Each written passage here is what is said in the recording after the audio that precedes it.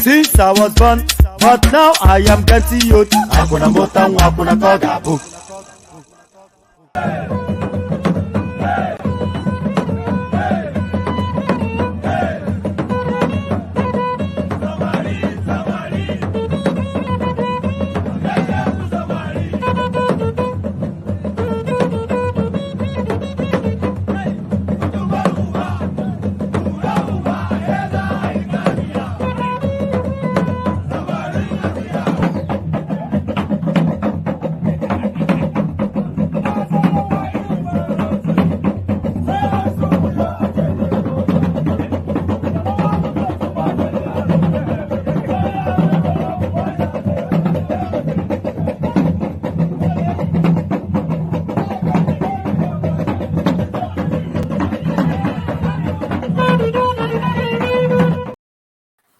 Yes, enough of all that.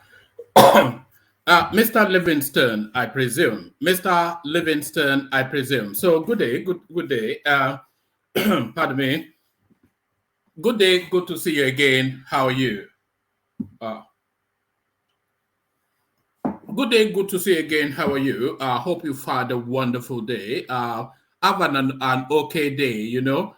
You know, an okay day should really be anybody's aspiration. Nobody should really be looking to have a wonderful day. I mean, what is wrong with you? What are you looking for a wonderful day for? Have an okay day, because every day, every average day should be an okay day. So if you've had an okay day, then you've essentially had a decent day. So hope you have had an okay day.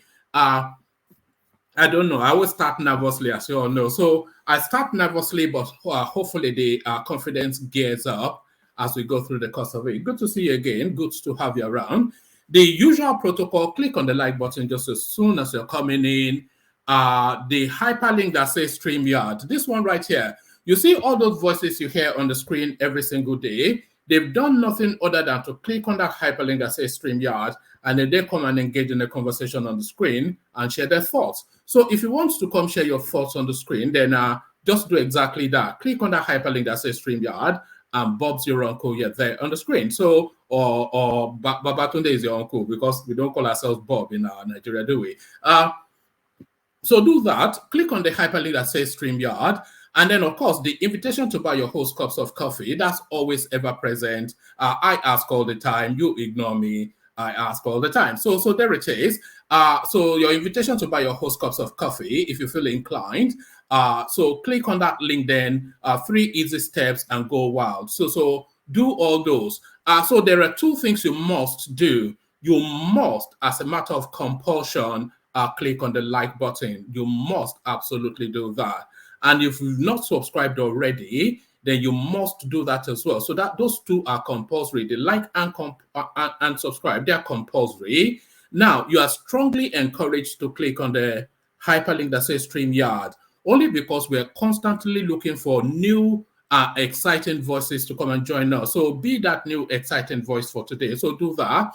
And the one that says buy the coffee, that's entirely at your discretion. So you do with that what you will. So do all those. So now, what are we contending with today? We kick it off then with what presents as the headline for this session. So what presents as the headline for this session? Biafra stab APC in the back. Speed Darlington charges Igbo lawmakers. So that just a hint as to how, back in the day I don't have the beginnings of a clue who Speed Darlington is, but certainly some character from the Southeast, just from the texture of the headline. Biafra stab APC in the back, Speed Darlington charges Igbo lawmakers. So quite why Speed Darlington is inviting a stab in the back, we'll find out shortly. This we'll find out shortly as well. 10th National Assembly, Tinubu agree with Adamu, may shift lawmakers' inauguration. So now, we all thought that it was a set deal now what is meant to happen with the lawmakers, because everything seems to have been smoothed over and agreed. But then after things were smoothed over and agreed, we started hearing the murmurings of discontent. So not everybody was satisfied with the permutations that was being presented, but it looks as though now that is now spilling out into somewhat of a resistance. I don't know the content of it yet. That's just me speculating to it. 10th National Assembly, Tinubu angry with Adamu, may shift lawmakers' inauguration. So that's attributed to a source, whatever source that is. So still staying with the Tinubu space and wanting to smooth things over for an easy lift-off for his administration. So smoothing things over, APC leaders to meet Bode George, seek support for Tinubu. So hell will freeze over, I suspect, before Bode George yields to that space. But then, of course, you cannot really say that within the Nigerian space, of course, because we've seen strange and wonderful things within the Nigerian political space. This was a guy that promised us that if Tinubu ever becomes the president, he was moving to Ghana. So they've now relayed the tarmac to Ghana, so he gets a smooth ride there. But it looks as though now they're trying to persuade him to change his thoughts. APC leaders meet Bode George, seek support for Tinubu. So quite how that plays out or what went down there, we'll find out shortly. So before we get to this one, there's a storyline. We're going to be speaking about Seun Kuti. I'm sure you've all heard what happened. But before we get to the Seun Kuti bit, presidential election, Igbos will support Tinubu government. Peter Obi should accept defeat. So the white flag of surrender from the leading social cultural group from the Southeast, Ohanese Ndigbo. So to be fair, every and anything has been tried, but it looks as though now things have now reached their natural end. So there's an inevitability to it. So you might as well align yourself to it and make good then, and make good and make advantage as best you can. And it is not necessarily an abandonment of their son, by the way. It is the cold dose of reality. Presidential election, Igbos will support Tinubu's government. Peter Obi should accept defeat, or Haneze in Igbo. So whether Peter Obi accepts defeat or not is immaterial, really, because, of course, an election has come and gone and a winner has emerged. So that's really all that matters. So now, any and every one of you would have seen this incident, and I'll be playing you a 10-second clip of the incident. I'm only able to really play 10 seconds because if I play more than that, it may trigger some YouTube violation, and of course, we don't want to do that. Assault on policeman. I welcome the investigation and will give my full cooperation. So this is Sheun Kuti reacting to the I should have actually brought you the next headline first, but he's reacting to the call by the Inspector General of Police for his arrest. So to that now next headline then, which is already preempted by the previous one, IGP orders arrest of Fela's son, Sheun Kuti. So it's always been a hothead, Sheun Kuti, and it looks as though that now has spiraled somewhat out of control. So speaking of calls for arrest, one of the functionaries of the Labour Party calling for the arrest of Peter Obi. So I've got a little video clip of that as well for you to react to. Let me take you to this. So let me take you to this next one. Again, Labour Party's Papa wants Peter Obi against disrupting Tinubu's May 29th inauguration. So it's a master stroke if it's the machinations of Machiavellian movement that has landed Papa as the now chairman acting of the Labour Party, then it is a master stroke. I don't believe that it's fortuitous. I don't believe that it's happened by chance. I feel that this was orchestrated and carefully crafted, only really to get rid of the Peter Obi noise so that Tinubu can set about his business. Again, Labour Party's Apapa wants Peter Obi against disrupting Tinubu's May 29th inauguration. So an enemy within is almost like a battalion of a battalion of something or the other. I can't quite follow through with that metaphor, but I think you know where I'm going. So an enemy within there. So we may land now on this human interest storylines. I may not necessarily read out the body of all of the headlines that I've been giving you. I may just leave it at the headlines and we wrap conversations around it because if I read all of them, we'll be here till tomorrow. But this is a sign of the times, sort of a headline, a sign of the times. Gone are the days when you met a girl in a nightclub and you took her telephone number. So now it's within the comforts of your home that you're swiping left and swiping right. Social media dating apps are reasons. Social media dating apps are reason relationships don't last. So this is Alaki Janal speaking now. So you really want to speculate because I think this woman is an oil billionaire, isn't she? So you want to speculate what she would know about that sort of space. And I have the expectation that she's a married woman as well. But setting all that aside, there's actually a truism to what is being said here. Just this headline alone, very difficult to disagree with it. Social media dating apps are reason relationships don't last. So this is Alakija playing now. There are some, those dear Rebecca columns in the newspaper. Some of you of a certain vintage would know that. So we'll just look at that as well. Maybe not.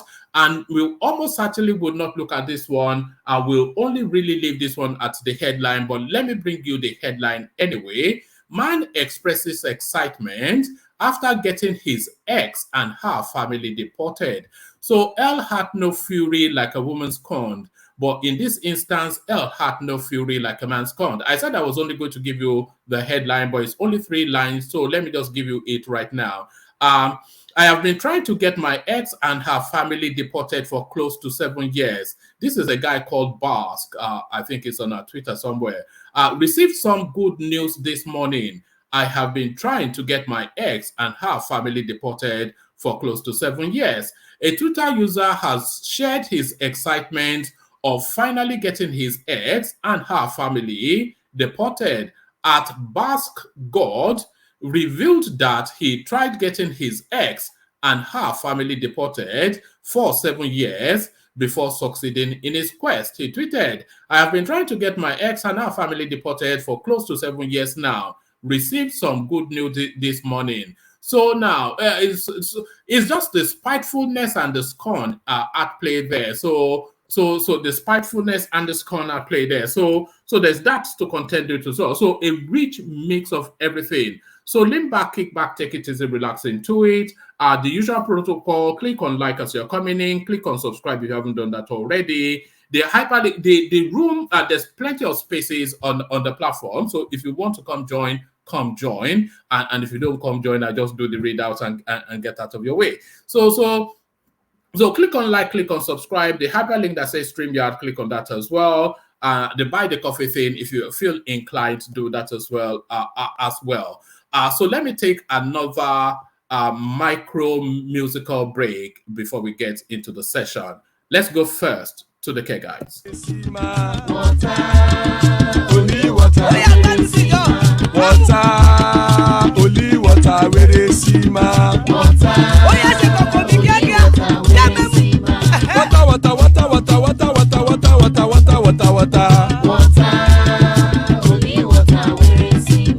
Hapa o naido.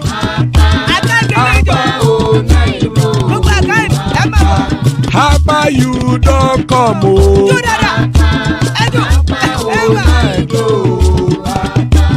Hapa o naido.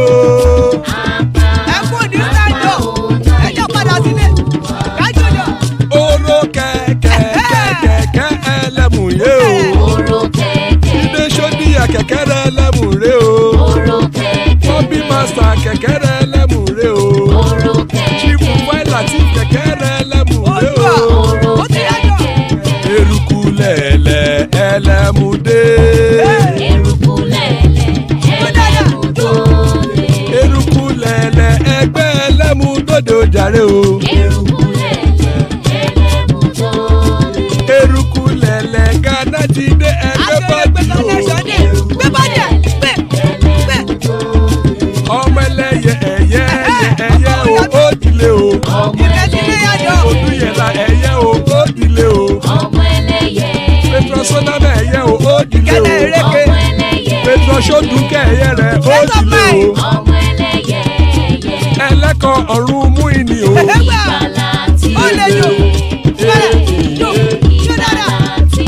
Àkùkọ ọ̀run mẹ́kọ̀.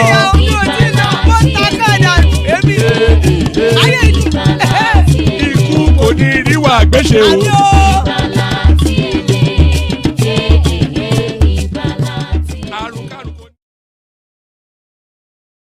Right there, Akoko Ọ̀run mẹ́kọ̀, the cockroaches of the heavens don't crow yet.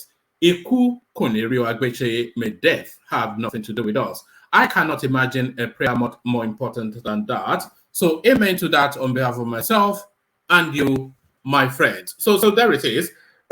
So there it is. So Iku kò ní rí wa gbéṣe, as guys, I bring you this. Biafra stab APC in the back, speed Darlington, charges Igbo lawmakers. So let's find out.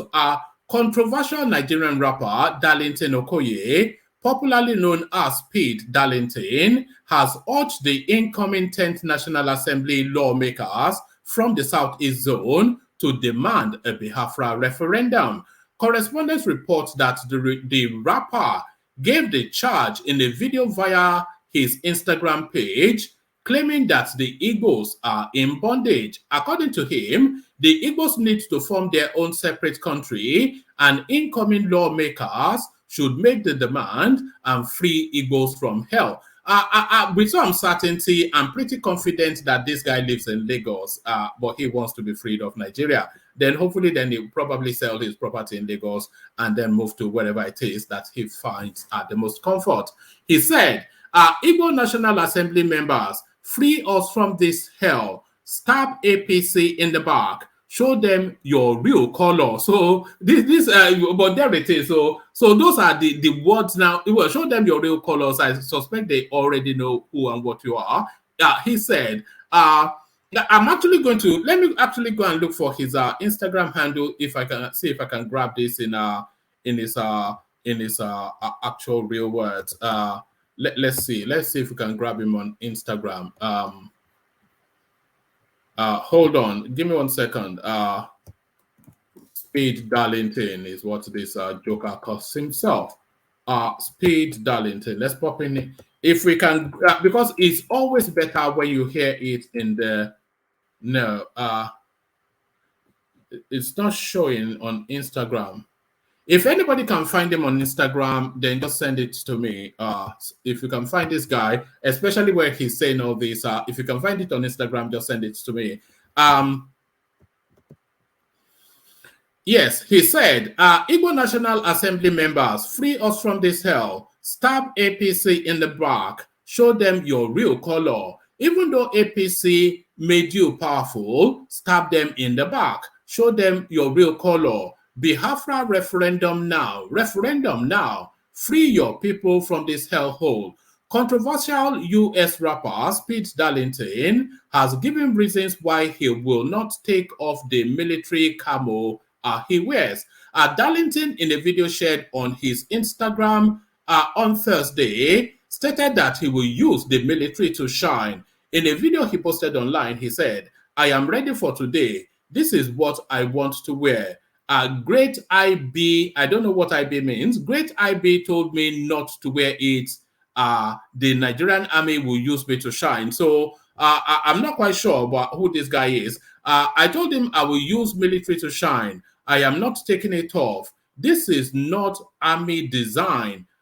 If I am safe in a foreign land, I should be safe in my own father's land. So there he is. Stab them in the back, according to Speed Darlington. Show them your true colors. Those are his words, so show them your true colors. So there it is. Need I say more? I'm not going to add or remove from that because I don't want to get myself into trouble. Moving swiftly on and moving on to this space then, there's trouble in paradise. 10th National Assembly. Tinubu angry with Adamu may shift lawmakers' inauguration. This is according to a source.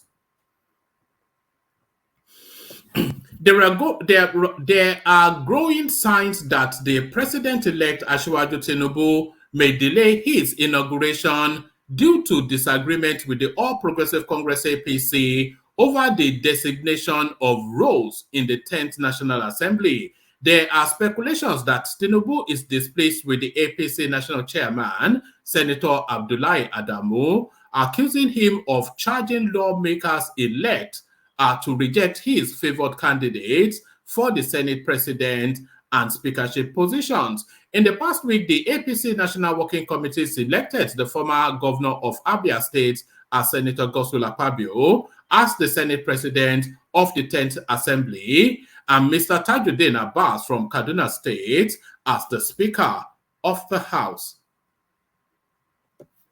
These appointments have been met.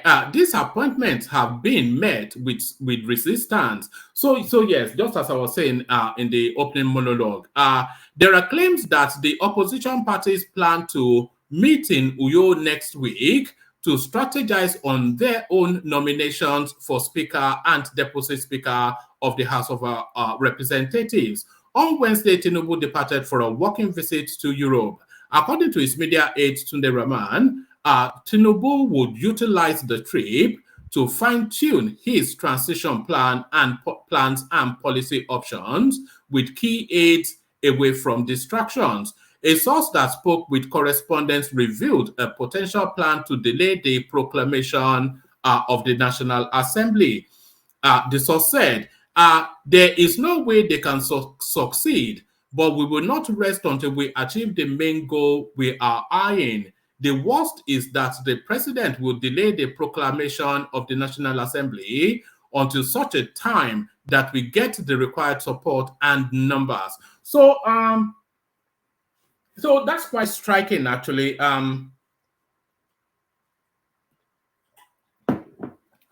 That's quite striking, actually, because I did not know that the National Assembly could not. I must actually check that just to educate myself and people who may be ignorant to it as well. But from the reading of this, it looks as though the National Assembly cannot constitute an institute until it has been proclaimed by the president.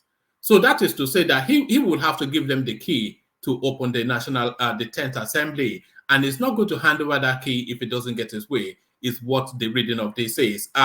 There is no way they can succeed, but we will not rest until we'll achieve our main goal we are eyeing. The worst is that the president will delay the proclamation of the National Assembly until such a time that we get the required support and numbers. Another insider from Tinubu's camp disclosed that the president-elect is unhappy with the uncooperative attitude of the APC national chairman, Senator Adamu. So I'm surprised that they've not yet fallen out, Adamu and Tinubu, because Adamu essentially was a special agent from the deep north, the conservative oligarchic north. He was a special agent from the deep north with the singular mission and brief to stop that power transiting to the south, which he failed at, but he's now obviously intent on frustrating Tinubu. The source, a senior member of the party, said, apart from that, we are very much aware of all that the national chairman has been doing in the last 4 or so weeks. He has demonstrated nonchalance and an implicit uncooperative attitude since the discussions commenced. So it is not only the National Assembly that Tinubu might likely delay as soon as it's sworn in. I think one of the first moves will be to get rid of this Abdullahi Adamu. Is just an enemy within. There'll be no smooth running of anything with Abdullahi, with the arrogance and the uppityness of the man, you know. Here is a man who was here is a man who was into the whole game since it started, and here is the same man coming clandestinely to incite some Senate presidential and House speakership aspirants to revolt against the president-elect's decision, which he took in the interest of the party and Nigeria. And by the way, aside from what I already said, Abdullahi Adamu is also is all about the dollar as well. Is a dollar man, if you get my drift. All we know is Adamu Abdullahi is a mole in this great party, exactly what I was just hinting at. All we know is Adamu Abdullahi is a mole in this great party and must be shown the way out because we cannot trust him. We have so many reasons for this. If we delay a little more than necessary, we may be having issues from May the 29th. We must find a solution to this menace called Adamu. How can a man who leads a party provide weapon and tool for the opposition to fight the ruling party under the guise of aggrieved aspirants to the leadership positions in the National Assembly? As it stands, we are more than convinced that he is a mole. The source also raised concerns over the upcoming opposition party's retreat in Uyo, aimed at strategizing how to challenge the ruling party during the inauguration of both chambers.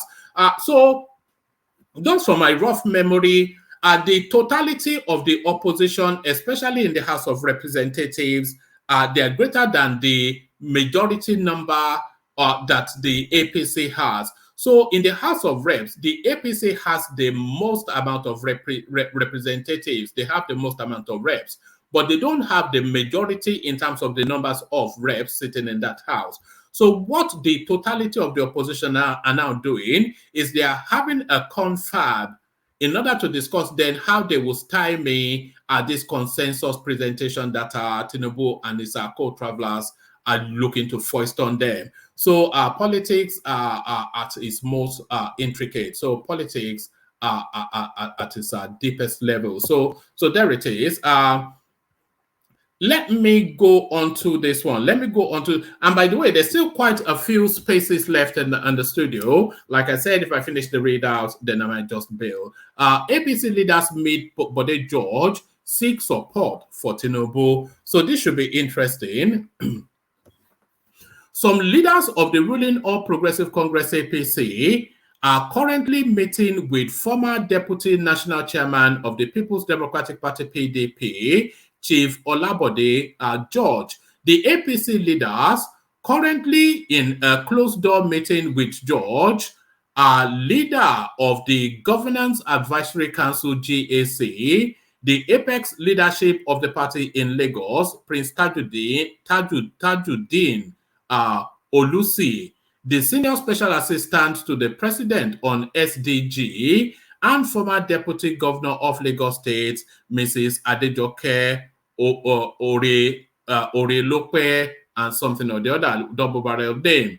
Though the agenda of the meeting was not disclosed, correspondents reliably was informed that the APC leaders are seeking George's support for President-elect Asiwaju Bola Tinubu as he assumes office on May the 29th. So it was also gathered that the APC leaders are mounting pressure on George to cease media attacks on Tinubu. So it's not as though Bode George could inflict anything especially impactful. It's just the unnecessary noise, really, that I think they are looking to. What can he do? It will go around media houses screaming and shouting as he has done for, what, a year plus. So it's not as though he can inflict anything impactful.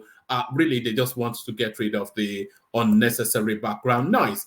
So getting rid of unnecessary background noise, presidential election, Igbos will support Tinubu's government. Peter Obi should accept defeat. Ohaneze. The Ohaneze Social-Cultural Organization has said Igbos have moved on with the President-elect Bola Tinubu. This was as Ohaneze urged the Labour Party LP presidential candidate Peter Obi to accept the outcome of the presidential election in good faith. Ohanese's Secretary General Okechukwu Izogozoro was reacting to a call against Tinubu by a group known as Igbo Patriots Forum and Elders Forum. The group has said Tinubu should not be inaugurated as president until the tribunal decides the winner of the 2023 presidential election. Condemning the call is Ogozoro's pardon me.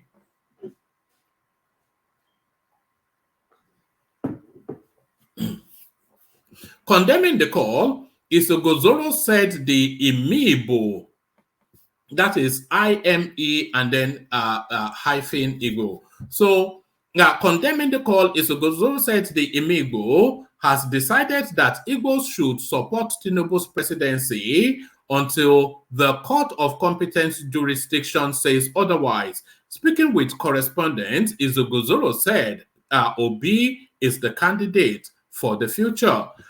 So they're starting to defer somewhat Obi's narrative to the future, and Obi himself has somewhat deferred his narrative to the future. So to the future then, bad luck, try again sort of thing. According to Isogozoro, at this point in time, we will not associate with Igbos saying Asiwaju should not be sworn in on May the 29th until the... pardon me. Pardon me. Let me have a sip of water. It's all that screaming and shouting that we do every day, isn't it? According to Isogozoro, at this point in time, we will not associate with Igbos saying Asiwaju should not be sworn in on May the 29th until the tribunal and Supreme Court decide who becomes the president. They were seen instances where in a football match, it is wrong to hand over a trophy to a winner when the match is still ongoing. that the election process is still on until the Supreme Court gives its mandate. Ohaneze, after due consultation with Southeast governors, Igbo elders, Imigbo, and the General Assembly in Enugu, decided to caution all stakeholders in the Igbo project to be careful of their utterances and not portray Indigbo as being against Tinubu because the consequences of such actions will fall back on our shoulders and Igbo populace who are mainly traders living outside of Igbo-speaking states. The majority of them are in the southwest, particularly in Lagos. Although there's a project ongoing now for the Igbos now to overwhelm and then constitute the majority in Lagos. I think I have a clip on that, which I will play you at some point. We are cautioning all those using the Igbo platform to allow the court to do justice because Ohaneze has nothing to lose. Those saying Tinubu should not be sworn in are calling for an interim government. And that is called, and this call is very satanic and evil and does not represent the interest of Indigbos. So I'm noticing that the word satanic is really permeating the Nigerian lexicon in recent times. Everything and anything is satanic. Even from senior people like this, they are using verbiage like that. Isigozoro said the organization would not allow some elements to pitch Igbos against the president-elect. He added, that is their own opinion, but Ohaneze will attend his inauguration and not pick a fight with the president-elect. The position of Ohaneze is very clear. We will continue to support whoever INEC declares as the president, and with the full backing of the Igbo governors, with Rivers State, Ohaneze is calling on those agitating for an interim government to drop it. It is satanic. We are saying everybody should support Tinubu's inauguration, but that does not stop them from doing their work. We are calling on all our 25 affiliated bodies that Imi-Igbo has mandated that every agitation for the 2023 election should end because Indigo has moved on. He charged the Labour Party presidential candidate to start building meaningful bridges ahead of the next election. Peter Obi is a candidate for the future. Nobody should use this election to create enmity between Igbos and Yorubas. Nobody should pick up a fight they can't finish against Tinubu. Igbo traders across the country will feel the heat of the proclamation of some so-called elders. So there it is right there. And I think we have now turned full circle now on that election now to land finally a move on point. So we've landed on a move on point with this election. Let me send, hold on, let me send the link again. Let me just pop that in there.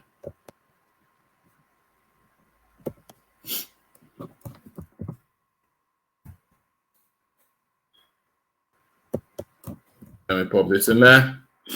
So whoever wants to join should click on that. We're getting to the... Actually, whilst I'm in the studio now, let me play you just 10 seconds of this clip. Let me play you 10 seconds. Let me play you 10 seconds of this clip.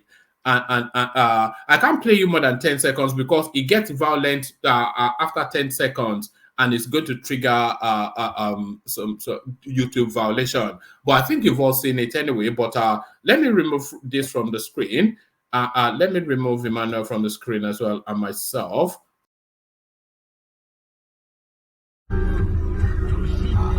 Oh, more. Now put you.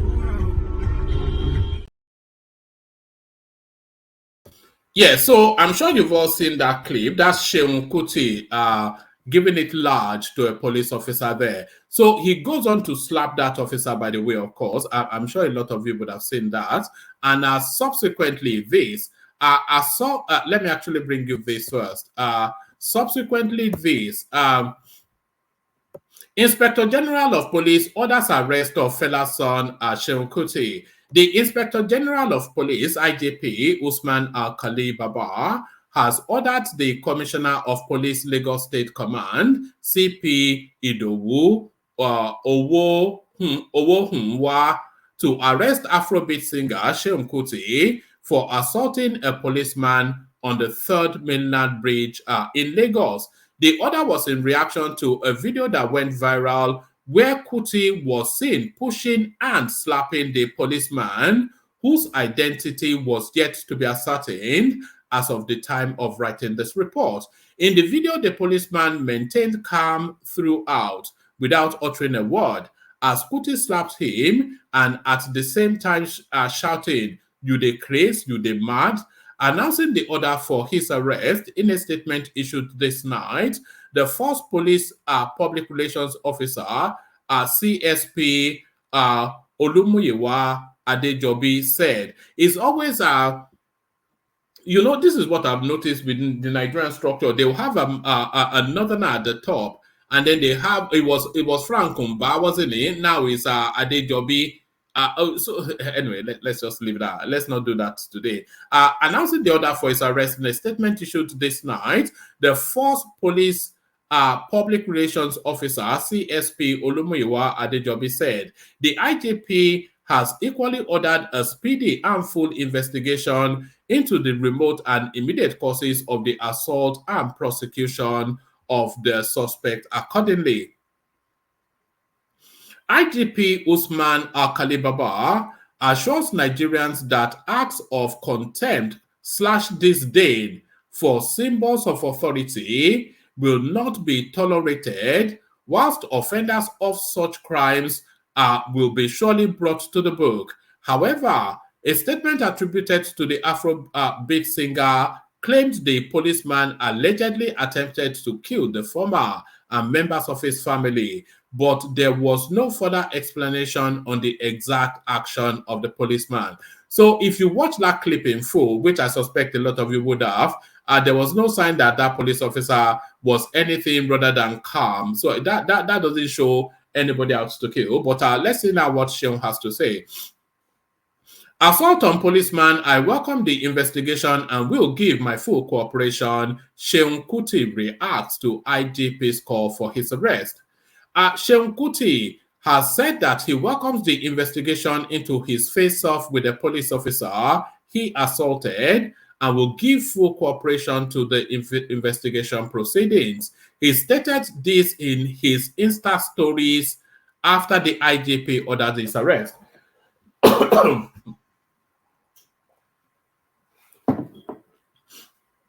So if you're still able to be hanging around on Instagram writing, I'll urge everyone. In fact, let me see. I'm going to post a link to because I cannot play it fully here, but I'll post a link to the.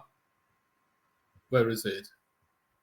I'll post a link to the clip because I'll urge you to go. He really assaulted him. He pushed him. He slapped him. He reached out to punch him, and the police officer just stood steady. So I don't know. They should have arrested him already. No respect for authority in Nigeria. Sheun Kuti has said he welcomes the investigation into his face-off with the police officer he assaulted and will give full cooperation to the investigation proceedings. He stated this on his Insta stories after the IGP ordered his arrest. A video of Sheun slapping and pushing a police officer on Third Mainland Bridge surfaced online this evening. Sheun, in a post he shared after the video went viral, claimed the officer wanted to kill him and his family members. He added that the officer has apologized and he will not be pressing charges. Unbelievable, unbelievable. Let me actually go look for this joker's Instagram something, see what he has to say. Sheun Kuti.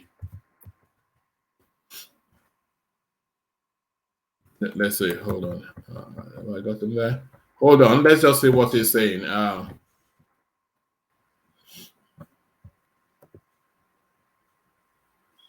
Oh, okay. I don't see anything here. So this is his Instagram page, but I don't see anything. I don't see anything that speaks to that. I don't see anything that suggests that he spoke to that. Let's see. This is not a video, is it? So this is him promoting some album or the other. This is him meeting Wole Soyinka. No, there's nothing. Unless anybody can dig it out. Let me see if this is it. I'll just try this. If it's not it, then we leave it there. No, this is just his usual whatever it's. All right. So that's Seun Kuti anyway, acting the wayward little boy that we know him for. All right. Let's come into the room. Let's come into the room, or should I give you? Right. Let me give you one more. Let me give you. Okay. Let me give you this last readout. Let me give you this last readout. Social media dating apps are reason relationships don't last. Alakija, billionaire businesswoman and philanthropist Folorun Shaw Alakija has blamed social media and dating apps for the difficulty in establishing genuine and lasting relationships. The clergywoman argued that social media has made it increasingly difficult to find the right partner. Alakija stated this via her Facebook page. So, I mean, the irony, embedded irony there. Alakija stated this via her Facebook page on Thursday, May the 11th, when she spoke on the need for singles to learn about God's true purpose in marriage and how to identify green flags or the red flags of a healthy relationship. She urged her audience to reflect on what they truly need for a partner, from a partner, and put their eyes out for red flags that could signal trouble in the future. So, I'm not sure that that is the best advice, because people always say, look out for the red flags, look out for the signals. There are certain red flags that you have to make the decision if you are able to manage it in a relationship. Because if you are looking for perfection, you'll remain single for the rest of your life. It's just as simple as that.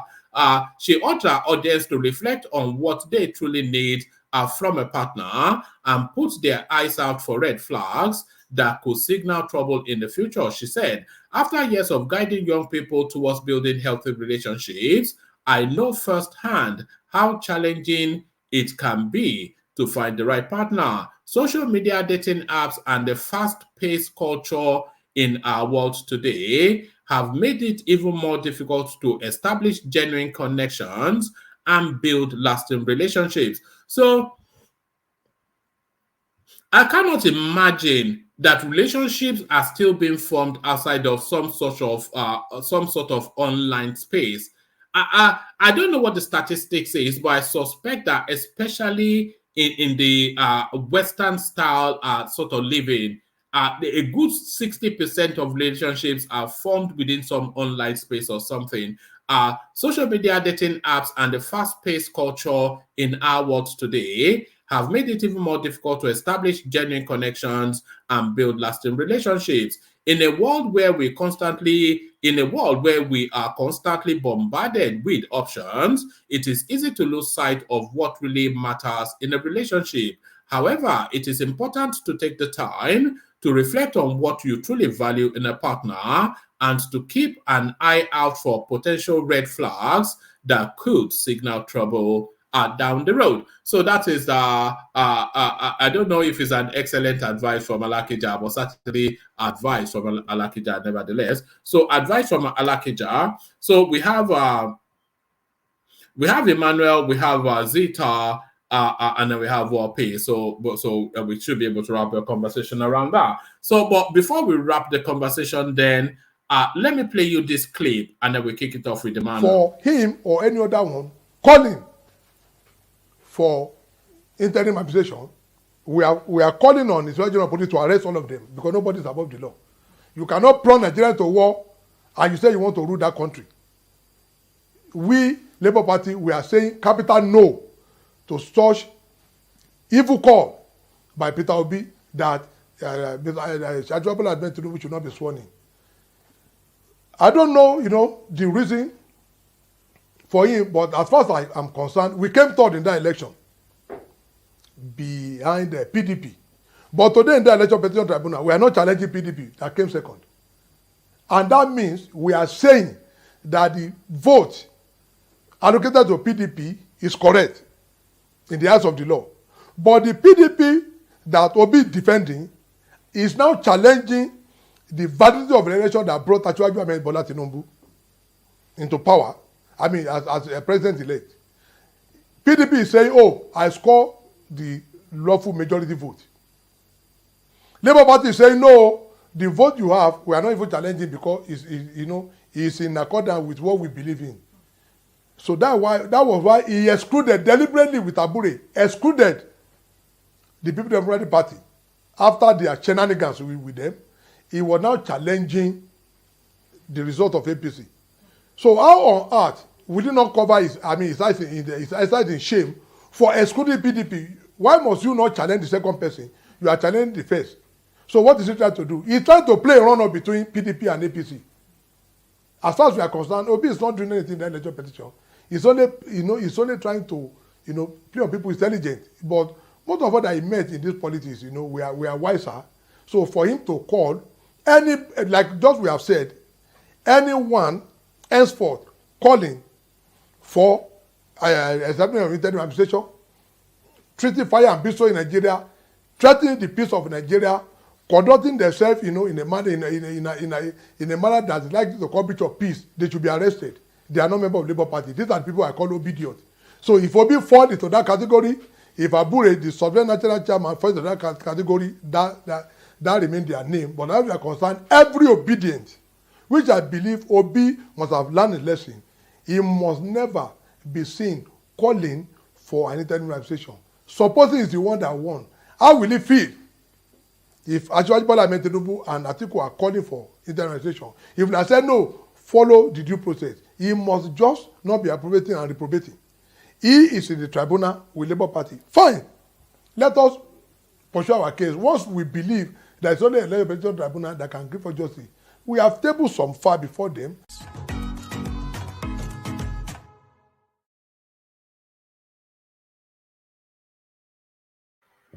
So there it is. Let's kick it off with you then, Emmanuel. Are you ready, Emmanuel? Are you there? Yes, one man. I'm here. Good evening, everyone. Are you on the streets? No, sorry. I'm maybe it's because of my phone. Maybe I should turn it off. Yeah, maybe. How is it now? A bit better. How is the wedding plans going? How are the wedding plans going? And the wedding plan is towards the end of the year. I told you now, towards the end of the year. Towards the end of the year. All right. Yes. Okay. All right, brilliant. Before we get into the court and trust of our politics, let's kick it off with this Shehu Kuti storyline. How much news is this making in Nigeria, and what are your thoughts on it? Have you seen the clip of him slapping that officer? Yes, I watched it some hours ago when somebody sent it to me. So I checked the Instagram. I watched it. And I don't even know because I didn't see what the policeman did that warrants such an embarrassment, so to say. So maybe the full story will come out because what Kuti said that he said that the policeman tried to kill him and his family. So and from the video I watched, I didn't see anything there. What I saw there was just the man was, in fact, maybe they didn't capture that side. So the man was quiet. He was receiving slap left and center, so an insult. So the man was not saying anything. So and we have reduced our, security men to this level because of what the antecedent they have. The way they used to embarrass citizens. So when somebody having a chance to, lash on them, you can see what they are receiving. I'm not here to defend the policeman, neither here to defend Kuti, but I think we need to retrain our policemen.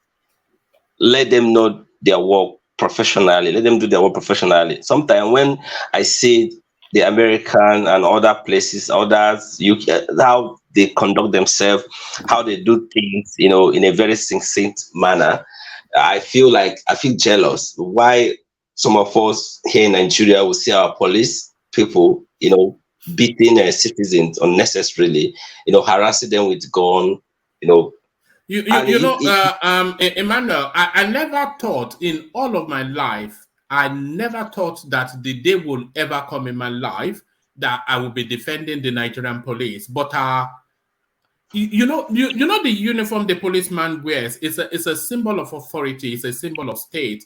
And yeah. did you see that guy's temper, Sheun Kuti? It was furious. The officer's arms were down, and he was just raining slaps on him. A man in uniform, and that's unacceptable. Unacceptable. Honestly, that's unacceptable. And that's why I say we need to train them and retrain them. Honestly, whoever is coming to assume the position of If you did that, if you did that with an American cop, you would not leave that space alive. You will leave that place exactly, in a body bag. exactly. In So a body bag. everything there is regimented and in a professional manner. So Nigeria, I don't know, one man.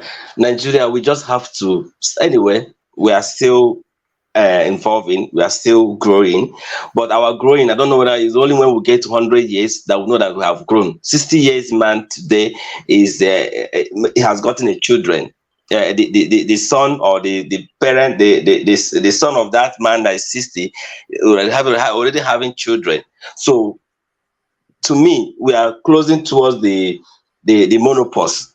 So I don't know when we want us to start behaving and growing like a mature country, that we cannot even handle citizens, that policemen cannot treat citizen properly. They cannot, you could imagine the disrespect that he received.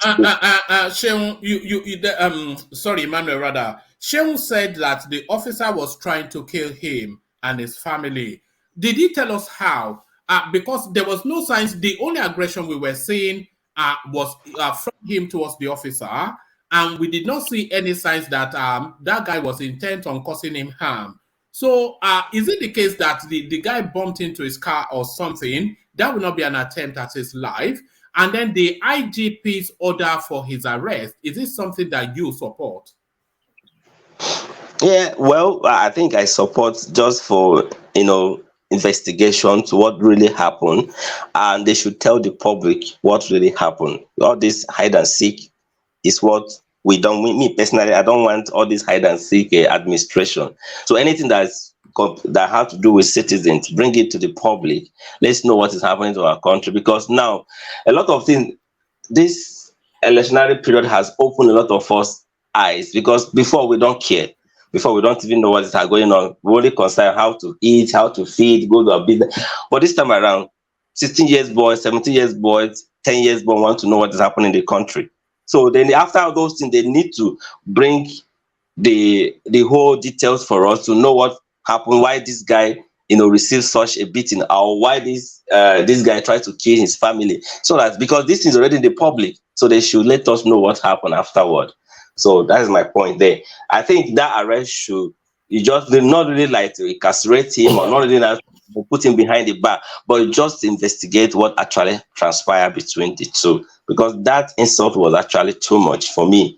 Not that I'm defending the policeman, but we need to know what happened that warrants such such a humiliation to me, one man. Yes, I agree with you in everything you said. He had no. He said the policeman apologized to him. Apologize for what? If he bumped into your car, he bumped into your car. It's a matter for insurance. It's not a matter for assault.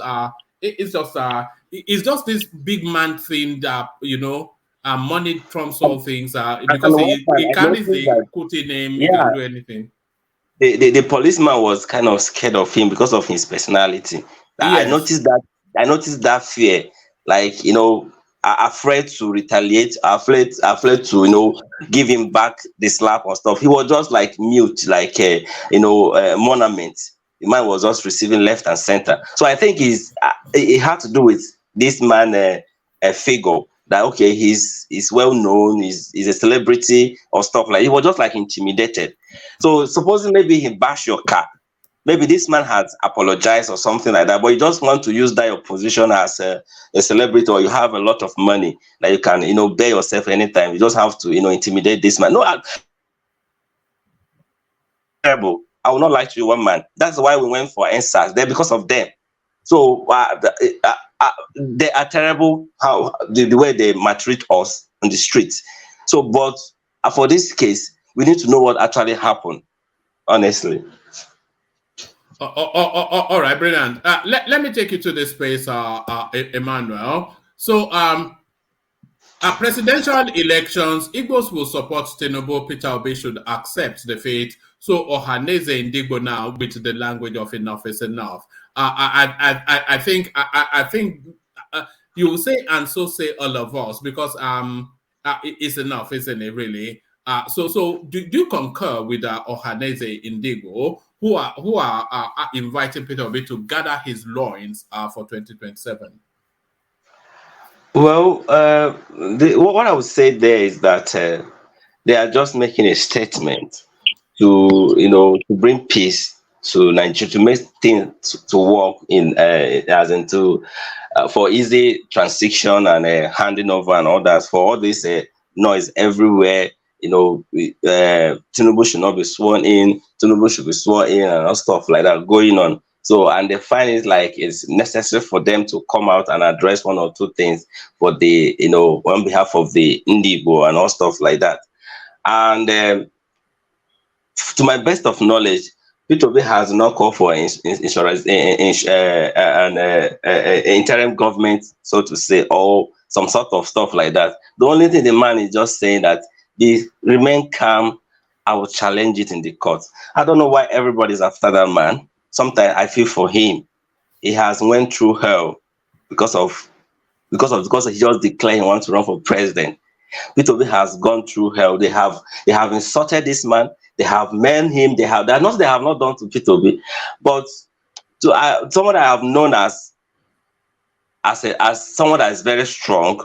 When whatever he believes that this is what he wants to do and what he wants to try. So no matter how they push him left, side, center, he remained to the cause. So, and he's not calling for problem. He only tells them remain. He only tells his supporters like me, like this. Peter Obi came out the time it was hot.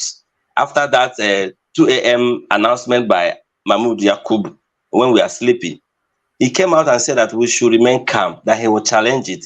He said, I can remember what he said, I'm not going anywhere.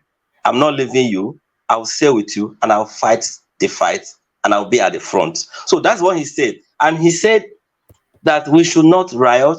We should not cause trouble. We should just remain calm. I don't know why everybody is after him. I don't know why everybody is just calling him his name. I think everybody is just tired of the noise. Yes, the court should run its process, but people are keen to move on now. There's a general acceptance that the president has been elected. Buhari has moved into the glass house so that the villa can be prepared for Tinubu. The armies are perfecting their tattoo for the 29th. Tinubu has gone to all this. People have just. I agree what you're saying. The people want the noise out of the way. It's now just a nuisance, No, one man, you're calling it noise. That process you're taking has Obi actually asked for interim government or not to be sworn in.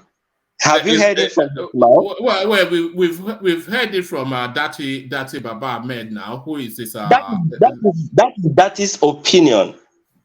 Is it not a joint ticket? Can I interject? One man, listen, and it's based on his own understanding that. Let me land with this point then. So based on his own understanding of the 25% in FCT, because that ruling has been done before now, I think during Obasanjo or something like that. So, and it was not clear. So he based his own understanding that this man did not meet some criteria. So why are you giving him certificate. He has not met. So now it is left for them to clear his doubt and tell him that honestly. Hold on, Emmanuel. Let me play this 1 minute clip, and then Zita interjects. This speaks to what you're speaking to. It's supposed to. See, one thing is that I was happy to know what they did. Now, Shitima, the one there, no be him. Shitima will give this one. Abba Muna done well. If that handover no go work for this country, no go work. Even though the PDP can still like capacity. I think we won the election. P2P go. So this was as early as a couple of days ago. People are fed up with all of it, but let Zeta come in. Zeta, people are fed up with all of it. Zeta. Hello. Oh yeah, good to see you. Yeah, good day, everyone. Actually, I wanted to interject on what Emmanuel was saying. He said, did he actually call for an interim government? I'll come to that later. But let me say this. He said it's due to his lack of understanding on 25% in Abuja. And I asked, what's making that noise? I don't know. Maybe it's Emmanuel, mute yourself for a moment. So carry on. So he said his lack of his understanding of 25%. That was why what Daddy said. He said what he said. And I asked, Daddy and INEC, who will have more understanding of the 25%? Obviously, INEC. Who has the power to declare a winner and face the consequences of declaring that winner? Is INEC. As at the time that he was saying that thing, they are already in court. Like, assuming INEC did not do the right thing, let's go to the court. Let the court interpret it for us. So why did that came on a television, on a media house to say that? That is one. Two, this thing Emmanuel is asking, he says, did you hear P2 be called for interim government? There is a simple question I used to ask his supporters. And I said, if they bring out a video, live video of him negotiating interim government, will you believe it? Emmanuel, I'm asking you.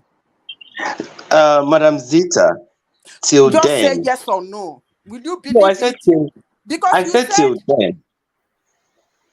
You said, did we see him asking for interim government? That is Yeah, but I'm saying with a due respect, if you bring it, then I'll know that he's calling for interim government. He has said it in the public until I say it. Until I say it, because now it's still propaganda. But you won't say if he actually see a verified video that he's doing that, you will believe it. That is if you bring it. It's just like one man continue. When it gets to my turn, I will talk to them. Madam Zita, a body that has the right to declare an election, declared an election. You have I listen to you a lot. You went to the court. You still come on the television, a radio, Madam Zita, you are interjecting. Yes, you are interjecting. I have listened to you many times and I hear how you speak. You always say that you have the video, even when Obi cleared the air about his detain in London. You already know that the man that what he said that he's saying different thing of what has happened. Said, hold on. I like getting things straight. You said, I said I have no. I said when they were debating about Obi arrest or detain in London, that you say what Obi said is what he need to say, but you already know what happened. That's what you said that day. I listened to you. That is what he's saying is not what. I have a video. Yes, of course, I already know what happened. No, I'm telling you now. You always you as a person, you always know what happened. You stay in the house, you know what happened in the public. So, and I don't argue with you. Who told you I'm sitting in the house? So if you have evidence of what Obi. Your question. Who told you I'm sitting in the house? You see, whether you say anywhere you are, because you are not releasing the video for us. You are not even saying. You only say that which video are you talking about now that I the said? I evidence asked you that a you say, question. the Which evidence that evidence you wait, of the what? evidence you say that what Obi said is not true. That you already know what happened, but you did not say what happened. You did not even release anything Why as would what I tell happened. you what happened? Because you are saying that what he's saying is not what happened. That you already know what you Yeah, have what happened at your of farm. course, it's So common that sense now. Of common what sense, what is what is common? they don't detain the person impersonated. Is the person who It's is not a matter of impersonating common sense. somebody they detain. I listen. In fact, I was on the background. I was just listening. Sometimes I just pay. In fact, almost every Thank time God I I met just you today. Two of us we meet ourselves here. I um said again, hold on. I said again, and I repeat myself. I knew what happened. I care less about what he said. yes, you And knew what what I'm asking happened, you but you this, are not releasing. You are not telling us what happened. So who is going to why believe should I you? tell Who's gonna you? believe you? No, why should I So tell you? I said I don't so care what so he's saying. I know what happened. So so why should who I should tell I you? believe now?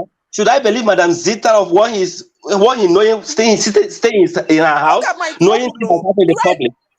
My dear, I'm not looking for you to believe me.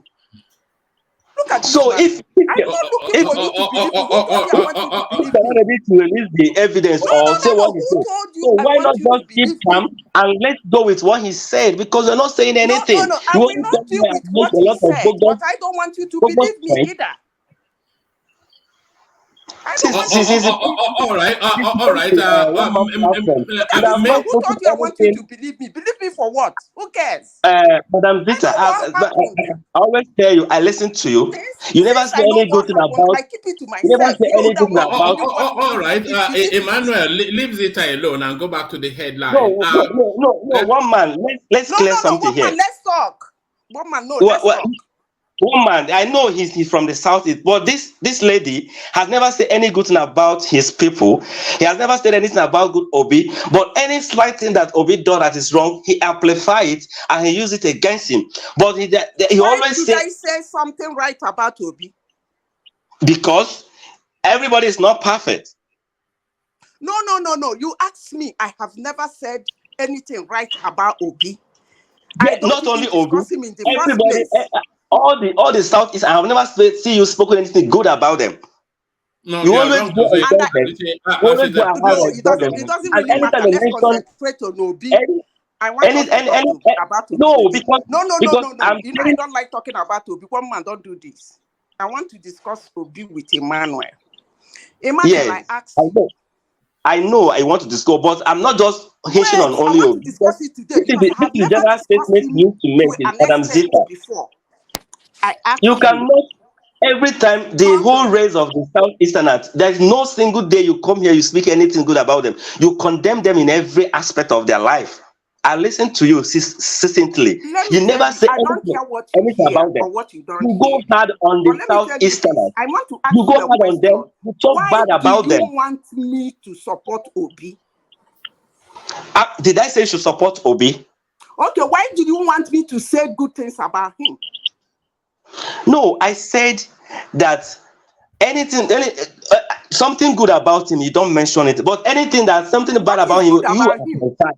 Yes, you What is good amplify about the him? bad thing about him. No, what And is good about him? even you as a person, will go against even to pick things that that the man has not done to amplify it. Just like the statement I'm making now that the man came to the public and cleared the air what happened to him, but you sitting in your house say that you already know what happened to the airport, that you are not going to read it. So who's gonna believe you on that? I didn't say I'm not going to release this. I said I don't care what he says because I already know what happened. That's what I Yes, said. that means you are condemning what he said that is not the truth. But why are you not releasing the facts? Excuse me. I said I don't care what he says because I already know what happened. So which one is What does that confusing you statement here? mean? What that statement in a simple English, what does it mean? That I means don't you care don't what he believe in. says. I am not Yes, interested in what he's saying you don't believe in what because he I know said. what happened. But you already know what happened. That means you are telling the Yes. person that what Obi is saying, Obi is lying in the air, on the air. That's not what happened. But hold on. If you interpret it that way, fine. let's go back to the next one. Why do you want me to say nice things about Obi? Madam Zita, I never said she said nice. Well, listen, I never said You she said said I anything. have never said any nice things about him. So why do you want me to say nice things about him? Listen to how I put it. I said, maybe you did not pay attention to what I said initially. I said that when they are talking about good thing about Obi, you don't say anything. But when they mention something bad about him, you amplify it. And not only that, How? Listen, not only that, I you amplify condemn it the how? This is one man I don't like discussing. Anytime yes. they're discussing in one man platform, I try as much as possible not to discuss him. But you know why? You know why? Well, Madam Zita, You want to know?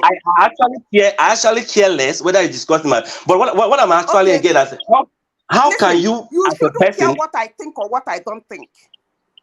No, of course, I care less. I care less. You know why I care less? Because this is not only Obi. This is the whole race. You're doing it. You do that. You condemn the whole race of Southeastern, and nothing good is about them. You are not part of it. You are not part of it. You cannot see that. Can I quickly interject? I care less what cannot you say think. the food of your mother is not right. So we need to put it straight. Emmanuel, if you want me to know why I will never amplify anything about Obi, I will tell you right here in this platform. If you care to know, I will never, and I repeat, I will never say anything good about the man. I will never. Madam Sister, I say okay, fine. Why extending that hatred to other part of the Igbos? Listen to me. We are talking about Obi now. I am an Igbo woman. So maybe you're not getting this point. I started that you don't like anything about Igbo people. You just anything they do is wrong as far as you're concerned. Before I went to Obi part that you amplify what Obi did that is wrong. And I'm telling you that now, the hatred you have for Obi, why are you extending it to the whole race of the Southeasterners? I don't hate him. I didn't tell you I hate him. No, I say you are not getting my point. That I will never say anything good about him. Neither will I support him. But I'm saying that you have spent roughly 4 months here. I know when you came to this platform. I know the very first day you climbed to that. I told you people he will never win Rivers State. I don't forget. One man. No. I know all those, and I have argued that with one man that even he won. Peter Obi won the election, but let's forget about that. That's what never win Rivers State. Never. Madam Zita, we are not debating that. That's not the point we have there. So the actual thing I wanted to find out is that number one, there's nothing good you say you have ever seen about a whole of the Southeasterners people. You condemn them in everything they do. And I want to know why. Ones you want to hear. Yes, I want to know why. Fine. Because everybody is not perfect. The ones you want to hear. I don't like the way my people behave. You don't like how they behave. Listen to me again. That's why you asked the question, Emmanuel. You asked me a question. Can you wait for me to answer you? Or you don't want an answer? I'm listening. Fine. I don't like the way my people behave. And it's not even on this platform. I say it anywhere I go. I don't like everybody is nobody, but they are the only one that is somebody. I don't like that attitude. You cannot go to another person's place and be fighting him. You have to live together happily. I don't like that attitude. I don't like the insulting nature. I don't like it. Yes, there are hustlers, enchanting people, dodgy. I love that. You are not the richest. You are not more the nened. You are not the most exposed. Why the loudness? And for your information, I am not the only one that said it. I have not documented my own. I'm just documenting my voice here. Chinua Achebe wrote it in his own book, Life. He wrote the way you guys behave. He wrote it live in a book. So I'm not the only Igbo person saying it. For your information, that I'm an Igbo person doesn't mean if anybody, Igbo people are doing something I don't like or probably gonna hurt them, I will keep quiet. I don't know if that has answered your question. Do you have any other question for me? But I need to address what you said, right?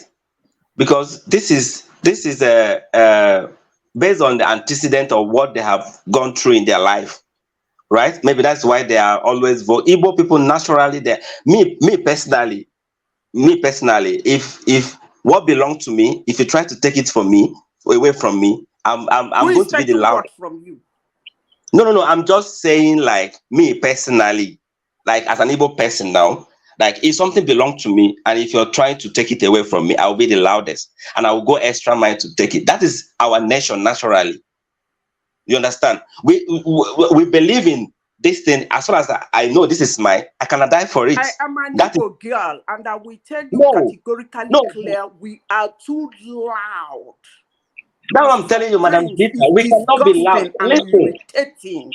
I don't you care what you you have think. said. That Let me is address my what you said. opinion, and I stick Let to me- my opinion. Stick to your own.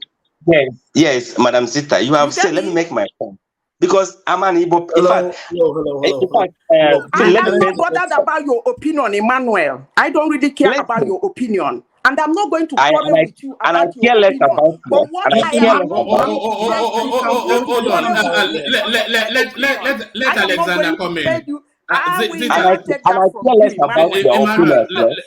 let Alexander I will come in. not. Alexander. I don't like the loudness of the Igbo people. I am an Igbo person. I don't But like you it. are That's loud my here. opinion. But you are loud here. You get me? Are If you you not like loud it, here? that is your own opinion. Are you, You Madam get me? Zita? Are you not I loud am here? not bothered about your own opinion. So you shouldn't bother about my own Madam opinion. Zita, can I speak, please? Thank you very much. Ima? Sir, I can hear you. Good evening, sir. Yeah, I'm it's not Gomez, but I'm Alexander. So, but I'm Alexander Kashi. So, Emmanuel, I understand your point of view. I understand where you're coming from. You're trying to defend your I'm going culture to and say your tribe something on as this much as platform today. I'm No. not done with Emmanuel. No, I Madam Zita, I know. No. I am not done with him. I know. Because listen to me. Listen. Madam Hold Zita, on. Can I talk? I didn't come here for you. Don't I didn't come here for you. Don't chichi me, please. Don't chichi me. No, Let me I talk. didn't come here for you. But we have to put things straight. Emmanuel. I don't want anybody in between us. Give us that space. Let's talk. Yeah, because I know, I've been and I keeping have the right to quiet all interrupt. along. Hold on. Let me Okay. talk now. Okay. I've been keeping quiet all along. Why am I keeping quiet?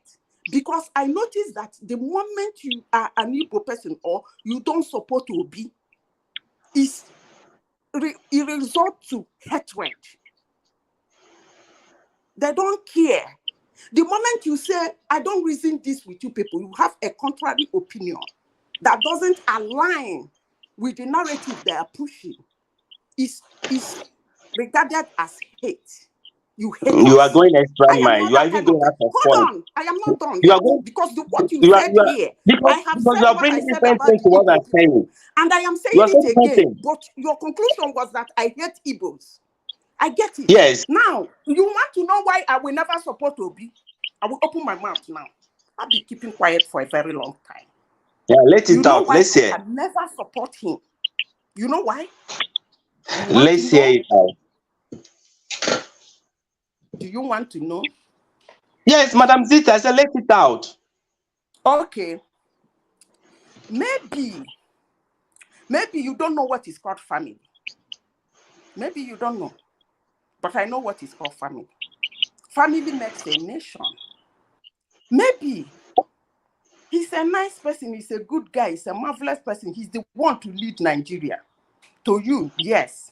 To me, no.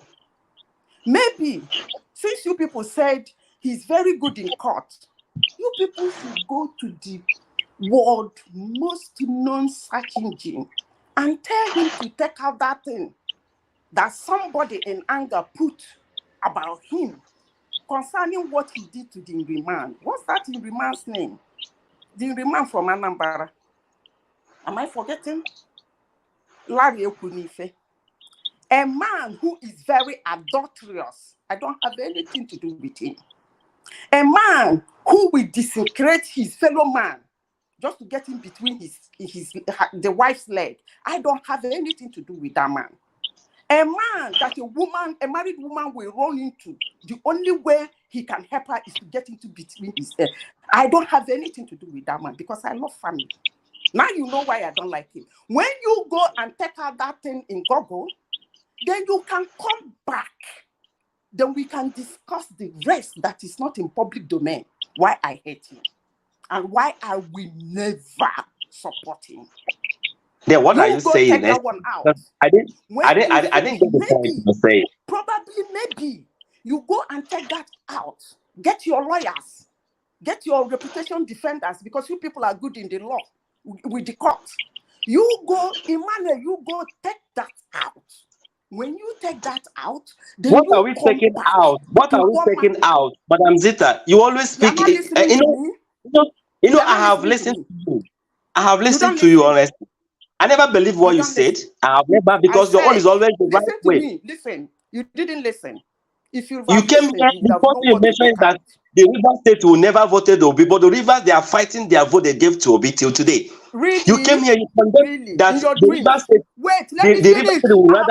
Let me finish. You're asking me because everything you have been pointing here is all lies. I don't know where the hatred is coming from. And take out what is in the website against him. So no matter how, because I have River State. I have a lot of Rivers. Emmanuel, let Alexander come in. Emmanuel, hold on, Emmanuel. Hold on. I don't like men who get on you can't say that. I don't like him because I love family. We never knew Obi was a womanizer. We never knew Obi was a womanizer. He's an adulterous idiot. He says what they call a calculant. He's an adulterous idiot. If you're calling him idiot, let's do more than that. Hold on, Emmanuel. Guys, please. No. Hold on. Can you let Alexander come in? Alexander, come in. Emmanuel, calm down. You're having a conversation with a lady. This is a very, very you should be a gentleman. You're the one who's expecting to get married soon. Is that how you want to do this? Listen to her. No. They don't have respect for marriage. They get in between married women's legs. No, she's getting on my nerve. Okay, honestly, she's getting on nerve. Ima, calm down. No. They don't have respect for family. Neither do they have respect for marriage. No. What are the people that support the man? Madam Zita, I respect you so much, so I'm not trying to interrupt. He's calling me an idiot, and I'm not allowed you to do that. Any man that sleeps with a married woman is an idiot. She did not call you an idiot. She's calling any man that sleeps with a married woman is an idiot. Because she's always lying. You can't. Always lying. No, mind the language. You can't say that. You can push her for facts, but you can't say she's lying. Yes, they don't have respect. The River State will never vote. Alexander, rescue us. They don't have respect. About the man. You want to force that calculate inside my throat. You're a joker. Madam Zita, this is the first time you're hearing me down my throat. And as from today, I will be discussing that man. I kept quiet all along. Madam Zita now. Who cares? Madam Zita, who cares? Let Alexander come in. Zita, let me introduce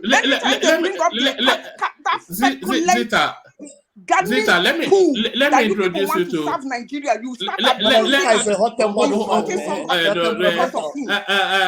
Zita, let me introduce you to Alexander Akashe, one of the backbones of this platform. So Alexander, you already know Madam Zita now. Yeah, I've been your fan for a while now. Calm down. No. Look, somebody should not ask me, get angry with me because I'm not supporting somebody. No, I understand what you. angry I with me understand the because of aspect you're what I coming like from. and don't like.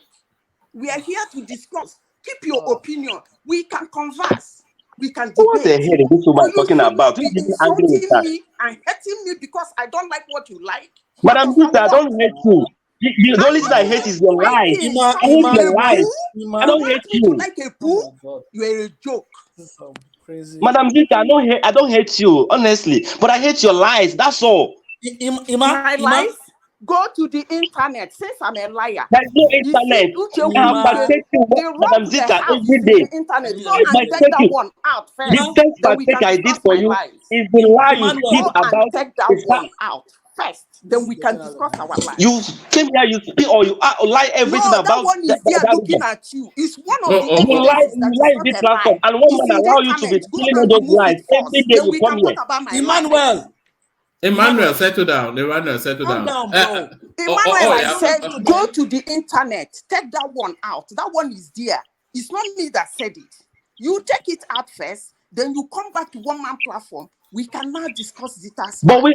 we have the evidence here right before us. Obi-Wan River I State. said, But go the to the didn't win. internet. It's in the Which internet. Go internet? and take that No, one no, out. no. Why Internet. is it it's All married right. women? When If you you won't take that listen one to, out, if you then won't you listen come to back to one man Alexander platform. We Junior, can discuss my listen to life. Alexander Senior. Listen to Alexander. If you won't listen to Alexander Junior, listen to Alexander Senior. Yeah, Alexander, Zita. rescue us. Yeah, thank you. Zita, Ogini mere. Ogini. Can you imagine telling me who to like and what not to? How dare you? How dare you? Okay, in You want to sell that poo to me? Anybody that doesn't support Obi is an enemy. You think I can take that bullshit? Chineke. Where are you? Where are you? This is an international platform. You always say, take it easy now, please. Emmanuel, you too. You're talking to a lady. I understand you have reservations about what she says, but be respectful. This is out of order. This is out of order. I was half asleep, hearing people yelling at one another. I had to come in and take charge of this. This is out of order. Please. This is not nice. People are watching you guys. It's not nice. You go and Emmanuel, sleep with people's wives. You want to be the moving president forward, of Nigeria, and moving they want forward. Zita to support you. Go remove it from the internet, then we can come back here and talk about my lies. You see, she's going overboard. I didn't even go the length she is. I only asked her that why did you hate the whole race of Igbos? That's the only thing Why I asked would her. you call my non-support hate? Somebody doesn't support you is hate. That is I said If you have somebody never says said what you anything are doing about is not right, is that hate? you have never Can you have supported respect Igbos. for No. Alexander If Gomez? somebody says what you are Can you have doing, he respect for doesn't Alexander like it, that Gomez and means the allow him to person speak, hates you. please? That's your understanding about hate. Can you allow Alexander Gomez to Alexander? Okay, Emmanuel, please. It's okay. It's enough now. You have expressed your reservation. You've done it. We understand how you feel. It's done. Everyone is entitled to their opinion, right or wrong. That's her opinion, and she's entitled to it. Don't try and bully her. That's not very nice. Don't do that. That's a lady. That's someone's wife. Don't do that. You know how you guys respect your women in Igbo. Don't do that. Let's They move sleep forward. with the married ones. Let's bury this matter. Let's have a decent conversation, and please let's talk like family members. Because Yeah, I understand. Gomez, I respect her a lot. I respect her, and I don't disrespect her at all. The only thing I don't like is the way she spills things and lies. So that's the only thing I'm just against. You have said it 10 times, and Calling everyone on me the a platform liar has is heard an it. insult.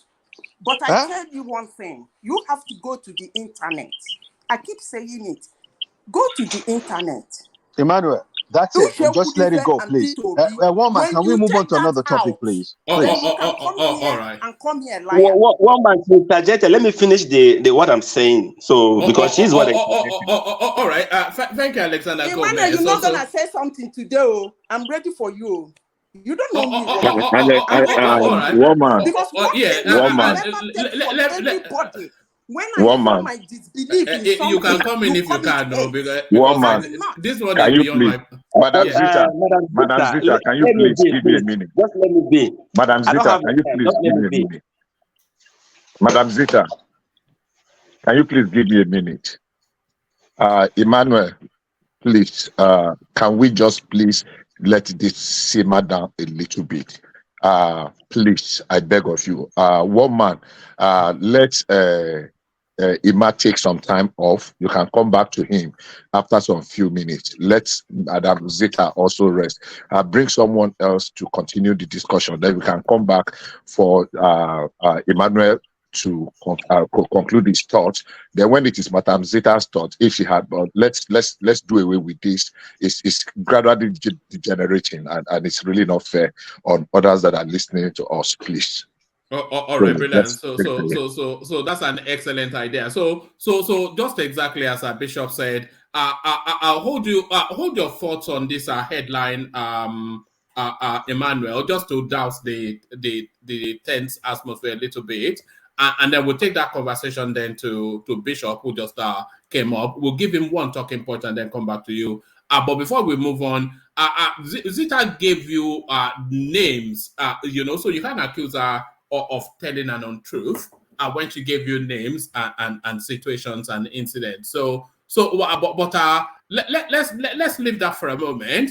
And let's go back now to this. Hopefully, you would have seen this clip, Bishop, because every single person has said Nechen Kuti. Just yes. It wasn't even a slap. It was a beating. A man in uniform. As much as we detest the Nigerian police force, is that a step too far? What you did? Yeah. Yes. Absolutely. Good evening, listeners everywhere you may be listening. Please do like, share, and if you have not subscribed, kindly do so. Actually, let me correct. I think it was just one time he slapped him. I think it's not a barrage of slap like Emmanuel. No. I've seen about 3 clips. It really went into him. I am of the opinion. The clip I saw, I thought it was just being repeated. I think it was just one slap. Well, it was the same one single left hand motion. But maybe we'll come back. But I think it was just one slap. Whether it is one slap, whether it is two slaps or multiple slaps, it crossed the line. And our policemen are what we make of them. I am not holding briefs for the police. Many years ago, I was traveling somewhere between Patani and Uweli or something. I experienced police brutality too one time, even though I stood up to it. But yeah, and so I'm not taking it. But at the same time, you cannot. From the little clips, which has not given enough story to be able to come to a conclusion, I would not want to rush to join. I was trying to skim to and see what actually happened. I've not gotten enough, so it will be too hasty for me to. But having said that, there is no room for a civilian assaulting a policeman in a uniform. It can only happen in Nigeria, and we are having this conversation. If he had done that in many of the so-called saner crime, he wouldn't have left that place alive. You won't slap a policeman like that and assault a policeman like that in America. He will use his gun. He won't even use his taser. He will use his gun. I mean, I'm not sure you will do that too. There's a story of a gentleman, a young man I used to know. I'm going to send the clip into the comment section. It's only because it's too graphic for me to play on the screen. You can send it to me. You can send it to me on WhatsApp too, if you don't mind. I'll send it to you on WhatsApp as well. He gave the officer a beating. But the conclusion is it is unacceptable. It is. I can't find the word now. It is horrible. It is not acceptable. It should not be encouraged. If he crossed the line, let the law take its course. I know if it has been the other way around, if a policeman has assaulted Shehu Kuti in any way, even if it's just a slap or a push, the way it will have been blown beyond proportion. And these people are human beings too. Like I did say in one of our conversations sometimes ago, look, We have some very decent and professional people, very decent, highly trained professional people in our forces, whether it is the police force or in the armed forces. And that's why I don't want to tie all of them with the same brush. There are a handful of them that are, very despicable. But the same way we have in the society, the same way we have in some of our pastors are horrible. Some of our students, leaders, some of our governors, some of our name it. In every of our society, we have, very indecorous people. So we have in also the police, but it's just a handful of people that is staying. So on this, I think she'll cross the line. That is the bottom line. And I think the call by the IGP for his arrest. Absolutely, they should have done that. Is this something you align with? They should have done that like yesterday. For him to still be tweeting and posting on Instagram is they should have done that like yesterday. I don't know why he walked out of that place.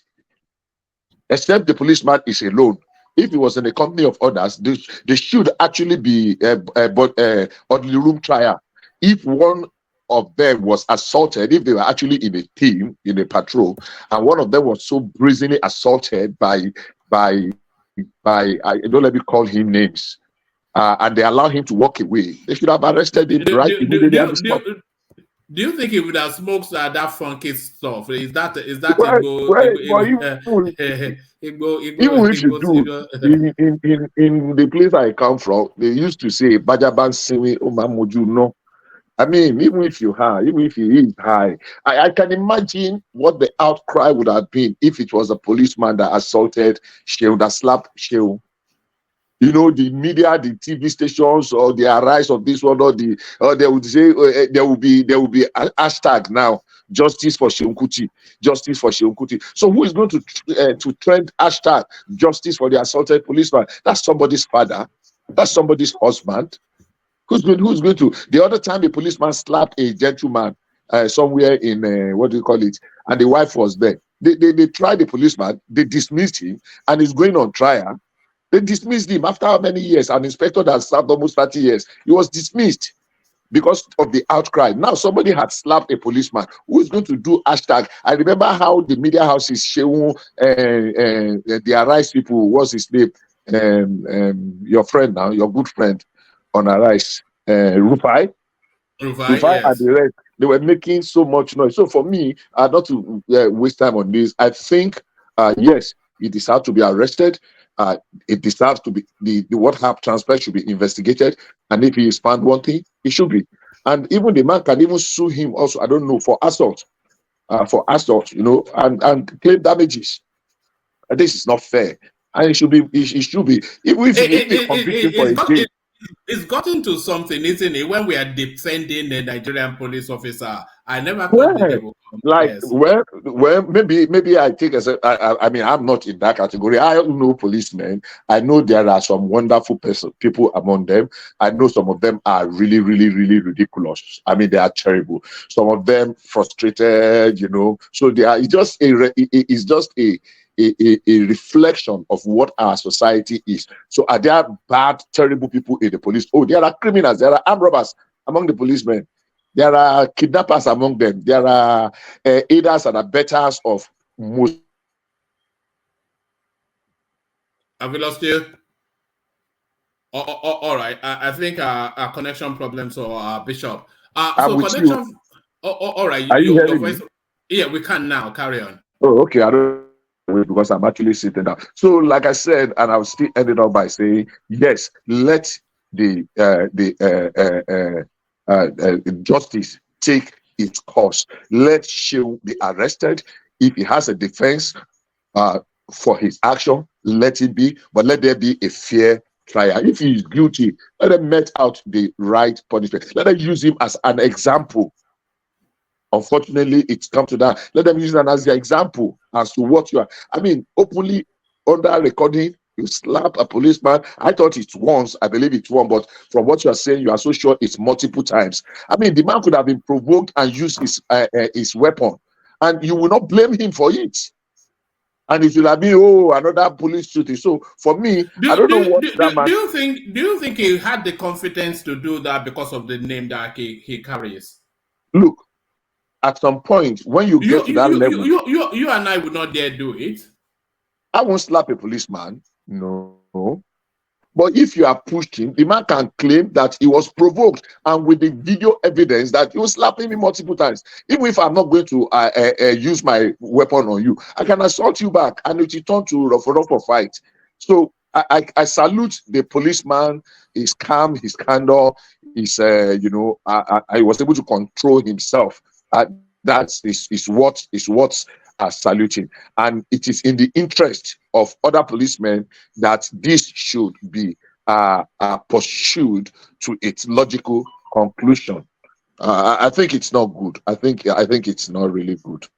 I mean, Shane will go some places and go and still request for police. We've seen him now with police for police oddly or guard security. What do they call them? The one that follows them about when he goes for shows. We've seen it several times now. I mean, treat these people with some respect. So that's my view. I think they should investigate. If he needs to be arrested, they should arrest him and let him not be too delayed. Charge him to court. If he's guilty, let him face the consequences. That's when we begin to exert that law really do matters. All right, brilliant to upload. So thank you for that. Stay with us, Bishop. I'm still coming back to you for other topics. But let me go back now to Emmanuel to continue his thoughts on this. Only because really he's joining us from Nigeria, and so we always give priority to that. So Emmanuel, hopefully you've had the chance to cool off. So now I was just we were speaking about when enough is enough. And really, nobody, I've not heard one single person asking that Peter Obi should not have his day in court. But I played you the clip of them demonstrating, almost rioting in Abuja, telling us that the inauguration must not take place. So that is leveraging the dog whistle that they got from Dati Baba, who is the running mate of Peter Obi. So now, Ohaneze, they've now come to distance themselves from the Peter Obi narrative. Enough is enough is what Ohaneze is saying. Igbos will support Tinubu's government. Peter Obi should accept defeat. So who exactly is still backing him is the question. So to that, Emmanuel. Okay, one man. Sorry for that little issue. I'm so sorry about that. But sometimes we still need to face one of the things, but I think I've moved on. Concerning this, like I was saying, my principal I used to say, they say we should calm down. Yeah, breaking up, man.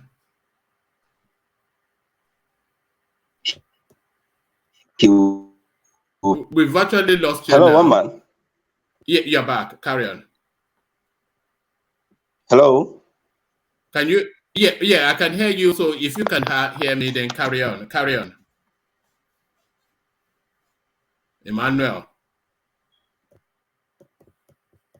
All right, we can't have dead air on a broadcast. So if you're able to adjust yourself and then carry on, Emmanuel, let's hear from you. Okay, so Emmanuel, connection problem. So we'll come back to you in a moment. So let's go on from Emmanuel to Zeta then for her to pick up. One man, can't you hear me? Eh? Can you hear me? We can hear you now. Carry on now from where you are now. So yeah, carry on. Okay, so I said that as far as I'm concerned, that Peter Obi has actually tamed his supporters. One man, you need to know the level we were when Mahmoud announced that election. This man came and calmed everybody down, and we all calm. The protest you're seeing is just a little protest that peacefully, saying what that is say. Peacefully? Yes, peacefully. One man. Are they killing anybody? Are they destroying property? They are just with their black card saying one or two things. The last one I saw saying that Tinubu should not be sworn because he didn't meet 25%. They don't understand. That's no, it wasn't a peaceful. Okay, let me play it because I didn't want to play the fullness of it. It's 2 minutes. No, one man, don't need to play it. I saw it. I even saw it. It was a violent protest. threatening to burn the country down. That's what they said. No, no, one man. This is one person sitting down. The person that was videoing that thing was sitting down somewhere, because I saw the troop of people around, trying to, going around saying one or two things. They are not destroying anything. It is one person that is videoing that and is saying that Tinubu should not be Tinubu, that somebody, I don't know, all those kind of alteration, which me I'm not in support of. But those people I saw there going around, they are the one protesting, not the one person that is there that's saying one or two things. And during the petition last week, we saw them with their black cards saying that Tinubu should not be. So what I'm saying is that they are not killing anybody. They are not destroying anything. They are not burning anything down.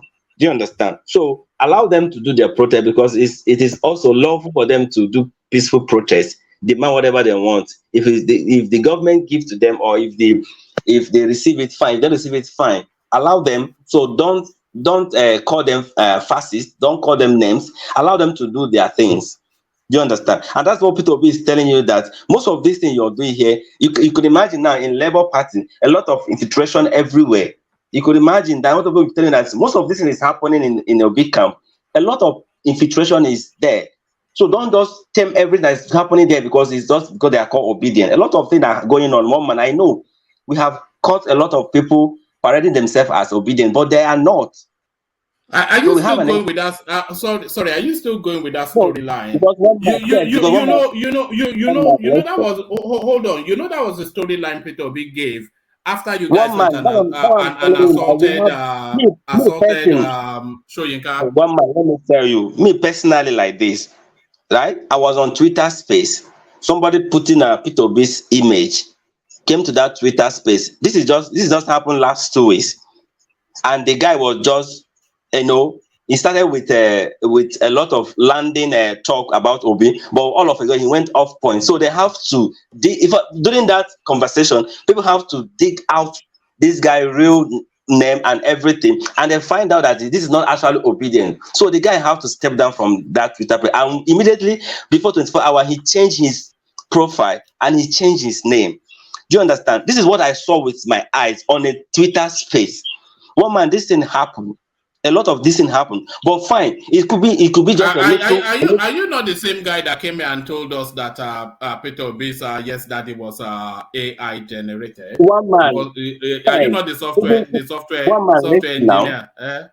man, listen now. Don't say everything that don't say what I said the other day that I'm still on that line. It's possible that what I was saying that day might not be in tune, but I heard yes daddy. Maybe you will not hear it. And Peter Obi have said that there is a alteration of the statement, which he has agreed that conversation took place. Fine, but there is an alteration. I don't know where the alteration happened, but we believe that is good. That religious war and other cut and join stuff, fine. But the conversation took place. But what I'm saying is that there is filtration, and to the point that you gave me here, I said that Obi has been calming his people. So everybody is now fighting him. See, one man, I feel for him. To be honest, sometimes I just have to pray silent prayer for that man. He's going through hell. Every day they talk about him. Everybody's against him. Everybody just want to, if not that youth are just behind him, the man would have been, faced out, because they just want to eliminate this man. Do you understand? How do you mean eliminate him? Nobody. What attempts has been made? What do you mean by eliminate first? Not one man, not like killing. Not what I mean. Get him out of the way. Yes. So they have not tried on this man. They haven't used women to entice him, which he has. We saw all those things. They haven't used money to entice him. They haven't used police. They haven't used treason to all sorts of things. They have not. That's why I'm telling you that if Obi survive this, that means that rock they call him. He's a true rock. So, but no. But what is he surviving though? Is in a situation of his own making, Emmanuel. Hold on. Is in a situation of his own making. So he ran an election, he lost. He feels that he won. He's gone to court. The court is in session now, but the noise and the threats and the abuse, he has riled these people up to that space where they're now uncontrollable. And rather than him trying to peter them down, he will ratchet them up and blame other people and then go and apologize in the dead of night. So I'm not sure it's in the. I'm not sure. Everything around him is entirely of his own making. One man, sometimes I wonder how we spin things around. Obedient are one of the most peaceful people I have seen. All right. Okay. You know why I say so? This is the people that have not, attacked anyone. Let me finish. This is the group of people that have not attacked anyone compared to 2015 election. This is the people 2023 election. They have not killed, but opposition have killed. They killed the man in Lagos. We saw it here. We killed one man in Lagos during the election on election day. You have the video, and for my own, I have a video where they stabbed a lady. Where APC people went and stabbed a lady that is voting for the woman from Lagos. So you understand, this is people. They can only talk online. They can only say all sorts of things on the other. But these people does not attack people physically. They do. We saw a southeastern. We saw in the south. I think it was a southeasterner beaten to a pulp in the southeast for daring to say he was going to vote for Tinubu. It was in a gated sort of. Everybody saw the clip, and I'm sure you saw it as well. I did not see it. Maybe if you have it now. Of course, you did not see it. How can you say it? Maybe if the one I saw was the one that was camouflaging as an obedient that they beat, that as not really like he's supporting an obedient, but he's wearing uniform. They still beat him. I don't know who he was beating, whether they are there from OB, but the guy is putting on OB uniform. They still beat him on top with his car and everything. All right. A letter says it was staged and stuff like that. Do you understand? Of course. So this group of people, one man, you can attest to that. They are peaceful in conducting themselves. I don't know for online, I say that they are vicious online, but on the ground, they don't even have strength to fight. Then I'm telling you, they don't even have strength to fight. But opposition have maimed them and destroyed them. And their man now, the opposition have sent all kind of things to him. They have, imagine Labour Party now, what is going on in Labour Party now? That opposition has orchestrated what is going on in Labour Party now. That's what I'm saying. Like, if Obi survive this, that means the rock they call him is a true rock. Not minding what people are saying. You can see accusation coming from here now. I'm not saying. Hold on. If Obi, don't keep saying that now. If Obi survives what? If he Atiku Abubakar is in court, he has a stronger case, and nobody is having any quibbles with him. So why are they having quibbles with Obi? That's why. That question. Hold on. When your team goes and pickets the defense headquarters, asking for a military to take over, when your space asks for an interim government, when your vice presidential candidate goes on national TV that an elected person must not be sworn in, and when we see all these violent protests on the streets, are you seeing that from the PDP? Who have the one man? PDP has gone on protest with candidates. You didn't see that one? It was a peaceful march. I saw it with Atiku. A peaceful march of about 30 people. One man, 30 people. That Atiku is in their midst. Is it 30 people? There are over 200 people in FCT here. One man, but you see these young children carrying placard and saying that Tinubu should not be sworn in because he makes 25% based on what they understand. So how is it violent? I'm keep asking myself, how is it violent? I can play it now. We have the clip. So what are you even doing? Oh no, what I'm doing that they say that. Why do you always? This is what you did with the Yes Daddy tape. Now you can't keep doing this. One man. Well, maybe you try to understand me. Maybe you try to misunderstand me somehow. I said they have not destroyed any property. They have not killed anyone. They are But they carrying their. have now. They have killed people Oh God. in Oh, Lagos. Oh, all they right, have killed people in Lagos. let's just move on. We're looping around in circles. Let me Yes, skip. yes. Let's move on because Yeah, you will not understand. no, I do understand, but it's okay to condemn some actions because that humanizes your space. You can't just when we all say things and you're telling us we don't say it. That is really. But then let's just leave that space. This last one, and then I've gone to Zeta. Stab APC in the back. Speed Darlington charges Igbo lawmaker. So let me just give you what he wrote. He said. Igbo National Assembly members, free us from this hell. Stab APC in the back. Show them your real color. Even though APC made you powerful, stab them in the back. Show them your real colors. Referendum now. Referendum now. Free your people from this hellhole. Controversial US rapper Speed Darlington has given reasons why he will not take off, and then he goes on into another diatribe. So what are you then making then of this guy's call then for the parliamentarians of Southeastern extraction to stab the ruling party in the back? One man is it one of the is it not one of the IPOP people?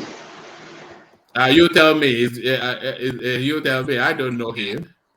Well, one man, why are you bringing it here? And I don't tell that I'm not always in support of what they are doing. I'm against IPOP, and I don't like what they are doing. So anything they say, they might be saying right thing, but I don't listen to them. I don't pay attention to them.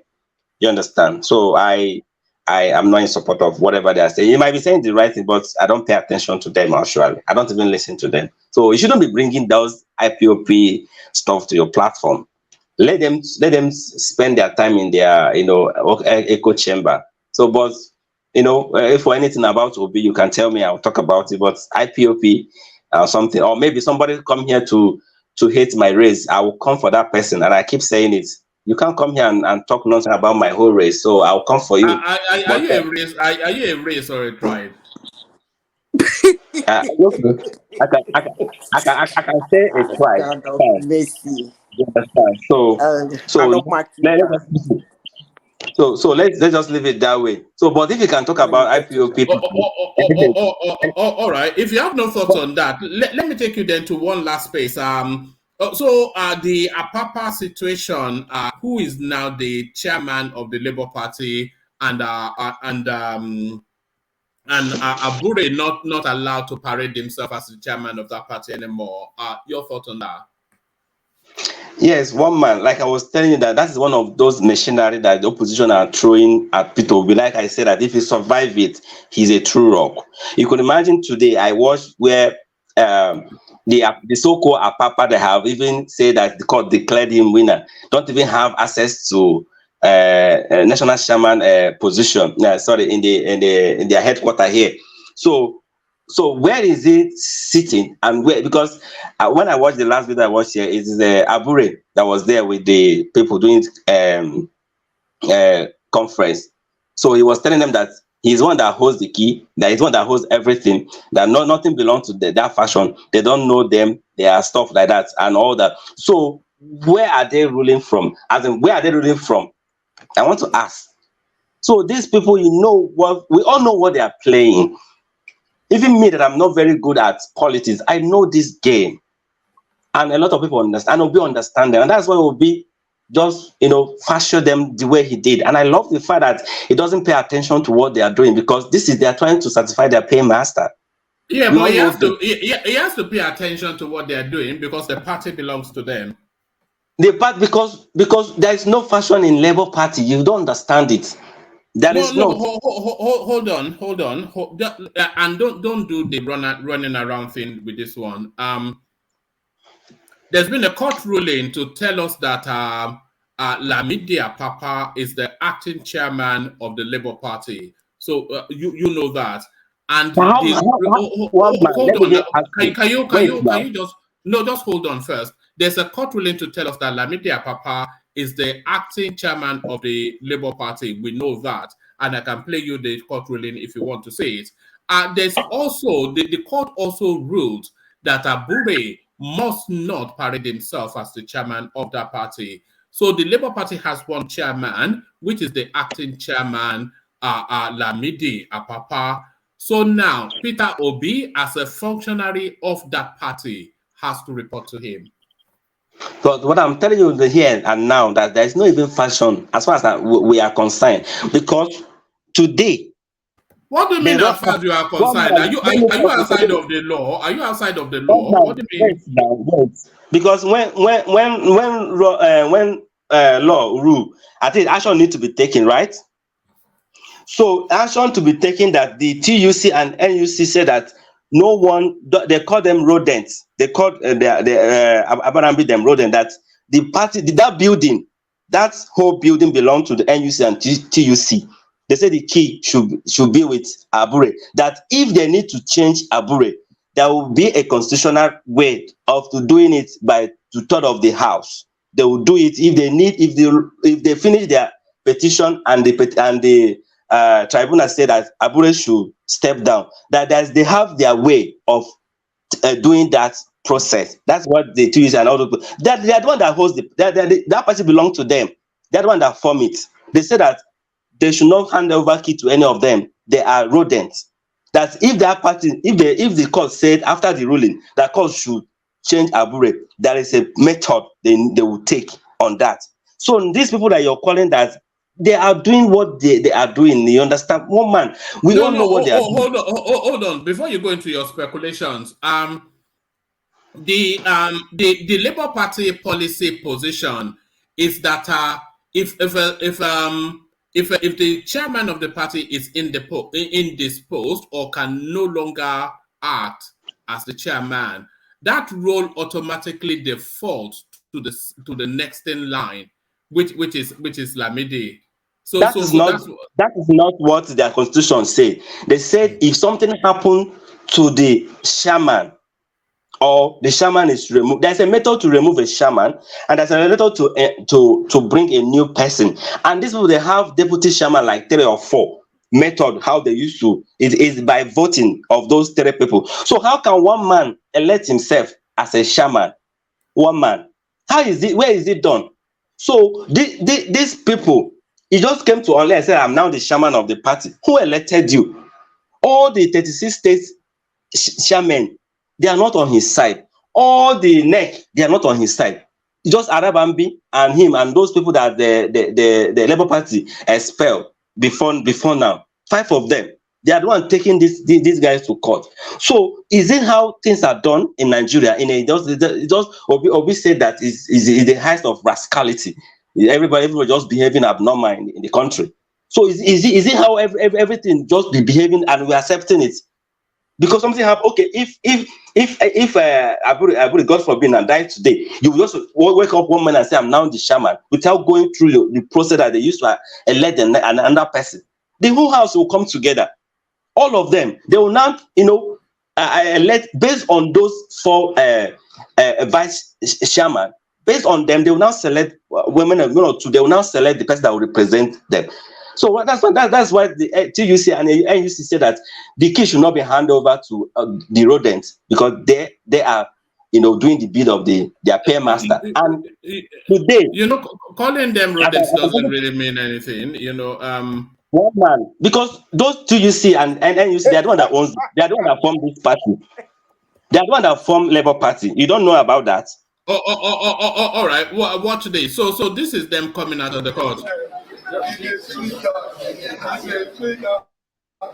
So that's after the ruling. So let's look for where the guy. One man, you don't need to play this video. You don't even need to play the video, because I watched the video. You don't need to play it. No, Emmanuel, my guy. You are not new here now. You don't shout over everything now. Just let's build up the. Don't do that.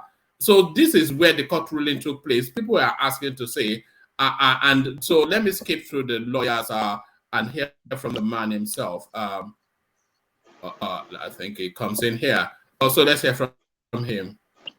For Labour Party. I'm Alaji Bashiru Lamidi Apapa. What transpired today? Monday Mawa. For Labour Party. I'm Alhaji Bashiru Idi Apapa, the acting national chairman of Labour Party. I am so pleased that justice has taken place today. Because under normal circumstances, we begin to doubt. But today, we are happy that the judge has acted promptly and reasonably. There's no doubt that I am now in charge. It has now been confirmed by the court that I have the right to be in charge until another order is taking place. As of today, I'm the chairman, acting chairman of the party, and anybody who parades himself, apart from myself, is acting legally. Yes. And I want to tell the whole world that come next Friday, the real suit will start when the issue of forgery, conspiracy, and so on and so forth we commence. And from there, we know if actually that offense has been committed or not.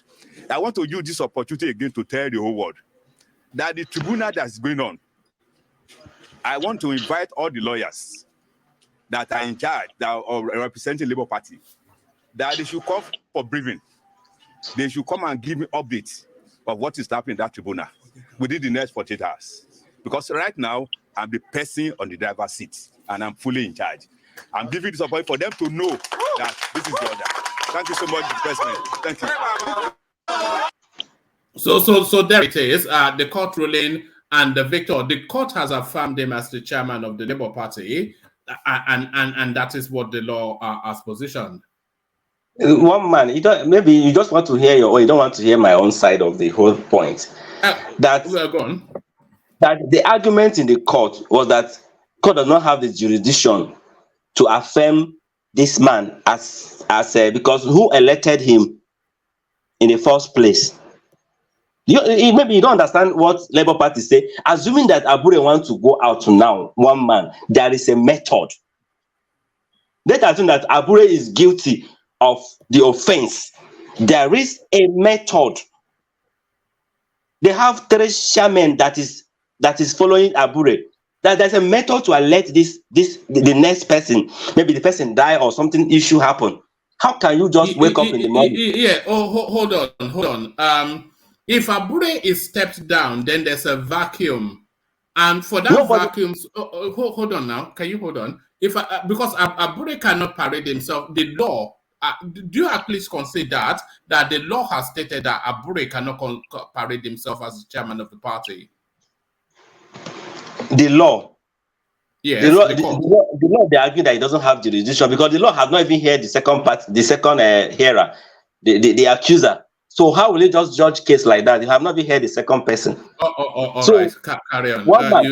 It's unbelievable, but carry on. Yes, one man. That is the unbelievable. You see, the rascality is coming from you, my friend. A law court. We just saw the law court affirm something, and you are telling us so. This is what you guys. This is what frustrates people with you guys. One man. As of today, the Imo governorship election. As of today, the acting chairman, according to the laws of Nigeria, the acting chairman of the Labour Party is Lamidi Apapa. So whatever Jibidi Jabadada and Jim John Jam, I agree. So what is it? The acting chairman. So what are you arguing? That One man, let me say now. Let's assume that what you're saying is right. Fine, I agree. But as of today, I'm talking to you, right? The election that this man conducted in Imo State and other places, they conducted their primary election. That the one that appear in INEC portal is the one that Abure conducted. The 3 names that Abure conducted. That one aside, then as of today, he does not hold the key of national building of the Labour Party. As of today, is that what affirms a chairman holding keys? One man, listen now. One man, listen. As of today, the TUC and NUC don't know him. This man you're calling our papa. You know what affirms him as the chairman. Should I tell you what affirms him as the chairman? What affirms him? What is that? It is the seal of authority. The seal. You know when you go and do a document and then they stamp something. Only somebody with the authority to do that stamp can do that stamp.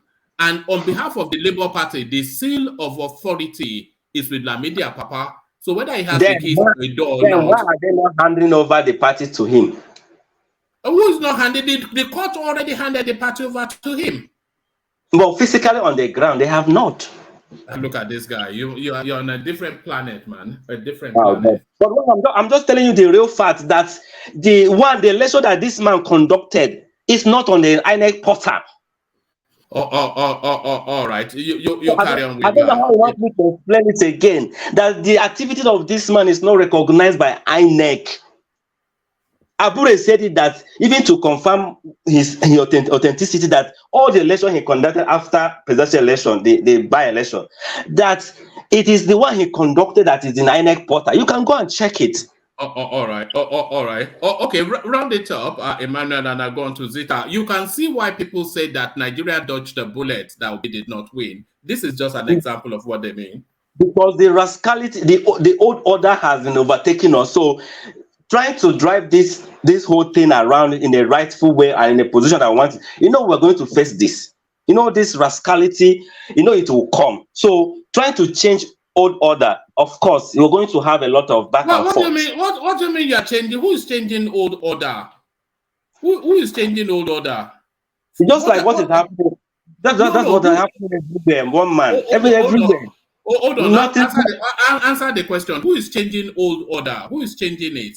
Okay, for instance, now, let me just use an example. No, don't use an example. Answer the question. Who is changing old order? We, the youth, we are changing the old order, one man. Who's your vehicle for that change? Yes, Obi is our vehicle. When we want to use him. So Obi is a change from old order, Abi. One man, he might be part of the ruling class. I'm not arguing that. But we want to use not the ruling class. We're talking about old order. Is Obi part of the old order? It might not really be 100% part of the old order because it doesn't do what they are doing. Doesn't do what they are doing. What are they doing that he is not? Obi is transparent. Are they transparent? Was it transparent with the Anambra State funds? Yes. It was? One man, yes. We have said it here in this platform. No, we have said it's not. So I don't know what to. But Emmanuel, round up. Let me just go to Zeta. I think we'll be banging heads all the way through. One man. So what I'm saying is that this man that the court has said that he remained the acting chairman. Is it the court that will come and elect acting chairman in a Labour Party and say, "Oh yeah, come. I want you to be the Labour Party chairman." It's not done now. The rascality is too much. So even though you want to remove Abure, fine, remove Abure. Then go back to your house and re-elect somebody else. Don't come and impose yourself on the whole party. Who are you to do that? You are just a non-entity. So allow the party is bigger than you. Allow the party, the chairman, everybody to elect their next person. If the court has taken Abure out, one man, we know that this man is fighting so tooth and nail to just destabilize things and do the bidding of their paymaster. We know, even we that are not in the party, we know. Do you understand? So to affirm what I'm saying is that Labour Party, the Abure own part of the Labour Party candidates that they have conducted after presidential election. They are the one. All those three names are the one in in the INEC portal. To also affirm that Abure who still hold the key, that big building in the central area here. Is one that he had a conference, said that if they are the Labour Party chairman, he should come and claim this seat that he is as a chairman, because that's the seat of a chairman. Abure should come here and take the seat if he's the chairman. So he was even boasting. Go and check the video. He's there this evening before I think about around 4. He said it. So let them, if they are claiming, and nobody's even behind them, just 5 of them. If 36 chairmen of the state is not with you, the neck is not with you. So who are you with? So what are you doing? We know. With the law. It's with the law. Which law? One man. You do you know Law cannot. do you know that as it stands now, Lamidi Apapa, he has the authority to withdraw the Labour Party case from the It does petition not, because tribunal. Obi is the primary. Obi is the first name of that petition. It doesn't have No, that power. Obi. There are two names on that petition. The Labour Party. We read it here. So on that one, But don't even try. but Don't try. but And, one no, man, which hold one is the on, hold name? on. Which name comes first? Look, listen. There are two parties in that suit: the Labour Party and then its candidate Peter Obi. So if the Labour Party withdraws, what vehicle will Peter Obi be using to pursue the petition? They don't have the testacle to withdraw that case. They can't even try it, because that is where they are going. No. It's giving the lawyers 48 hours to report. If they don't report, then he will summarily sack them. Even Abure said that nobody's reporting to Apapa because he doesn't have. They said it. No lawyer will report to him. It doesn't have anything. It's not there. Then he will write to the petition to tell them that as the acting chairman of the party, this is the whole party is against a man. How will he stand? Are you not even paying attention? Do you ever listen? You have to try and listen. You must try and listen. What I'm saying to you is that he carries the authority of that party.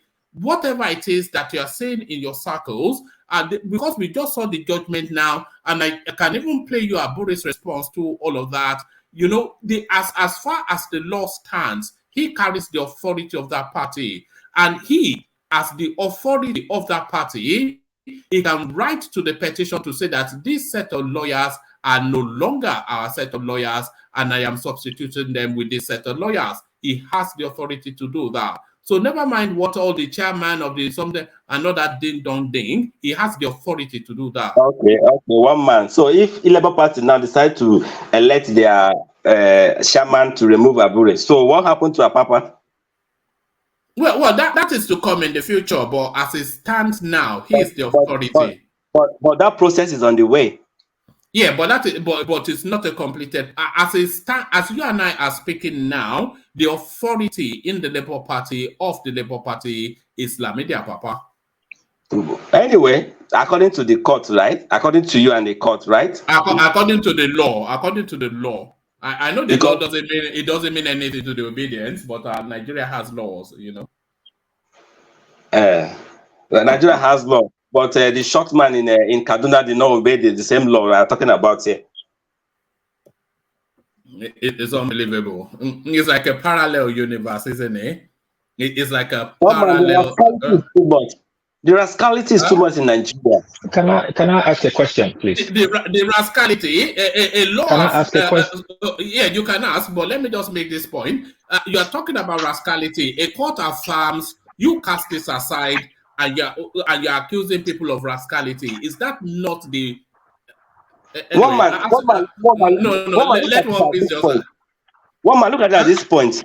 How can one man elect himself as a chairman of a party where we have vice chairman like 3 or 4? How can you just wake up and say you want to be the chairman of the party? No, it did not. Does that even make sense? Let's apply sense. He cannot just wake up and declare himself as the party chairman, can he? There has to be something in the policy of that party that defaults the chairmanship to him. So hold on. And if there's nothing in the policies, in the laws of that party that defaults the chairmanship to him, the court will flog him out of the court if he turns up there. So there has to be a legal footing for that judgment to come out. So oh God. Ask your question, please. Please ask your question. Sorry, the judgment they gave to Apapa, was it Supreme Court or Tribunal or appeal? No. I think it's a High Court judgment. So we don't need to celebrate too much now. We know as Nigeria, the way they use the legality and technicality to interject themselves. But more than that, we see on that suit coming from the opposition to stop the execution of the Supreme or the High Court, you know. But as you say, as it stands now, any normal person with common sense, since they say common sense is a subtle word, Papa is the acting chairman. Should we understand that? Because I What him is as the who acting elected chairman. a papa? That's what I'm saying. Who elected a papa? All It's right. not about who elected. Let's not do that again, man. It's not about who elected. Right now, he's declared as the acting chairman. Don't forget this thing that's happened in APC. Nobody have a Osho. constitution. You can't go against the Hold on constitution. now. Let me just finish what I'm saying. This thing that happened during Oshomole time when they were all having two different chairman team. They bring Malabuni in. So the same thing. It's gonna be having interjection upon interjection or lawsuits.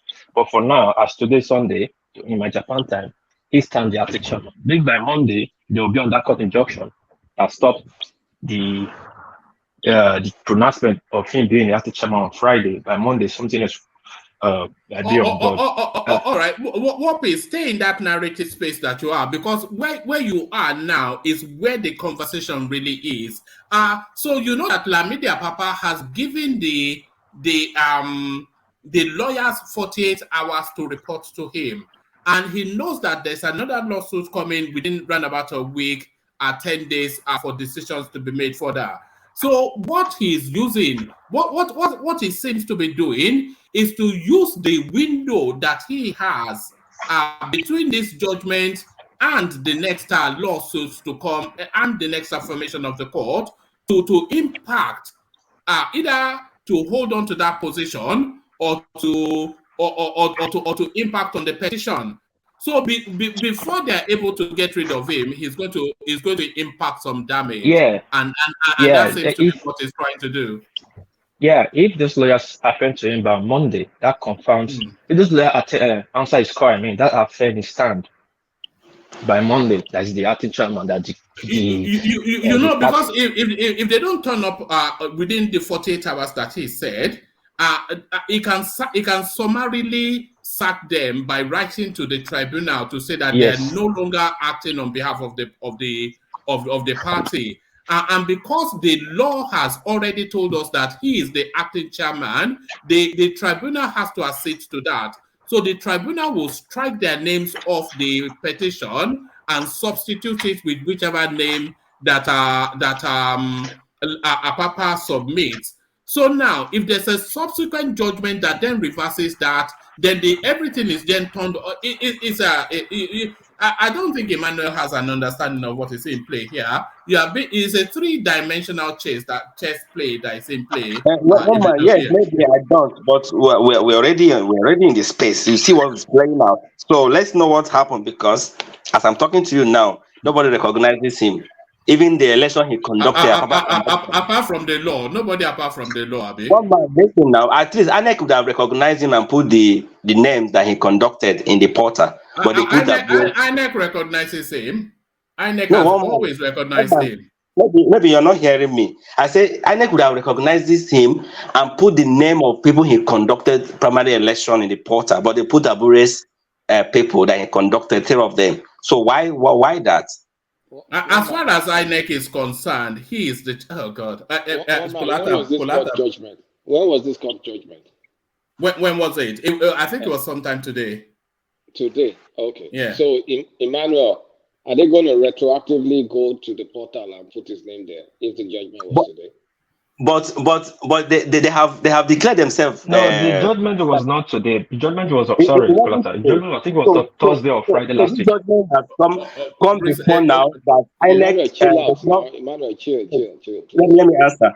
So before INEC, George, the court told Abure not to parade himself as a party chairman before that fight continued. So they went and conduct the primary election in Imo, I think in some states like that. Both Abure faction, even Abure faction divided themselves into 3 extra. So they did their own primary too. But after those Yahoo rascality, so the name that came out is one Abure conducted. What I'm asking now, that even INEC does not even recognize Abure Papa faction as some. They're just no name. In fact, TUC and to call them rodents, that they should not hand anything over. Forget all the name calling. INEC does recognize them, so that's factually wrong what you said. If the law recognizes them, INEC recognizes them. Then why is that name not there? That's my point. Yeah, but they can't retrospect. All right, let's just move on. Emmanuel, you're a real delight, a real delight. So there it is, Emmanuel. The band that told us that yes, that day was AI One man, no, generated. no, no. One man, to be honest, now I'm saying maybe you need to clarify to me that if a court has declared this guy, or maybe say that Abure should not parade himself, why INEC as a body did not recognize Apapa by maintaining Apapa's faction candidate as a gubernatorial candidate? That's an administrative thing, which will subsequently happen. I think the judgment was what within the last 2 days thereabout. As No, one man, judgment has become before now, before the primary election, that Abure should not parade himself. all right. Maybe INEC does not recognize the law either. Perhaps maybe that's the case. No, nobody recognizes Apapa. That's what you need to understand. That he imposed. Guy, man, the law recognizes him. We've already said that. All right. Let me go on to Zita. Thank you, Emmanuel. So let me come on to you, Zita, if you're still there. Zita, are you still there? Unbelievable. This is Emmanuel. This is why we love him, by the way. He's from a different planet, Emmanuel, a different planet. But there it is, back to Earth, and back to this headline then that I got Emmanuel so worked up. So now, hopefully, within the next couple of days, we'll phase out any references to Peter Obi as we then start to permutate towards. We've said that before, but then now the language now of acceptance now in that space. Presidential election, Igbo will support Tinubu's government. Peter Obi should accept defeat. So the foremost leading social cultural group in Igbo land, Ohaneze. So this is the language of enough is enough, is it not, Zeta? One man, as I said before, I keep saying it. It's my opinion. I respect people's opinion. They should respect mine. I don't want to be insulted, abused, or called a hater. Hater is an insult. Just because I aired my views. I want to say this. In this 2023 election, it's not only an Igbo man that contested. No. There are 4 front runners, 2 from the north, 2 from the south. I really want to see this kind of a thing being written by Northerners. Everybody has gone home.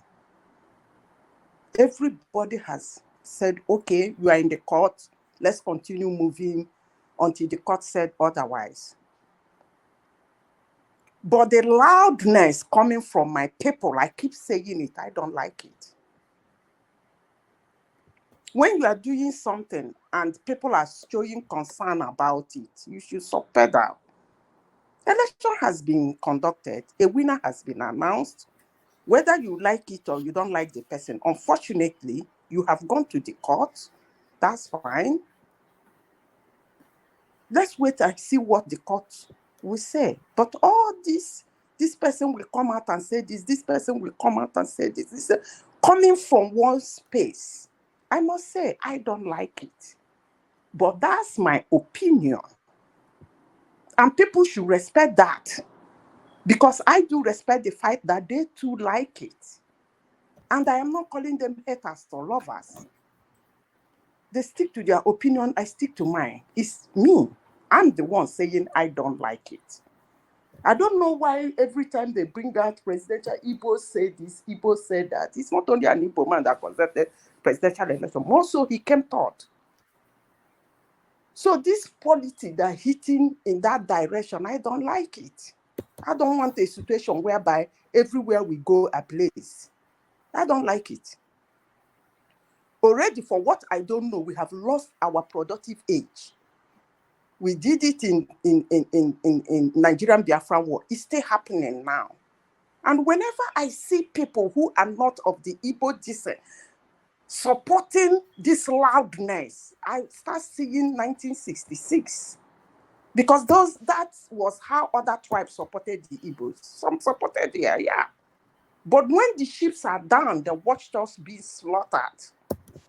I, for one, I don't need their support. I must continue saying what I'm saying. And so far, so good. Most of them are listening to me. They're going in, they're taking it easy. One man, this publication is not necessary.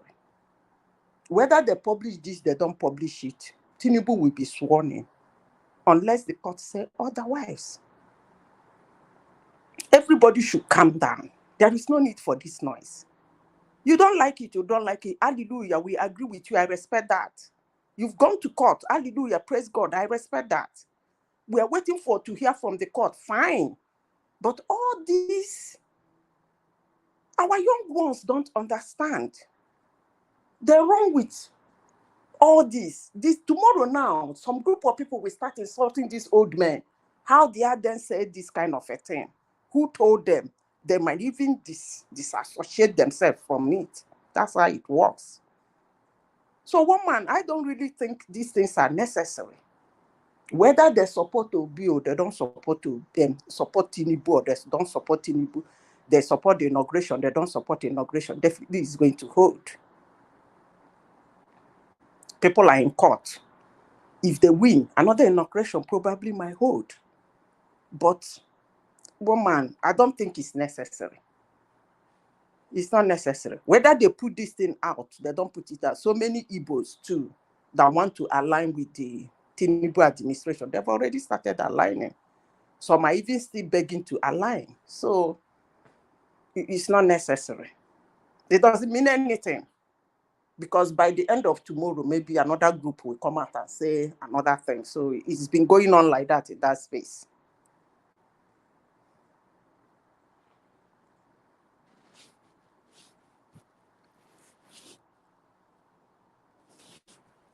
What happened to one man?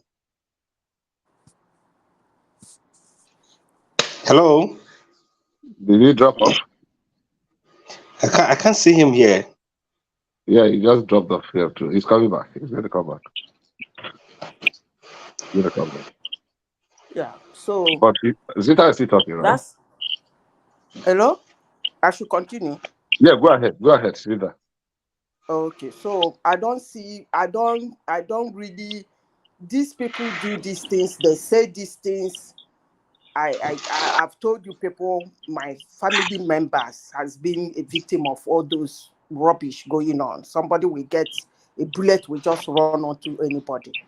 I don't know why they're doing what they are doing, but I will continue condemning it. All this, put out that, it is not necessary. He has already gone to court. We should keep it at that. Let them continue their court, whatever.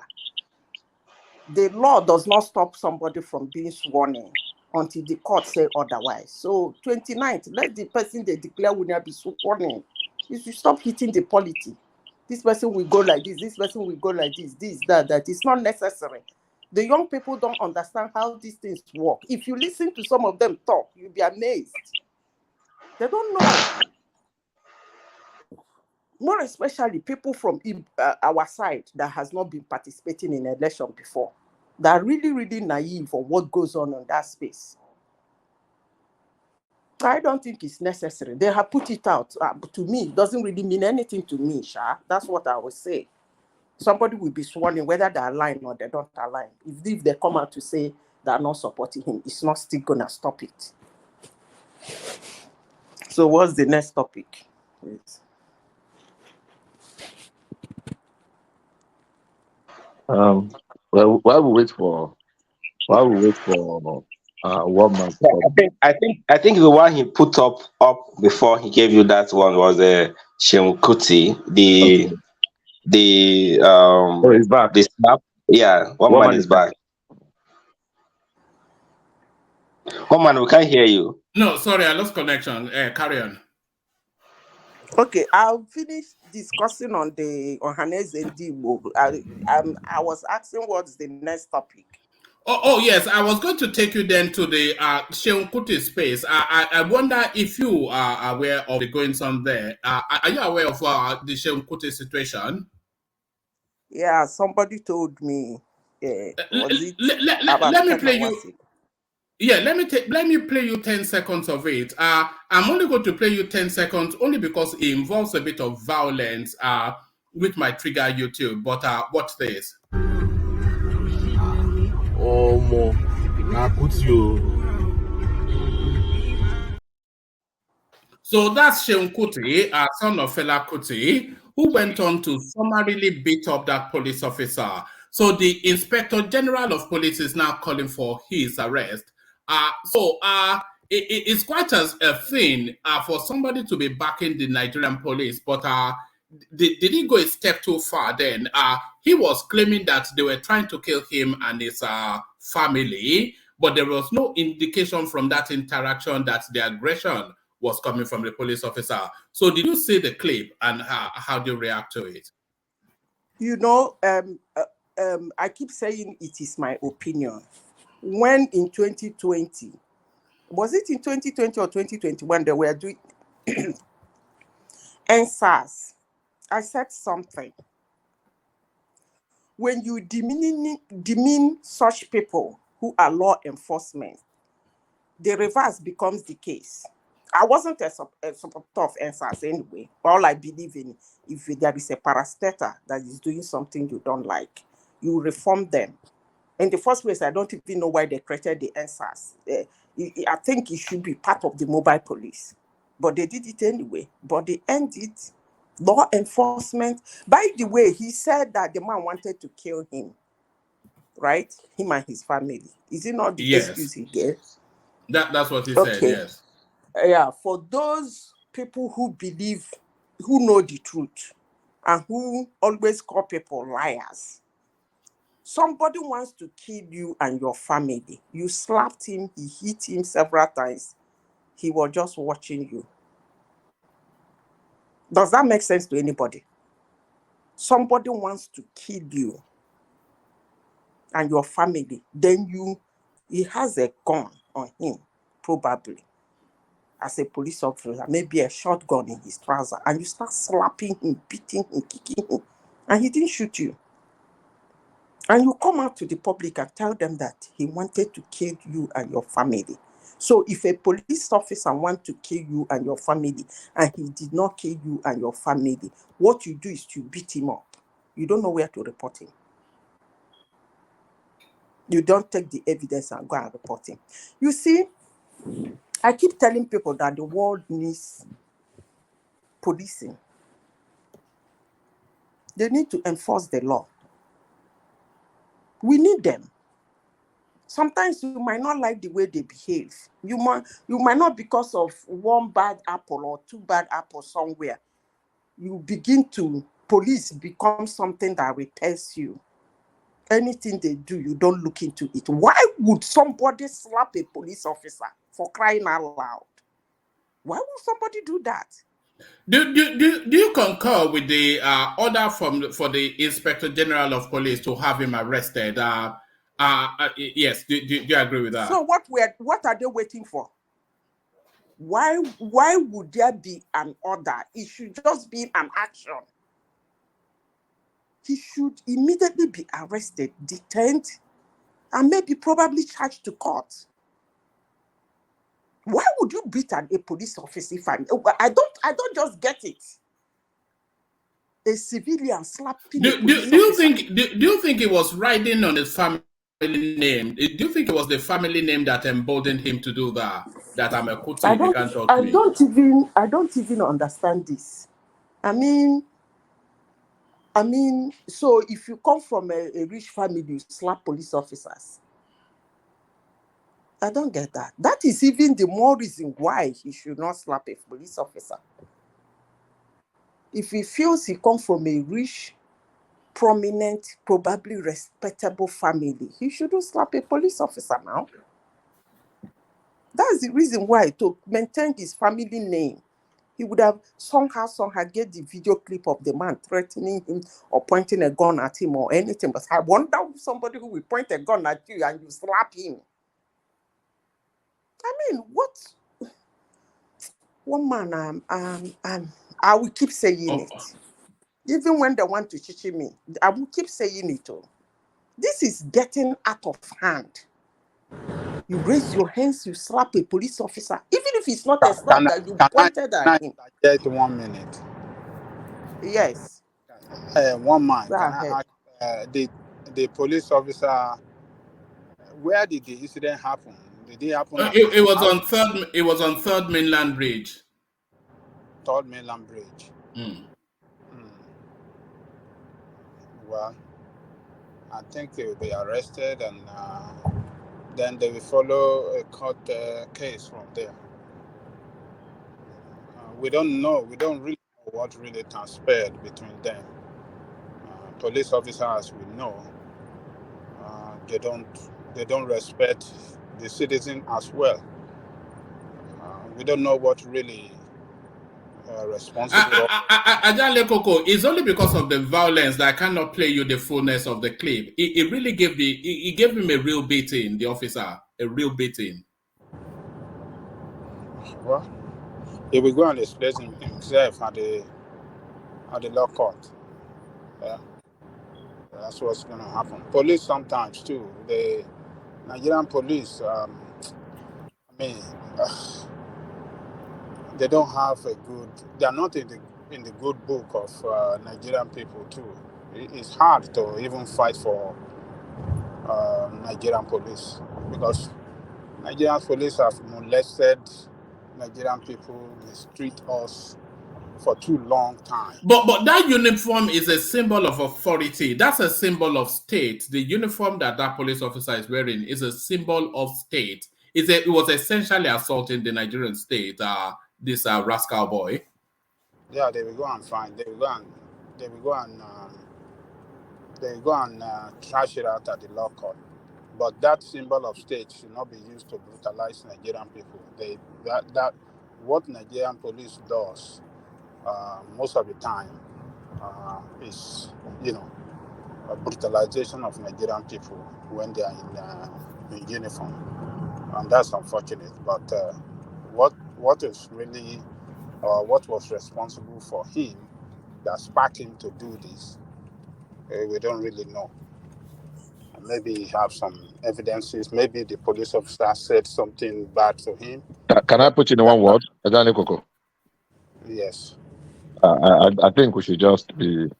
There is no justification. No matter what the policeman said, no matter even if he abused the papa, abused mama, there is no justification for what she did. Absolutely no justification. And I think we should just cut our policemen some slack. I mean, they are not. They are not my favorite. I'm not a fan of theirs. But hey, when you check the records, the number of policemen that have been killed, one way or the other by violent acts, somebody drove one day in Nigeria, drove into where policemen were, killed 2 people. These are family people. Are there renegades among policemen? Are there lawbreakers? Are there the one that are yeah, maybe what you enjoy your law. Maybe there are many, but in this particular clip that we have seen, I mean, one man sent the whole thing to me. I just saw it. I just watched it a few minutes ago. Let's say that it is Shehu crossed the line. If policemen misbehave another time, let us abuse them. But on this matter, let's be very straightforward and be very clear about it. I think the law should take its course. Don't let us bring blaming the policemen into what happened here. But if that had happened in America, it would have left. It would have left that place in a body bag. It would have left that place in a body bag.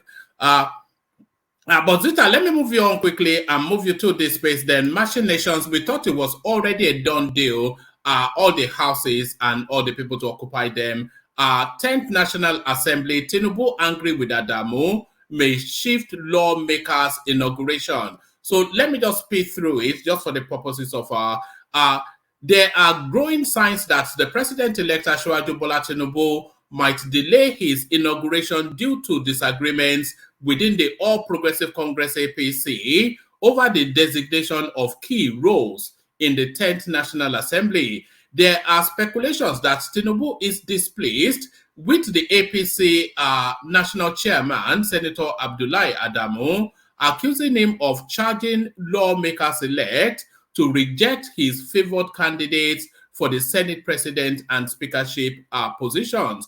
In the past week, the APC National Working Committee selected the former governor of Akwa Ibom State, Senator Godswill Akpabio, as the Senate President of the 10th Assembly, and Mr. Tajuddin Abbas from Kaduna State as the Speaker of the House. These appointments have been met with resistance.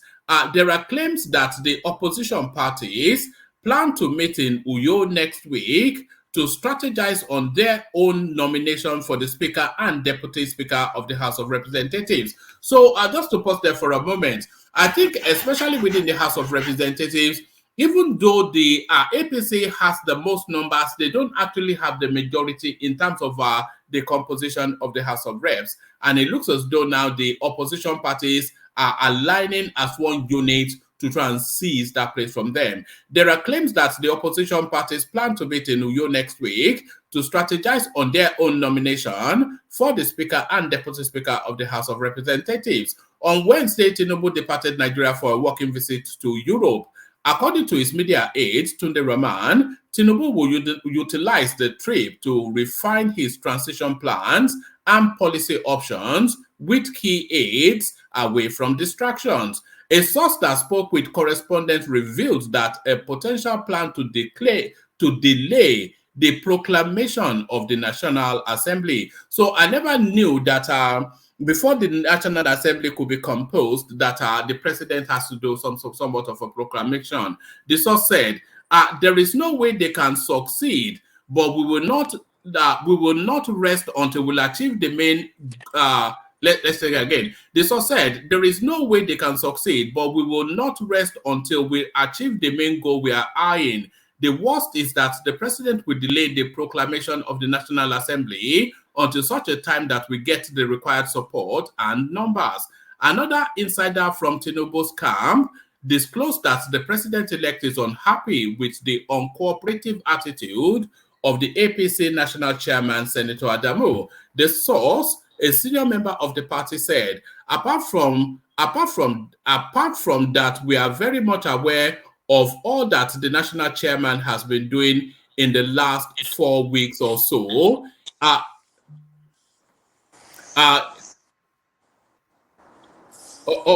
Sorry. I may have some good news that's just come through, but let me hold that. I'll check it in a moment. I may have a couple of good news over the course of the week. The source said a text just came through. The source said a senior member of the party. Yes, let me just take it. Apart from that, we are very much aware of all that the national chairman has been doing in the last 4 weeks or so. He has demonstrated nonchalance and an implicit uncooperative attitudes since discussions commenced. Here is a man who was into the whole game since it started, and here the same man coming clandestinely to incite some Senate presidential and House speakership aspirants to revolt against the president-elect's decision, and on it goes. But essentially, what that is speaking to is that Abdullahi Adamu are clandestinely conspiring then to undermine the consensus candidate. Do you have any thoughts on that, Zita? Woman, you see, the only thing I will say is that I said this some time ago. Before I even opened my mouth, everybody started asking me for evidence. They are still fighting. Adamu was never a Tinubu man. I even heard that this guy had a meeting with Adamu or Jozo or OUK. He had a meeting. I think he supported that guy, right? What's his name? The Senate president for presidency, right? So I don't know how he managed to outsmart all of them and won the election. But he has a long, as I said before, he just have to be careful. If he really wants to rule Nigeria, he should go somewhere, keep his den down, plan a strategy. Because so many people are angry. It's not only his choice, and so many people are going to be very angry in whatever thing he chooses to do. Even when they will not understand why he wants to do it that way, but they will be just angry. And so many people will just be angry anytime he opens his mouth and say anything. Whether it's good or not, they're going to be angry. So anything you see in the lawmaker umbrella, they will be fighting it out. But the only thing I ask him is, they have given him the mantle. So far, he should rule us well. But whether he's going to get this kind of a thing, I don't know how good Akpabio is. But the only thing I know is that since Akpabio left PDP, I don't know whether you guys have noticed. I don't see him romancing PDP. He just went straight and went straight. He didn't I've not seen him. He's a man of few words. I don't know, but since he's coming from South, maybe he will be good. Tinubu knows what he saw in him to choose him. You know, because they're starting to emerge some sort of resistance within even the APC space to what seems to be a smooth sail that Tinubu seems to be, because you're hearing voices in the north that are saying that they are not 100% with this idea of just surrendering the Senate to Akpabio. And then you are hearing from the Senate itself that they are quite capable of selecting their own leader.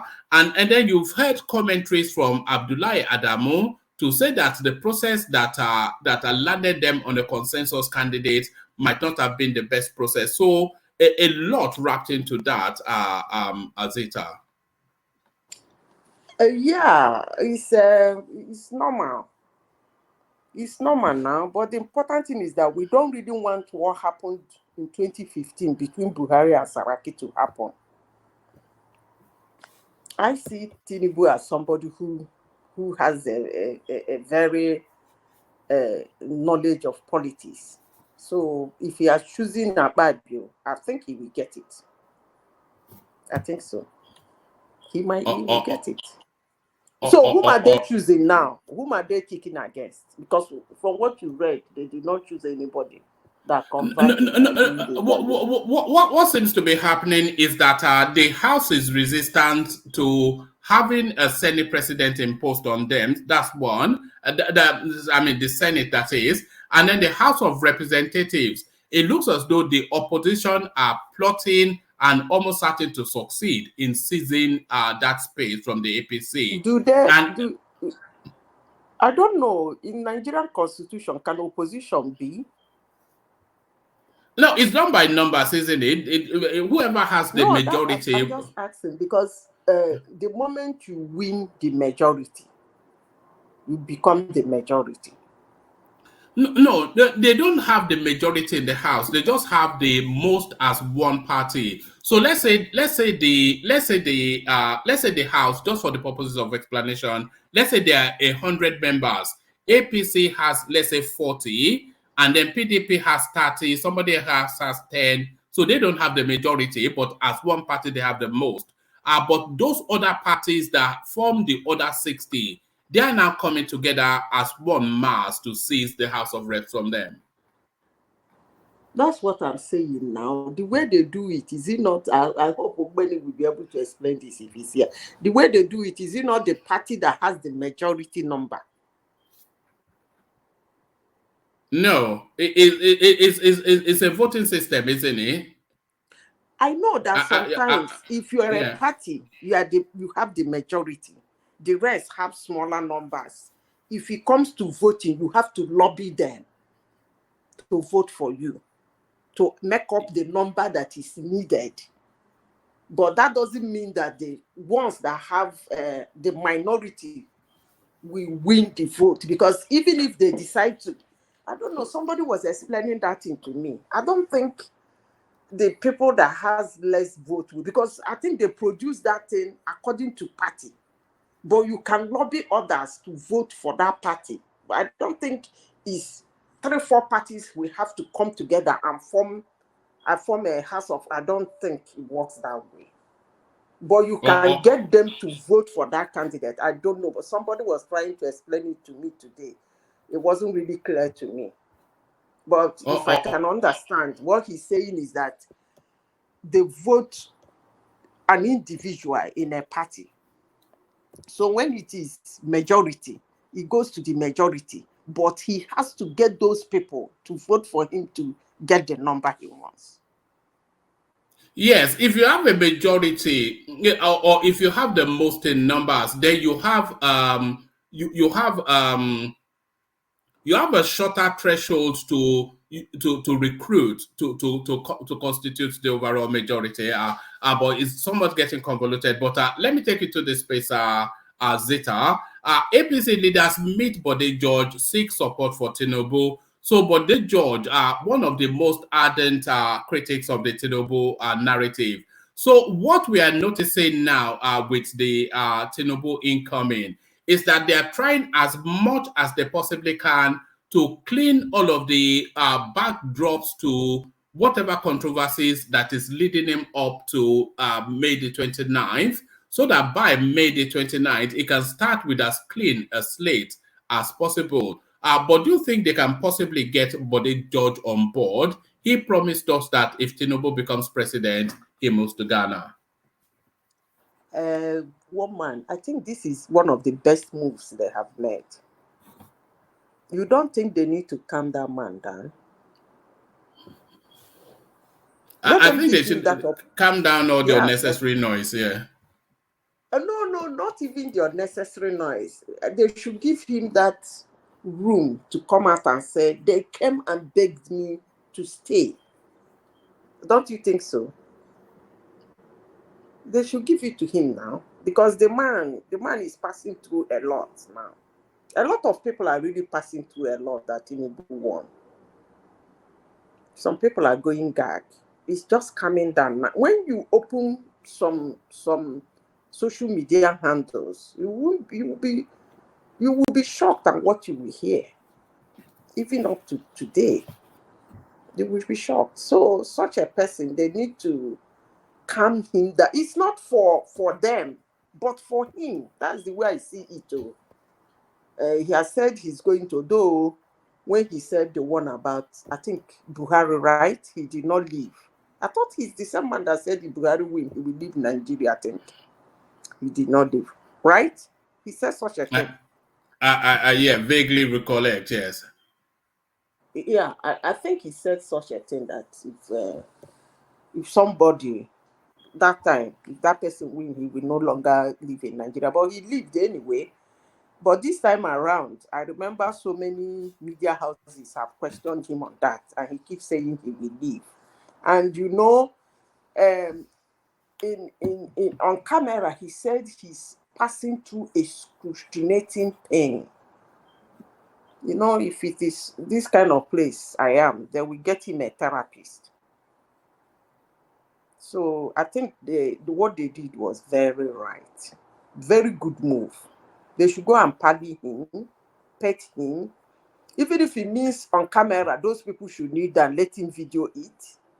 If that will make him happy, then they will say, hey, they came, they begged me that my people, what will I do? He's my brother, you know, that kind of a thing. But he needs it. Not for APCO, because the government, Tinubu government will kick off for the 29th, whether we will like it or not. Hate him, love him, is your palaver. My opinion doesn't count. One man, your own opinion, it doesn't count. Buhari has even left the Aso Rock so that it can be renovated for him. So 29th, whether we accept it or we don't accept it, don't worry, we'll live stream it live here. I wonder how many obedience will turn up. But let me take you to something you were saying earlier, Zita, which Emmanuel was pushing you on, that Peter Obi somewhat has a taste for other people's wives, and he was accusing you of telling an untruth. I don't tell untruth about people though. I don't. It just, when people don't like your narrative, they call you a hater, they call you a liar, just to cover up.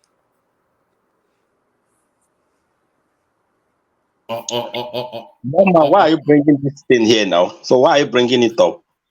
No, because she was giving some details on that earlier, which I missed. I wanted to double You check have it. no details. Don't pay attention to such thing. You shouldn't No, pay Peter, attention. When you called me a liar, you called me. You see, I have a lot to say. If you are somebody who listens to me very well, I am very careful. Madam Zita, you I have am nothing to say. extremely careful to release some certain information. That's why sometimes I do a This is what story. you have been saying since you came here. That for the first statement made that Igbos, nobody will make Igbos president in Nigeria. This is what you started saying. Woman, Yes, for now. From the beginning to the Yes, end. I am take not charge of changing this. it. I said for now. I said it for now. You have been saying this thing here. And I That didn't change this my one will do this thoughts. one, and this one And will know that's this my one, this one will opinion. do this one. And now she's now saying that what happened in Heaton, Obi is saying different thing, that he has the evidence in his hand. This is a woman that I lies didn't on say the I have platform. evidence. I And said woman I will know allow her what to be happened. writing on such things. No, you can't I know accuse what you can't happened. you have to you can't accuse her of telling a lie. You have to invite her to Yes, prove but it. why are you not pushing? You should bring an evidence. When Obi said that what he said that's not what I happened in have Heaton. given you That he an have her own evidence. evidence. But one man, you are here. Haven't He I did not given you push an out for him to evidence? bring to bring an evidence.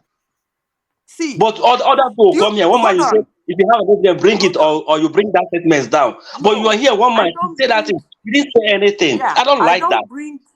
I don't bring an evidence that is not in public domain.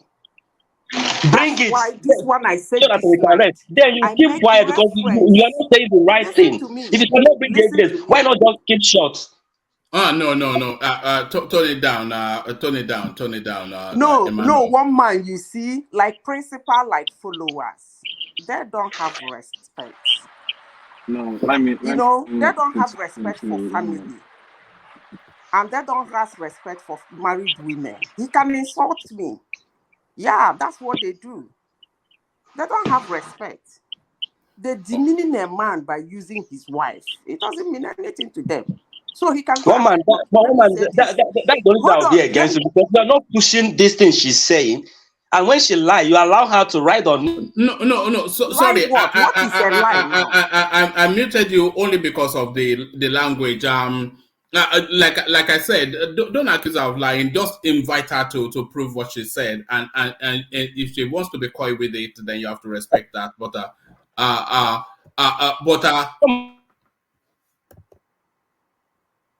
Sorry, Emmanuel. Yeah. All right. Round of that space.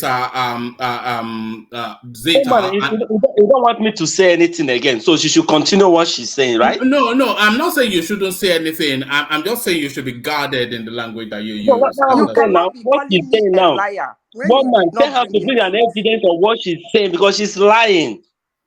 No, she gave us a name earlier, which I wanted to double check. Which name? Double check bring it the now. name, What are you waiting for? Then you should bring the evidence that what Obi saying in London that is not true. You should bring the evidence here too. Let's see it. Okay. See. Then you should bring where Obi is negotiating with internet government. She made that statement here in this platform. Woman, you allow all these things right in your platform. And I said, if they bring it, I'm just making an assumption. If they bring it, will Madam you believe Zita, bring it out. I told you, I challenge you, bring it out. I challenge you, bring it out. That's how you lie that Rivers will not vote to be. Emmanuel, I've already said about the language now. Yeah. I have given you one. I have given you one. So one man put that one out. That one is in public domain. Pull it out. Sorry. Des, you have to mute the music for copyright. Otherwise you get me struck. All right, Zita. Let me move the conversation on, because I was going to pull out the one I just said. No, I can't recall the name you said. What was the name you said? Let's send you the other. Pull everything out. No. Don't shut her down now. What was the name you said? I said Uche Ekwunife and Peter Obi. Go to Google, pull it out and put it on the platform. Since I'm a liar. Yeah, sorry, you have to spell that last name for me.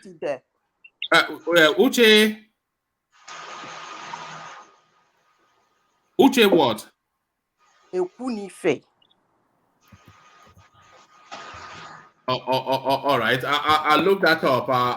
But whilst I'm looking that up, let me move the conversation to let me move the conversation to Bishop. So Bishop, you're up next. Come into the conversation from the space of the Sheikh Kuti incident coming from there. Yeah. Good evening once again, and Good. yeah. I mean, I think I say a few things about Peter Obi's space. I mean, Sheikh Kuti's space a while ago. As far as I'm concerned, I condemned that action in its totality. Yeah, even though sometimes policemen, some of them are high-handed, they misbehave. There are criminals amongst them. There are criminals among ordinary citizens as well. But in this particular, except there is something more than what we saw that happened, and if Shehu can prove it, then he has a case. Otherwise, I think they should just apply the rules. Across the line. That is not how we treat that we're supposed to treat our law enforcement officers. I mean, from that video, I saw the extended version of it. There is nothing that the gentleman did. At least he did not. There was no record of previous violence or encounter in what happened there. So, as far as I'm concerned, it remained condemned. When policemen do wrong, I mean, we are very quick to condemn them. And when people misbehave, when they cross the line, we should do the same. I mean, we've had instances whereby I did mention a few minutes ago the gentleman the police inspector that slapped a man somewhere in Delta. They were brought to the police headquarters. They were dismissed. You know, the other one I think was reduced in rank or something. The one that perpetrated the act, while the other two officers were looking at it. But the important thing that they were all adequately punished. So if somebody will go and assault a policeman in the very despicable manner that Shehu did, we should all condemn it, and we should encourage that the law must be applied to its fullest. That's my submission on that. All right, brilliant. And to the National Assembly space, it looks as though Tinubu's well-orchestrated plans are about to be stymied by Adamu. Yeah, I don't know. I mean, I'm trying to read to have an understanding. If there is something in between, then it could as well just be what the media space is making up.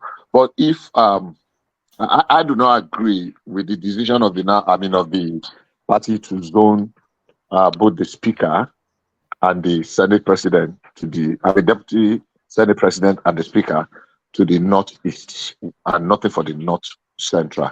I think the speaker or the deputy Senate president should come to the north central.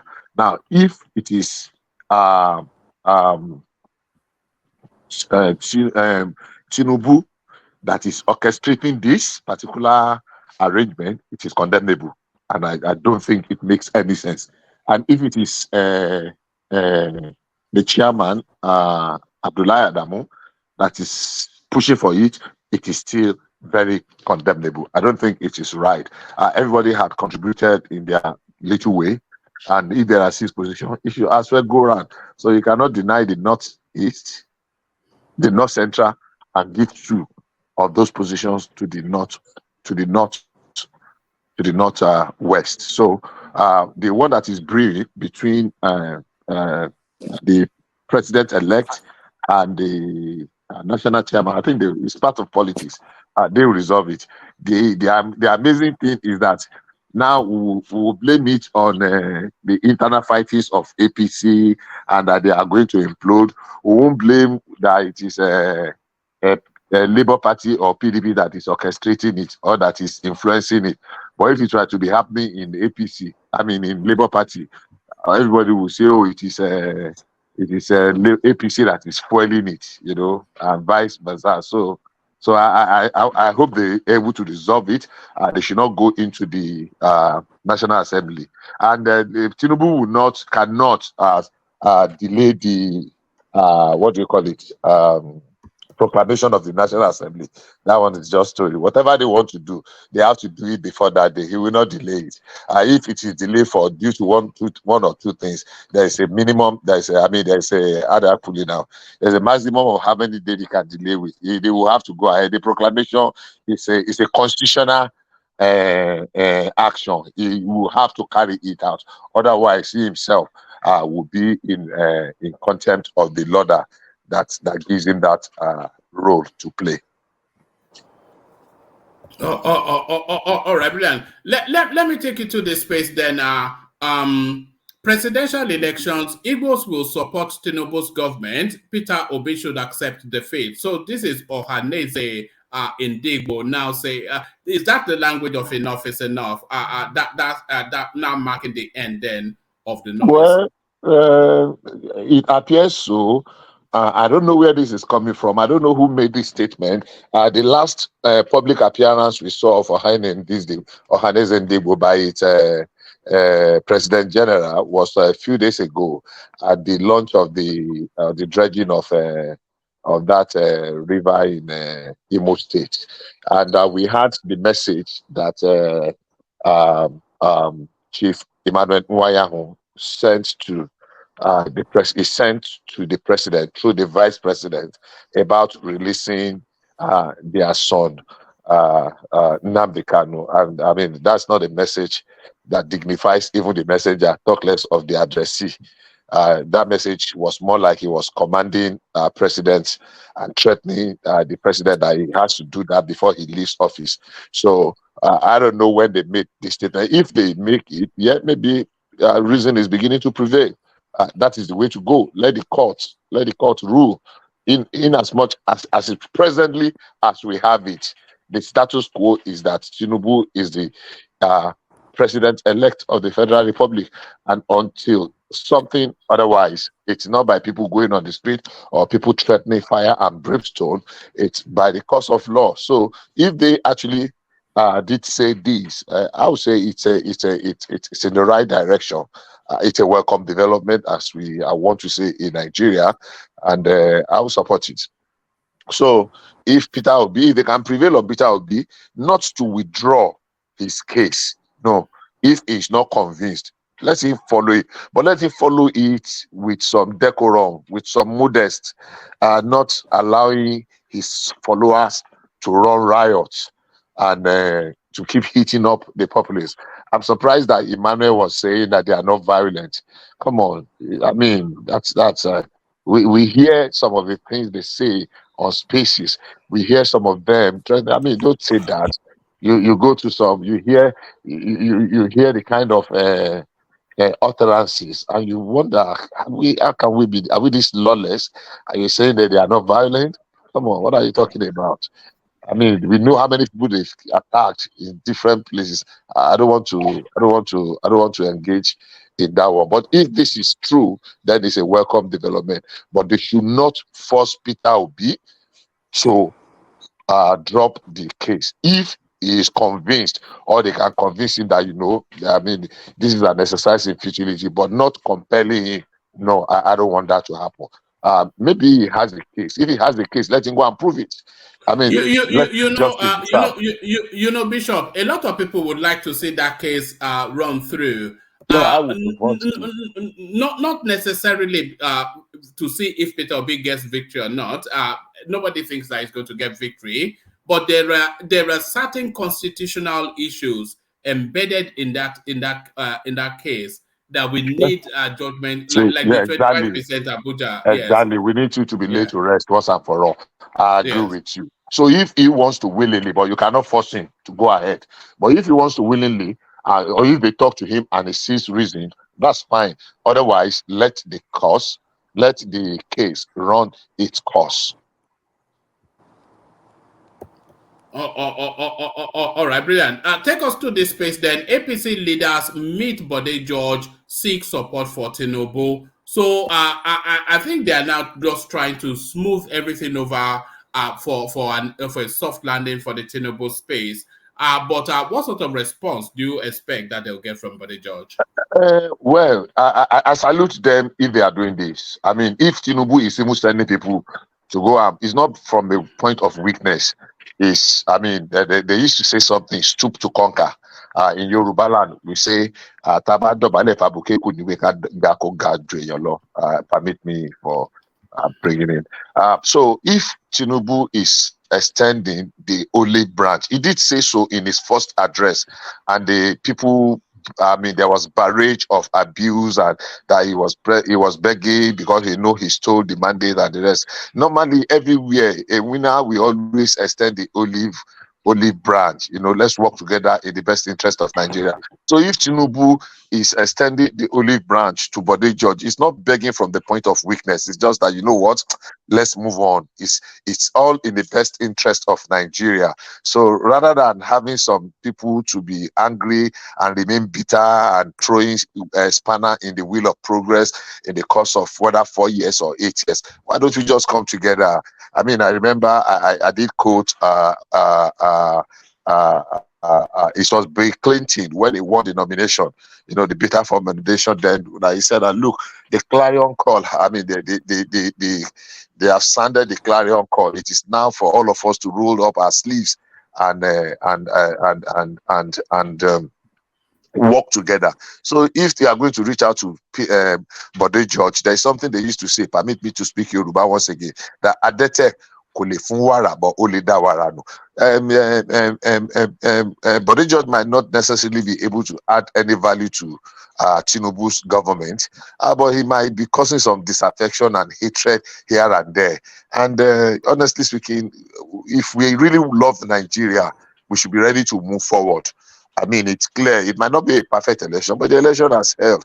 A winner has been declared, and it's time to just move forward if we really, really do love Nigeria. So if Tinubu is even prostrating, I mean, Bode George should rather, if he has to prostrate for Bode George to just let us go, let him just prostrate for him and let peace reign. And if he needs to prostrate for other people too, let him just prostrate. When he begins to show and we see what he's doing, his work, his handwork, we market him more than anything. So for me, it's a good move. Let him forgive and let us move forward. Sorry, did somebody want to come in? Somebody?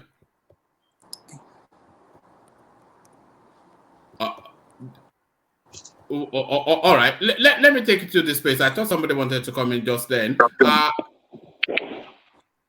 So let me take you to this space. Again, Labour Party Apapa wants Peter Obi against disrupting Tinubu's 29th of May inauguration. So I think the story going forward is going to be all about this Apapa guy who has now been given his Adidas boots and is now set to enter the field. So he enters the field then with a bang. So you've seen all of the clips that we played, and hopefully you saw the Arabambi clip as well, who was also reaching as far as inviting then that Peter Obi should be arrested. So what are you making of this space? In spite of everything that Emmanuel said, this guy is a substantive, not the substantive, but this guy is the acting chairman of that party as it stands. And he can cause a lot of damage, which it looks as though he's intent on. I would say I don't. Unfortunately, it is the obedient people that pushed this man and Arababi to where they find themselves now. So it's a fight of ego. Because they have humiliated them in the course of this electioneering and the election itself. I really don't support Arababi, Apapa, if he's going against Peter Obi. No. The party should be supreme. He was fighting originally to uphold the supremacy of the party. But now ego has entered it. That okay, the way they treated me, let me take my pound of flesh back. I don't agree with that. He should not be speaking for Tinubu, even though he appears is speaking for democracy now, but that is not the way to go about it. He should not be seen to be speaking in support of Tinubu. Hello, can you hear me? No, we can still hear you, but Okay. I think what is in play here is it's tradition are coming up against new entrants. So these people are long in the tooth Labour Party who have been fighting and politicking that you know that Labour sort of space is a left leaning sort of political stance, and it's usually ideologues that occupy that space. So these are ideologically led people who have lent their space to Peter Obi for the purposes of this election. For the purposes of this title, who is calling you? Are you chasing women again? Oh, Yeah, you Bishop. got me. Okay, I don't know. Look at this guy. We don't pass No, that one. no, you're not supposed to pass that one no, on the We don't pass. I don't pass. But that's by the way. yes, but you know, yes, so these are the traditional owners of the party who are looking to assert their authority over that space. Is really what I'm saying, and the audacity of people like Kenneth Okonkwo are coming newly into the space and trying to ride roughshod over them. So it's tradition versus modernism, isn't it? Yeah, like I said, that was exactly what I said. That it's ego that is fighting that back now. Like, okay, we must exert our pound of flesh. They did not treat them well. That has been established. They did not treat the old people they met well. I mean, let's even assume that there were just 20 people in Labour Party. If there were all 100 people altogether, and Obi came with 80. Even at that, the people you met on ground, give them some respect. You just picked Abure alone as if Abure alone makes the whole party. And you treated majority of the remaining people with so much disdain. Now, agreed that was wrong. But now that the table had turned, I don't expect Abure, Apapa and Arabambi to now be treating them, the Peter Obi camp, the Abure side, the same way. That is not how democracy grows.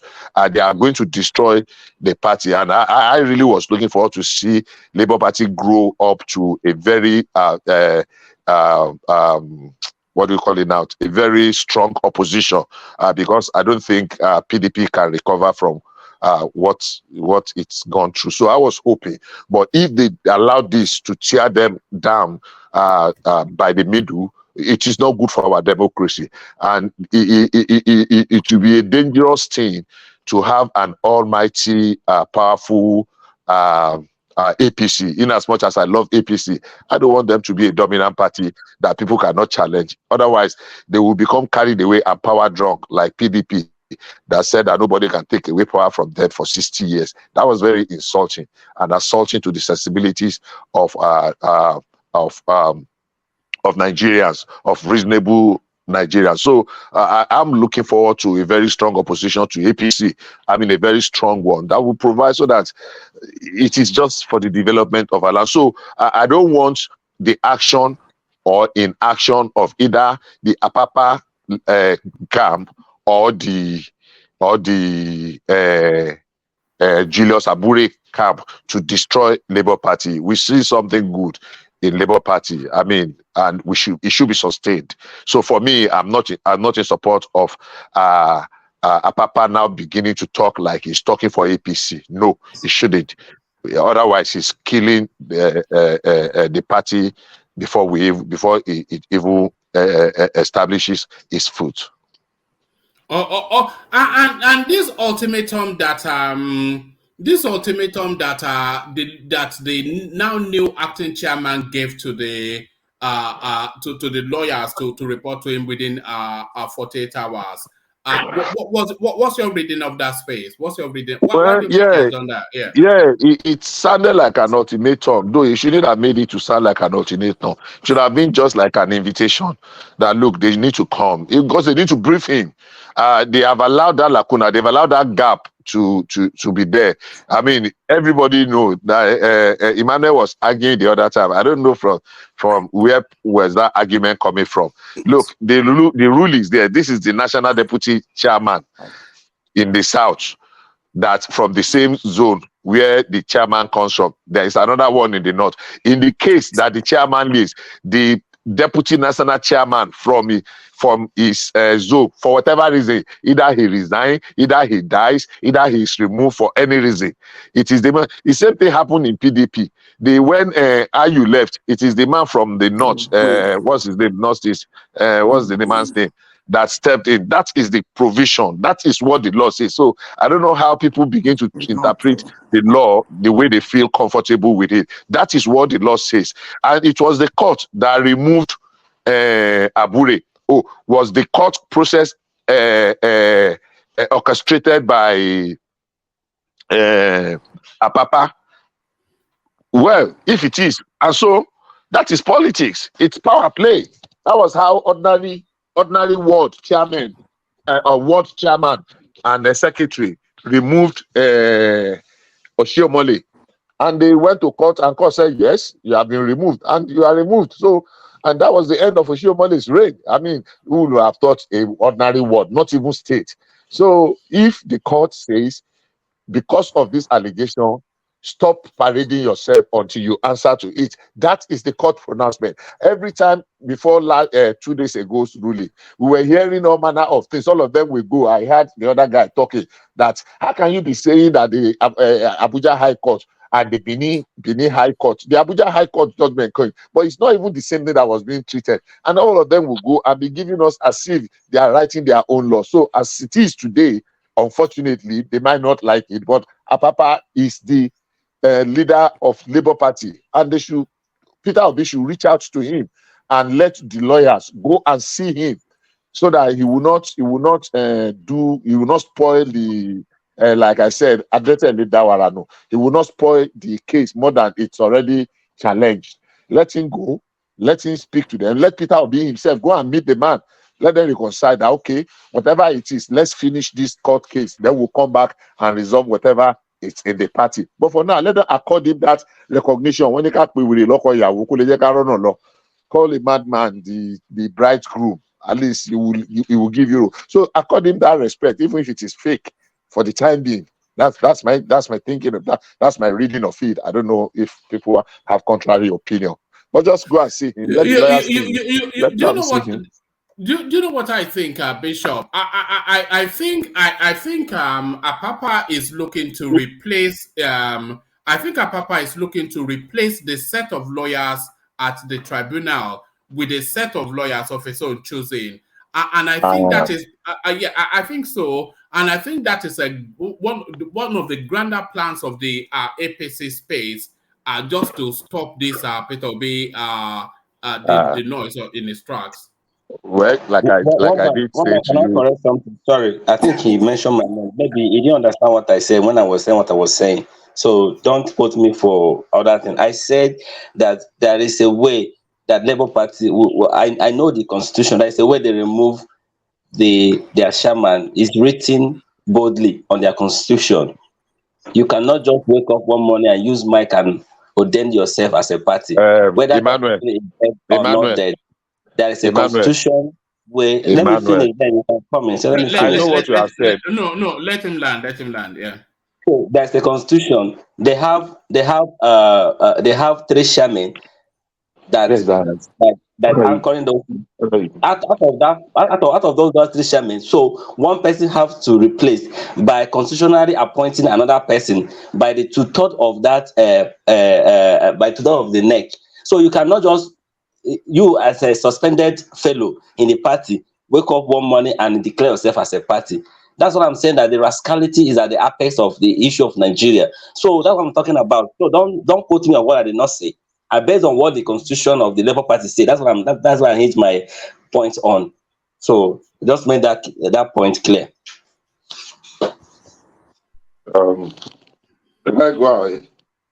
Yeah, carry on. Anything new, Emmanuel? I am correcting what you said. What you said is not correct. There is a chairman. There is a deputy national chairman north. There is a deputy national chairman south. For whatever reason that the chairman cannot perform his functions, the deputy national chairman from the zone of the chairman takes over. Is it what the Constitution say? You say what? Is it what the Constitution say? Do you have your own constitution? Yes. That's what the That's not constitution what of the Labour Party constitution says. says. They said That's the what the constitution. constitution. Oh Then my pull it God. up and read it yourself. They said the neck will by to turn to elect another person based on those the person they elected. No, So no, no. When Hold on, hold on, Emmanuel. You know, I don't think that you are really disagreeing on anything.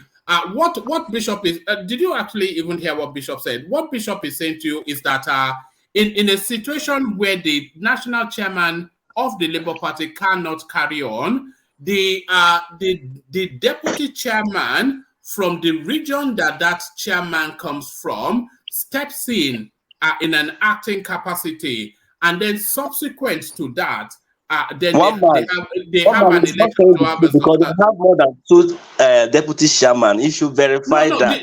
there's they that not have what only two is deputy chairman.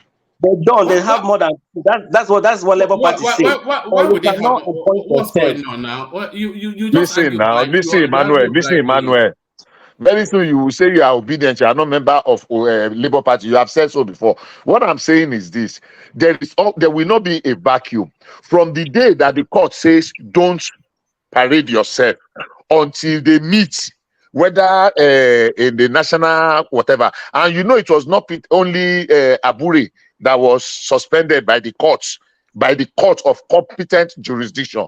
It was not only him. So between that time and the time they are going to meet, who is going to take over? It's just like you are a driver and you now say you are driving to a place and you now say the driver cannot drive, and you say the other person cannot. That vacuum before they get to their destination to now look for another driver. Who is going to take charge? By the constitution, it is that the driver will be deputy. a suspended candidate. Then Who reason is a it that way. suspended? Who is a suspended candidate? They suspended Arebambi and Co. Who suspended? No, I'm not talking of Arebambi. I'm talking of this Apapa now. Who suspended him? He has been suspended.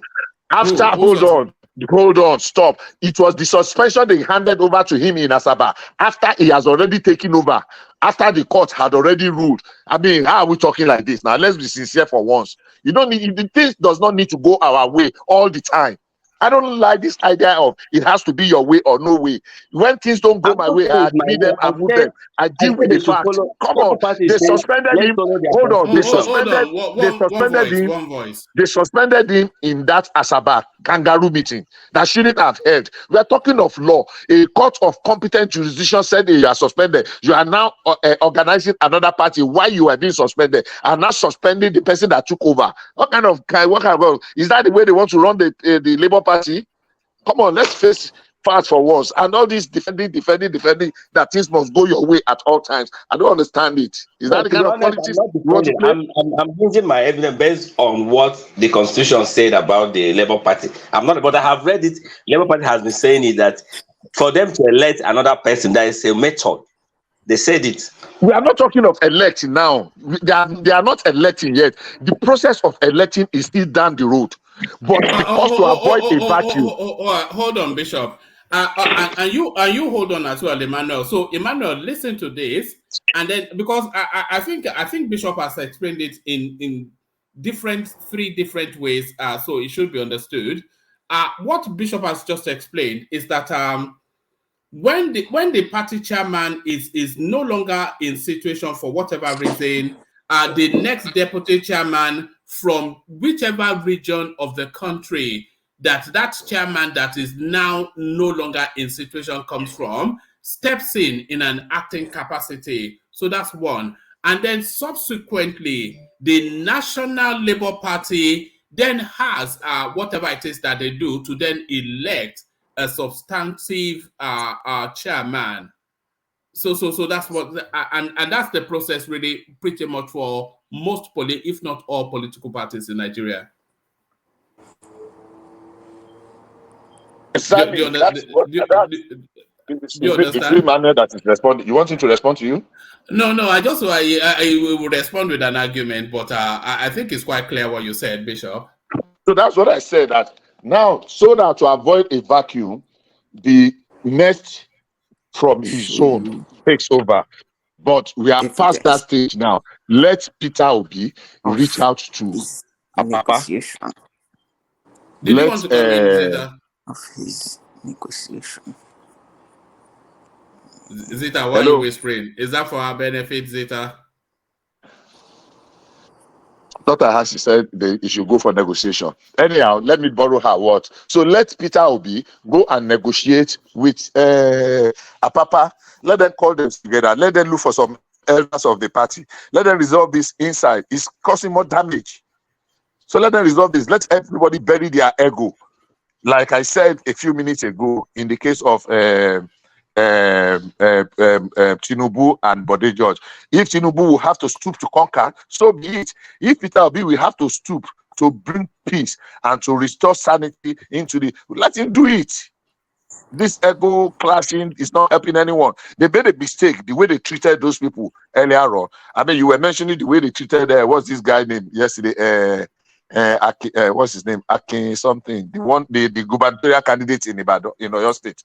We saw the way Peter Obi treated him the way he went there. I mean, he treated him with so much disdain that the guy was so bitter. I really felt for him that day.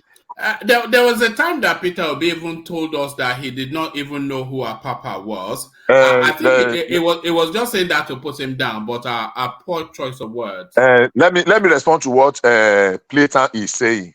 Now, Platon, if you are listening, the matter between before the Abuja High Court and Edo High Court, they are not the same thing. That's number one.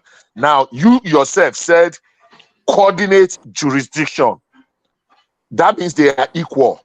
So the ruling came first. The Abuja ruling came first. So it is even an aberration for the Edo ruling to rule on the matter if actually they are the court of the same coordinate jurisdiction. Now, let me let you know what happened in Abuja and what happened in Edo. When they took Abure to court in Abuja for forgery and what have you, and that court said, okay, come on, you have a case to answer that prima facie have been established. So while you are answering that your case, stop parading yourself as chairman of the party. The Edo chapter of the party, being the state of the Abure, now said until you finish that your case, you are suspended at your word. So they wanted to announce that suspension. Abure quickly went to court so that the party would not suspend him in Edo. He did not say the party should vacate the judgment of Abuja court. He cannot say that. If he had wanted to say that, he would have gone to an appeal court. The matter of the appeal court of the Abuja High Court could not have been reviewed by the Edo High Court, and the matter of Abuja High Court came first.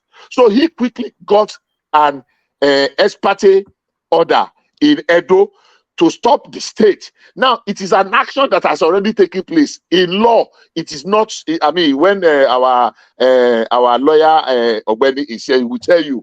So it is an action that has already taken place. You cannot be going to seek for, all you need to do is go and seek for remedy and look for, how to resolve it. I don't know if you're understanding me. So Abure is appealing. The first thing they did in the Abuja court is to say the court lacks jurisdiction. And the court affirmed yesterday that yes, it has jurisdiction, number one. And that number two, the suspension of Abure remains. So I don't know why we are going front and back on this matter that is so straightforward. Okay, the suspension of Abure remains, Bishop. But the way Apapa is moving, there seems to be some sort of chasm between Apapa and their presidential mandate. Because from what we heard from Arabambi, he was asking, we played the clip just now, he was asking that anybody that is saying the inauguration should not take place should be arrested, including Peter Obi. And with the sort of pressure that Apapa is also mounting on the legal suit as well, are we seeing now that is it almost like an enemy within a house divided against itself? Yes, I would think so. But like I said earlier on, our papa should not be talking for APC. It will want to give credence to that conspiracy theory that it is APC that is funding Apapa. If people want to say they should not call for interim government or they should not swear in, let the people that are concerned, let them talk about it. But hold on. If Peter Obi or at least Dati Ahmed, if he's asking that the inauguration should not take place and is speaking under the banner of Labour Party, then Labour Party is complicit to that statement. So they have to take a position. Like you said, like you are saying now, if they are speaking for themselves, they are not speaking for the party. So what do you do in such a case? No, they're not speaking for them. He's speaking as the vice presidential candidate now, which then speaks that is the topmost echelon of the party. So he is not speaking as an individual. He's speaking as a ticket, and that ticket Labour Party. Well, I would say they can call them to order. They cannot threaten them. Maybe that's exactly what he has done. Just call them to order. That look, don't say this, but it's not in anybody's power to threaten. As a party, you can speak for the party that okay, as a party, we are not part of this argument. We are not part of the people calling for interim national government. But you cannot say other people should not speak, in as much that they are not threatening violence and they are not breaking the law. I think they can, at least you can encourage them not to, but not to, I mean, you are not warning them for what? I mean, Peter Obi have not said he's going to disrupt Tinubu's inauguration. They cannot coach him. What do you mean Peter Obi has not said? Peter Obi, via his foot soldiers have said that, have they not? Let's overlook some of those things. I mean, we want to move forward. Peter Obi will not.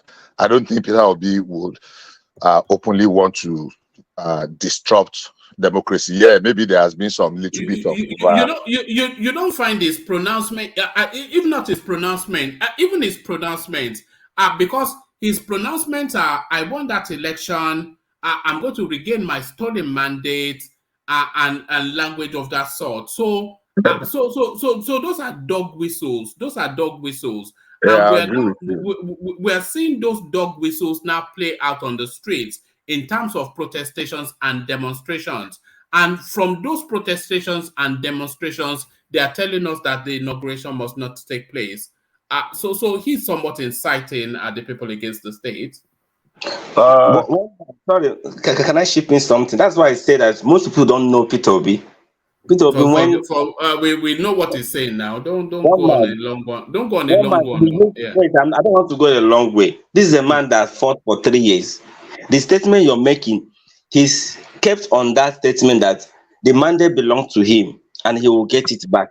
He did not call anybody in Anambra to go and fight anybody, but he keep telling the Anambra that don't worry, I will fight for this mandate. It was stolen from me, and he fought for it.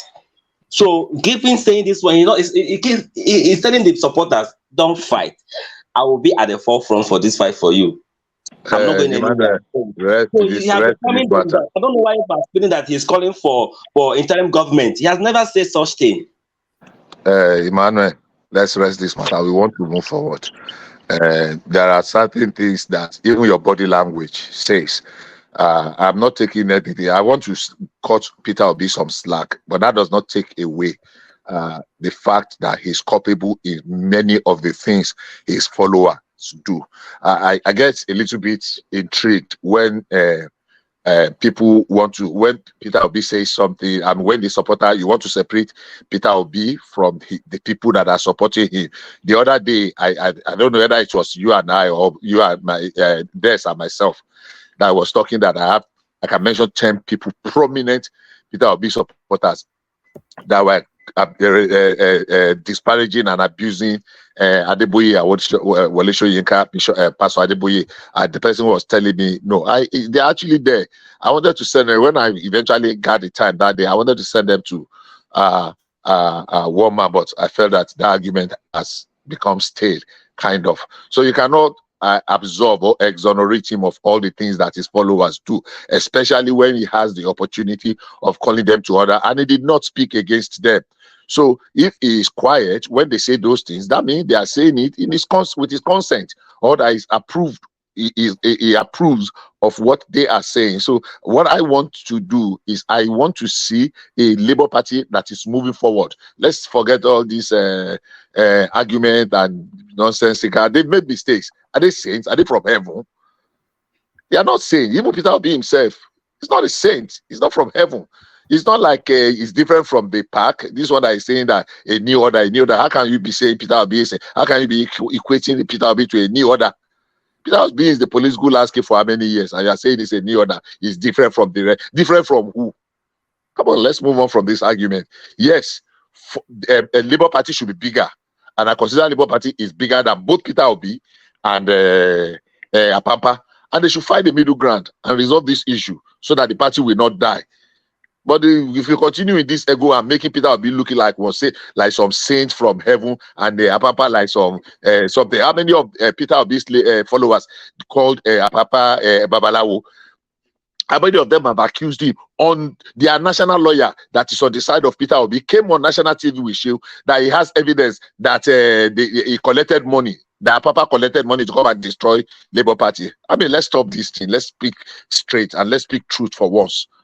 It does not necessarily mean that it has to go our way all the time. So facts are sacred, opinion are free, but facts are sacred. So for me, let's Apapa, let him stop this fight back. Yeah, he's the acting chairman now. Peter Obi, let him drop this ego. Let him go to him. Okay, we are sorry. I think we made a mistake in the way we ran the campaign by sidelining you, by all the utterances of some of our supporters. I've had a lot of Labour Party supporters call Apapa some very ridiculous names on television. And you come and say nobody's no. So let them look for a middle ground so that the party will not die. Otherwise, both of them are guilty of the same offense. That's my submission on that. All right, brilliant. Was there anything else that caught your attention in the news cycle? Because it's a slow news day today, so as you can see, we're scraping the barrel. When you went yesterday, we went on a discussion. We had some other topics, but that's by the way. And Madam Zita was talking that time.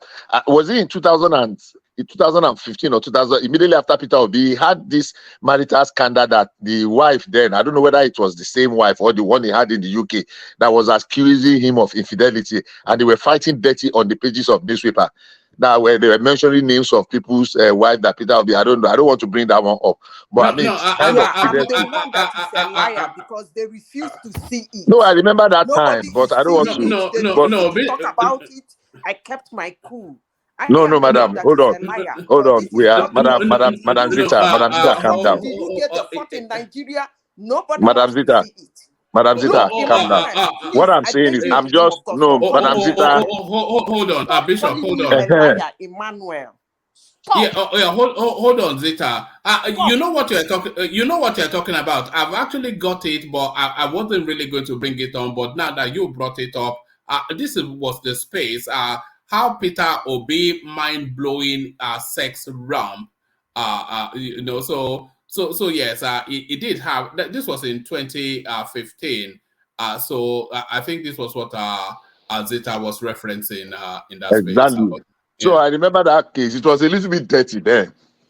It was scandalous, that the wife said was going to leave her.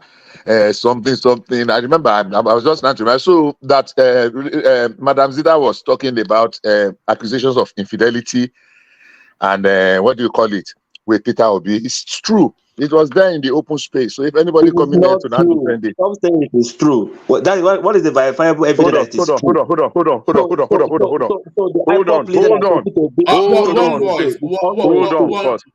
You people should not come here and be stealing Guys, lies. hold on. Hold on Emmanuel, first, Emmanuel. one voice. Yeah. Hold on first, Emmanuel. Listen to me very carefully. That there was an allegation of a scandal of infidelity involving Peter Obi and some women, even accusation from his wife on the pages of newspaper and tabloids is very true.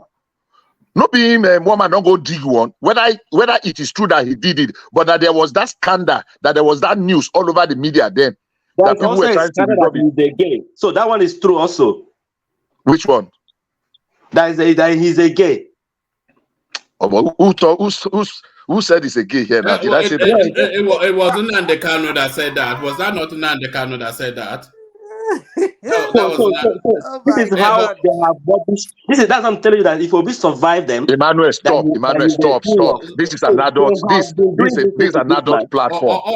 All right, Emmanuel, settle down. Emmanuel, stop. These are adult. This is a matured platform. This is a platform for educated and enlightened minds. Don't bring pedestrian. Is it pedestrian and mundane, nonsensical arguments? Come on, stop defending everything. Hold on, everybody. Let's not spiral it out of control. But I suspect that the rebranding of Peter Obi has to be one of the most magical things that we have ever seen in Nigeria's history. The rebranding of Peter Obi is the most magical thing I've ever seen. So sorry, I just saw one in 2017. Peter Obi accuses his wife of infidelity. So his wife too was an infidel. Oh my God! They were both at it. Look at that. And They're suddenly Peter Obi is his finger. Look at that. It's unbelievable. It's almost as though we don't even know this guy. The way they try to repaint him totally the most ridiculous thing. The most ridiculous. I was here the other time when I was telling someone, I don't know who that was, that I used to live in Anambra. That was where I served. I was in Anambra 1993 to 1994.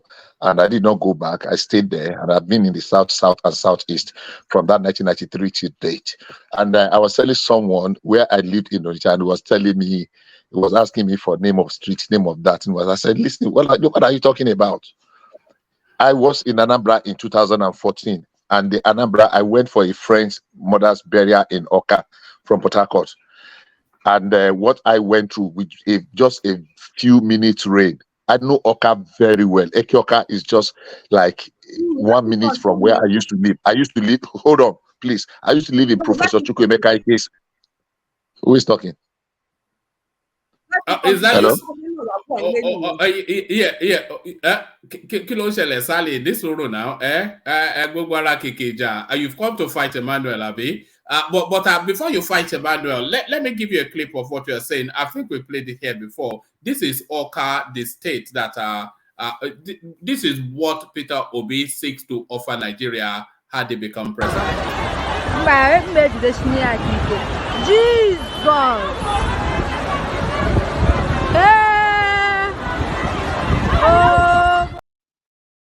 So that was a rare market or something or the other. But yeah, Sally, you've come for a fight, have you? Sally, put the kettle on. Sally, put the kettle on. You've lost your voice now, Sally. Can anyone hear me? Yes, we can hear you, woman. I can hear you. All right, Sally. All right. All right. Back to you, Bishop. I thought you lost your courage. You've come to fight Emmanuel, have you? How are you? I'm well. How are you? You can't speak. That's the whole point. You can speak. We can't hear you, Sally. Your connection. I think our internet. Yeah. Okay, let me see. One man, I want to say something before I step down. Like, this your platform. I appreciate this your platform a lot, but you are allowing a lot of things to slide in this your platform, and it's beginning to... No, like what? Don't like yes. what just happened now. Like somebody will go and woman, let me finish. Yeah, go on. you know, since Zita came to this platform, I told you that something is about to happen, and she has already done it. Right? Oh, This is someone that will go and pull up things that people wrote about someone on a blog and post can to you hear you, me? and you accept it. They have said all manner of things about it Obi before now. They have even said that Obi is a gay. They have even said Obi has Can you hear me? have done this one. Hold on, And Sally. the only verifiable evidence that Zita could bring is a blog written Who's that by shouting? someone, not a video cut by him or not anything. That is a blog that people. And Obi said during his fight during the Can you hear presidential me clearly? Oh, hold on, during his Sally, can you presidency hold on? election, that a lot of things were written about against him, but he didn't go that length because it was dirty. He couldn't even respond to any of them. They come against him. They come against his children. They come against his wife, and he's all said that. And that is only Can thing you hold on? One voice, one voice. and that is only thing Sally, to go and put. all right, Sally, hold on. Hold on. That is only thing that could come a blog. Hold on. Blog, and that is what we could pull up and present to you people, and you people are riding on it. And that's why I'm saying that, Mr. One Man, I think your platform is supposed to Sally, be. all right. Sorry. Carry on. Your Sally, platform is supposed to be have a about. look in the. Hold on, Emmanuel, as well. Sally, have a look in the private chat. Carry on, Emmanuel. Yeah. So if it is how we should run your platform, I can go and be digging things on the blog, and I'll show to you. And that's how, if you want your blog to your platform to go, I think your blog should be a verifiable something. So she already told that she's staying in the house. She come here and tell that she's staying in her house. Somebody will send her a link, and that's what she will read and come here and be right now. All these things, all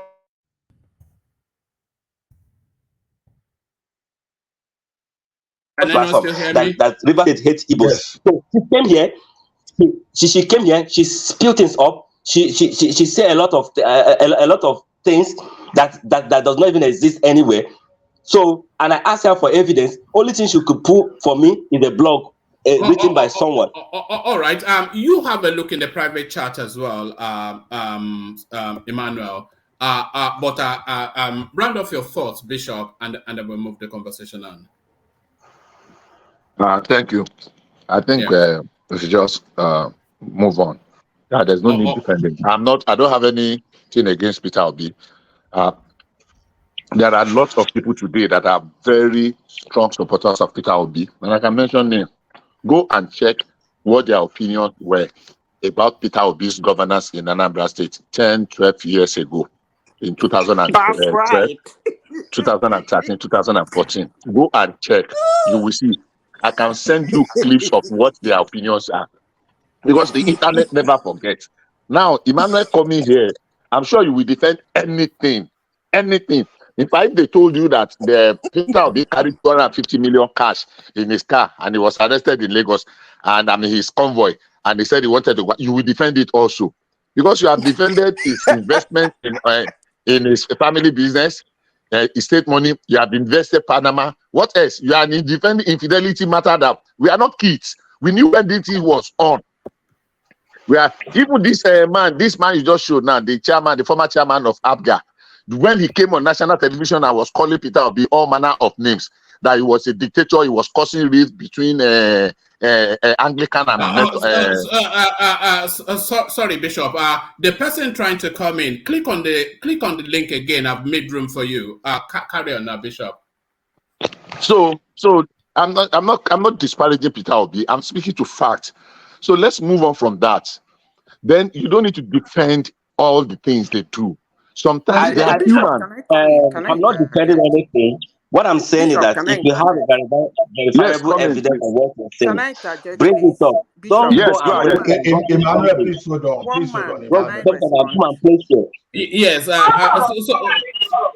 Oh God! It's going haywire. But before you respond, let's hear from Sally, who is on a special mission. So Sally, let's hear from you. I'm gonna right. I don't understand. I'm trying to understand. Mama, but you be that in you. Come on, go read me. Right. More understand. I'm trying to really understand why someone will come on public media, very unruly, can't control his temper, and you call yourself the head of a house, and you effrontery, confidently said in front of the media, everybody is watching you. You now said, shut up to a lady. That is telling me a lot about the person that talk. I don't know who is talking, and I don't care who is talking. That behavior must stop. It has to stop. People are on the media. If you cannot stand it, that someone is expressing themselves, get off that platform or shut up. Because I really cannot stand. You are getting it wrong. That is I never shot a anyone woman. here. I think you're I'm not getting interested everything in what wrong. you want to say. You are a very rude person. No, And I'm she's coming here to sure you are speaking up. punching your wife I at home. didn't shut anyone up. She's the one that is shouting at me. You told that madam, you said shut up. You I shut did not her say, I down. said if she doesn't have what to tell me, then you should keep calm. That's what I say. Don't come here and rouse anybody. Stop that behavior and go and control yourself as a man. When you come on the public media, control your temper or get off the platform. Thank you.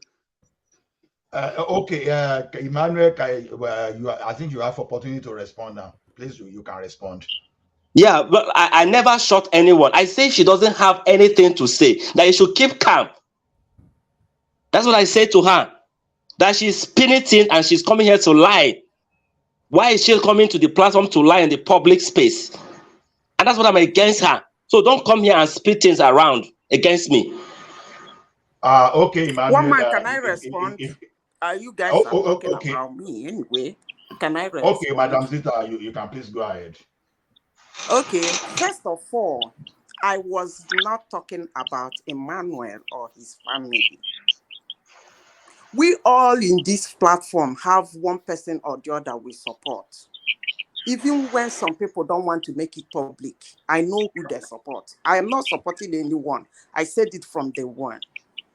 If I say anything about a presidential candidate, I was not talking to Emmanuel. And first of all, when I came to this platform, I was trying carefully not to release some certain information because most of the information were out there. It happened then. Most people have forgotten because of that feculent called Pito, they garnished and presented to the public. But when I come here, I try as much as people are possible to avoid his story.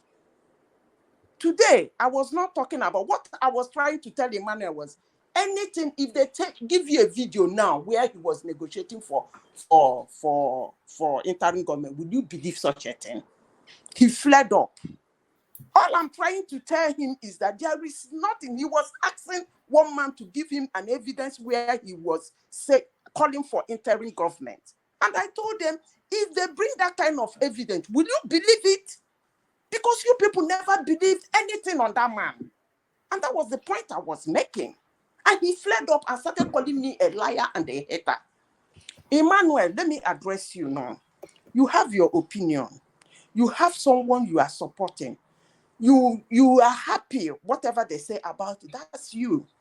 Hallelujah, praise God. I don't care. But the one I will not tolerate from you is when I am not addressing you or talking about you, you come to attack me to call me names. That I don't push out information means because of the kind of thing I do, I respect the privacy and the secrecy of such information. That's why sometimes I will just ship in something and cut it off. Because I don't want to bring such a thing in the platform. At least I'm happy somebody remembered what happened in those days. Another person concurred. I don't want to go into depth because even if I say anything, they will still call me a liar and call me a hater. But I don't care. But Emmanuel, I want to let you know, please stay off my space. that I don't push Yes, your I will narrative. stay off Does your not, space. hold on, let me You are. finish. I let you talk. I was the one that was talking, Excuse Madam me, Peter. You please. interjected to Let me. me You finish. say you want to take me. I didn't. I didn't. Emmanuel, Emmanuel, let Zita land, and then you get the right to of rebuttal, and then we move on. Please stay off my space from today. Please stay off my space. I have never insulted you before. I have never called you names.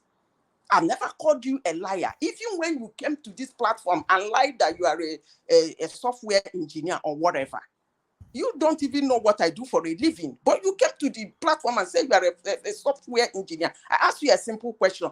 Which application did you use in watching that you say you don't need to use an application? So if you didn't use an application, how then did you know that some places were caught and joined? But you said it. You stood by it. I did not abuse you. I never called you a liar. But today you were calling me a liar, what you don't even know. Even when the evidence was given to you, you still said it came from a blog. 2 of the news we are discussing today came from a blog. Linda and KG, we are discussing it. But if I give you evidence from a blog, that one is not even a blog. I don't even, never mind. But you call me a liar. You call me a hater. So I cannot really have a healthy conversation with you. So I will like it if you stay off my space. Keep your opinion. Keep who you are supporting. People call Tinubu all manner of names, true lie or something. I'm not kidding them. I don't come to the platform to tell them a lie. The only thing I can counter it. They call what's his name? Atiku, all manner of names. All I can do is I come here and say, oh no, but he didn't do that. But calling somebody a liar and a hater because that person is not pushing a narrative that you want to believe in, that's not really wrong. And you shut me up. You told me to shut up. Anyway, for your information, I don't really care. I'm not surprised, but because P2B can only attract people like you. Those are the kind of people who he attracts. People who are rude, arrogant, don't respect married women. Even if they try to run to them for help, the thank you they must get from her is to sleep with her. So I'm not surprised. You can insult me. Madam, you Because are that's the breaking, kind of people he attracts. Excuse me, I'm cool sorry with to it. But interrupt you, please stay madam. off my space. Madam, I beg sorry you. to interrupt you. Sorry. I mean, this whole thing, Mr. One man, you should get a grip of this whole thing. It's spiraling out of control. Yesterday was my first time joining your platform because I thought this was a platform for issues and not attacking individuals. I thought we were supposed to talk about issues concerning Nigeria, how to uplift Nigeria, no matter who anybody is supporting. But it looks like this place is now attacking individuals, attacking personalities, which it's not helpful. It's not going to help Nigeria. So How when we old is talk your? about issues, we attack the individual for speaking about issues. Is that what you're saying? So You that's said what I'm we saying. come I'm here saying to this has discuss issues. several. So when I Madam. discuss the issue, you call me a liar, you call me a hater. Because I One gave man, my can I opinion respond in to an what she's issue. saying? Is that what you're saying? Because I want to round off that space. It's spiraling. one man, let me just respond. I respond that way. It's heading Yeah, one nowhere. man, let me just respond. I will go. One man, can you just give me a chance to Let talk me just about that respond. as a mediator? See, No, wait, Patrick, one please, man, Patrick. one man. Emmanuel, please, Wait, Emmanuel, let please, me respond to what Vita said because she pour everything. I need to hear that. So let me respond to that. Please let me respond. Hold on for La. Yeah, wait. See, we can't emphasize this thing enough here. You see, when you bring your opinion, you should know that we are dealing with private people here. We are not dealing with public people. And that means that when you are opportune to get some information, some benefit of information from private people, the best you can do is to look for counterparts to counter whatever the person is saying, not for you to derogate and to start using foul languages against such person, because it's not good enough. Because what the first thing you have to know, like I said, we are dealing with private people that even speaking, you are benefiting from the information they are giving. They are not obligated to give that information. Some people will rather keep quiet, and such kind of people are the type of people we don't want. but we want people that can speak their mind clearly without being bullied. So calling someone a liar to me is unfair to that person. At least we should try as much as possible to work on ourselves. If I say something, if you disagree with me, I don't expect you to roll red carpet for me. You can disagree, but state your facts. So disagreeing with people and using some kind of foul language to bully the person into submission, to me, I don't think it's fair enough. We can't really defend that, because as I was saying yesterday, what separates this platform from all others is the fact that you can say your mind. And if you are saying your mind, if you are not stating the fact or you are not saying the truth, people will fact check you and they will put and they will lay the fact before you, so that they don't allow you to go with some kind of fabrication or some kind of false statement. But now, attacking the person directly, I don't think that does us any good. And we should try to desist from that, because this platform is like, how do I say, it's like there's something that people try to follow.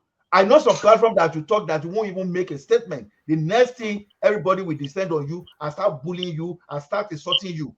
We don't want such kind of situation here. We don't want it. We want professional engagement. We want to learn. And when I say learning, that even if some people in the academics can come to this platform, they can go with something concrete that can benefit the society.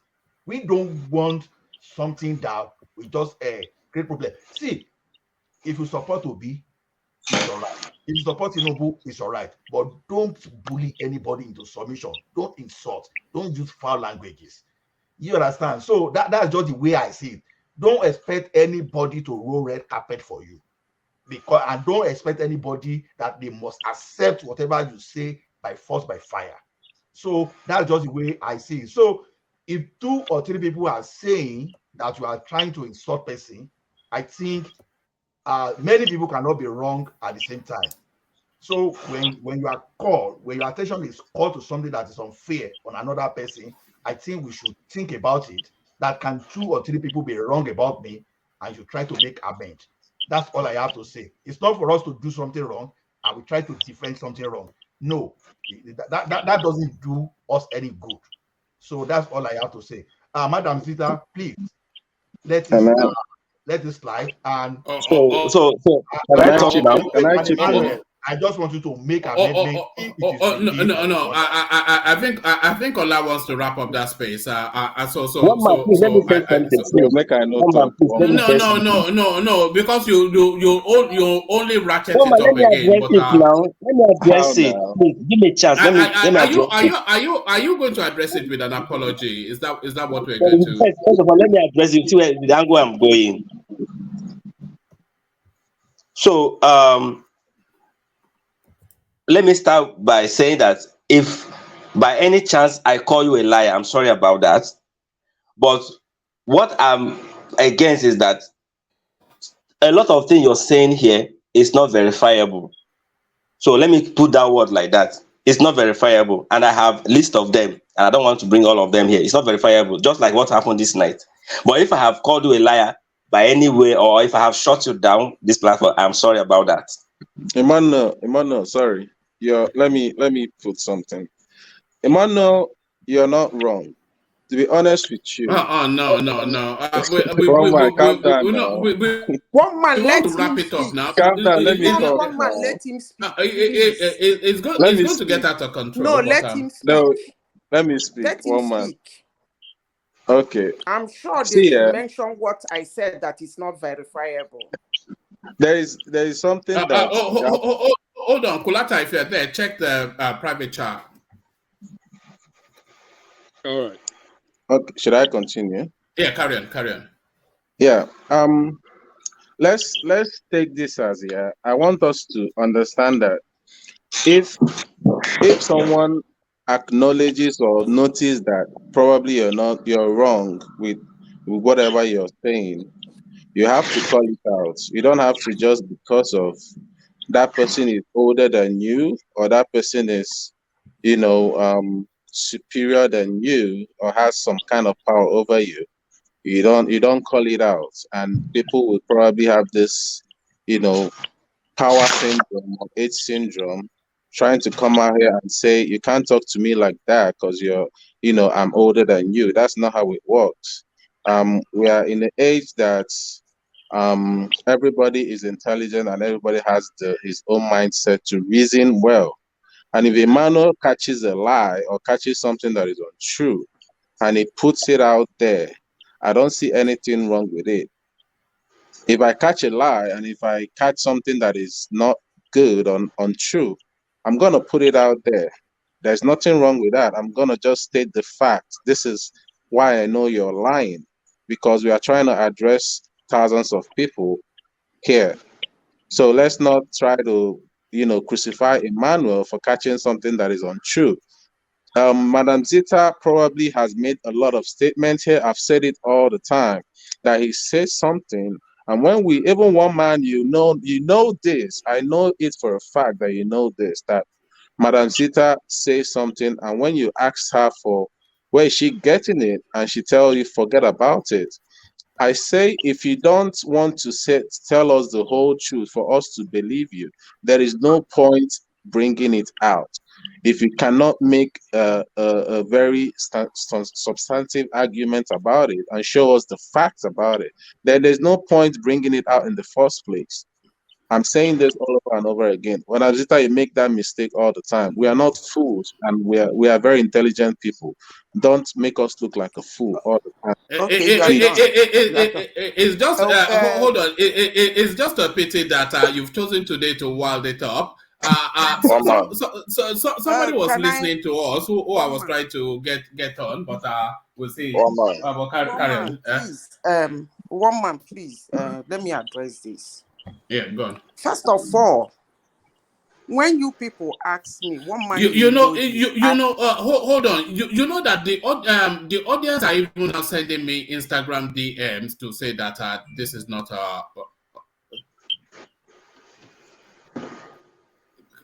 carry on.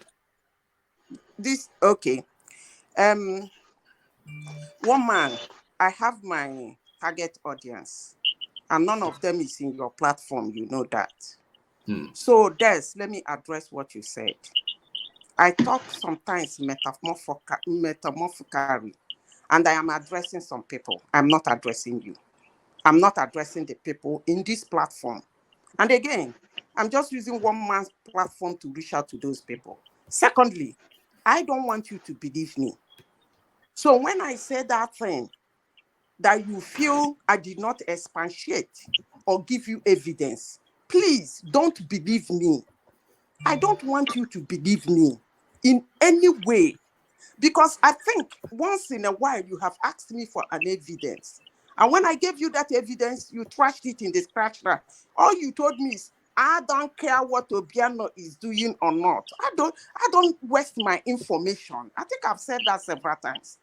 I don't want you to believe me, and I don't want anybody to believe me. But one thing I know, the people that will believe me will believe me. So don't call me a liar because you did not believe me. That's wrong. And I am not angry with you for not believing me.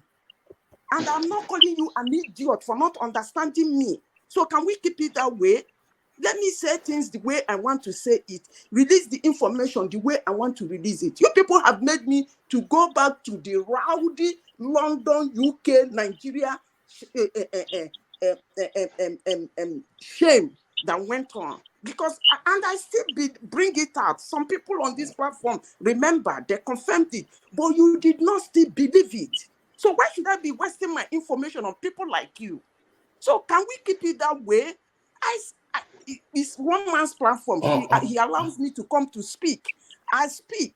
Don't believe me. Can we take it? Don't say anything, Emmanuel.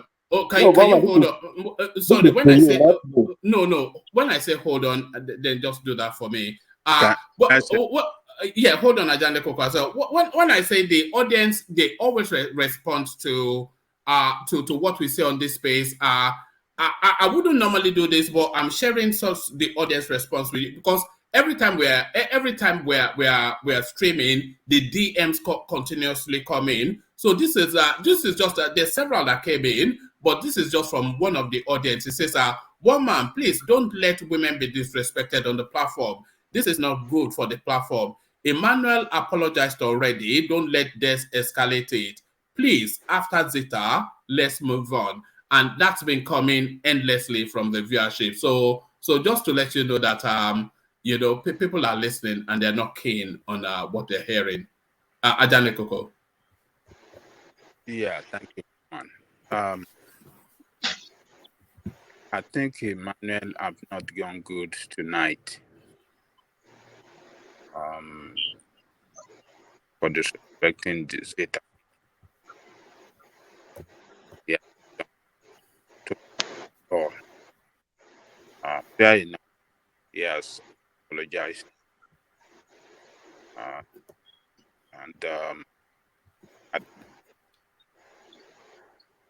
He should develop an habit of speaking good to woman.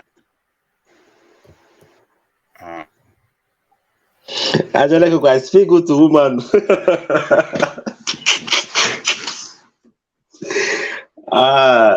And okay. Calling somebody a liar or all sort of name is not good at all.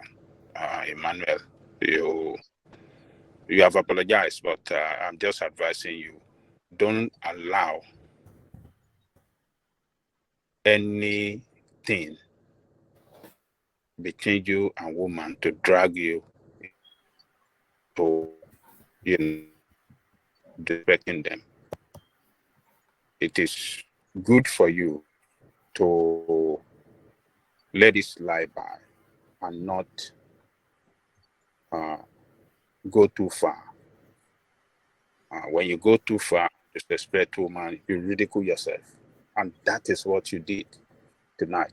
You really ridicule yourself. Everybody watching your love to the world. You really ridicule yourself. And my advice to you, never let this happen again. And, never let it happen. It's not good at all. And to Miss Zita, I want Miss Zita to know that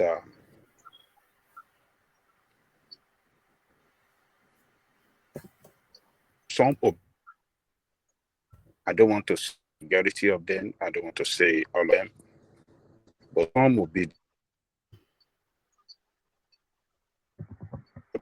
esteem. You're breaking up. You're breaking up, Ajane Koko. We can barely.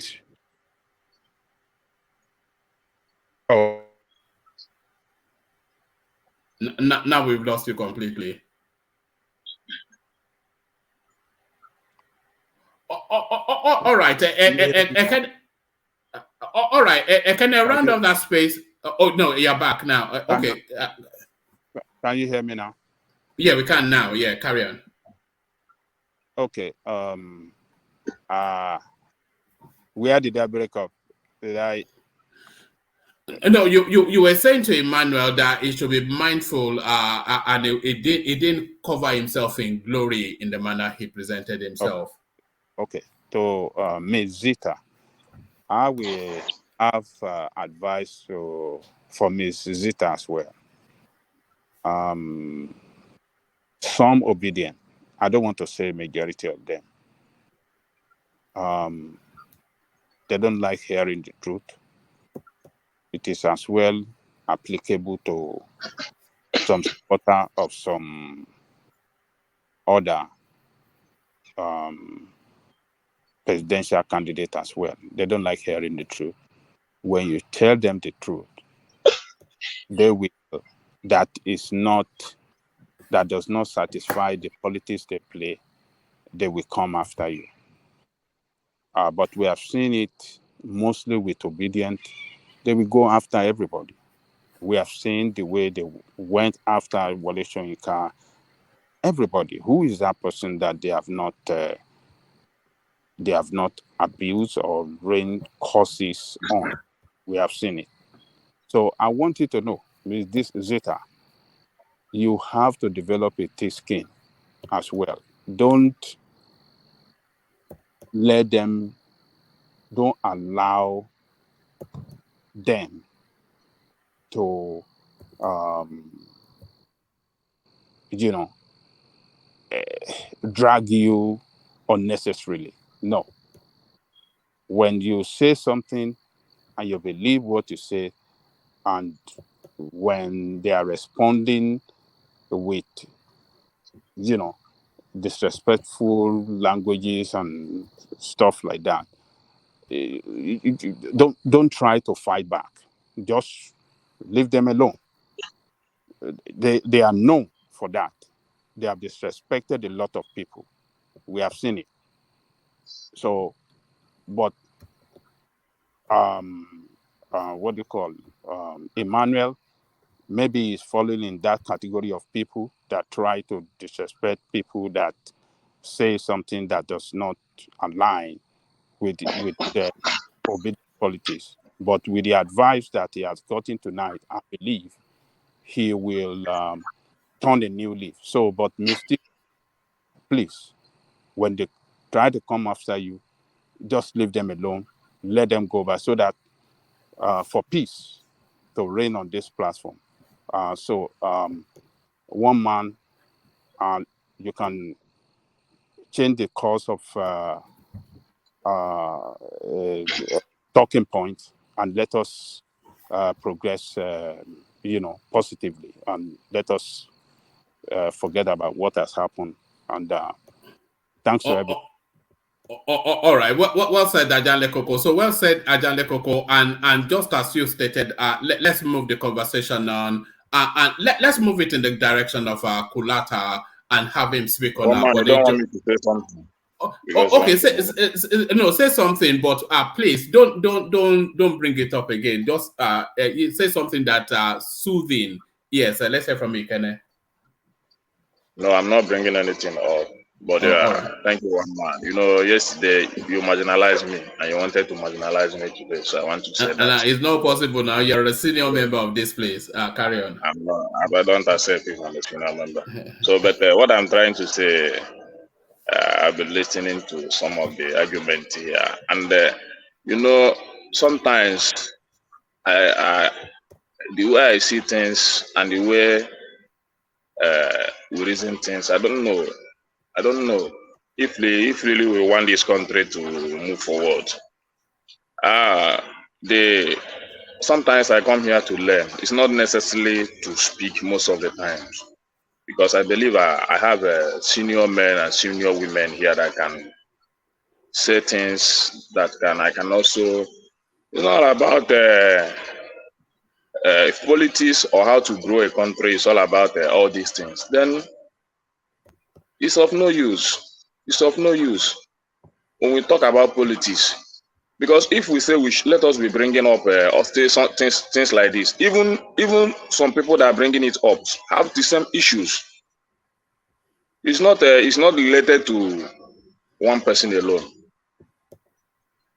the issue like this, but we are talking about building a nation on a global platform.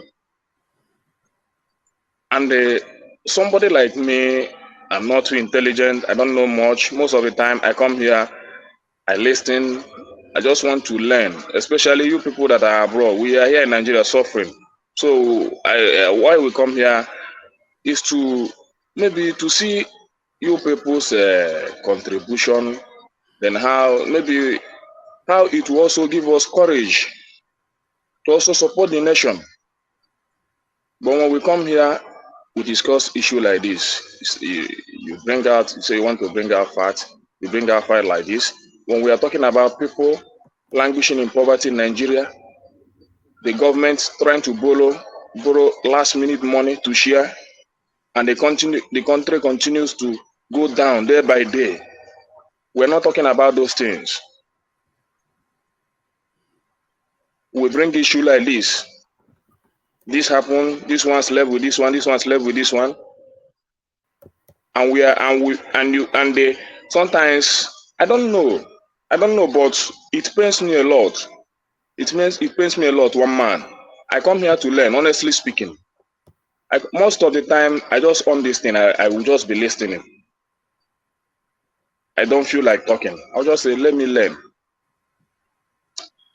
I learn from many people. I learn from that lawyer. I used to enjoy that guy so much. But when I expect some things greater from some people, and the next thing they bring up is this thing, and they say this happened in 2020, and you. So when people respect you, you bring respected things on global platform, and you know really that people respect you. You bring things that build up your respect, not to argue on these things. The country is going down. The country is going down. I can tell you that Nigeria is going down day by day. We are talking about the next government. What will happen? How are they going to fix it? How will this country move on? I told you, I'm obedient, but that doesn't mean that that everything that will make this country good must come from P2B.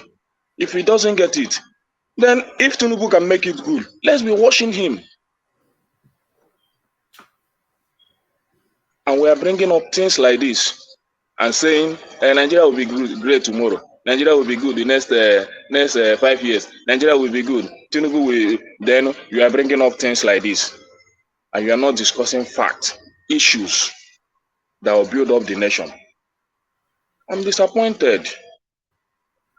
It means that me that is not learned, let me stay with my own little knowledge and be managing myself. So that's what I want to say, one man. So make this thing more better. That's what I want to say. Thank you very much. Mr. Woman, can I follow up, please, before I drop off?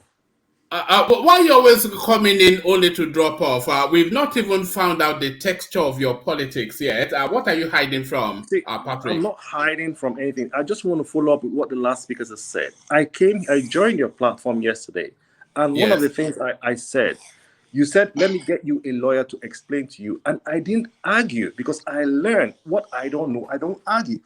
My politics is Nigeria. How do we move Nigeria forward? Be it Obi, be it Atiku, be it whoever. How do we make Nigeria forward? It's not about, oh, you are Peter Obi, or you are this, or Peter Obi is not faithful to his wife. Who cares? We're not doing a reality show here. We're not doing a competition of whose marriage is the best. What we are looking for is who will No, it's part of, no, hold on. I think that's a bit unfair. I think it's part of the overall mix. Hold on. If you are going to say that's a bit unfair, I don't know, for those of you that are in America, there were people who said Donald Trump did a very good job. His marriage is not perfect. He was not faithful to his wife. But it was discussed though, wasn't it? It wasn't not discussed. It had nothing to do. Did he put him down? It had nothing to do with his resume. People that are no, it has to do with his moral rectitude. Hold on. His moral rectitude. People that are supporting what's his name? Tinubu.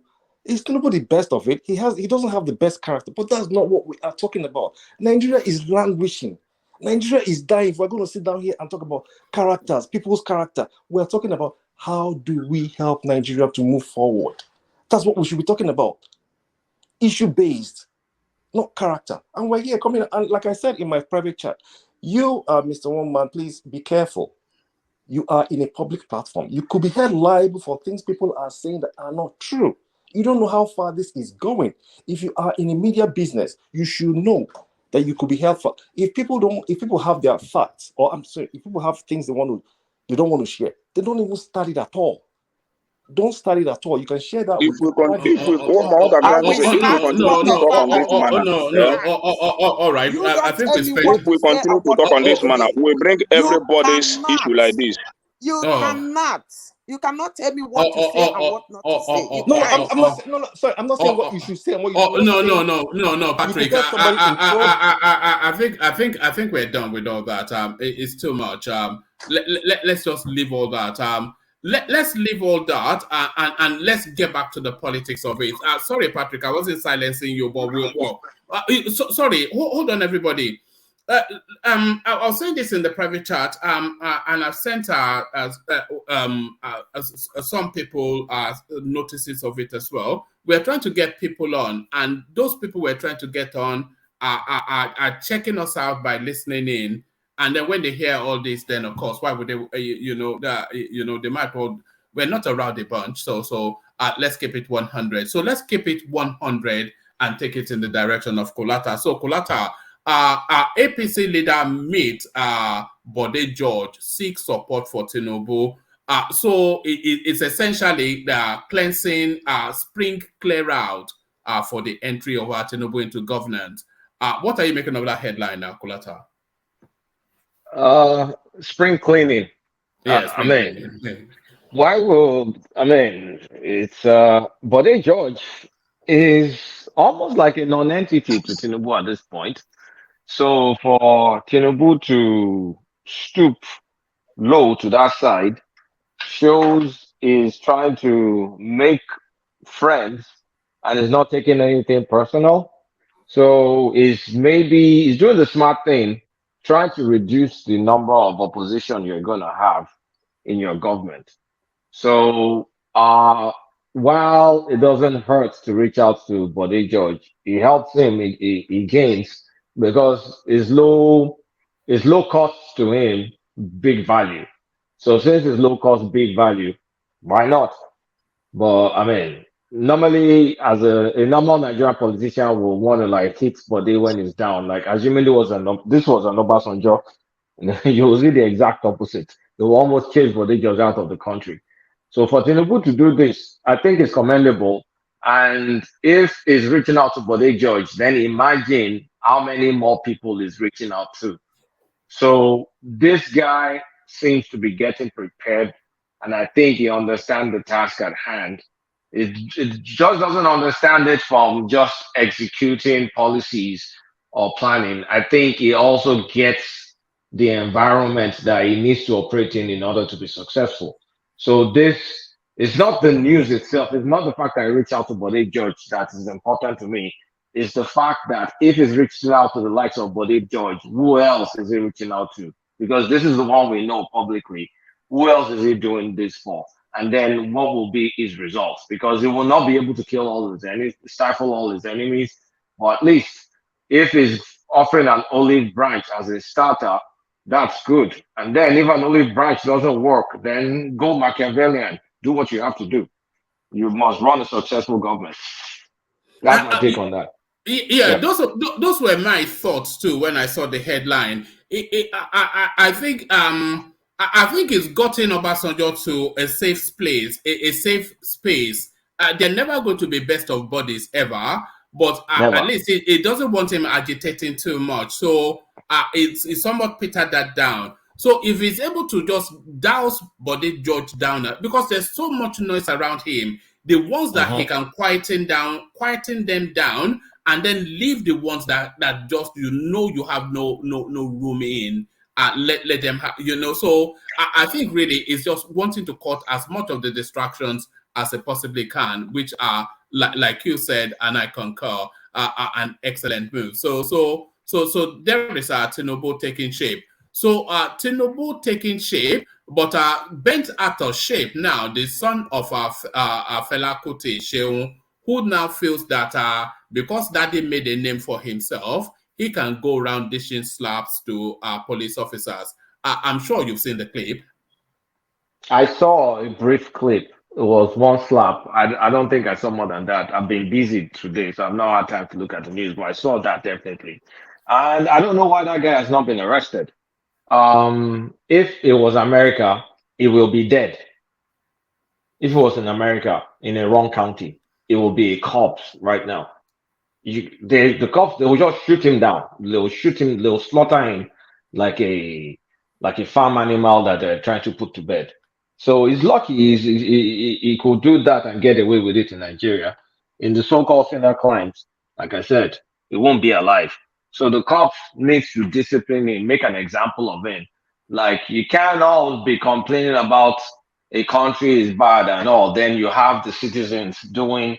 So, I mean, the citizens, that's exactly a mirror image of what they complain about. What kind of rascality is that you now be hitting cops? Are you crazy? A cop is armed. Like, if you get shot, the cop he won't go to jail because he will defend it because that's self-defense. he could say his life is threatened. They're lucky they don't have what's the name of these laws that we have in America? What's the name of those laws? I can't remember the name of the law that we have it in the South. They'll kill you for nothing because they feel their life is threatened. So if you go to jail Stand for your that, ground. stand your ground. Thank you. It's lucky that they don't have stand your ground laws in Nigeria. They'll gun him. They'll shoot him and just kill him anyhow. But he does need to go to jail. He has to suffer the consequences. There's no Fela Kuti or any Kuti family, anything that will save him. You can't be acting lawlessly and don't expect some repercussions. If the country doesn't do anything to him. Have you found I've always been somewhat conflicted about this Seun Kuti guy because I listen to him not a lot, but I listen to him now and then, and I've always thought that he overreaches his capacity, one, and he speaks with such authority. It doesn't have the grounding in knowledge for the sort of authority that he wants to carry on some topics that probably are beyond him. So I've always just at the back of my mind, I wondered if there was some level of arrogance that was not justified with him there. But now this tips it over the edge for me. This guy is a prat. Do you know what it takes if you are not on drugs for you to slap a cop? I mean, what's the mental psyche that you will have for you to pull that kind of move? Is either you're crazy, like batshit crazy, or you feel you are an authority to yourself. I feel it's the latter, and that's why it needs to be dealt a lesson. Even if it was acting under the influence, it still needs to be dealt a lesson. We cannot do that. No matter how terrible our police, our cops are, no matter how bad they are, you just cannot raise your hand and hit a cop. So he needs to go to jail. I mean, without bail, he needs to go to jail. You can't be doing that. We need to respect our police officers. So no, there's no way. It's quite a thing, isn't it, that we are defending the Nigerian police? I don't think I've ever done that ever before. But so imagine if we have to defend the Nigerian police. Imagine this kind of imagine the lawlessness that this boy just committed. For us to defend the Nigerian police, it's indefensible. So I mean, Seun Kuti, he needs to be dealt with for whatever he did. That's just beyond the pale. So imagine if every citizen now starts slapping police, and if police start shooting back now, they'll say, "Oh, police are this, they're that, they're that." Don't give them reason to act anyhow because, I mean, didn't they just do the NSAS thing?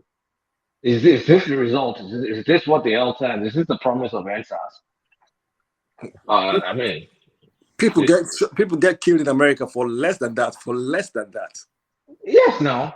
I mean, someone is running from the police, backing the police, running away from the police in America. They still shoot him and kill him, and the police they don't face any prosecution for that. Someone running away, backing the police and running away, and you now have the effrontery to slap someone with a gun.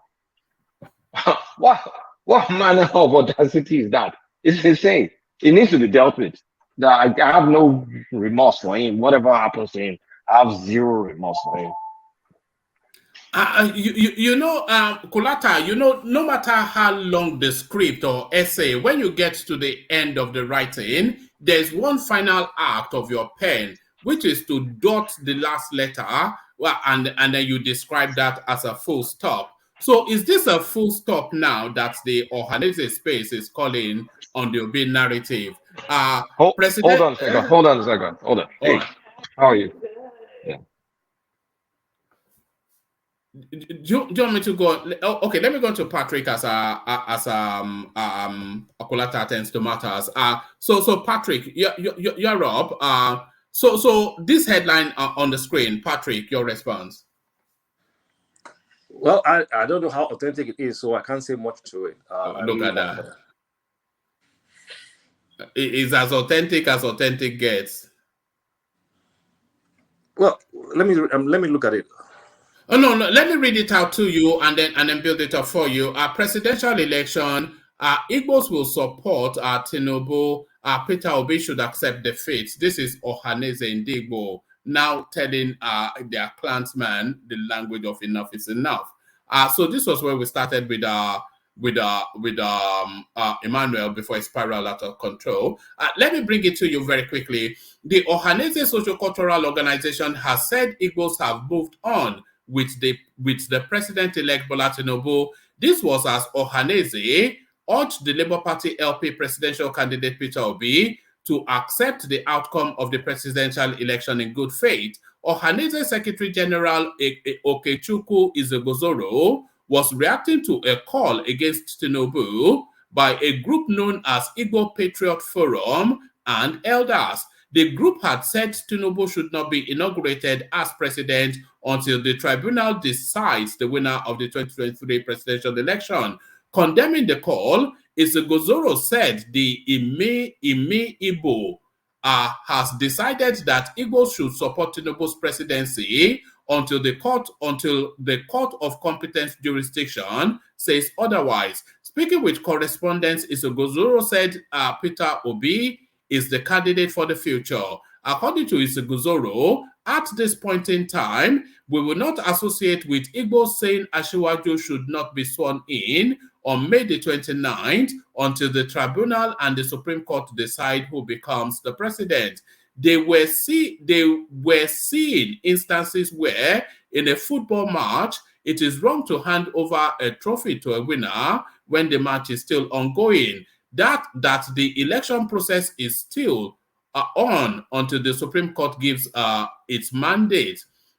Ohaneze, after due consultation with Southeastern governors, Igbo elders, Imi Igbo, and the General Assembly in Enugu, decided to caution all stakeholders in the Igbo project to be careful of their utterances and not portray Ndigbo as being against Tinubu, because the consequences of such action will fall back on our shoulders, and Igbo populace who are mainly traders living outside of Igbo speaking states, the majority of them in the southwest, particularly in Lagos.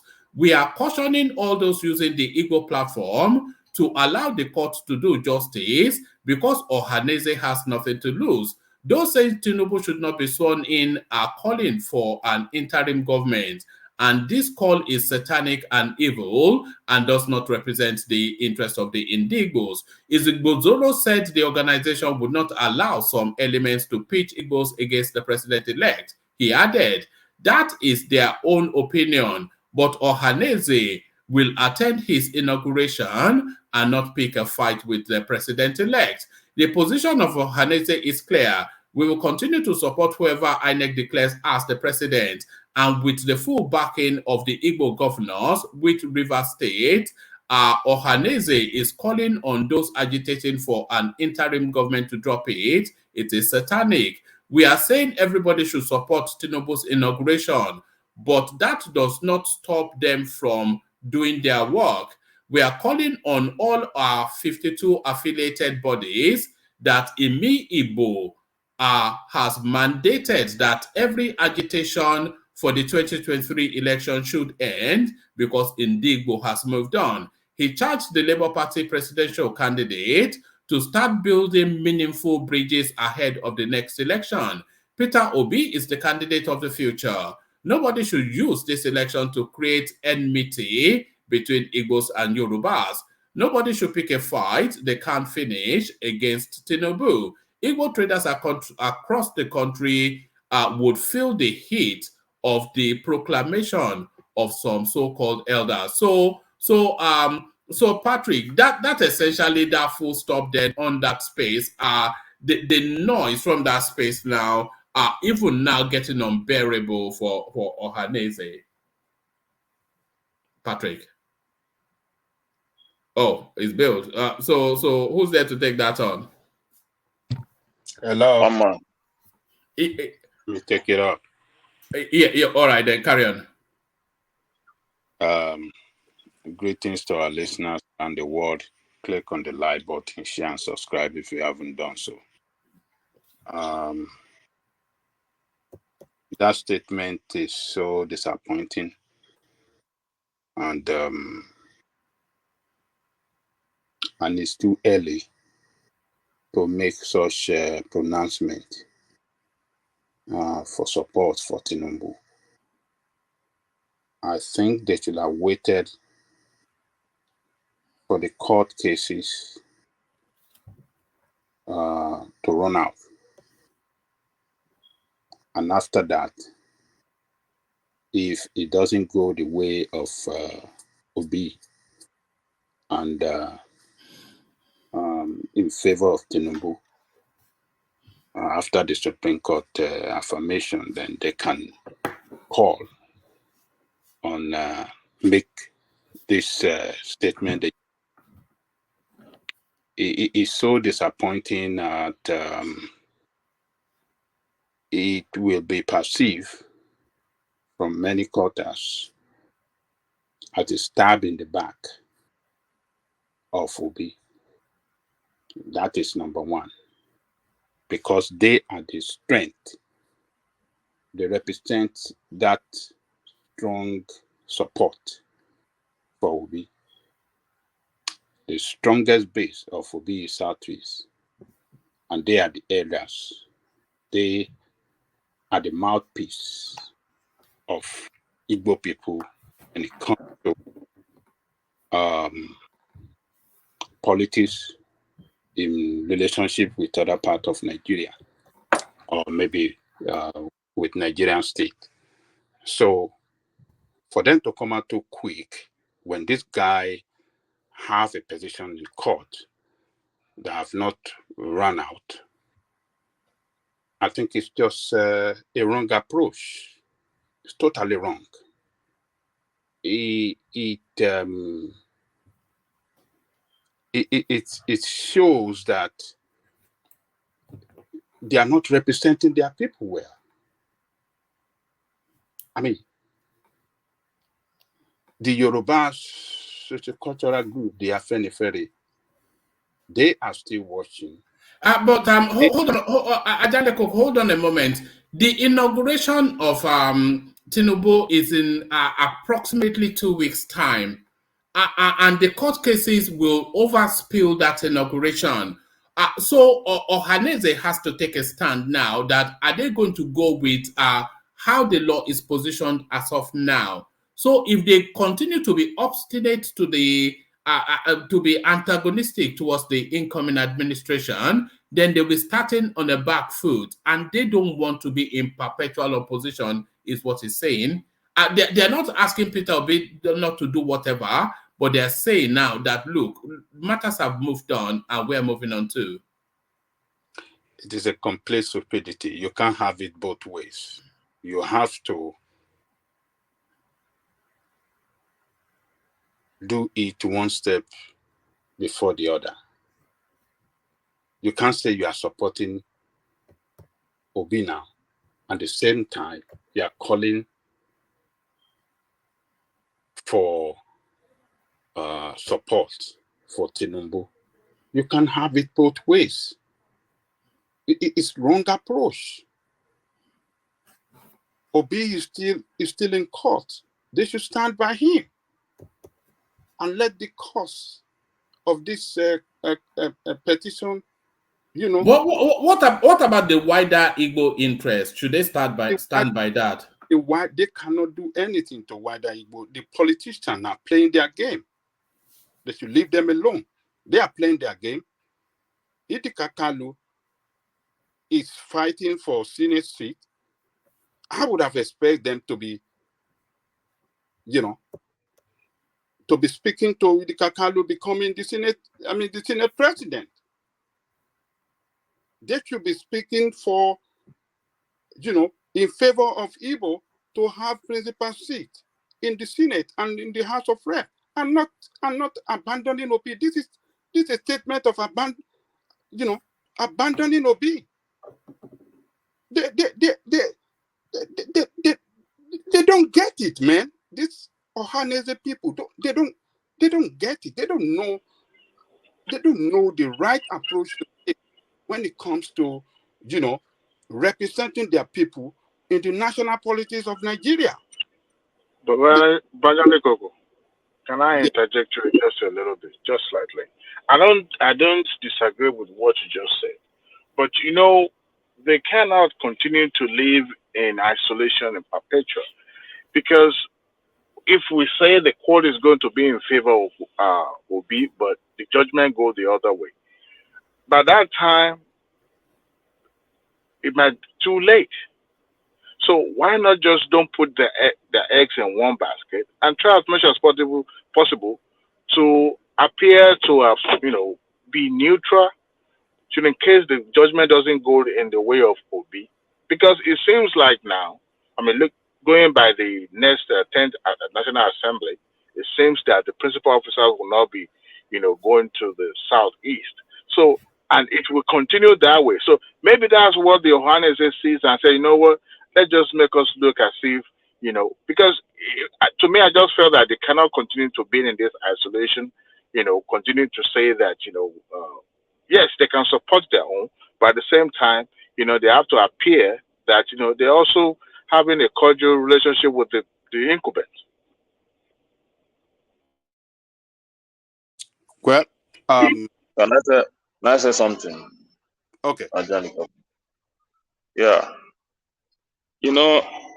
I support your view, Ajali Koko. All this that's most of the time when we common people from that eastern region, when we talk sometimes, it's just like we hate our leaders. So, but it's not that we hate them. But most of the time, elders, the way they do things, sometimes people like us begin to imagine where they are coming from. Because somebody like me, I cannot imagine Obi withdrawing his court case because of he wants to do somebody. If you are talking about the mandate, it's not given to him only by the Igbo people. And people did so much to support him. People did so much. Nobody can deny that fact to support him. And the people are not expecting him just. Ekene, sorry for Yeah. interjecting you. Which mandate are you talking about? I'm not talking about mandate. I said people did so You much to mentioned support mandate. You said the mandate was not given to him by Igbo alone. Which mandate are you talking about? Whether the greater or the lesser mandate was given to him. So Which mandate? There's no mandate. He didn't win he didn't win election. So which mandate are you talking about? Don't let us when we are talking. That's what I'm saying. That is what I'm saying. So if you don't win that election, okay, let me use a better statement that we have to be careful about what we spill out on this platform so I will not mislead people. There's no mandate. People spend so much to support him. People supported him, and they are not expecting him to just back out that so easily. So it's not a question of Ohanes Ndigbo telling him to back down or to withdraw his case. For me, going to court is the best thing for him to do. One, it strengthens our institution. The judgment that the court will give will live so long. 25%, they are dragging it. I've made my opinion. My opinion may not count. But the court needs to give a judgment for people to believe that this issue of 25% in the federal capital territory matters a lot, or it doesn't matter. Because I can feel that this is the first time that this issue is becoming so strong. So the court needs to give a judgment. Other related issues that the court needs to interpret.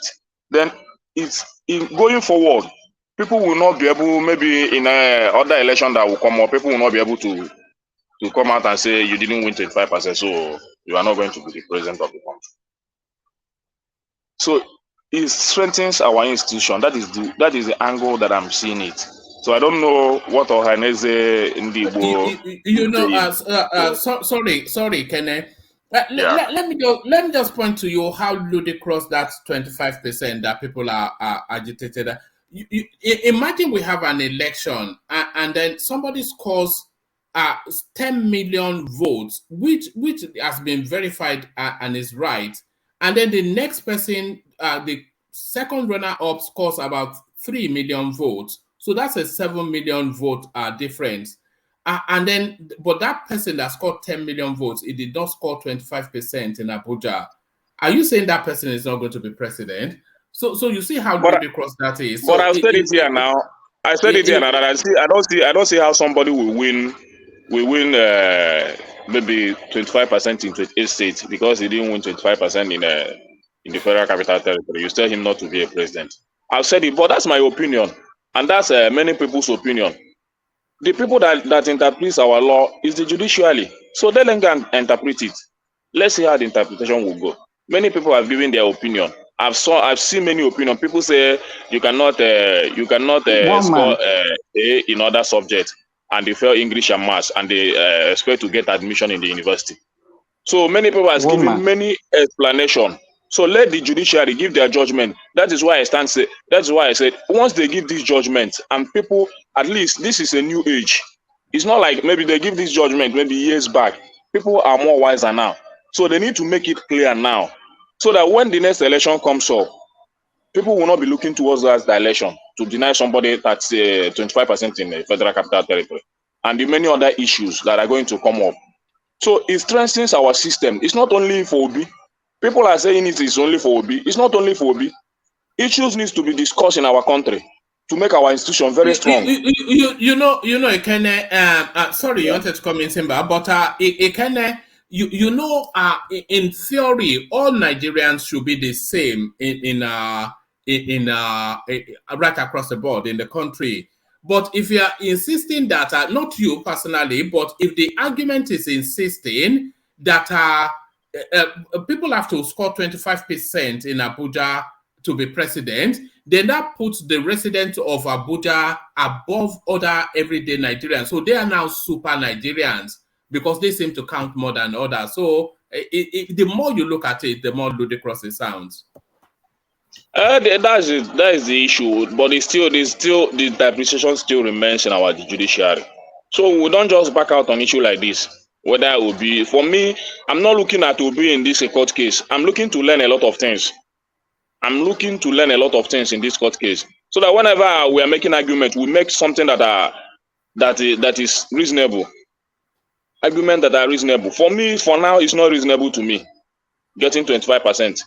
Is a must. For now, it's not reasonable to me, but I want our judiciary to interpret that aspect of the law. It's very interesting to me. I'm looking up to it.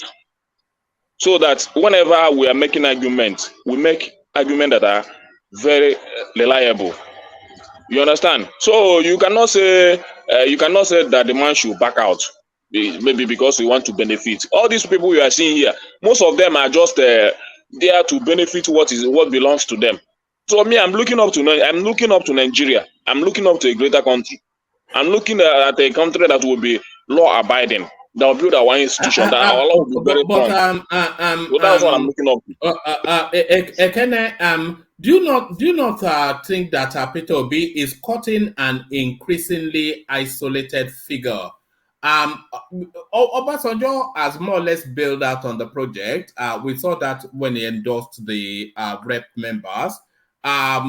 Ohaneze, they are bailing out now. The Labour Party, from the language of the acting chairman, they are bailing out too. But George, they are working on him. So maybe it's only him and Ayo Adebanjo that will still be standing at that street corner chanting my mandate, my mandate. One man. The walls are closing in on him. One man in this space, one person can be standing alone. What matters is, at the end, what is the truth? I want to see the truth at the end. That is what matters. I don't care you robbing this person, and somebody going to visit Obasanjo for endorsement. I don't see it as anything. Obasanjo had a relationship before Obi. He had many people, many relationships he had built before Obi. When did he become so friendly to Obi? When? He impeached him some years back. They had issues. So when did they become too friendly? So I don't. It's not. I'm not talking about politics. I'm talking about Nigeria. You understand? People can come to him for blessing. So for as far as I'm concerned, he's still a father in this country, and you not expect the opposition people to run away from him because he supported P2B. It's not done. People must surely come to him. APC, even Tinubu can still visit him if he wants. It doesn't mean anybody can visit anybody. Obi can decide to visit Tinubu. It doesn't mean. What matters is that we want to build a strong institution. At the end, what is the truth? Who says the truth? Because I believe the judiciary must say the truth. Then if they don't say the truth, it's left to them. You understand? So what I'm expecting, in fact, I'm interested in many things. It will be very disappointing if this court case did not go on. It's not whether Obi win or Tinubu win. It will strengthen our institution. People will know where they stand. I will know the kind of argument I will be making whenever I come to the public and not be talking trash. So for now, anybody's calling for withdrawal or P2B. Is it because it's who? See, if I told you this thing, if Tinubu wants to do well, he will do well. It doesn't matter whether it will be. So does it mean that any other person cannot come from the southeast to contest for election next time, whether it will be or any other person? Then if that person fail, you begin to panic that if you don't support this government, Tinubu will not bring development to the region. Then he has not positioned himself as a good leader. Yeah. Can I ask you a question? You said the court will strengthen the institution. So if the court rules that the courts this is a potential court ruling, they ignore IREF, we expect them to ignore IREF because based on Osun State, we expect them that all this upload doesn't matter. We expect them to rely on EC8A and manual collision that INEC did. So when they come up with that kind of ruling, that gives, of course, that further strengthens INEC's power to determine who the president is. Will you be happy with that strengthening of INEC's power to change their rules according to how they wrote the rules? They can change the rules whenever they would need to change the rules. And then the result of the election is a lively manual process, and all this fancy IRF doesn't really matter. Are you going to be happy with that outcome? Why? Why wouldn't I be happy? At least they would have given some instances. Because for me, I said something here after this election that sound positive to me about the beavers, which I really like. It's just that some little fault from INEC, and because of people don't believe in this country anymore, many people has lost hope. So INEC added to that, and things became worse. You understand? So when they say that they don't really, they have the right to choose what to do in an election as an independent body. Yes, they have said it. Let the court confirm it. Then we know that the court has confirmed it. Maybe what we need to do going forward, maybe the citizen might not like it. Then we go ahead, maybe to build a new law that will be suitable for the country. For me, you understand? But if that is the law, let it be the law. But what I'm saying is that everything we are saying here is not in our power to conclude. The judiciary must do their work. They must say what is in the law and how it fits the country. Not even a particular individual. Not even Obi, not even Tinubu. They must say it the way that will make this country to move forward and bring peace and development in the country. So any part of after the court case, because I believe everything that they will pronounce there will not be suitable to everybody. So what will happen is that after the judgment, they will now begin to bring things that is not suitable for the country. Then they will begin to rebuild the institution. We begin to strengthen the institution. We begin to make laws in the House of the Assembly that will still strengthen the electoral laws and every other thing. But for somebody saying that he didn't have case and he should not go to court, that is why I'm finding it very, very wrong. People should not say that. Let him go there. Let them prove things, certain things. In fact, that is what I like about him. That he need to go extra mile. Let's see things the way it is. Let the law be interpreted. Can I talk? Because it's the same thing that academy has been repeating since now. Okay, come in. It's just the same Hold point. on, hold on. As you're coming in, let me ease myself out and hand over to Ola. But on my way to doing that, let me acknowledge Ayos buy the coffee So Ayos buy the coffee. Come in, Simba. Yeah. Good morning, woman. Good morning, the panelists. I just want to say something about this particular Igbo support for Tinubu. You know, when we talk on this platform sometimes, I wonder how, maybe because we are being moved by emotion. Because what these people are doing, before we have accused them of unilateral partisanship. And now they are now saying that, okay, they are giving support to President-elect. It doesn't mean that they are not backing Peter Obi. Afenifere is backing Peter Obi, and some of the Yorubas said we didn't see anything wrong in Afenifere, and we are not crucifying Afenifere for backing Peter Obi and not supporting their own person. So if Afenifere is now saying that, okay, they are supporting Tinubu, is there anything wrong in that? Why are we accusing them and started castigating them as if they have done anything wrong? I don't know. If you look back and look at the kind of politics between the Igbos and the Yoruba, it has not been healthy, even pre-independence, post-independence. And I know some of our elders on this platform, they know that. And if some people are now trying to see the situation of the country, the polity, and they are trying to calm the situation down, why should we blame them for that? I don't know. Sometimes when we talk, I don't know where we belong, and I don't know what we want for that country. Some people are trying to calm down. Ekene, let me finish. You have talked. Yeah. And now, what they are saying, they are not saying that Obi should withdraw his case. So why are we lumping issues together? Did they say that he should withdraw his case from the court? No. He said he should accept defeat now. They said he should accept defeat. Is it not the statement that is there? He should accept now, but they didn't say that he should go and withdraw his case.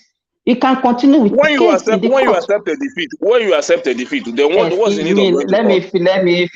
Let me finish.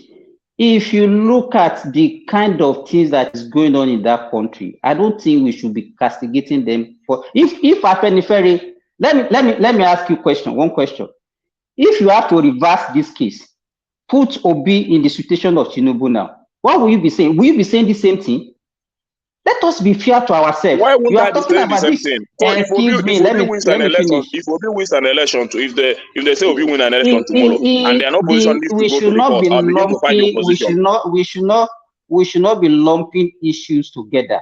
All these rhetorics of interim government and some people calling for we all saw the video that Enigmatic sent to one man yesterday. And you can see what some people are saying at the background, calling for Atiku, that if they don't want Tinubu, that even if Atiku comes in, they prefer Atiku to Tinubu.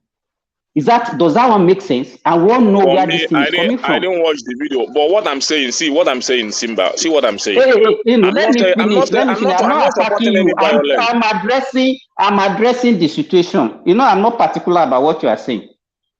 You understand? Let me finish my own, so that I don't have much time. So the interjection is getting too much. So so you can see what some people are saying at the background. We all know what happened in 1983.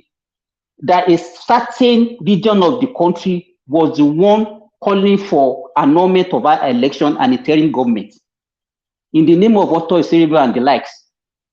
When Abiola won 1993 election, the same thing, the same shenanigans that they did in 1993, that's the same thing that they are doing now, calling for military coup, calling for anything that cannot even make sense in that country. And some people will sit down and they don't see anything wrong in all these things. If that country burns down, which country is Obi going to rule? Just because you have an ambition, then you want to now burn down the whole country. So which country are you going to rule? Don't you think that all this thing now is tit for tat? God willing, let's say Obi win, try to come back in 2027. if Tinubu wins this court case, and then the Southwest now, they are not doing what, how will you feel? See, We are all claiming, all these things are let not me about finish, Southwest. let me talk. All these things that we are trying to say, we want a good country, and everybody, we all have senses, and we know what is going on in that country. We know what some people stand for. Let us be sincere and be truthful to ourselves. So if the reverse is the case, now how will you feel? You know, we should all calm down. We don't have any country. Even all of us in diaspora, we all know that right deep inside our mind, we want the best for Nigeria, and all of us want to come back to our country. We know we know what we are going through in diaspora. It's not as if everything is rosy for us. Don't let us be deceiving ourselves. So if now some people are not trying to, some people are not trying to dampen. Let me finish. Dampen the situation and we now start castigating them, calling them all sorts of names, calling them betrayer and what have they done that is wrong? And some of us sometimes we say we are talking about freedom of speech, and some people are now exercising their freedom of speech now, want to kill them, want to castigate them. I don't know where we belong. I don't know why I don't know. Is it the emotion or our partisanship? I don't know what is actually motivating our talk and the way we behave. That is what I want. You know, there are so many things that is going on in that country. What they have done? They are just trying to calm down the situation. This politics is so eaten up. You see some people, they don't even know what they spill out so many things that they don't even know the implication. Ekene, you are in Nigeria, you are in Lagos, you are not in the southeast. If anything should go down in that country, you are going to suffer for it. And all of us, even we in diaspora, we have relations, we have everybody in that country, we have properties in that country. We cannot pray for our country to burn down just because of the ambition of one person. So I just don't understand the way we talk and the way we reason sometimes. Then that is my take about that. Then the other issue I want to talk about is this issue of let me finish. I don't have to. I have to go to work. Are you interjecting or what are you doing, Simba now? You said you want to interject. I'm very sorry. Can you just give me 5 minutes? I'm very sorry. I'm very sorry. Lẹ́yìn ìgbà tó ti I'm very sorry. Ẹ má bínú sà. Àgídìgbò òun ló sọ̀rọ̀. With due respect, sir. Let me respond. You see, if you have set of political leadership that doesn't represent their people well, and stand by what they believe, they will never achieve any meaningful thing for their people, and that is what the Ohanaeze is doing. Look, they can congratulate Tinubu. Say, well, we congratulate him. They can send a congratulatory message to Tinubu, and at the same time, made it known to Nigerian people that they stand with Obi in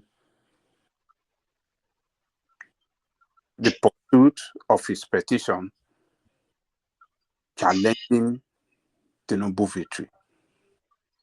People can know their position clearly, that sending a congratulatory message to Tinubu is a way of showing maturity that, well, temporarily, whether we like it or not, before the determination of the petition by Supreme Court, he's still the president.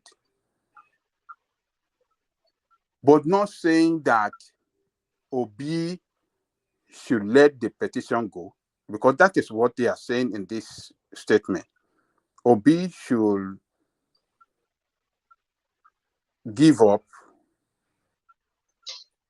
his pursuit as is challenging this Tinubu election victory, and that everybody should support Tinubu. When you are saying support carry a lot. It means you are backing that person. So they are calling for people to back Tinubu now, meaning that Obi should be abandoned. That is a clear statement that these people are making. Look, when we had that problem with Abiola back then, the annulment of June 12th, Yoruba leaders, the Afenifere, did not back down. They are the one that fought it all the way through when other parts of Nigeria abandoned the struggle for June 12th. They never abandoned it. They never abandoned, they never cow to Abacha brutality. That is how leadership of people must stand for truth and justice. But these people are not standing for the truth. It's as if they knew. Excuse me, sorry for targeting you. Yes. I don't know what you mean by the truth. What do you mean by the truth? Oh, okay. They are not standing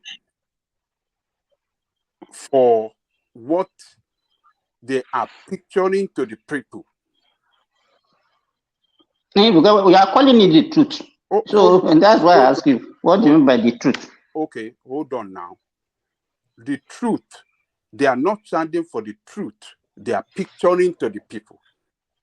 Standing with Obi, and that they have been doing since. Are you sure they are standing for the truth?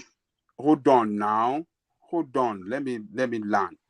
Standing with Obi all the way since he got the ticket, and standing with him on this petition that Obi won this election. To them, to you, it's like they are not standing for the truth. But Obi's petition says he won in so places, and Tinubu did not win in those places. And they are standing with Obi. That is the truth they believe in. To you, that you are their opposition is not the truth. And we can only know the truth when the court determine the petition. That is when we will know the truth. But at the moment, you cannot tell me or convince Obi that what he's standing for is not the truth.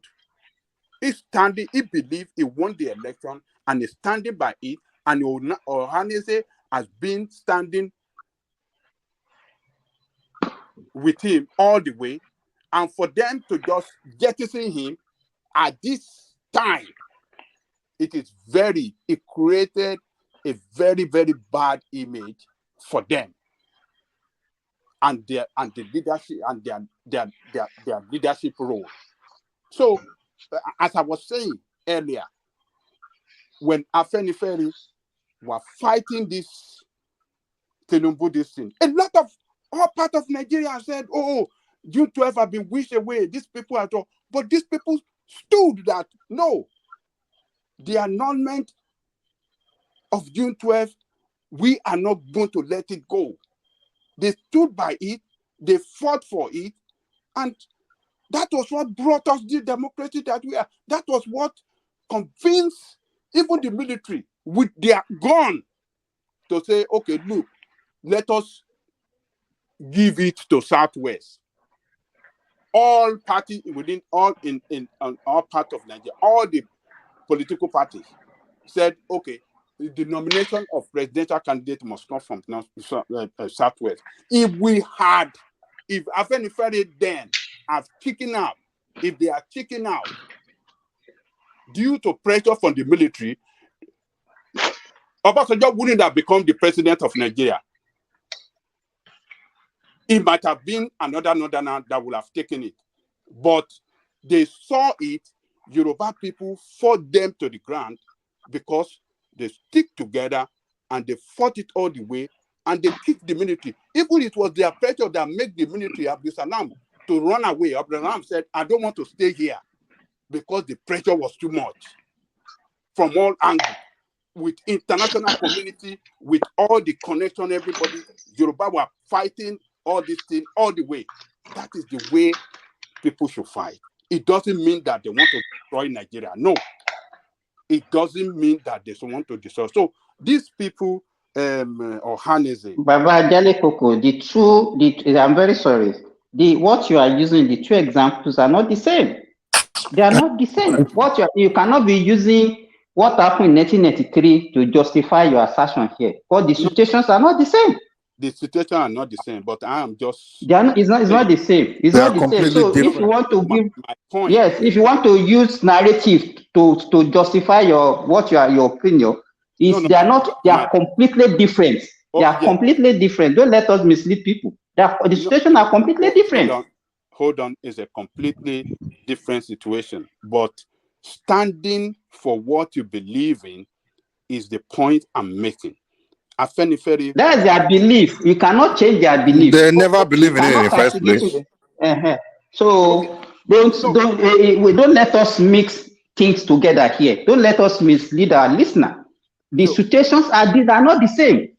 It's very insulting to even compare June 12 to this Obi thing, Seth. I mean, that's an insult to June 12 legacy. They made June 12 a democracy day, and you are comparing June 12 to this Obi thing. Do you think they will ever make this Obi era in some kind of special What makes this situation? What makes this situation different from what happened in 2019? They know that Obi lost the election, and the man that came third. Hold on. So don't let us. We cannot be using. They are totally different situations. You look for another reason, please. Hold on. Look. Sometimes don't let us allow our emotion to drive our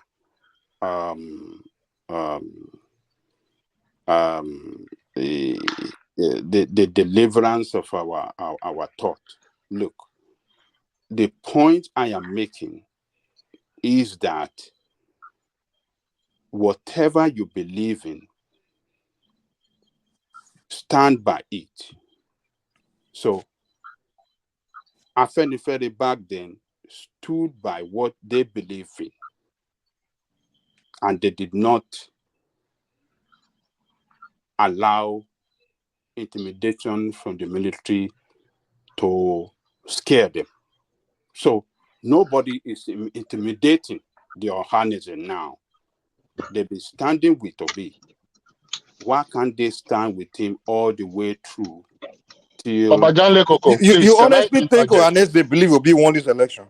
Anyone with education, no, Obi didn't win this election. So they never believe it. They just play along. So it's not something they believe in. That is what. Hold on, Michael. You see that point you just make now is the reason why I'm saying these people are not representing their people well. Why can you? They should. The only way you can represent people is to never stay, a really good leadership organization. And continue lying to people, and that is my point. They just play along with popular view of their people. That's the way they are. They don't play to fact or reality. They just play to the popular voice of their people. They play the game along with them. They don't lead their people. They just get to pander. Whether they are lying or they are not lying is for the court to determine, and that is my point. Whether anybody is lying here, anybody is saying the truth, is for the court to determine. So you are telling about we are castigating Ohanese. How are we castigating them? Afenifere came out and stood for one cause. They even gave Obi lawyer. What have they contributed to the case? Afenifere provided a lawyer for Obi, and that is why when people say Obi is supported by Isanetri, I begin to laugh. They gave him a lawyer. Afenifere have a lawyer in that case. Where did the Ohanese Ndibo provide their own lawyer? So for me, that is where they choose to go. Afenifere choose to go with Obi from another side of the country. If they choose to go with and they're Tinubu, still standing on the course. They're still standing on the course. so if they choose, excuse me, I like people. it's vice versa. It's vice versa. If they choose to go with Tinubu, if you don't see anything wrong in Afenifere following Obi, then you shouldn't see anything wrong in Oyaneze following Tinubu. That's what we want. We don't want ethnic bigotry. You see, Why would Afenifere are not if they leading. know They are not if they leading know that they would have obedience. supported him, if they know they would have supported him, why didn't they come out right from time and say we are going for Tinubu? Don't blame them. Then You after the can whole support issue, anybody at any time you want. I don't Leave believe them that. That alone. is You chameleon. should not That is castigate them chameleon. for what they are That is doing. chameleon. No, That is chameleon. No, it's not. That Let is me. chameleon. Yeah, Afenifere in this Simba. picture, That they is are not. chameleon. Wait. Afenifere in this picture, Look, they are Simba. not playing a role of leadership to a people. All they are doing is they're playing a role of friendship to a people. You understand? So whatever you guys want to do on your side on the southeast, they're not playing the role of your leadership. They just say, okay, we are just extending hand of friendship to you. Whatever you need, whatever support you need from us, we give you, whether it's right or wrong, justifiable or not. So if you'll be, you say you are challenging a case, okay, we donate money to you, we donate whatever to you, but we are not leading you. We are just extending a hand of friendship. That's the role Afenifere is playing. You understand? So you can't say because Afenifere is doing this, or they must do the same thing. Mike, the Sorry, point. can I say Whoever is something, please? interested in the good of that country should not castigate what Ohanese. That is what we need now. We need more You from should other not. parts Can of I the say country. something, please? Can I say something, Simba. please? Baba Janle Koko. Simba, please. Okay, The wait, point here, wait. Let Ajale go finish. the Then point here, you will come in. the point here that we are making is that Ohaineze is deceitful. They are deceitful. They don't stand by what they believe in. They never believe from day one that Obi could win the election, but they are projecting a position to other part of Nigeria, to their people rather, that yes, Obi will win the election. So their action now speaks a lot about them, that they do not believe in Obi in the first place. Because if they are believing him, they will stand and continue to stand till the court will determine this petition for Nigerian people. Look, Baba Afenifere is still Janle Koko, please. standing Can I interject? because they believe, I will let you interject, because they believe that the matter is in the court and the court have to determine the truth of this matter, of this petition and this case against Tinubu Fitri. So they are still standing. And I believe Afenifere will, after the determination of this thing, they will surely give their support to Tinubu, and at the same time, they will criticize him appropriately when Tinubu is derailing in what he promised Nigerian people. But these people, or Hanese, they are not good for their people. They are very, very deceitful people. And I'd like quickly, that's if I my can point. interject, please. Can I please say something, please, Baba Well, Janle Koko? 1 second, please. Can I make a point? No, Prince Daddy. Sorry. Just the prime dot has been trying to come in, so you will come in after the prime dot, if you don't mind. Okay, thank you for that, please. Baba Janle Koko, I want to say something. It's not personal, but I have to say this. I respect your voice on this channel because I believe you are, I perceive you are probably older and you have a lot of experiences. However, some of us, we've grown through this period you were trying to make comparison. Trying to compare a June 12th election that was not contested by Tufa and Obi's situation that is contesting the result of an election. It's not fair to the memory of Abiola. It's not fair to the thousands of Nigerian students that lost their lives in that struggle. I know Some of us have read history about our race, the Yoruba people, while when some of us when people with grievances tend to bring the grievances beyond. You might not like Tinubu, you might not like his policy. It's okay. But trying to drag this and June 12th is seriously unfair. I believe with your status, you should be able to give us the truth of history and not try to bend it to suit certain situation. That is point one. In the case of Ohaneze Indigo, they have the right, they have the duty, the responsibility to their people to protect their interest. Because as long as there is still Nigeria, Obi is not going to be the last presidential candidate that will come from that zone. And Ohaneze Indigo, knowing when to stop, understand that no single region can provide the Nigerian presidency. You can't deliver it alone. You will need bridges. So before they burn the bridges beyond repair, in a case that is like the sun in the sky where everybody can see, this is not a case of Obi was in a room with Tinubu in which you are believing just his own version. These are things that Ohaneze Ndigbo, they might have checked from their own system and understood like, okay, our son lost. But if he's still carried away by the emotion and the noise around him, we will not lead the entire people.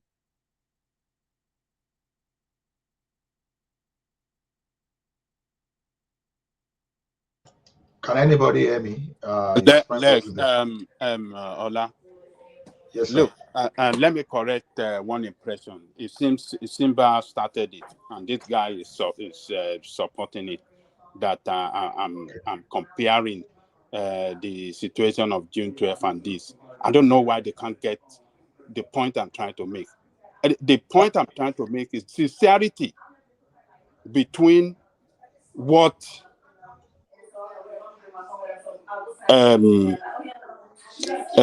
Afenifere did back then in pursuit of June 12th actualization and what Ohaneze is doing against Obi now. Sincerity of purpose. That is what I'm comparing. I'm not comparing. Hold on. I'm not comparing the two situations. You people should just get it right. I'm comparing that between the two of them, when they stand on one thing, when they stand on one thing, they stand with it to the end. But Ohaneze is not demonstrating such sincerity of purpose in their behavior, in the way they play their politics. That is what I'm saying. They are deceitful. They are not good representative of their people. They are yin-yanging and they are dilly-dallying, and they just picture a very bad image of their people to other parts of Nigeria, that they are not reliable people to deal with. That is what they are saying. This is the picture they are showing to Nigerian people, that they are not reliable people to deal with, because they can say, oh, we are with you now, and tomorrow they will change course. That is the picture I'm painting here. So you guys should just get it right. Though I'm not I'm not comparing the two situations. No, it's the sincerity of purpose that the leadership of two sides play. That is what I'm saying here. Ajani Koko, let me say something. Okay, thank you, Ajani. Can I say something, Ajani Koko? No, can I please? No verse, bro. Because I promised Prince Daddy that he will come after the prime dot. So please let him just document his voice, then I can come back to you. No, I can come back to Simba that wants to go to work, then I come back to you. If you don't mind, Kenny. Okay. Yeah, Okay, Prince Daddy, please go ahead. Oh yeah, thanks a lot. Yeah, hello everyone. Yeah, I'm just gonna make a point. To what Ekena was saying. When he, I mean, when he voted for Peter B, I assume he did. He did not listen to Ohaneze to tell him who to vote for. So if Ohaneze has made its pronouncement about the current election, that is fine too. It doesn't stop him, that is Ekene, for continuing to support Peter Obi to the end, because I think Ohanese's pronouncement and the courts are like mutually exclusive. It doesn't, I mean, their position right now, though it's changed, does not stop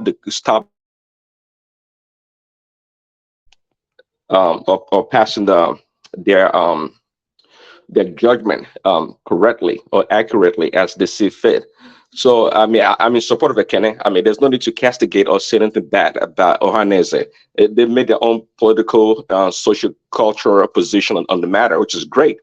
But I mean, just like Ekene, like, if you stand by someone or a principle or an ideology, right, until you see otherwise, it's okay to follow it through to the end. So whatever the court says, I mean, and I think Eken overall is more pro Nigeria, because it's always concerned about, oh, it wants the best for Nigeria. It could be Peter Obi or even Tinubu continues, right? It's okay, but as long as whomever is in power or in charge has Nigeria's interests at heart, so that is good. Ohaneze vacillating according to, I think, Ajele, maybe so. I'm not sure if they're painting a bad picture or a reputation to the rest of Nigeria. They did their calculation perhaps, and like, look, they don't see any chance for Obi going through the courts and being victorious, and they decided to change position right now. That is being calculative and being Machiavellian, one would say, and that is fine. Maybe they've seen the writing on the wall, and they're like, "Hey, this is the time, to start being acrimonious and maybe agitating other parts of the country." And if you look from what I think one man read, I believe, they actually, contrary to what Angelica said, it seems that um, Ohaneze has the interest of the Igbo people across Nigeria at heart, because they talk about their trade. They talk about how they are involved in commerce in other parts of the country, especially in the Southwest. So that's the interest of the people. You can't say because they chose a political position right now, they are betraying their own people. No, they're looking at everything in totality, not just the election. They're looking at the future and also the survival of their own people. So Ohana it's a group that I respect as much as I do Afenifere. Of course, right now I do not agree with is it Adebanjo's Afenifere's position with the election or with Tinubu, right? But I don't castigate them. At the same time, I think they have the right to support whomever. They Afenifere represented the Yoruba people, the Yoruba land, did not change my support for Tinubu at all. Not in any way. Nothing they put forth that made me like, oh, think twice, really. So the same thing I think applies to Ekene. It doesn't matter what Ohaneze said. Of course, I believe and respect Ohaneze, but it doesn't have to, it's not compelled to agree with them because now they've decided to maybe support Tinubu, or they think Obi should stop agitating. So that's my point. Thanks. Thank you, Prince Daddy. Okay, Simba and Ekene, can you just wrap up your thought around that? If Simba want to go first, or Ekene, whosoever want to go first between the two of you. Okay.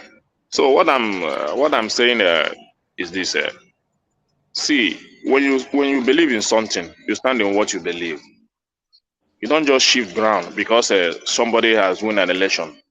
Then you say you are shifting ground now because you want to benefit something from that individual, or you are looking for a certain position. See, it's all about being truthful to yourself, standing your ground. You cannot say you come out to support somebody Then in the course of the fight, you now back out. It now makes that person that you said you stood for to look foolish in the eyes of the world. And you saying that you are looking for next election that how the Southwest will see it when an Igbo man win an election, the Southwest doesn't. So.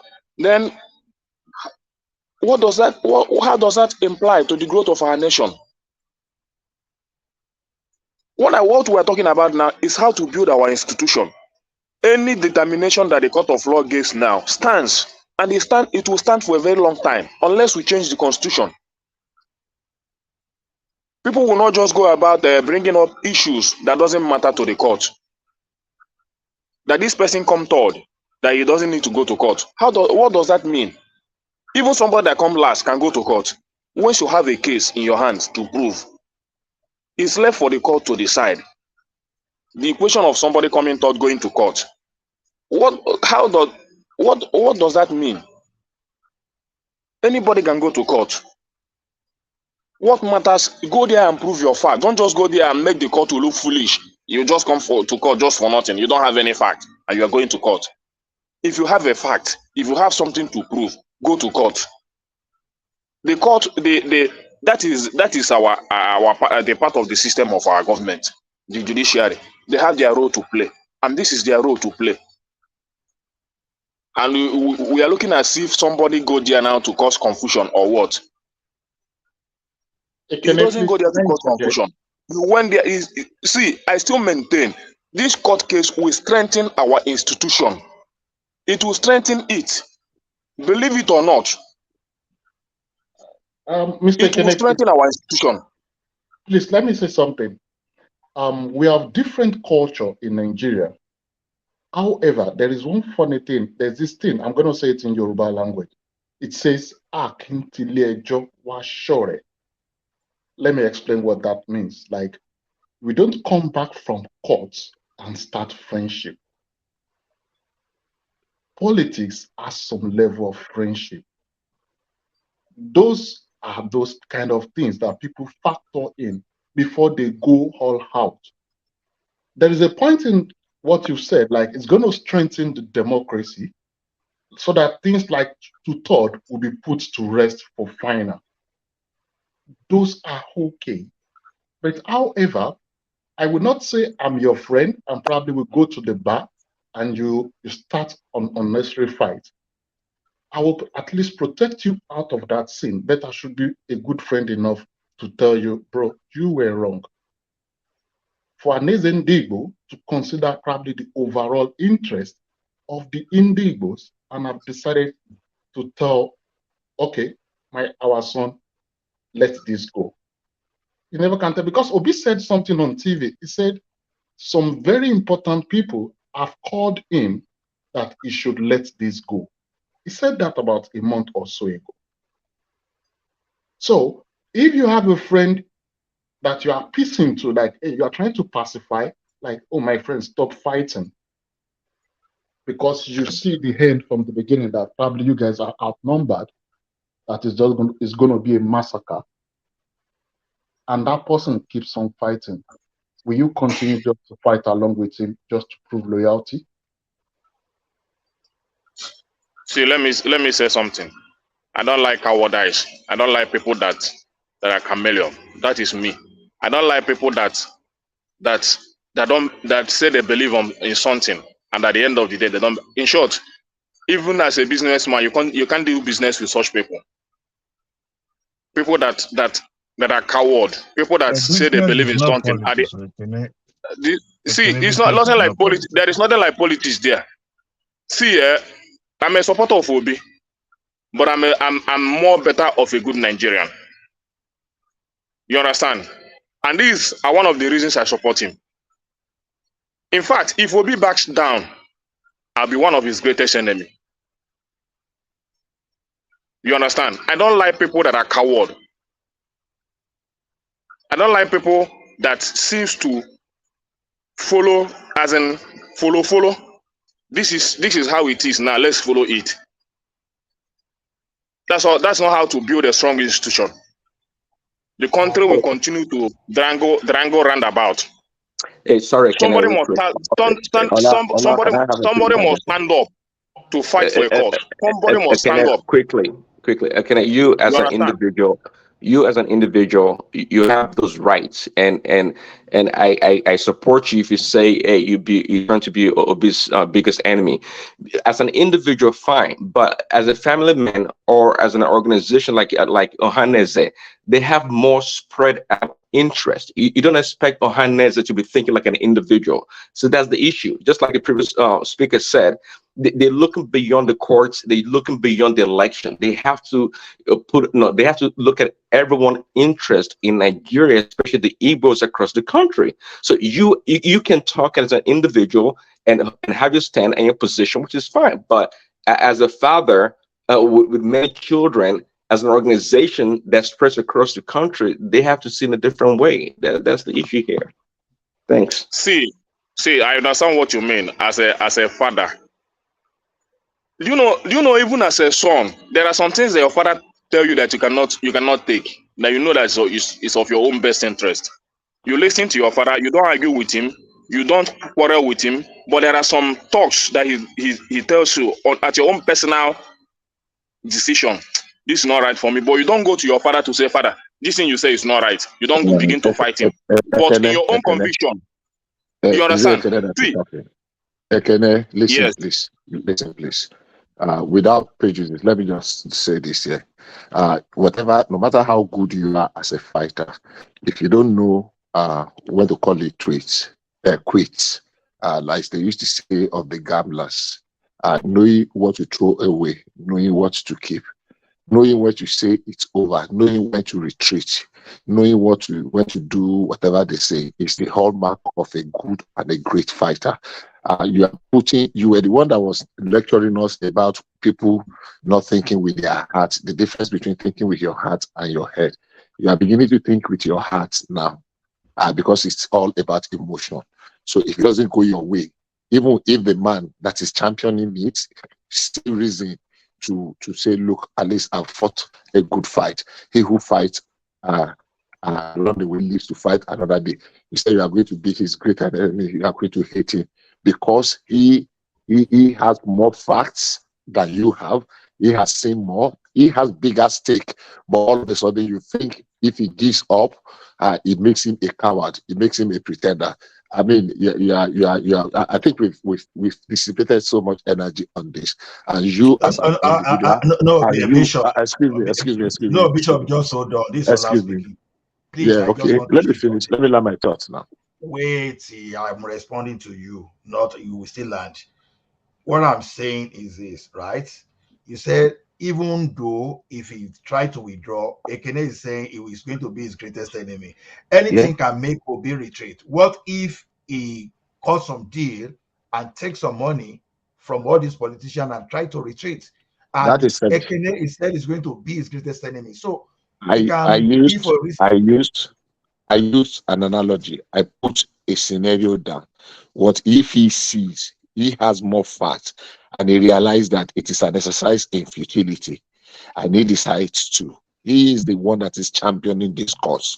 So what I'm saying in essence is that the premise he laid is that for whatever, if the man chooses to back down, that means he has betrayed the cause. And I'm saying it shouldn't necessarily be that way.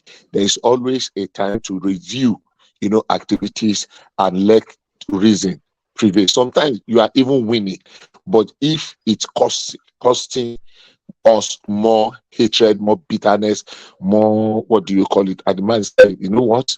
For the peace, for the sake of Nigeria, let's just move forward. There's always be another chance or another opportunity. I mean, there was an indication to that yesterday. Say, okay, I must be the president of Nigeria someday. Maybe today or maybe tomorrow. It's some kind of say, look, there is a truth somewhere. So if Ekene, and you don't know how many millions of individuals that have the kind of mindset that Ekene has, and that's what I'm addressing.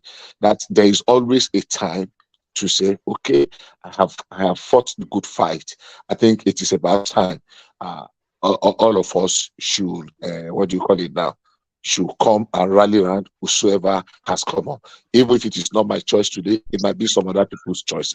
And the only other way we have to go is to move forward. Maybe that is the situation that Ohaneze has critically assessed. So painting them like they betrayed a cause, or they betrayed the man that was championing that cause. I don't think that cause. You I know, think we you have should. to understand. This is the same Ohaneze before the election are threatening that if they don't make an Igbo man the president of Nigeria, they will end Nigeria. You know, But these people. I mean, they are not defendable, to be honest. Ohaneze, they are not good nobody, leaders. Man. no, They've no, been leading their people nobody's astray. defending, nobody's defending them. And Yeah, I address it. they're the one that condition their people to be this emotional and be commit. You know, they create all these things. The leadership there is just terrible. You know, like literally for the Southeast to really start to progress in Nigeria, to move forward, they need to eliminate that entire leadership of that space and create new form of group of people to start leading them, you know, to be honest. Because they do have great people like the Alex Onyema, all those kind of people. They should be the one leading them. Not this group of people that came out of Ojuku's wing, you know. The same group of people, if you trace their history, you find that they are those people that are leading them. Their parents were probably from the family of people that led them in the war, that led them astray into the war, and they lost the war, and then they continue to hold the leadership of that space, and then they'll be brainwashing the young generation to believe that it wasn't their fault that they lost. They really lost the war because they start making up fake stories. They're just leading their people astray. The leadership in that space is the biggest problem in that space, and unfortunately, the Southeast could have been. They could have gone far politically in that country if they had good leadership. They would have, because even their leaders are the one that were burning bridges across other ethnic, other regions. I mean, even the entire time, the past 6 years, where everybody know that fairly the power of the presidency of Nigeria is supposed to shift to the Southeast. They didn't campaign for this. They know that. They're supposed to know that. Listen, this presidency is supposed to shift to the Southeast. And what were they doing? They was listen. This is what amazing. All this kind of group leadership in that space do. They just want to be relevant to their people, so they only pander to the popular view or popular narrative that's going on, and so they pander to it. Leaders don't pander. You do things for the best interest of your people, whether it sounds good to your people or not. But those guys' activities has never been to make decision for the best interest. All they do is just pander. When they come on channel, they just pander to, okay, they say IPOP, they say want to break the country. Okay, you know the president is supposed to come to Southeast in 2023, and you were kind of aligning with the secessionists. You understand? There are still the problem of this IPOR, but I don't want to go into that matter. All these leaderships in the Southeast, but I don't want to go into that issue. So for me, let me conclude with this. See, the issue of P2B is not even a Southeast matter, and I believe that so much. I always respect Afenifeli. Well, no matter what, see, I love people that stood their ground. I love people that say something and believe in what they say. I always respect those men. In this court case, there is nothing wrong somebody going to court. There is nothing wrong to go and prove the law. It's like going to prove the law. That's what they're going there to do. Prove the law for us. We cannot continue to live in darkness. The next time another person will win and not win Abuja, and we still continue in that issue again. No. Let's go and I'm very, very interested in that case. Let's go and prove the law. That is what I'm saying. It's not just to go and back out. I saw Afenifeli lawyers the last election. I was very happy with these men. They are men of character. They're men of truth. And these are the people I like. These are the people I love so much. Even in business, you cannot tell me in business you cannot trust somebody that says something and do otherwise. In business, and you bring it into politics, and you say it's not necessary in politics. The leader come and tell you, I will perform this when I become a leader. And when he goes into that place, he now begin to tell you, this is not what I said. I did not say that. How can I do this? How can I say this? And you expect me to trust that leader? They are all politics. We are talking about truth, being truthful to the nation and build a strong institution. Thank you very much. Okay, thank you. I don't think Simba is here, but if he says Amarando. Okay. With your permission, just let me give Uptown 2 minutes 2 minutes just to respond. Then there's a clip I want to play. So when I play, I would like Mike or Adewale too. I think Adewale is in the background. Either you and Adewale to follow Mike when we play the clip. So Uptown, please just to document your voice around this topic before we move to the next one. Thank you. If you are there. Yeah, thank you very much. Good day, everybody. Yeah, what I wanted to add today, what I wanted to add today, Ohaneze space, I think, Ekene has highlighted some of it, and the people that is now emergency supporters of Ohaneze, perhaps because they support his emergency, they are failing to come up with a reasonable facts of which they're using to support this position of Ohaneze. Because just like Baba Jali Koko said, the crux of the matter is not who Ohaneze supports or who they don't support. The crux of the matter is the inconsistency. That is the word. Inconsistency, that's the word. So when you say, like, if Ohaneze came out and say they are supporting Tinubu from the elections, fine, good and fine. But for you to say you are supporting Tinubu, you're supporting Obi before elections and after elections, let me tell you what you are proposing. If you are giving them thumbs up for what they did, it's just like a group that is supporting Tinubu before elections. All of a sudden, after elections, now with the situation, the scenario now, they come out and say, you know what, Tinubu didn't win this election. INEC announced wrong results. Tinubu supporters, please back Obi in the court to retrieve his mandate. How is it going to sound to Tinubu and his supporters? Like, if you knew you wanted Obi, you would have gone with Obi a long time ago. Why are you not telling us that we should abandon our president-elect and back Obi in court? That we should back him so that we will not bomb bridges. You don't bomb bridges by challenging rascality. That is the problem. The things that these guys have made us to understand that we cannot challenge rascality in Nigeria. That you have to pander to build bridges. That's not the definition of building bridges that our traditional politicians has taught us over the years is the reason why we are where we are as a country today. Building bridges for them means compromise. Building bridges for them means political gang up to change Nigerians. Building bridges for them is bearing justice and equity. Building bridges for them is not discussing the things at the heart of healings in Nigeria, things at the heart of development. Let's all keep hush. Let's just pretend it's not happening. Let's pretend the foundation of this building is not faulty. Let's act like it's all cool. And that's why we are where we are. Nobody is willing to challenge the rascalities. Nobody's willing to challenge anything. And that's what Obi is saying. And anybody that is saying this, I'll say two things to end what I'm saying now. First of all, Obi has said it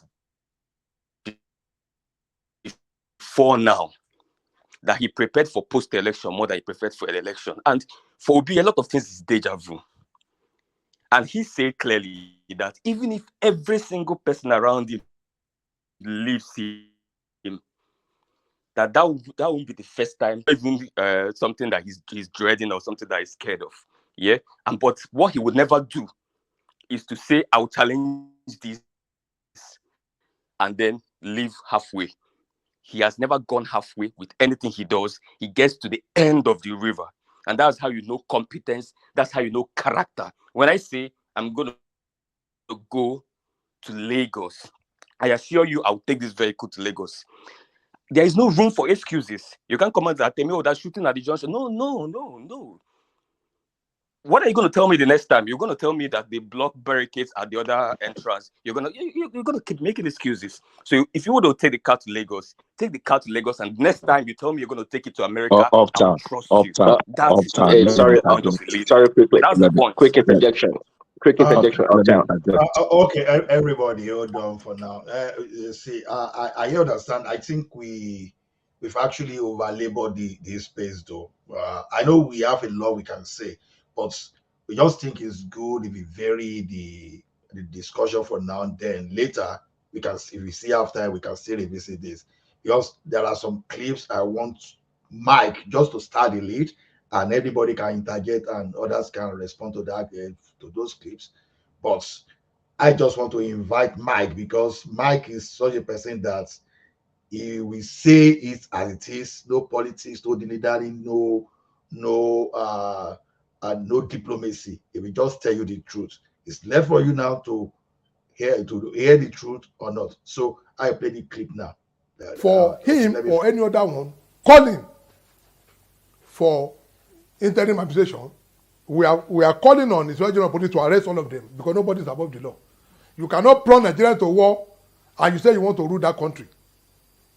We, Labour Party, we are saying capital no to such evil call by Peter Obi that Detest Bola Tinubu should not be sworn in.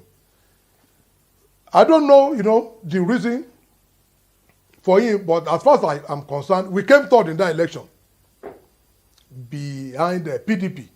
But today in the election petition tribunal, we are not challenging PDP that came second.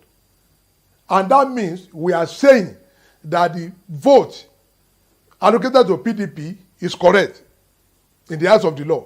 But the PDP that Obi is defending is now challenging the validity of the election that brought Detest Bola Tinubu into power. I mean, as a president-elect. PDP is saying, oh, I score the lawful majority vote. Labour Party is saying, no, the vote you have, we are not even challenging because it's in accordance with what we believe in.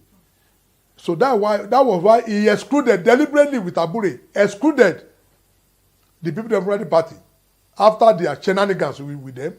He was now challenging the result of APC. So how on earth will he not cover his eyes in shame for excluding PDP? Why must you not challenge the second person? You are challenging the first. So what is he trying to do? He's trying to play a run-up between PDP and APC. As far as we are concerned, Obi is not doing anything in the election petition. He's only trying to, play on people's intelligence. But most of what I met in this politics, we are wiser. So for him to call like just we have said, anyone henceforth calling for establishment of interim administration, treating fire and bistro in Nigeria, threatening the peace of Nigeria, conducting themselves, in a manner that is likely to call breach of peace, they should be arrested. They are not members of the Labour Party. These are the people I call obedient.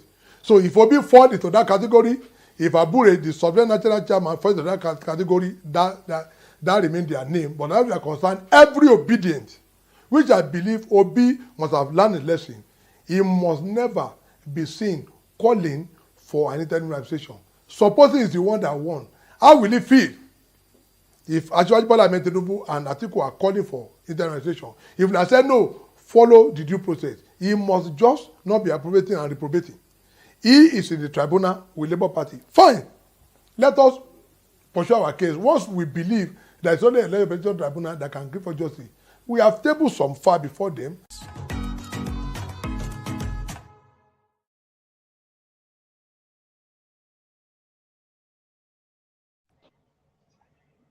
Okay, Mike, are you there? Yeah, I'm here, man. Okay, now, so what can you say about that? Because you see how technical and how corny the situation is, and I don't know how realistic it is, but I know this thing can easily escalate. But I'm persuaded that Ajale Koko and Kodia, they be here to rescue me. So what can you say? See, the man that spoke, he's a Labour Party member. Even he himself, he realized the situation, the real picture. That's why he himself had to even speak against his own principle, his own party. Like, okay, come on, this is becoming ridiculous. We all know what's going on here. This whole thing is simple. Like I said, this whole campaign from beginning is very obvious. It's more of a competition of no, this power must not go to the southwest. It's not the southeast. If not, Even their own politicians were saying, no, we'd rather have you go back to the north. You must not go to the southwest. This power must come to the southeast. It will be like a disgrace that these southwesterners outsmarted us and took our mandate, our what's the word? Something that belongs to us. That's all this whole picture is all about. That's why the entire campaign, even the presidential campaign, you never see obedience attacking Atiku or campaign against Atiku. It was entirely just Tinubu, focus on Tinubu, songs, Baba went nowhere, everything, just Tinubu. So the point I'm like, is Atiku not existing? Is he not a major campaign? Player in this game? Like the whole thing was just Tinubu. That man must not be sworn in. Even after the election, the man must not be sworn in. Must not be sworn in because it's all. Hey, Yorubas must not take it. Oh, they're trying to snatch it. It's all ethnicized. It must not go to South. It must come to South. That's what it is. They smell the coffee real late. That's what I was saying earlier. Their leadership are to blame. All these people, they are to blame.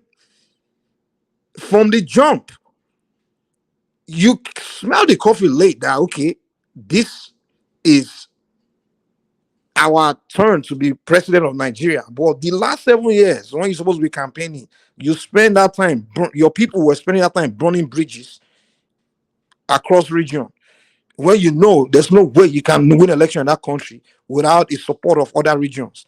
Your people were burning bridges with the north.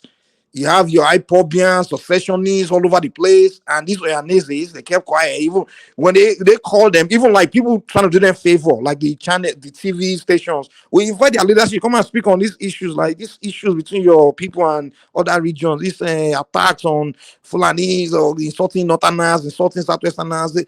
They were Nazi. You want to tell me they didn't know that 2023 was coming, and it's supposed to be the turn of the Southeast. You want to tell me they didn't know that? And the way they will come to talk, defend their people, it's almost like they just pander to the popular view of their people just to be relevant. So the leadership in that space is all about, let me pander to the people so I can get donations and make money. The more I'm relevant with people, the more donation we'll get. That's all it is. So their leadership has failed them. They really failed them. So even Obi himself. So when did Obi decide wanted to be president of Nigeria? So if you are someone that decided years ahead, would you not have seen the picture that, listen, our people are burning bridges with other regions, particularly the North. Without the North, there's no way you are winning this presidency. And I don't even know why people are arguing about this result. You cannot win in the North. You can't tell me they rig or no rig. You can't win the election in the North.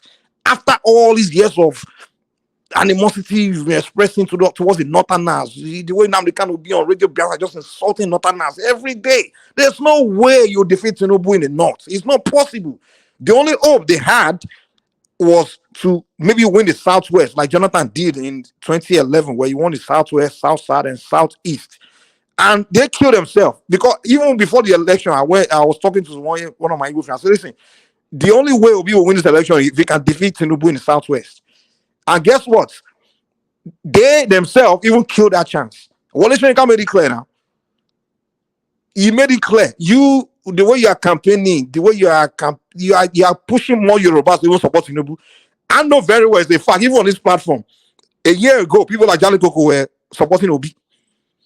We're doing Obi's my guy. I was one of these people like, even people like One Man with the Mo, they didn't like Tinubu like that. Many Yorubas. Mike, are you sure? Yes, Ajali Koko will not deny it. Ajali Koko, you say Obi is my man. He's number one politician was Obi. Okay. The reason people, the likes of Ajali Koko and many Yorubas had to turn against Obi for Tinubu was the way the Obi there were campaigning.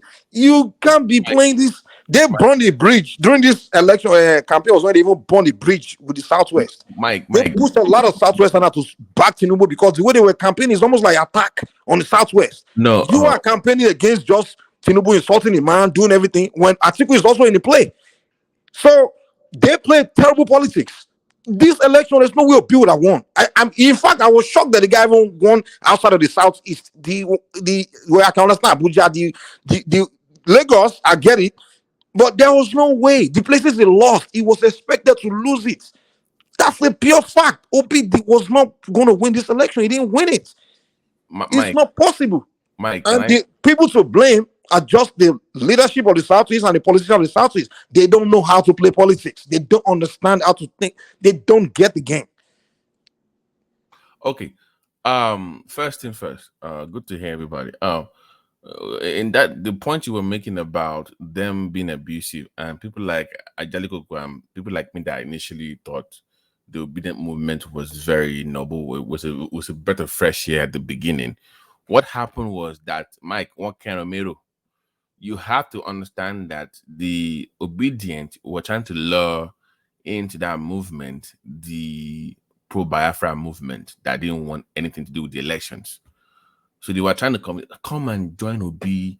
Let's get this pop. So they brought these guys that were they had the Apobian mentality into the obedient space, convincing them that Obi was the way, that it was a better approach than going forward with the Ipobian movement. So when those guys came into the obedient space, is what changed everything. That Jagidijagan attitude that they brought in is when people like me have said enough is enough. And second of all, and the shake leg they shake was a wrong strategy, because I think I said on this platform months back that in the Yoruba culture we have classes that are protected, and they are the disabled and the elderly. You would never make fun of the elderly and the disabled. It's a cultural taboo to Yoruba people. So while you are singing hand they shake, leg they shake, you're actually getting sympathy votes for Tinubu that people didn't even like in the Southwest. Exactly. They didn't really like him, but the more you are singing hand they shake, you back bad now, so you are gathering sympathy for him in the Southwest, because you don't understand that you must appeal to people's interest. In politics, this is rule in politics. You do what is, it's not about what is right or what is wrong. You do what is needed, even if it's wrong. The end justify the means in politics. It's not about standing on. If you are always trying to stay on principles all the time, you will not win anything in politics. You must be flexible. You must be willing to give. It's a give and take game. So when people like I was hearing Uptown discuss about their elders capitulating to other people. No, that is called politics, sir. You cannot be too. You cannot have this so-called litmus test in politics where you're too rigid. You have other cultures that will interpret your own truth differently. The way your man will see the truth is different from the way a new person will see the truth. So when you're campaigning to get their vote, you must appeal to their interest. You want their vote. That is what you guys are missing. It's like Tinubu supporters insulting Prophet Muhammad and they expect to win the North. Yes, you must appeal to what they want, not what you want. They have the power that you want. So you can't say, "Oh, we are all suffering." No, yeah, vote for us. No, their own definition of that suffering is different. That is what you appeal to. So that's when Mike says that you don't know how to play politics, that is what I believe he was alluding to. You cannot abuse somebody and say, "Yeah, by the way, yeah, vote for me because we're all suffering." It doesn't work that way. And until you learn to appeal to the interests of to other part of Nigeria, you will not get a president from the Southeast. Nobody hates you. It is just your politics that is not well thought through. You just jump in, you shoot from the hip all the time. You shoot from the hip. So even when your elders right now are trying to appeal and mend fences, you're already opposing them, which is a bad strategy. They have no choice. You box them in the corner. They don't have a choice.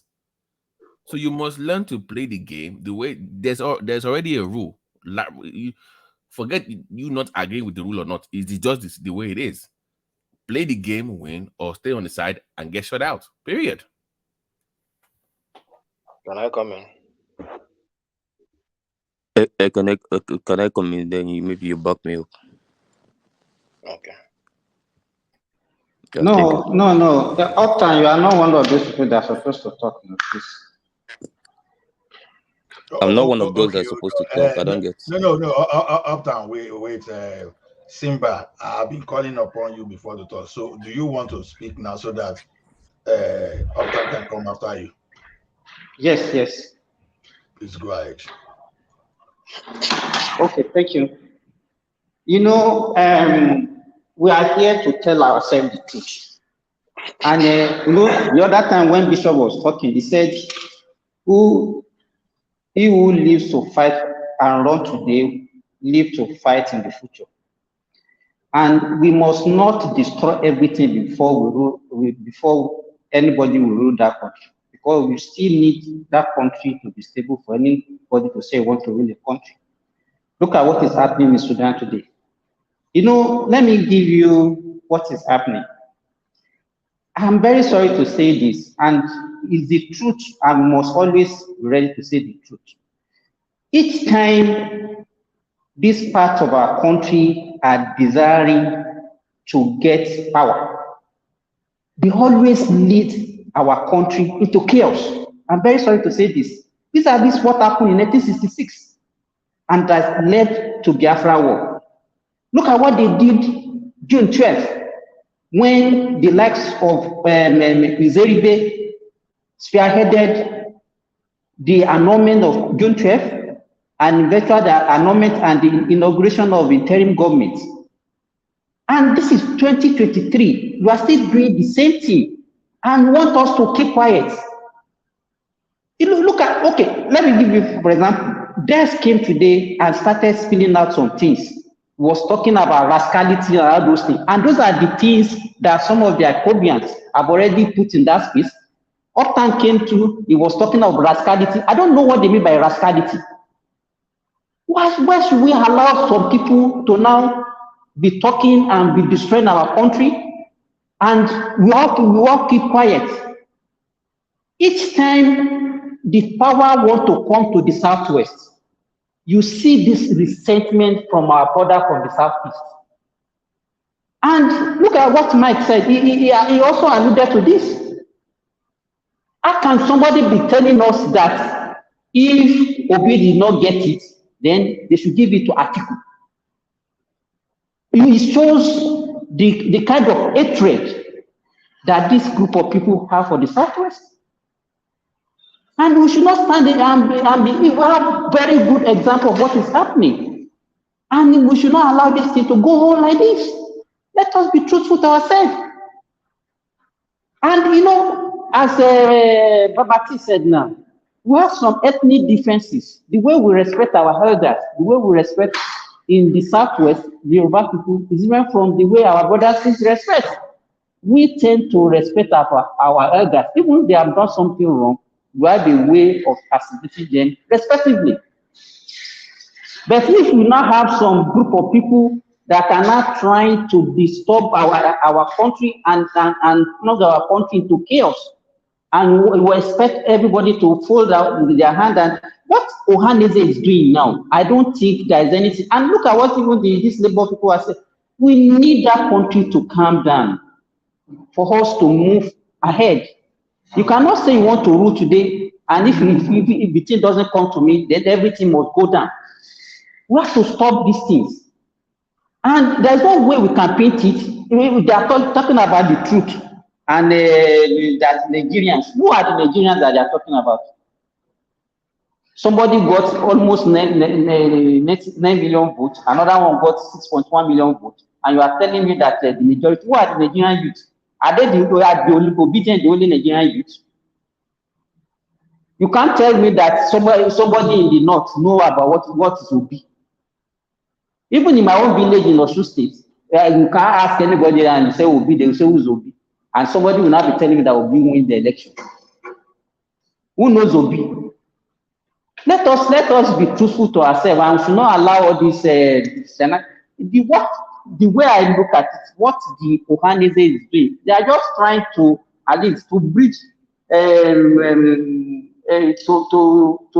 calm the situation down and build bridges among the people that feel slighted. Like Mike said, look at what they did to the North, and you expect the North for 8 years, you are castigating them, you don't even see them as human beings. You talk about them, you profile them like criminals, and you expect them to vote for you. And these are the people you want to rule. And you have somebody like Obi that will just be acting on the gullibility of an average Nigerian. Yesterday, he was talking about desert, Yobe, Borno, and everything that and he was giving example of Egypt, that Egypt is exporting. He didn't know what is happening in Egypt. Egypt did not plant anything in the desert. They rely on River Nile. Everybody that knows the geography should know that. And those are the kind of things that, and those are the things that will be talking for an average Nigerian that doesn't even know what is happening in Egypt. Egypt now, they are fighting tooth and nail for Ethiopia not to dam River Nile, because that's what they rely on for their agriculture. They needed that Nile. It's not as if they can't farm in the desert. It's highly costly. They can't do it. So you cannot be using the example of desertification in Yobe and Borno states to now be saying that you want to ensure food security.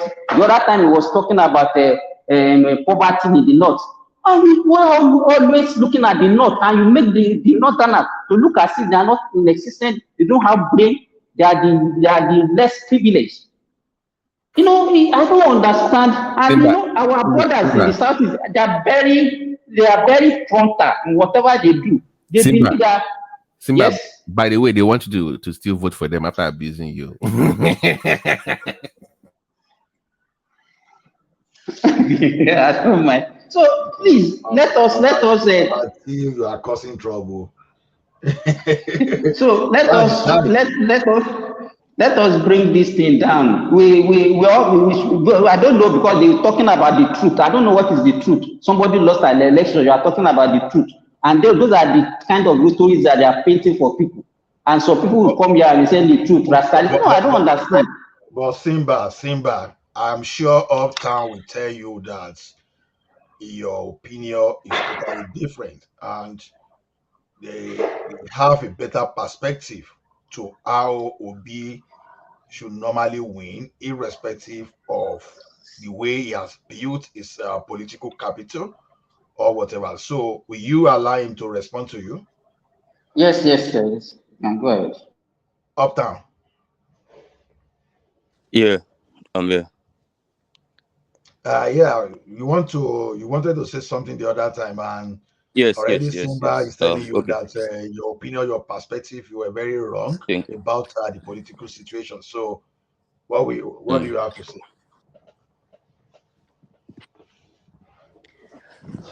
Please go ahead. What I have to say is, yeah, can you hear me? Yeah, I can hear you. Can you hear me? Yes, we can hear you. Go ahead. We can hear you. Yeah. Okay, thank you very much. So, all I have to say is,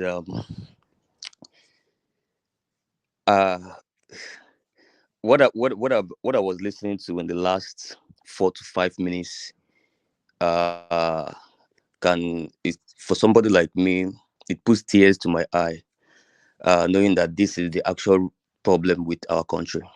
You know, the orientation and the prism of which people view things politically in Nigeria is the reason why we are backwards in Nigeria. And that is why I believe that any person that has it as a priority, has reorientation and re-engineering of the mindset of an average Nigerian, any leader that has that as a top priority is the leader of my choice, because we have a lot of reorientations to do. Somebody's coming to say that first of all, I think I heard before I even continue, I think I heard Simba, I don't know who that was, saying nobody who knows Obi in the north. My friend Obi got 2.1 million votes in the north. Maybe those 2.1 million votes are not who knows Obi. Maybe they just came from the air, according to INEC's results, not the one that's being challenged anyway. So it is very funny for people, and this is always coming out from You mean middle belt? Middle belt? Obi got 2.1 million votes in the north. Christian middle belt? Did you hear what I said? If what I said is wrong, tell me. Obi got 2.1 million votes in the north. And then and I'm trying to make it precise. Like, okay, Abuja, and then the Okay, Christian want part me of to go to the Military polling units and ask the people that casted their votes where they Okay, worship, let's who they just worship to, accept who they that. Okay, sleep with in their 2 point. rooms? Sorry about that. Go ahead. Sorry. Go ahead, man. Okay, thank you very much. That's the problem. You see, anybody that knows me in this platform knows I hate those narratives. So if you're going to do tribalism and religious bigotry, you keep it till I'm done with my analysis, then you can continue with it. For me, and for people like Ekene, we are talking from the Nigerian prism, we're talking from the Nigerian perspective. And it is instructive to know that when people come out and say this election was about Southeast versus Southwest, that narrative always comes out from the APC camp. And trust me, if it was an APC supporter that is saying this thing, he would say this narrative comes out from the Southeast camp. But watch what I said. I said from the APC camp. I didn't say from the Southwestern camp. For you to see that I'm viewing things from the national angle, from the politics angle, not from the tribal angle. It is only, even though I might check everybody that is saying it and all of them might be Southwesterners, I won't still say that it's coming from the Southwestern camp. I will still say it's coming from the APC camp because that is what it is. There are Southwesterners supporting APC. There are Southwesterners supporting PDP. PDP won Osun State. There are Southwesterners supporting Obi. Obi won Lagos. But APC people is always fixated on tribalism. That is why they will come out and say, this election is about these people not wanting Yoruba person to rule Nigeria. Really? Obasanjo was a Yoruba man. He got full support from the Southeast. And people coming out to say, and please, let me finish. People coming out to say that these people, and even the use of the phrase, these people, is a very popular phrase in the APC camp, these people. Very divisive phrase, but that's okay. When they say these people do not want Yoruba person, they're insulting Tinubu because he's Yoruba. No, they're insulting APC and Tinubu because they failed Nigeria. They're attacking them because they saw them as a failure. It's an anti-APC Can one protest. interject, please? Can we interject? Can I say something? Let me Please, land. Can I say something? let me interject, Let me please. I land. mean, you cannot be taking us this Let me slope land, all the please. time. We No, listen and we let have me the say ability. something. I'm coming now. Let me finish my Bishop, interjection. Bishop, Let me please. finish my interjection now. But when Okay. I was talking, when you gave me the floor, I have not even said 2 sentences before somebody interjected and took this the conversation away That's from me. okay. I was just Go ahead. Bishop Bonijogbo. Bishop, this is the way it is. If the person that holds the floor gives you the chance, then you go ahead. So he has ceded. Please go ahead. Okay. I for me, ordinarily, I really think we should try and season our words and stop going down this slope. What you just said now are totally untrue. It is your perception, but you are entitled to it. But at the same time, that it is the Southwest that used to use the derogatory word of these people on the Southeast. It's a blatant lie, and it is annoying. I said It is very offensive. Let me finish, please. Let me finish, see the please. I'm not problem. going to join the queue. Bishop, I he just didn't want to say set the record Southwest. straight. I He just want didn't to say set the South. record straight. He said APC. You just I just want to confirmed what I just set said. the record straight. We can listen differently and we can hear differently. I really would prefer we don't continue to slide down this slope. It has gotten to a crescendo in this last election. It is very vexatious. It is very insulting. And I took personal interest because I saw it coming from the narrative of 2015 of Yoruba slave, of cows in the north, of headers of wood and fetchers of water, and all the derogatory abuses that came with Islamization and Fulanization. All the names that they called Because Buhari you have not in even those period of spoken to time anything I was say. from I a don't know. Are you particular session. agreeing Let me to me finish. or you're just It saying is your from thing? a particular session. Why are we always trying to rewrite history? Why do we always try to do this? We want.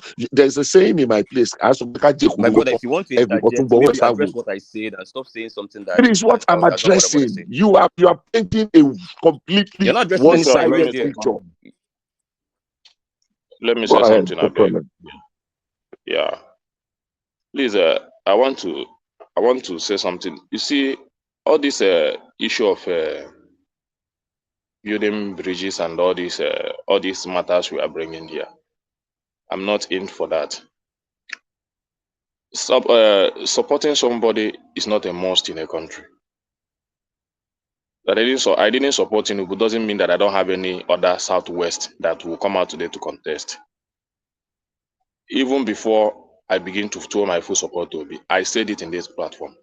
I've already thrown my mind towards Osibanjo because I know it will be so easy for him to win, and he might be a better candidate from the Southwest.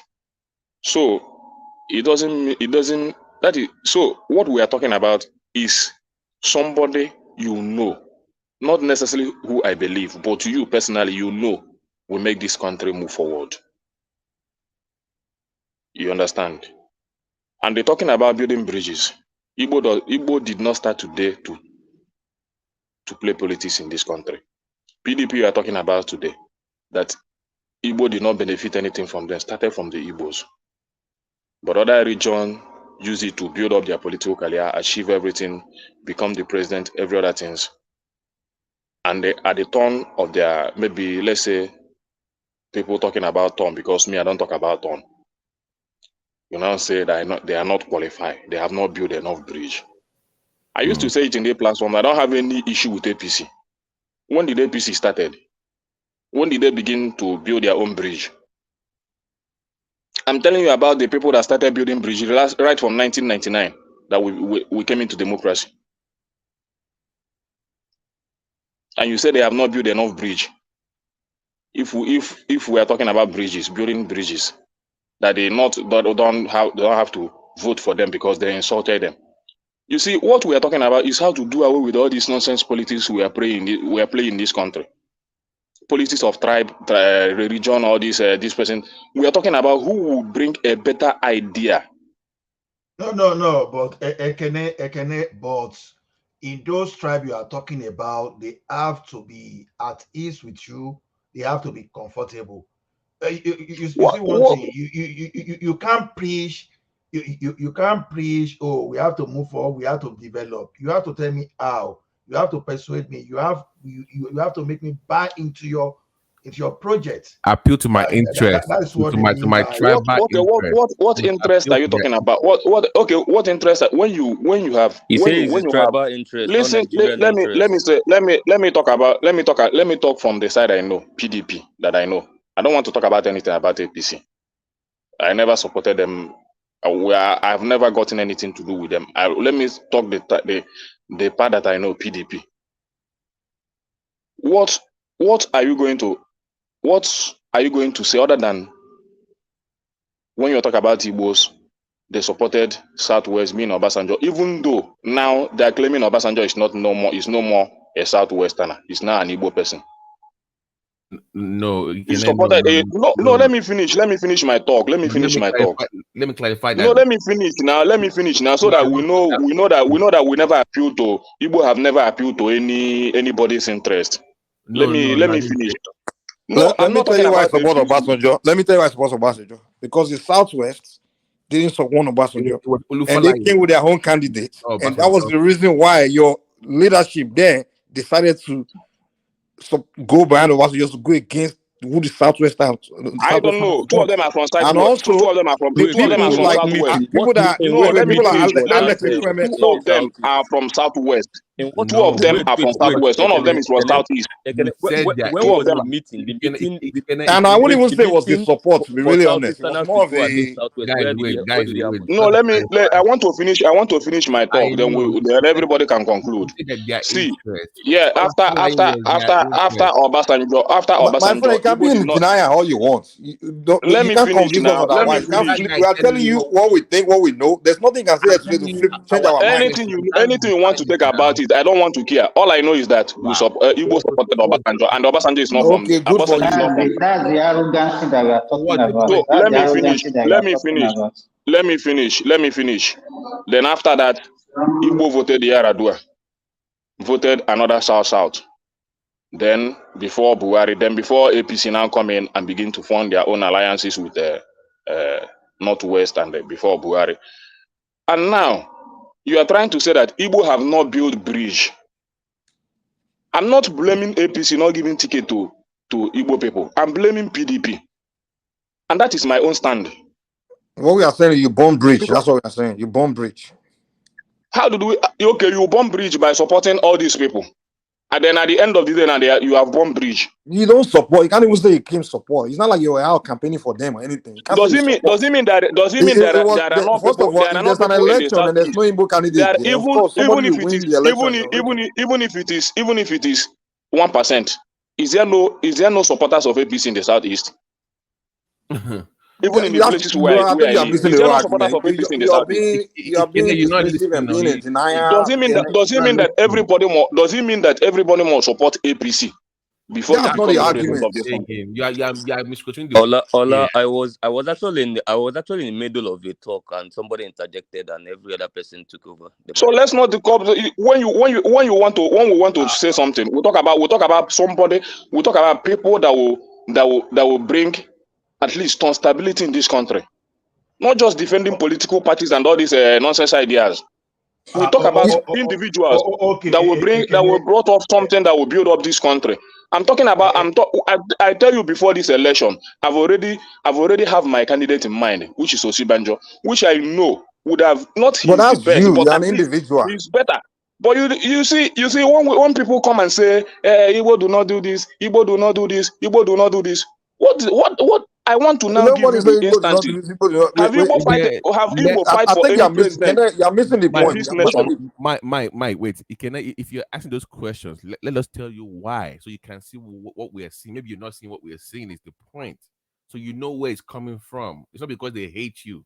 Before you tell him why, allow me to finish my submission, Okay, please. I understand, but just to let you know that This was supposed to be an interjection. Okay, I'm sorry, Uptown. Go ahead, man. Thank you. All right, so what I was saying before Bishop interjected me was, and what happened, and everybody in the platform has seen that my submission was pure because I made an accusation to APC supporters that they always tribalize everything. And somebody interjected and said, I said Southwesterners do this.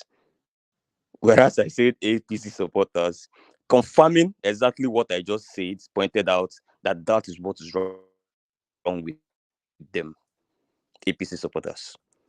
And I had a conversation on Twitter with anybody that knows me knows I like having conversation with APC supporters more than I like having conversation with obedience, because I always find them very fascinating. And I laid the principle on that conversation. It was a 2 hours conversation, and I told them that if you can go 10 minutes in this conversation of Tinubu and Obi, APC versus LP without going tribal, that I'm Do going you like to to play reverse psychology stop just the to dismiss conversation. reality? Let me ask you a 10 question. Do you minutes. believe Wait, that calm there's a down tribal now. problem in Nigeria? I Is can't even there shoulder ethnic? Wait. Is there civil ethnic problem in argument. That's the Nigeria? Yes or problem.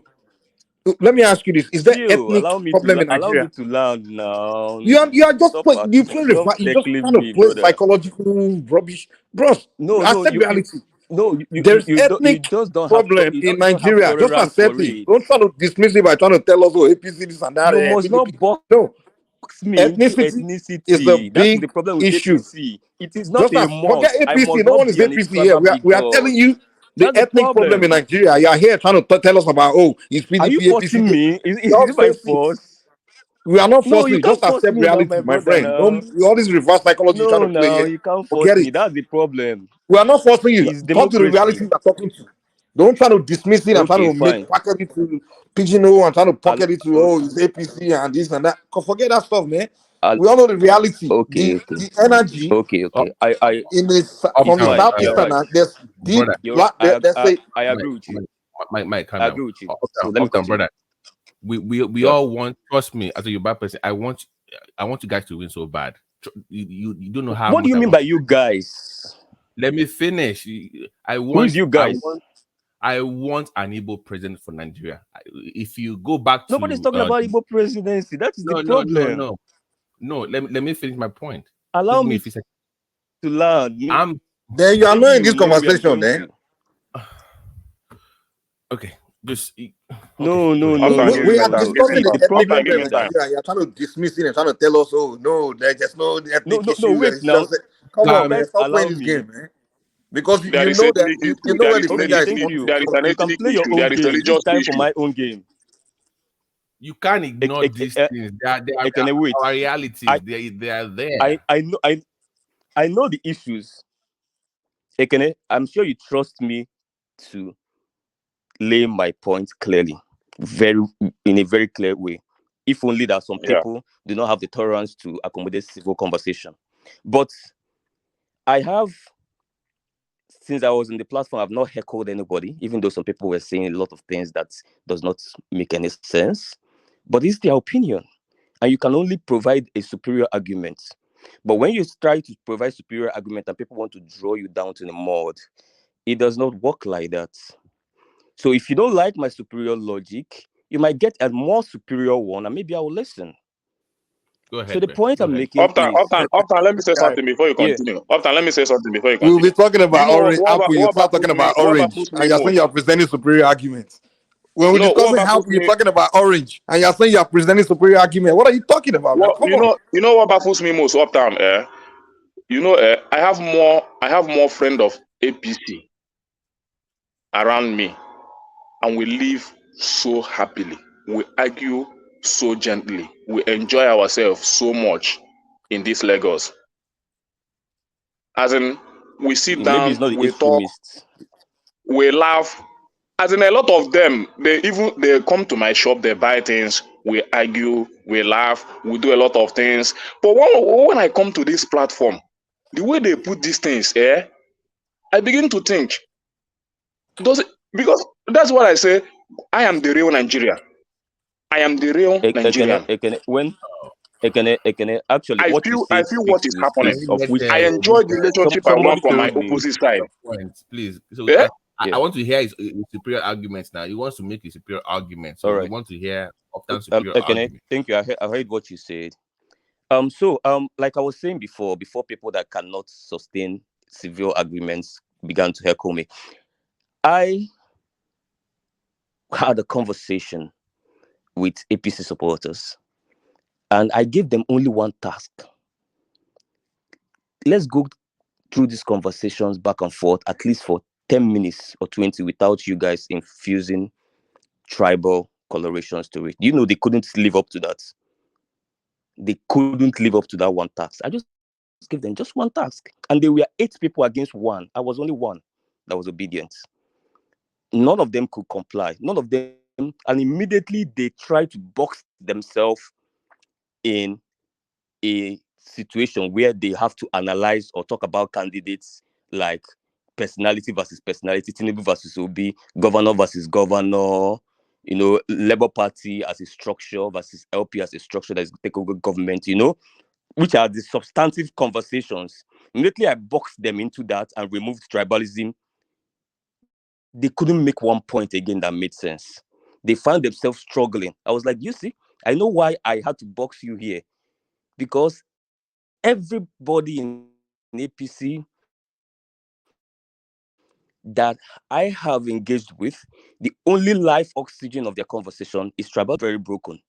So that's the premise I wanted to draw. But the point I wanted to make here was just to clarify very simple things. People saying Tinubu was being attacked because it's Yoruba. No, Tinubu has always been attacked by a section of the younger generations, especially the ones that are social media savvy, even from up to But 2020. Uptown, let me just interject you just for seconds. And Why is the same attack not being directed at Atiku? Because that's the question. Even though okay, they are I'll the respond. younger one are attacking Tinubu, so how come the younger ones are not aware of the name called Atiku? Tinubu is the more serious contender. Okay. Can I respond to That's the that? answer. Wait, no, allow me. The more serious contender. Let me just I take think on it that. was second for God's Okay, sake, and the so former VP. What do you mean serious somebody, contender? Was it serious contender? It was a VP for God's sake. He came second. nobody knew positions before now. What In fact, they even had more reason to go against like Atiku anybody because knew Atiku second was the and one third that and fourth? Another beat issue. Atiku Another was the issue is one that that beat Obi out of PDP. most people Am I believe not that supposed to be the one most answering people this believe that question? the power is between the South. So it's nothing to call. So that's why Atiku is not that. No, because he said he said serious contender. What do you mean serious contender? I think it was a PDP candidate. That's a Southern contender now. It's more serious contender in the South now. Yes. Let me answer now. Let me answer. It is very simple. This asking this question is almost like asking in 2015, why is everybody against Goodluck Jonathan and the PDP? APC is in power for the past 8 years. They are the government in power. So it will be very funny for somebody to ask, why is people more focused on the government in power than the other opposition that left power 8 years ago? So that is the question on that part. So what are the monsters staring us in the face? We know we have other monsters. The one that was on power and wielded. And anybody that knows me in this platform will know that I have a stronger reservation against PDP than APC. Maybe because I once had sympathy for PDP because I wasn't sympathy for Buhari as a person from 2003. I've always wanted him to be president.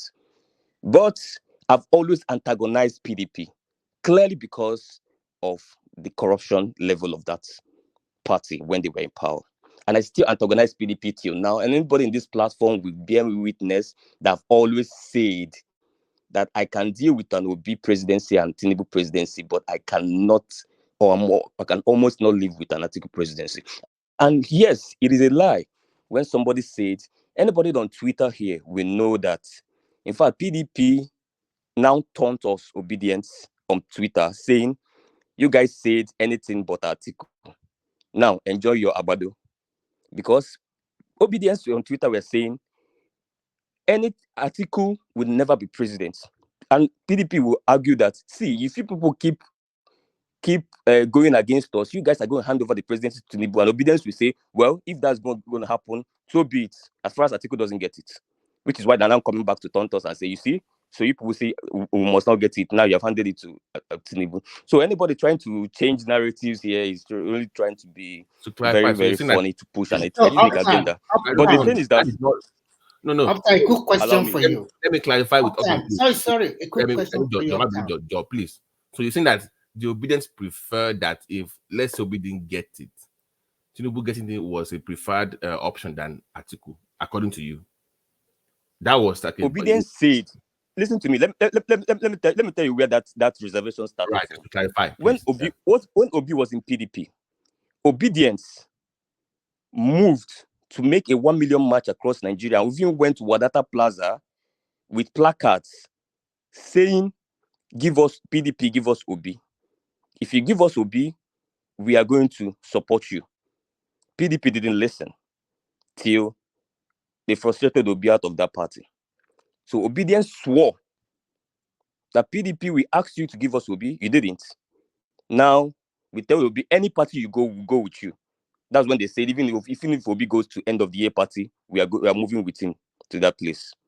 Now, they said Atiku would never get it because we told you to give us Obi, and you people decided to play PDP politics. So you will never get it. And they said, if you people keep saying we'll never get it, you guys don't have the numbers to win APC. You might only hand it over to APC. And the PDS was like, if it means handing over to APC, no problem, as far as you don't get it.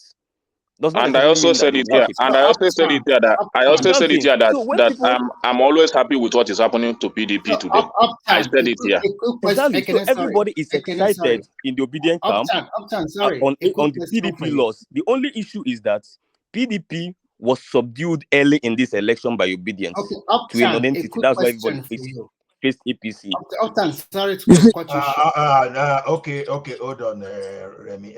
Uptown, quickly round up and take the interjection from Remy. So maybe the question I want to ask you, interject. The question I want to ask you is very simple. Okay. Listen to my question. Now the election has come and gone, and we are nearing inauguration day. Why are your people are now saying anything but now article or interim government? It's all over the news. It's all on the online when you go to everywhere. Why are you guys now change your color now saying no to Tinubu? You even prefer article, or at worst, no inauguration at all. Tinubu should Buhari should continue. Why do you continue to change? That's my question. Listen to me. It's a question, please. Thank you. Yes, I've heard you now. Let me respond to you. If you're on Twitter, I challenge you to meet me on Twitter at Uptown of Lagos and show me comprehensively that obedience, me that spends almost 20 hours a day on Twitter, that obedience on Twitter or anywhere on a platform. Must it be only the Twitter that has the online you can give it to articles? We have so many things I just said online. across platforms. Did you hear when I said across platforms? Listen. Not everybody live their life on Twitter. No, I want to know where you're getting the narrative from. So prove to me where you're getting the narrative from. The narrative are all in the media. Not in existence. Nobody is. There's nowhere in any media. Let me jump in real quick. Give it to articles. Calm down. Nowhere. I challenge you directly that there is nowhere, anywhere that obedience are saying give it to article. Uptown, wait. Let Remy and Mike put the position to you and just respond to both. You still hold the floor. So calm Remy, down. ask your question, then Mike will ask his own. Okay, so calm down. All these are all in the media. If you read newspaper in Nigeria, you go to Facebook, you go to everywhere. Your opinion is only one to yourself. My opinion is only to myself. But when you look at the total and generality of the thing, people are saying, the first thing you said today is that as an obedient, anything should, if it's not Obi, it should be Tinubu. But after the election, the narrative changed. No inauguration for Tinubu. Tinubu should not be swearing. You prefer Atiku.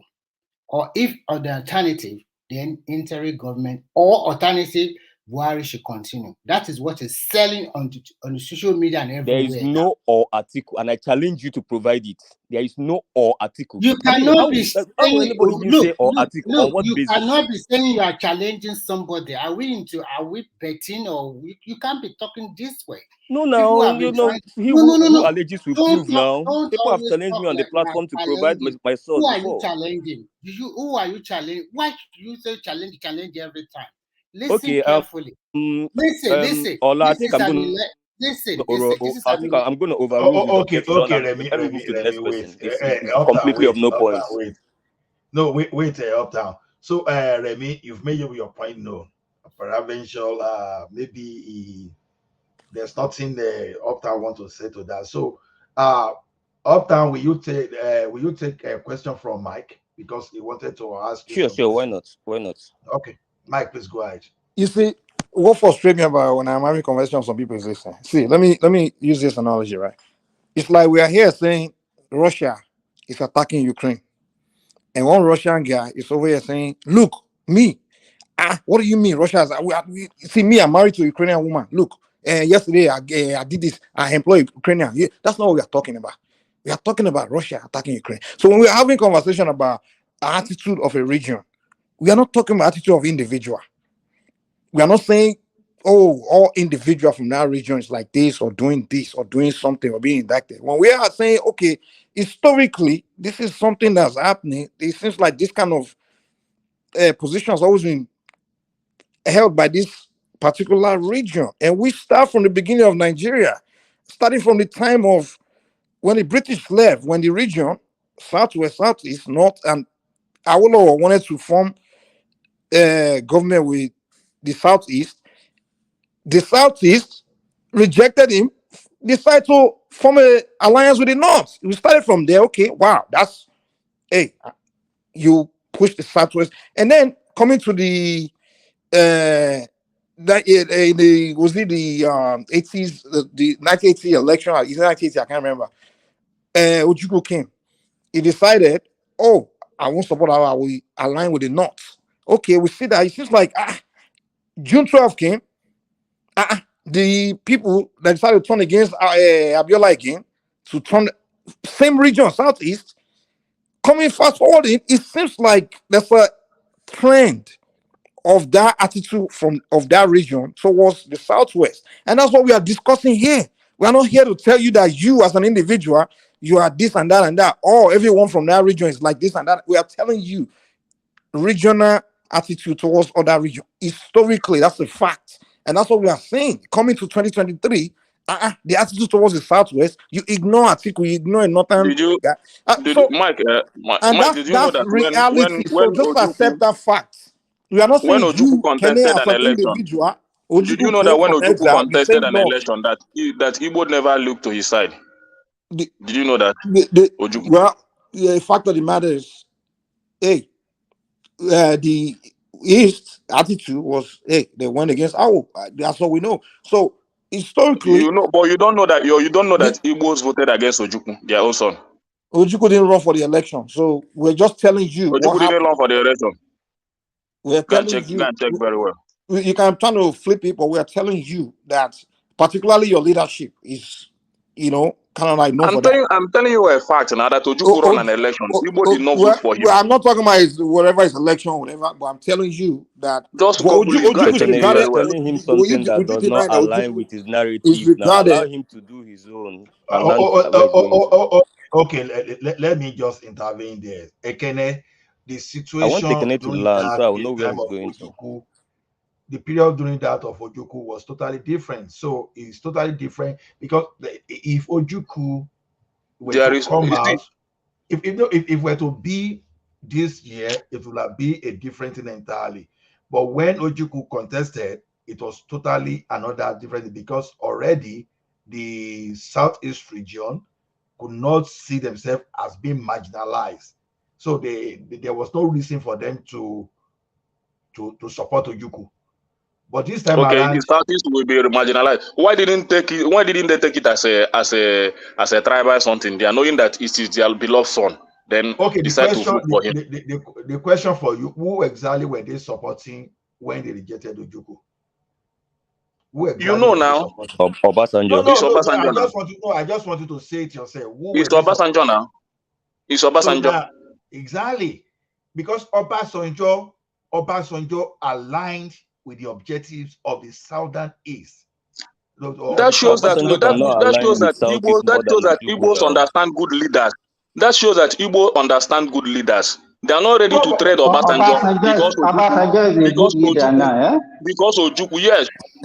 Obasanjo Okay, favored Igbo very. Obasanjo favored Igbo. You can say sometimes I don't yes. know how you do this for real. I mean, seriously.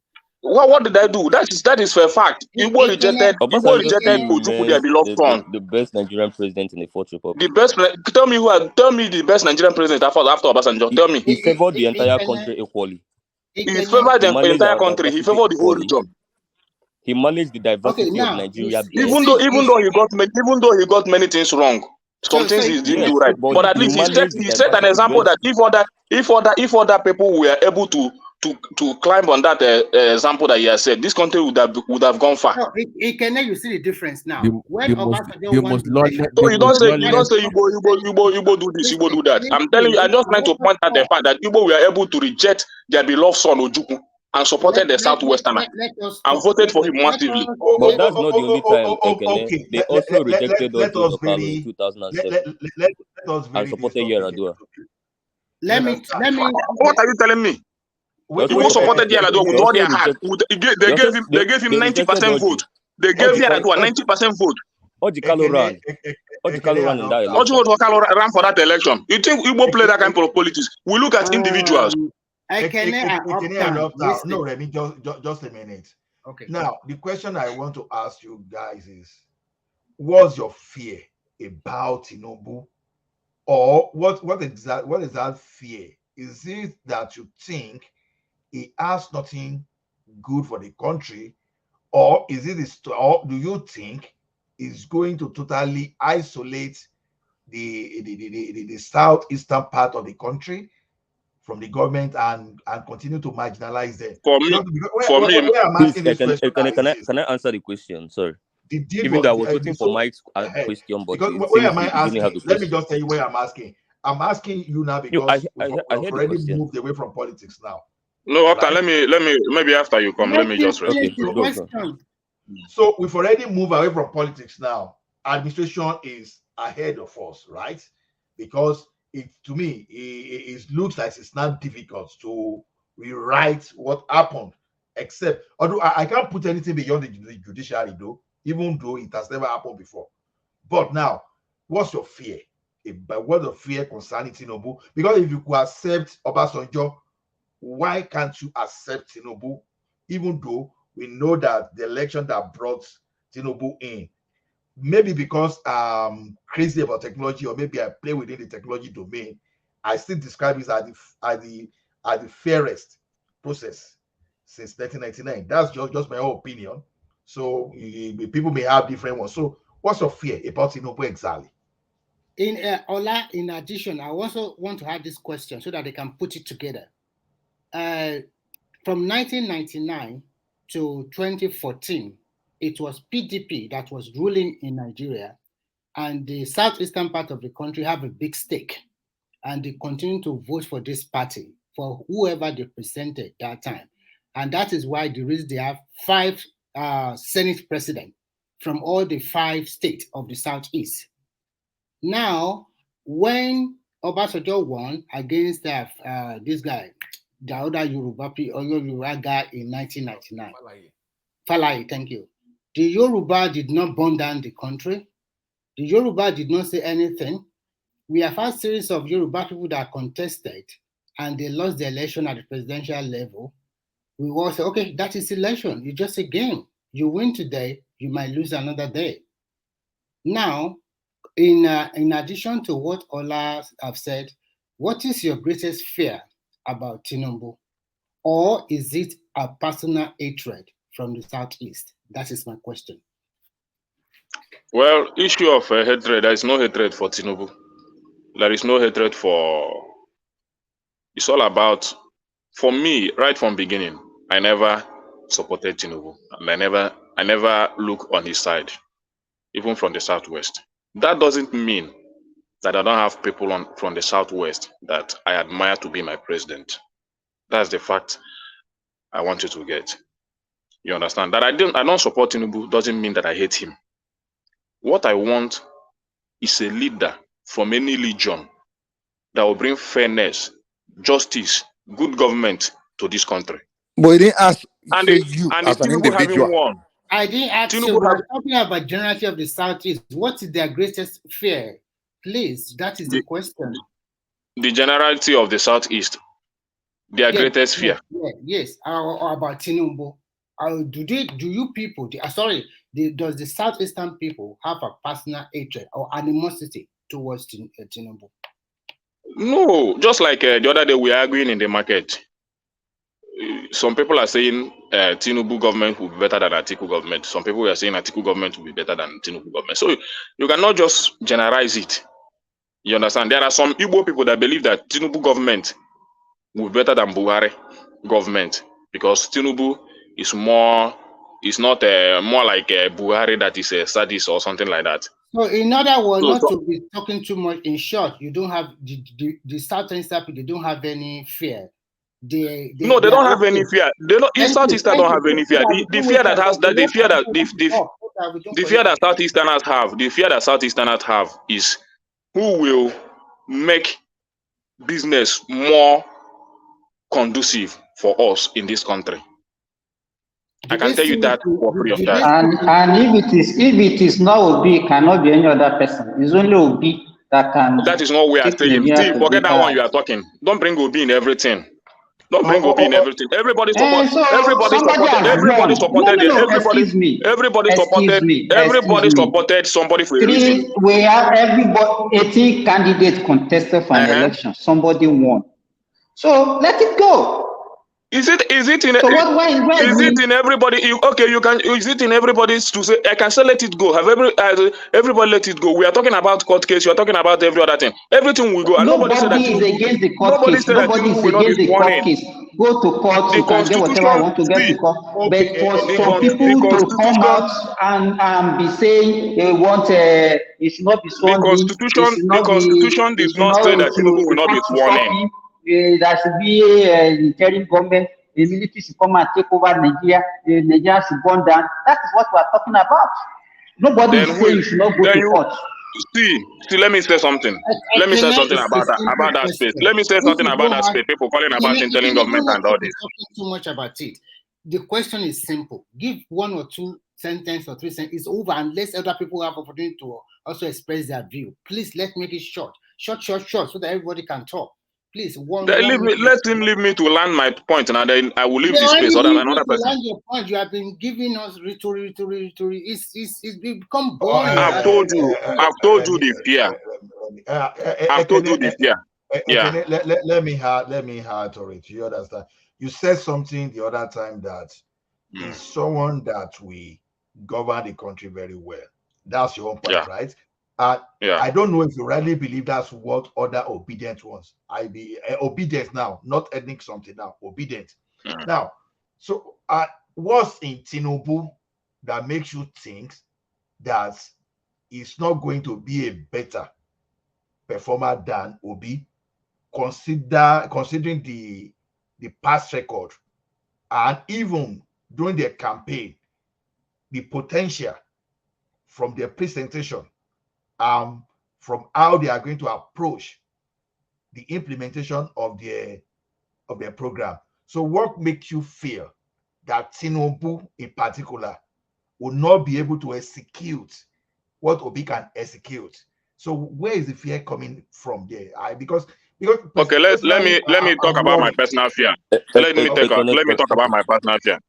My personal fear about this government now is recycling the same old politician that made this Buhari government to fail. It's not even only about Tinubu.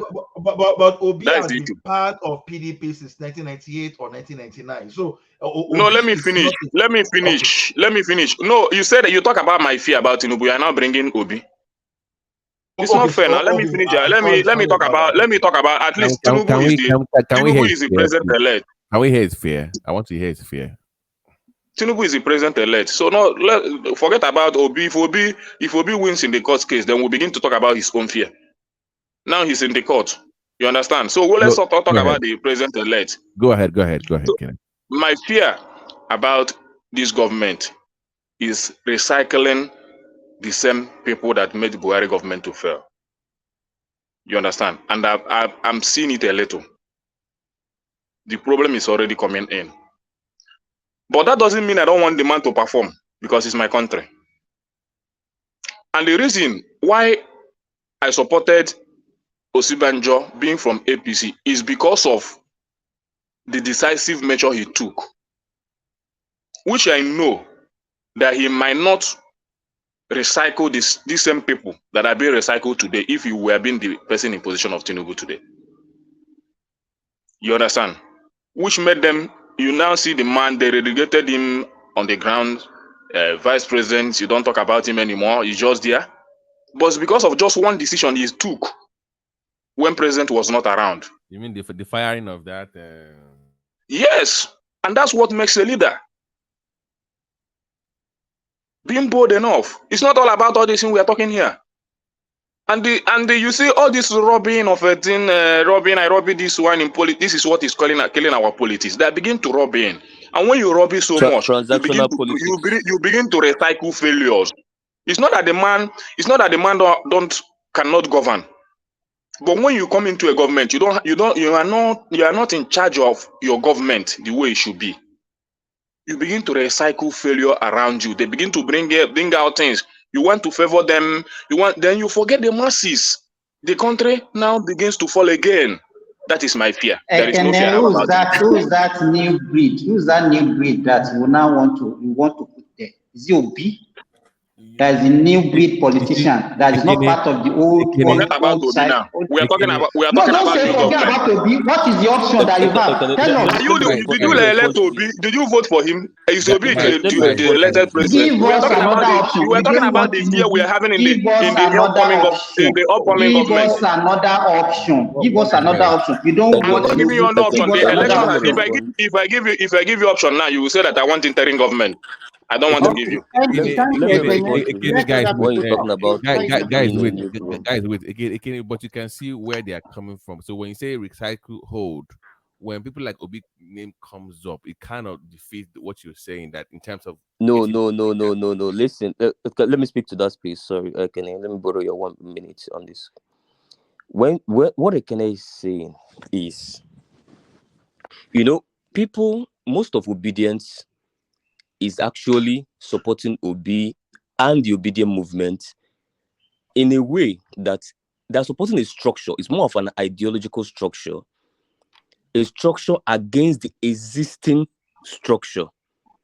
So Obi is a poster boy for this structure. He was once in the other side. Sorry, Wait now, allow me now. Saying This you is know, what I you don't have been like talking now. for more than 4 hours. Are you the Not only one there? qualified Let to other be people no. talk, please. If you're arguing that you are anti-establishment, no, let me finish. If your argument is that you want something anti-establishment, Obi it should not be applicable for Wait now, anti-establishment. let me finish what I'm One of saying. them. Let me finish what I'm saying. You can't be a poster boy for anti-establishment. Let me finish now. If This is not about let you finish. We already know where you are going to. This is a No, conversation. you don't Remy, please. know where I'm Let me going speak. to. Remy, We are going to wait, give you let the me finish. floor. Let me make something clear on this platform. Let me make something clear on this platform. Anybody in this platform knows me, and I've been shouldering this for a long time. I want to say this very directly to Remy. Anytime I'm speaking, I have barred you completely from interjecting me. I do not accept your interjection. No. If you don't do that, if you don't patronize me back, then Don't you're make gonna it hear personal. something Remy, different from me. wait. No, No, it uptown, has to be please. now because he does that No, all the time. wait, uptown. Don't do it that way because see, How is he gonna say that he have knows what different I'm saying? I'm personalities. gonna say. Wait, uptown. I should No. not say it because I know he knows what I'm gonna say. Wait. How? Because you have been If you have speaking Do I anything, do that to Remy, him when please he's wait. talking? Remy, please wait. See, uptown. If you have anything to iron out with Remy, you guys can chat it in the private No, I don't have anything to do forum. with it. I don't give a damn about him, my brother. Wait, Let me just no. answer my your question and language. move Mind ahead. your He can language. say Keep what he it wants to down. say Who are you later. talking to that way?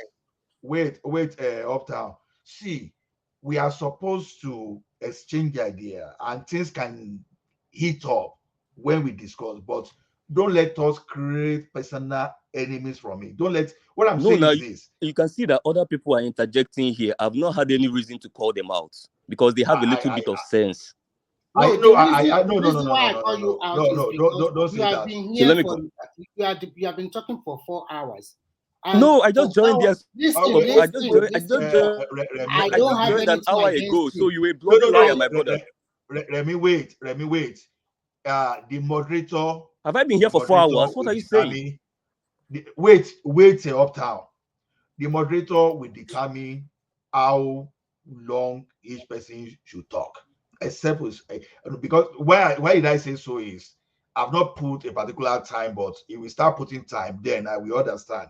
Because there is a way we want the discussion to flow. So it's not as if anybody is being sidelined. No, everybody will talk when we see the strength of individual when it comes to a particular topic. So you and uptown, I don't want you to create unnecessary enmity. We are Don't make supposed it to personal, be like guys. Don't make it personal. It's not. Don't make it personal. exactly. Don't make it personal. We are trying to make people that think in quotes that we know than them, or those people that we should be giving new orientation. Those are the people we are addressing, right? Even though we know that some people in the comment section that they know better than us. Yeah, but we still have some people that they don't know what we know that we need to remodel. So I want us to do in such a way that we conduct ourselves as a role model. So please don't take anything personal. If you need to iron anything out personally, just go to the private chat and discuss it. Please. Thank you for All your I want to cooperation. all I want to say that I want to say something. I want to say that I love you so much. In short, one man. If one man come, I want to say something here. This platform should be given to you. Tell it to one man. Say I say so. You made Yes, tell one man. Say that I said that this Yes. platform should be given to you. One man should not come close to this platform until he change some things that you are No, that I see of you that he has not been able to put on. Until you wear those things, then he can come back. Tell him that I said so. Thank you very much. Hey, can somebody say something in the comment section directly to you? They said this is what they said. They say, how can you separate Osibanjo from Buhari, but you can't separate Tinubu, who brought the likes of Osibanjo and Fashola? So No, that's no, you. Sibanjo have a exceptional character for me. So forget about that. I don't need to argue that one. For me, he has an exceptional character. Forget. Come on. Why do you Please, do that? So Kere, are can you I saying if it was continue? Osibanjo running against Obi, you would support Osibanjo? Is that what you're saying? In fact, I said that if it was, you know why I will support Osibanjo. The reason is because I know that Osibanjo will have an upper hand against Obi. So I don't have any reason. They will have said So that, so forget about it. no, they will have said, I will support that Osibanjo with all my is chest. Buhari's boy Please now. let me finish what So I'm why do you saying, guys. support Sorry. Showore then? What the South is always saying because Obi is a fresh Kinikon, it's anti-establishment. Showore was way more anti-establishment. But Okay. No, Obi is not an Let, anti-establishment. let, Obi is let, not people an let, like let me P anti-establishment. finish Square. what I I'm was saying. listening to P Square. Please, with your permission, let me just let's allow Uptown to round up his thought and Can I Coca. come in? Now, Sorry, I now have a Coca can question interject for to Uptown. Sorry, I Uptown. have a question for Uptown. I Okay, have a So thank then you. Coca can interject to along the You line. see, the So just problem is allow that the Uptown, conversation. please, I have a question for when I you. get a Please. little time, No, when I wait, get a AY, little you time will to be talk, brought in later, but let's a lot of the leave flow between questions, Remy and Uptown.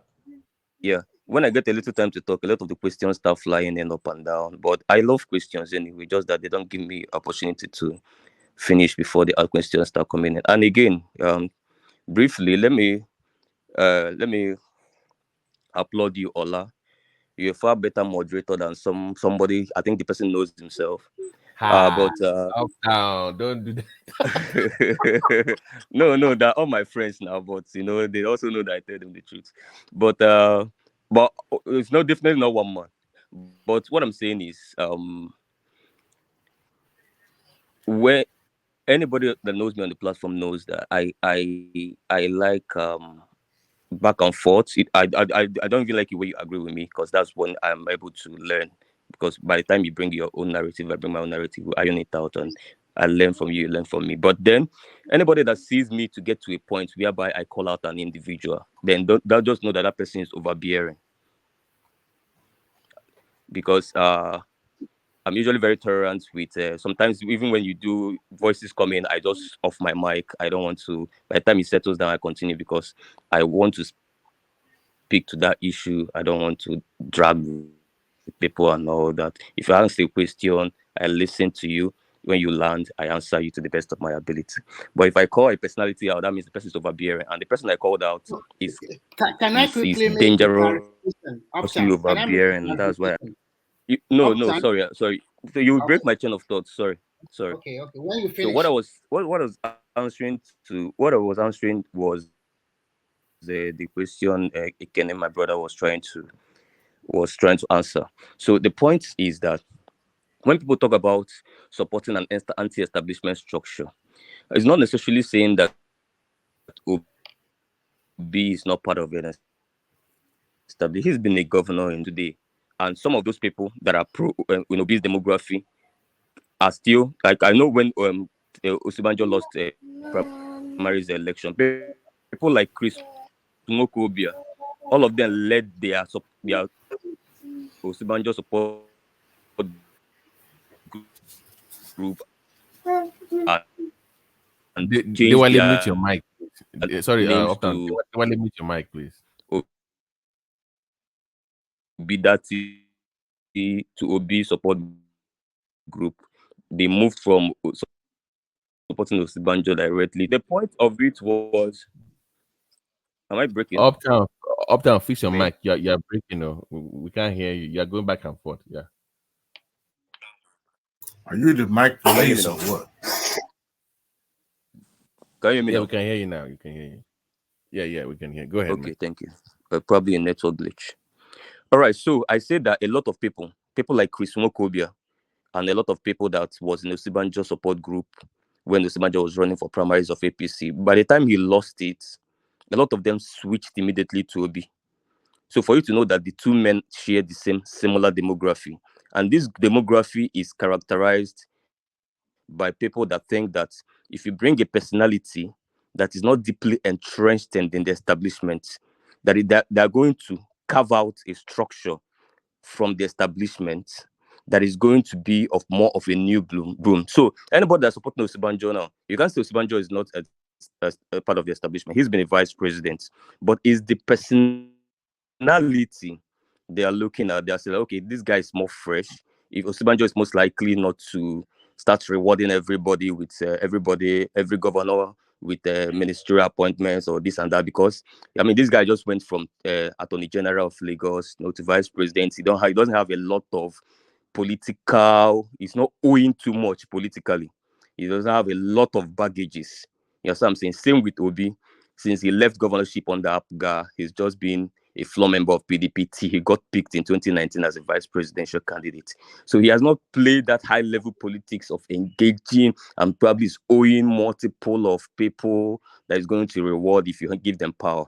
So that is the reservation people have with Tinubu. They feel that this guy has done a lot of political gymnastics all his life. This guy has a lot of people to pay, a lot of debts, political debts to pay. He's coming to power with a lot of what we call political hangers-ons. So that is one. But secondly, for you to know why people have reservation about Tinubu is not necessarily Obi induced. That is the point I wanted to make earlier.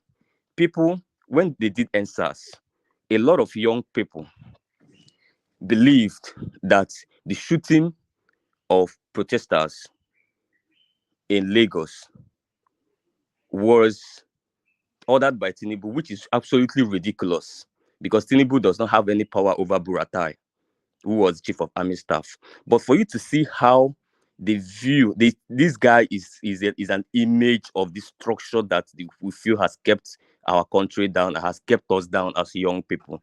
This guy is a complete image of that structure. They don't like this guy. That's why during NSAS, they even went against his properties. Now, remember that Obi was not in existence during NSAS, Ola, so are it has you nothing to do keeping with obedience. They went to his properties. They attacked his. Do you know why they went to his property and attacked his property? Because the supreme leader of the Southeast, which named Nnamdi Kanu, was broadcasting and ordering the This people, disdain didn't Southeastern, start to attack when Tinubu's property and attack Lagos, destroy the whole place, attack Sanwo-Olu. So that's what happened. What did you say? What did you say? The reason the reason they attack Tinubu's property is because the supreme leader of the Southeast, known as It's a Sir supreme Nnamdi leader. Kanu, It's a was supreme leader. Do broadcasting. you know that? Do you know that Sowolu is a great friend of Nnamdi Kanu? So if we are talking about who is No, IPOB, Sowore is a IPOB supporter, panderer. Let me tell you what we Sowore talk is. about Sowolu. Let me respond to him. No, he's not a good friend. Nnamdi Kanu never accepted him Let as a this be a friend. conversation. He's a good friend of Nnamdi Kanu. He's No, always there. Any day that He Nnamdi raised Kanu will something. attend, Sowolu will be there. no. So when Sowolu, Let me tell if we you. are talking about who will give us Okay. Biafra, we'll be I'm talking glad you about brought that Sowolu. up. Wait. Mike, and Kekene, you are already changing the topic. Wait, And How did see, we get go, show? you are changing the topic. Allow Ola, me. you talk Ekene, about time. He has been wait talking now, for 3 minutes. Let the wait, person see. talk. Uptown. I Can was you just allow yeah. Remy Coca to respond to you? No, let Then me just round off now. let's give Mike AY interjected chance me with because saying Southeasterners he has attack. just come. He responded to me. So let me respond to him. Then I'll yield the mic. Okay, please So respond then. Let Remy Coca speak. Mike, it is unfortunate for you to say that Southeasterners, businessmen, traders in Lagos who are Southeasterners, closed their shop and abandoned their shops and carried weapons to go and That's attack it. Tinubu's Traders. properties. That's It's it. really very Traders. unfair. And wait now, because if you're talking Now about putting word in my Aguero, we mouth know now. You see, I said traders went to shop, lock their shop, we and went to do something. I didn't say that. yes now because Okay, because that's I all don't right. know how many Southeasterners that are Aguero in Lagos. But Okay, let me let me respond to you. interject now, please. Uptown. Let's stay on topic. Let me Let's stay respond on topic, please. now. No. No, Uptown. I mentioned. No. Let's stay on topic because the topic is I'm on your topic now. fear. See, I was responding very clearly what I was talking about with Tinubu. I made a reference, and somebody interjected. If the person had led me to a land, I won't be talking till now. I would have closed show. What I'm saying, don't let us divert. Gone So stay on home. topic. Then let's Remy respond. Then AY. No, I don't want to I would divert. like I don't wish to to divert. If come anybody in does if you not guys don't interject, mind, though. that will help us. Yeah, after AY, Adewale. I Okay, would so like to. Please stay the on that. point I'm making topic. is okay. The Tinubu topic is what I'm talking about. So the point I'm making is that even if I was an integral part of NSAS, whether it was the show in Lekki Tollgate or I'm a show organizer. So I took part in some of those things. Whether it's the one that Small Doctor organized in Agege, or the one in Shomolu, or the one that we spearheaded in Lekki Tollgate. A lot of people, when they want to vest their anger, they are mentioning Tinubu, Tinubu, Tinubu. So for you to know that that generation in that answer space had a big issue with Tinubu as a person, especially because he's the godfather of Lagos. So they felt he's the face of that corrupt politicians that we are protesting against. This is their godfather. This is the face. Is the APC national leader.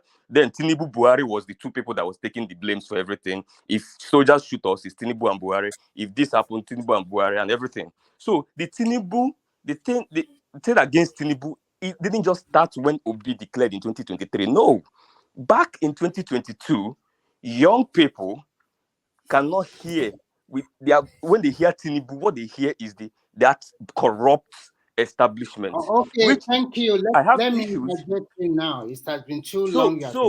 Yeah, the guy is too these people, long-winded. I don't know why Allah allowed him to continue. So It's too long. imagine Just get to these people and coming what 3 he's saying years is that later, it was even and you're making telling sense. them that same Tinubu is declaring to be their president.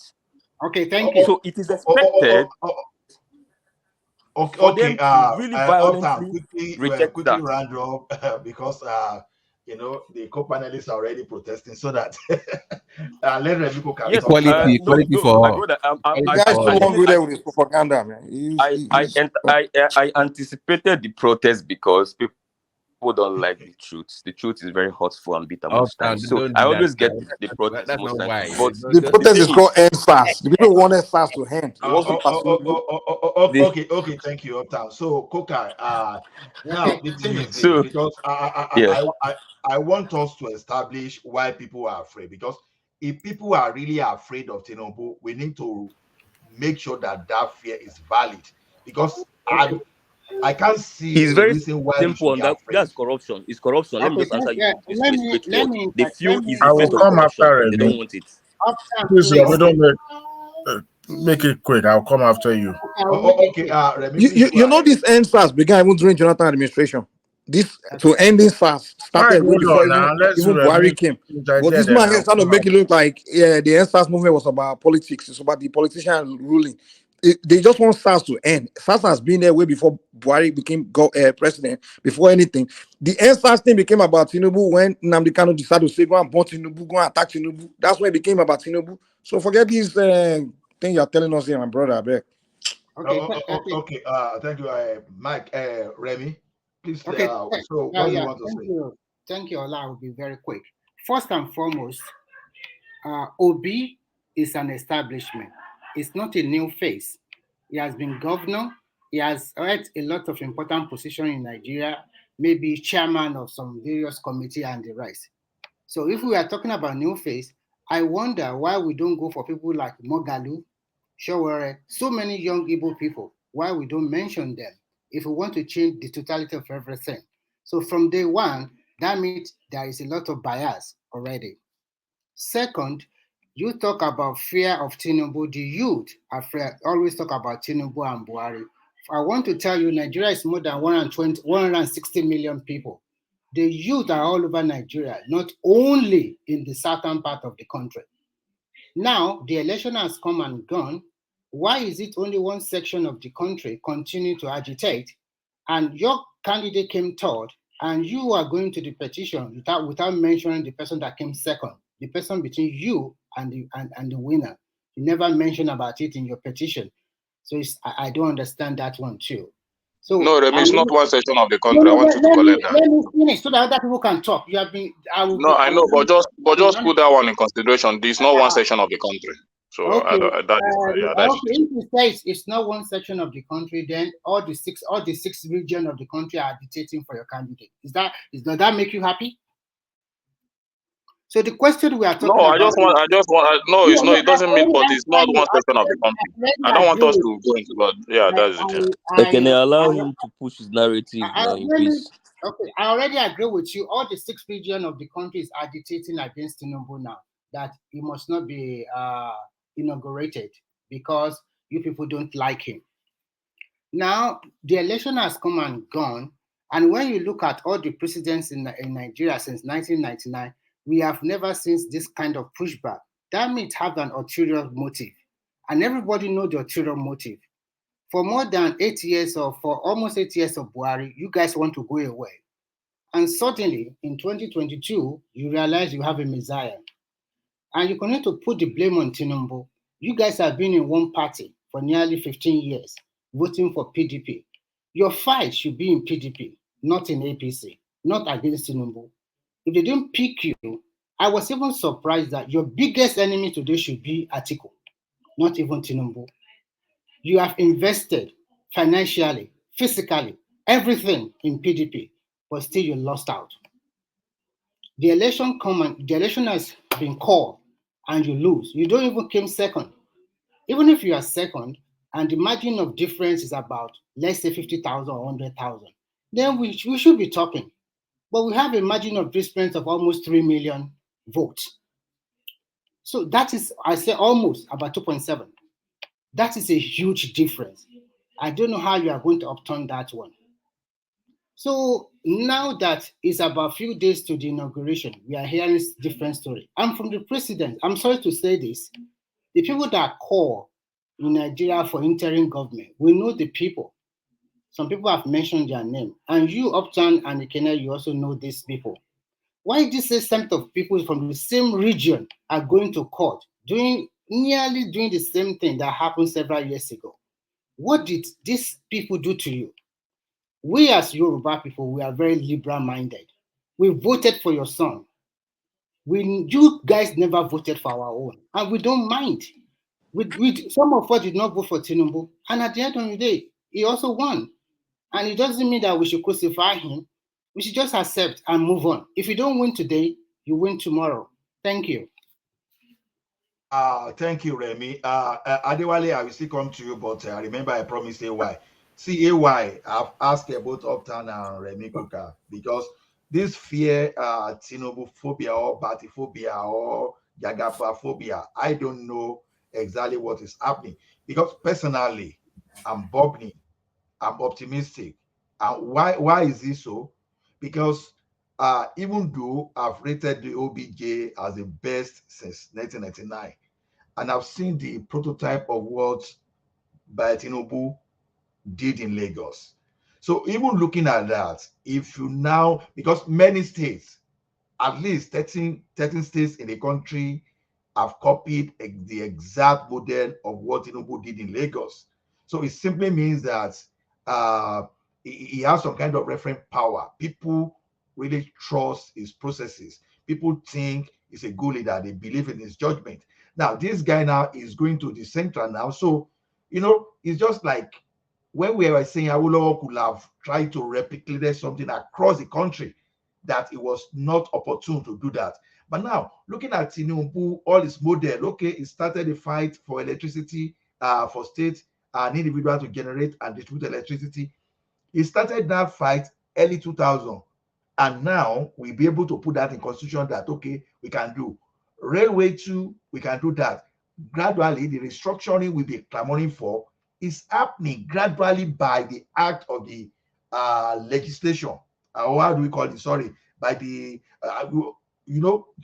correct my English, at least we are getting that in through some kind of alteration or whatever. Reforms. So, Reform. exactly, act of the parliament, we are getting those reforms. So now, people say they want good life. People say they want the country to move forward. I will see someone that have displayed the prototypes or something. So what is exact fear? Why are people afraid of Tinubu? That's they dislike him so much that they even prefer Abacha to resurrect. they even prefer Abacha to resurrect and take over. So, or I know at this level, some people will even prefer Idi Amin of Uganda to take over. So, what is the exact problem? What is the exact problem?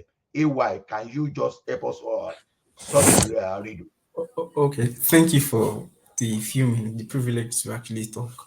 I don't know if you can all hear me. So I will just do a brief conversation within 3 4 5 minutes, and I'll translate from politics to governance. And the question I will put to Ekene and Uptown is, if we should remove the effect of, there were 18 political parties that contested in this election. We are all Nigerians, and I understand you are Nigerians too. Let's just remove the effect of Labour Party in the old elections. What positive contribution do you think you contributed to the elections without the noise? If you look at it, obviously, I would say it is literally close to zero. Reforms have been happening silently after each electoral cycle. In 2019, obedience were not there when everything was taken into account and the electoral law was enacted after 2019 elections. It was tested across other interstate elections. The reforms kept going on quietly. And there were improvements, improvement upon improvement without noise. So if you look back at this electoral cycle, reforms will keep going on and on. But the only thing I think LP contributed through obedient movement, so to say, is noise. Noise, noise, noise. If we remove the effect of interim government and all of that, everything will still have played out. We could see all other political parties that participated in elections. Some of them were even in court, and they are quiet. The reforms are going on. The judiciary is actually updating itself every now and then. We will keep going to the judiciary to seek interpretations of the law. It's an ongoing process that will never stop. After the 25%, in the next electoral cycle, another issue will come up. We will always go back to our laws through the judiciary to seek interpretation. So everything we are saying about politics is just noise. It's time to go to governance. And for Tinubu, for me, Tinubu represents stability. Factually, nobody can say it does not represent stability in politics. If you look at 1999 to 2007, he's the only guy that stabilized politics the way it should be played, down to the local level. When I mean local level, from the state to the local government, then to the LCDs he created, is the guy that has represented stability. If you look at Lagos state politics, you will see that each organ of government is functioning the way they should function. At least it's the best model we have so far. No other states are just trying to revive it. We've seen cases of where other states are not conducting local elections. I mean, local elections down to the local government level, and governance starts from the local government down to up to the federal government. So I think it represents stability, no matter what we say. And another thing I feel, no matter what we say, he has built a right foundation for his state to an extent. So I think if Tinubu comes in, no matter what there are allegations around him, and he had come out to say, if you have any evidence, bring it forward. That I did this, I did that, I did this, I did that. So if you have any evidence, go to court, go to the judiciary, go and prove your case. So there is no need for any noise about this thing. The guy won the election fair and square. No matter what you say, you cannot overturn. AY, what happened to your mic? Sorry, okay. He won the election fair and square. The international community, at first, they looked at the elections. They had the phobia because of the noise of people that were saying they were Nigerian, but they were anti-democratic. But everybody is looking at the election results, looking at it plainly with facts. And everybody is saying, no, this guy won the election fair and square. And they're already running around. So the thing is, please, can I ask you a question just based on what you're saying? You spoke about stability in terms of at the state level and in politics.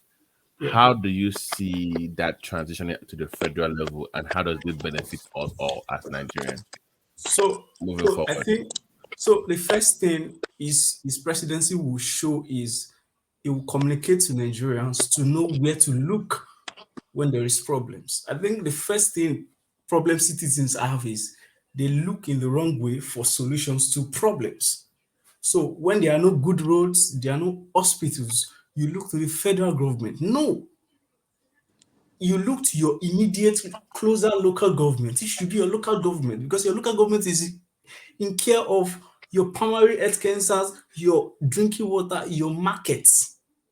All those little, it's not the federal government for crying out loud. So citizens have always been looking towards the center for everything, for every act of governance, ignoring the one that should be the closest to them in the first place, which is the local government. If the local government does not have the capacity, then you look to the state government, then you look to the federal government, and the media is not even helping out. The case of this 133 million people is not, the entire burden did not rest on the federal government. For crying out loud, it rests on the local and the state government. So I think Ambuari failed to communicate that very well. Tinubu will give states the liberty to work and he will communicate, see, I've dropped these things. If you look at his some of his policies, economic policies, like VAT, he intends to drop that, do tax reforms, and allow states to collect the taxes that are due to them. Once he does that alone, it tells you, don't bother me for this. Can you please expatiate on that VAT? So what is it that he tends to do All right, regarding okay. VAT?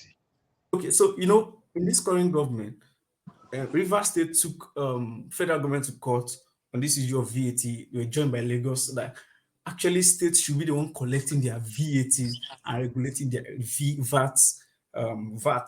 And federal government, has to counter it. We're trying to use the House of the National Assembly to counter it, to say no, it should be the responsibility of the FIRS to actually collect VATs. But in the right sense of it, when it comes to federalism, each state is responsible for the level of productivity of your people. So things like VAT should actually be responsibility of the states. So when it comes to things like royalties, from IOCs and all of that, should be the responsibility of the federal government. Granting licenses to mine resources, of course, should be the responsibility of the federal government. But when it comes to the nitty-gritty of the activities, when it comes to consumption activities, production activities in those regions, the states should have a say. So if your state, but the downside is the federal government, there are some states in Nigeria that are not productive. Their productive capacity is low. Okay. Sorry. Enough. I'm glad you said that. Okay, so how do you then transition from the feeding bottle system we have right now to what you're proposing? No, wait, because it's making a good point here. How do we move from the feeding bottle federalism that we have to, because they will struggle for some years, right? Yeah. If they remove all those VAT from them, they will struggle. Yeah. But how do you then help them transition from the feeding bottle federalism we have to what you're proposing? So what should happen is the weakest states should get the strongest support from the federal government. The stronger states should be allowed to continue their development. So the thing is, when it comes to things like when they drop all those tax and they do some restructuring, revenue sharing formula, the weakest states should get the strongest support from the federal government in active service. But the strongest, of course, will have terms and conditions. But the stronger states should be allowed to grow more and develop more. Someone like Lagos. You have threshold. Are you proposing for Tinubu, or is it what Tinubu will do when he has home office? Are you proposing for him? If you look at I'm not proposing for him. If you look at his tax reforms, if you look at his manifestos has a lot of tax reforms, and those tax reforms is going to put a lot more responsibility on states to come up with ideas and do collaborations that will develop their states and develop their revenue sources to be able to, so And like now states you are think already.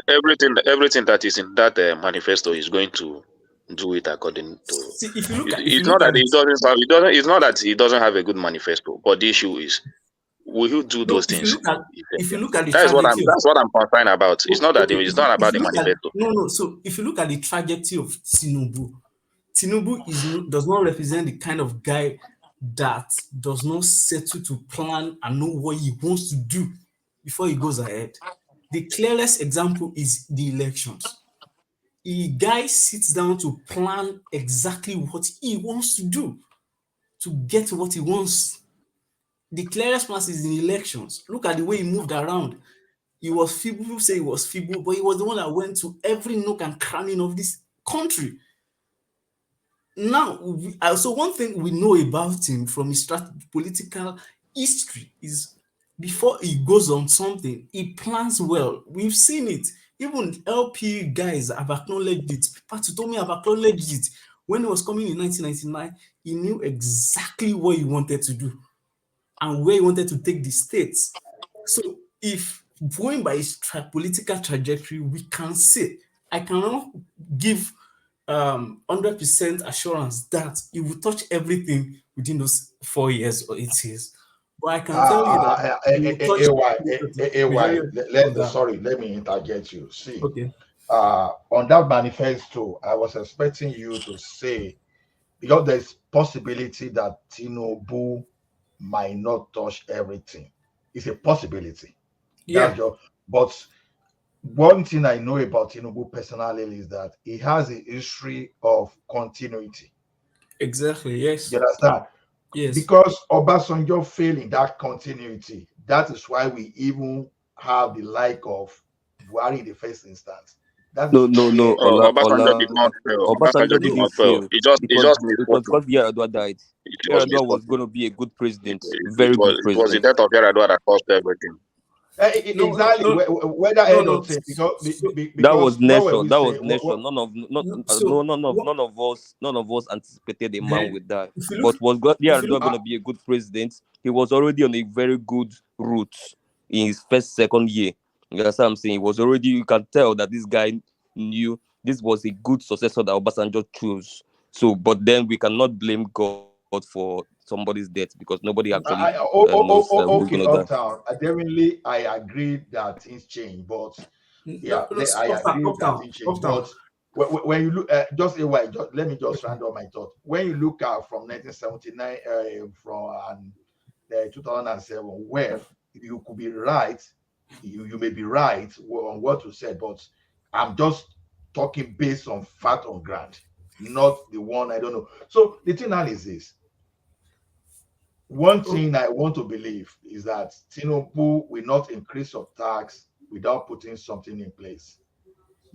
So and one thing is this: if and I believe he will eventually establish the sixth industrial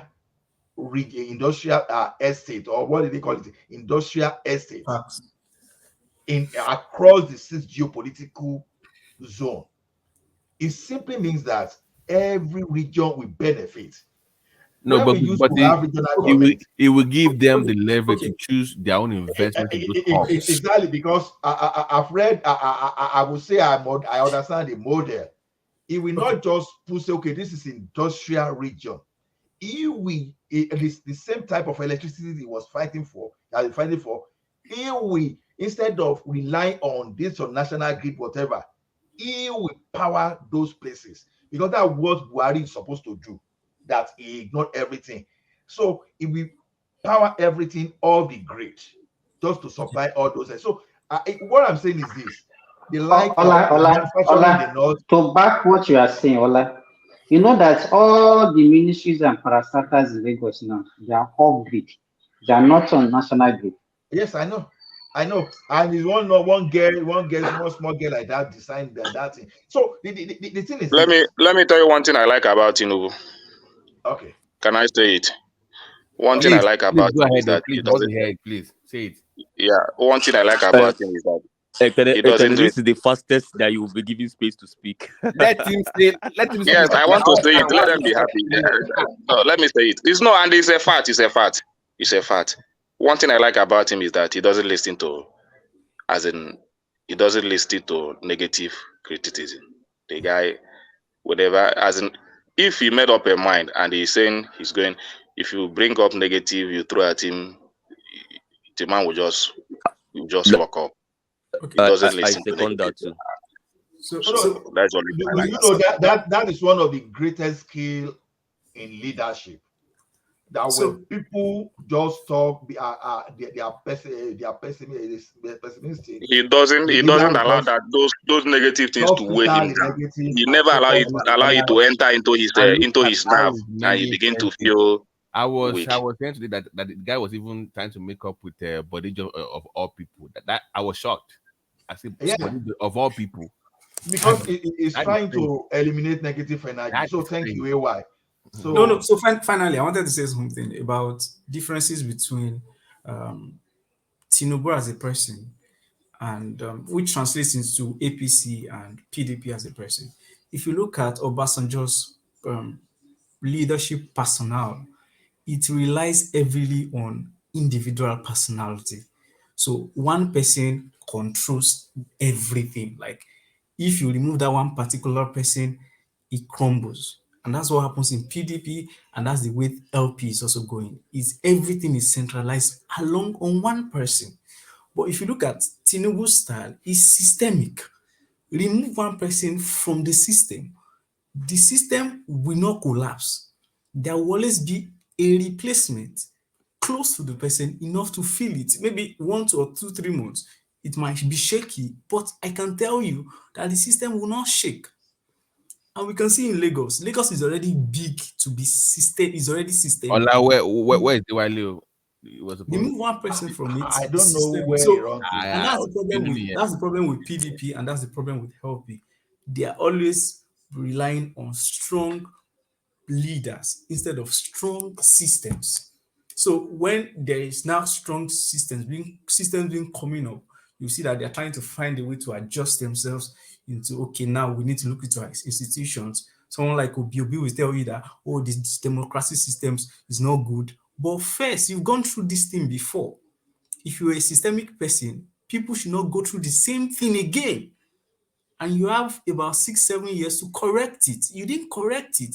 He was the first person to go through that system, a judicial system, and we could see that 3, 4, 5 people still had to go through the system. That makes you a very bad systemic leader. So you are relying more on your personnel to actually get things done. The Instead of power of Obi to change it's the judiciary system. I don't get. okay. So you Is he went as through a that governor till or what? 2007. Yes, he went Hmm? through that till 2007. He was with Jonathan Okay. when Jonathan was doing economic reforms, electoral reforms. How many electoral reforms did happen during that time? How many? Obi was How his many? economic advisor. What does it have to do with judiciary? Don't tell me. Okay, same The Oshiomhole economy was was going doing through well that under system. Goodluck Wait, Jonathan. listen. Same. Okay, No, no. let me rescue Final you thing. My here. final thought. No, Same let Oshio. no, Hmm. you will conclude, but let me just rescue you. See, Okay. take this one as an example, uptown. Look at it this way. When Tinubu was Lagos State Governor, so he appointed Osibanjo to do reform in Lagos, what do we call it? Judicial In system. Lagos judicial system. See how he reformed everything and the way they resolve all those backlog of cases, especially those one dealing with businesses and other things. So now you will be expecting such thing to be replicated in some other states, right? So that's an example. So if Obi that work with Goodluck Jonathan too, it's not a bad idea if he had taken that kind of idea to No, no, have no, other no. No. Ola, Let that's me not let true. me hold Obi, down. Just give me a wait, minute. wait. Give me a minute. Just a minute. Okay, sure. Oshiomhole went through the same system. And after then, Oshiomhole started canvassing for one man, one vote. It is one man, one vote. And we could see the translation, at least in his party. There's influence now of, reforms. At least his party now, which is the APC, ACN now, that translates to APC, has done an electoral reform to make sure that at least we can have one man, one vote. In the last election, you still tell you, I'm an advocate of one man, one vote. So if that is the case, and that was the case of Oshiomhole, when that was the crucial of his case when he was, fighting to come back as the governor then. And my question to you is, if you are canvassing for Obi has gone through this democratic process before. He understands it. He understands 6 months. He understands the reforms. And by the way, don't tell me Obedience contributed to the Electoral Act. Don't tell me that. They didn't. They didn't do anything on that. It was the House of Reps that sat down and did that. We're not thinking about this. So if the electoral act, the letter want to deny. They didn't deny the Electoral Act. If you understand the Electoral Act, started from 2019. They didn't deny it. The letter want to reverse many things, if not for some people that stood up against it. They didn't. The reforms will still take place after when governance starts again. They were like, if you follow the trajectory of it, like let's test this thing first. Do you know that this show working ballet you are seeing on channels contributed so much on that electoral act reform? That's the fallacy, man. It's not talking ballet does not have an influence on it. It's the lawmakers that sat down and they were the ones that designed it based on what happened in 2019 elections. No, he's trying to say that many people did not contribute. I want to tell you that guy contributed a lot. I followed him. I followed him all along. I followed him all along. As what? Towards that, he was even the type of interview he's giving about that electoral. As what? What part of his contribution? Because if people don't argue about something, nobody will think about it. These are the people that gave a strong argument about it. On TV is not the same thing as argument on the parliament floor. Argument in any way can bring out a change. You cannot tell me that you begin to write a change when people did not argue about it. It's when people argue about something that people begin to look into it. By opposing parties, These are the people that argued about it. I'm telling you that Stone Walking Ballet contributed so much on that reform. This now. It is very clear that everybody, the people that signed the bill, was the people in the chambers. But then you cannot discountenance the fact that Nigerians and the pressure that came from the fifth realm, which was the media, also helped, to embolden these lawmakers to actually do the right thing. So nobody is trying to say that it was not lawmakers that signed it. When we discuss this, there was still, help, assistance from the pressure from media and all that to get people to do the right thing. So my question is, pick the Petroleum Industrial Act. So, did the media participate in PIA? Petroleum Industrial PIB, not PIA. Yes, PIA, PIB or PIA. Did the media participate? PIB. It's the same thing now. No. See, my brother, nobody's saying me. I always say that Buhari's two biggest achievements is in infrastructure and in reforms. And anybody can come and doubt me. I have my facts. I can argue in favor of Buhari in those two areas. You get what I'm saying? So I understand. Nobody's trying to take it away from Buhari's government. Yeah. But what I just chipped in was what Ekene said, that these guys, the pressure from the media and all this also helped. You know what I'm saying? To at least get these guys to actually do the right thing. But Buhari did reforms, a lot of reforms that I'm proud of.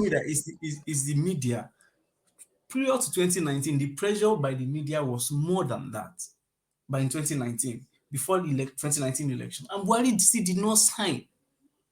They still did not sign. So if we are, but he eventually did now. So he eventually still succumbed to that. So what I now want. The point is that we cannot just wave them out with the hand. You know why? You know why Buhari have to sign it? Because he has already made that promise right from the beginning, that he will leave a legacy of good electoral this thing. So he has already made that promise. So when the pleasure was on him, should I sign? Should I not sign? Then the media followed him up. Many people were reminding that promise to him. At least if this is one of your legacy, just do it. So what at the end of the day, he was able to sign it. So don't tell me that people don't contribute to it. Finally, what I want to say is, government does not work that way. For instance, there are 35 more than 35 constitutional reforms. How many has he signed? There are some he has signed, there are some he has stepped down, there are some he will not even sign till he leaves office. Now, so what I'm saying is media help you. Finally, what I would just say is, especially for Uptown and Ekene, and I'll rest my case, is you coming to the media to try and address reforms does not really translate into reforms. If you want to go on reforms, in my own case, in my own view, I've looked at it critically, looked at it factually. Tinubu won this election fair and square. Anything you feel has gone wrong in this election or you feel uncomfortable with, there are lawmakers that you can push the agenda to, and they will do the reforms. And in 2027, you guys can come again, and everybody will also have a very. I'm not saying the election in 2027 will be present, but it will still come with its own baggages. Then we'll keep resolving as it goes. Thank you so much for that. So I want to Meanwhile, ask you something before you go. I want to ask you okay, something before you go. So as a wait, citizen, please let me as compliment a his suit citizen, first. when you I like the suit on his profile, and he spoke just like the yeah. dress. So I just want to compliment his suit. Go on, please. Like Uptown, Uptown. that's an old picture. That's an old, very old picture, actually. Why? Thank you for your. Are you new? Okay. Are you new on the platform? No, seriously, I actually enjoyed his contribution. Are you new on the platform, why? Just to No. I always listening to a lot of people, Madam Zita. Rational Man is the funniest guy I've ever seen. Don't be like AY and Ekenel. Just stay the same way you are. AY is very civil, and the kind of APC supporters that I like listening to. Very civil, and you can see that I agree with most of the things he said. So when you are civil, we always how did you know embrace you. that this an AC He brings out objective now. It's not just like defending No, like it's objective. Like, do you it's see how you objective now. sold It's bringing Buhari? fact now. See how you sold Eh? APC's this thing. Any fool You can bring can out can fact in can APC can. this thing now. We are That's talking what I'm about saying. how See how to you build sold a it the good government. economy. He He listed what he was saying out very clearly. Listen, it was making a Kenya and Uptown confess their love for Tinubu. That shocked me. I'm like, how did this guy do it? See, that is how to discuss now. That When is you, why it's I not when you're breaking out complimented him. so when That's somebody why talks, you begin to see just, some reasons. It's not just when he begins to talk, I begin to see some reasons. Then I now remember why at least I have some reservation for Tinubu. At least I have some. You say love. Don't you say love for Tinubu? Don't change Yes, it. I have some. So when I say that, it's not a bad thing to say. let It's a AY let AY be a model for a lot of people. You understand what I'm saying? Because AY didn't come here to tell us Yoruba agenda, Igbo agenda, this and that. See how he Obi just did this, stated. this He one, went this to the one, this one happened. manifesto. He said that this want to happen, this, and that. People will argue. I can argue now and say, okay, no, AY, I don't think Tinubu will do this. I think because of this and that. And we're talking about issues, substantive issues. That's what we want to discuss about. Not people come to say, these people, you people, that people, hey, That people. is No, don't we vote. don't This have one that don't vote. conversation, man. Kudos, We brought AY. a general issue. He brought it out. We discussed it. I asked him some question. He was able to put it out. So that is how to build a good government. I That's the have a thing. question for Uptown. Uptown, I saw you fall into Niger Watch. You didn't tell them about what what they this, but you want to come here and be telling people why Which you day did saying you this see me? could happen. Have you ever seen me in any other platform except from one man? If you see me for one day in any other platform, then maybe you can come and. You really? I saw Yeah, you in Niger Watch. I've seen on me. our politics. I don't Yes. even know. I don't even. If you tell me how the platform looks like, I don't even have any. I've never. After, let me say So something. Never. me and you I fought went to on our I went politics to one before, platform. and you're I went telling to me you're one not platform building. day before yesterday.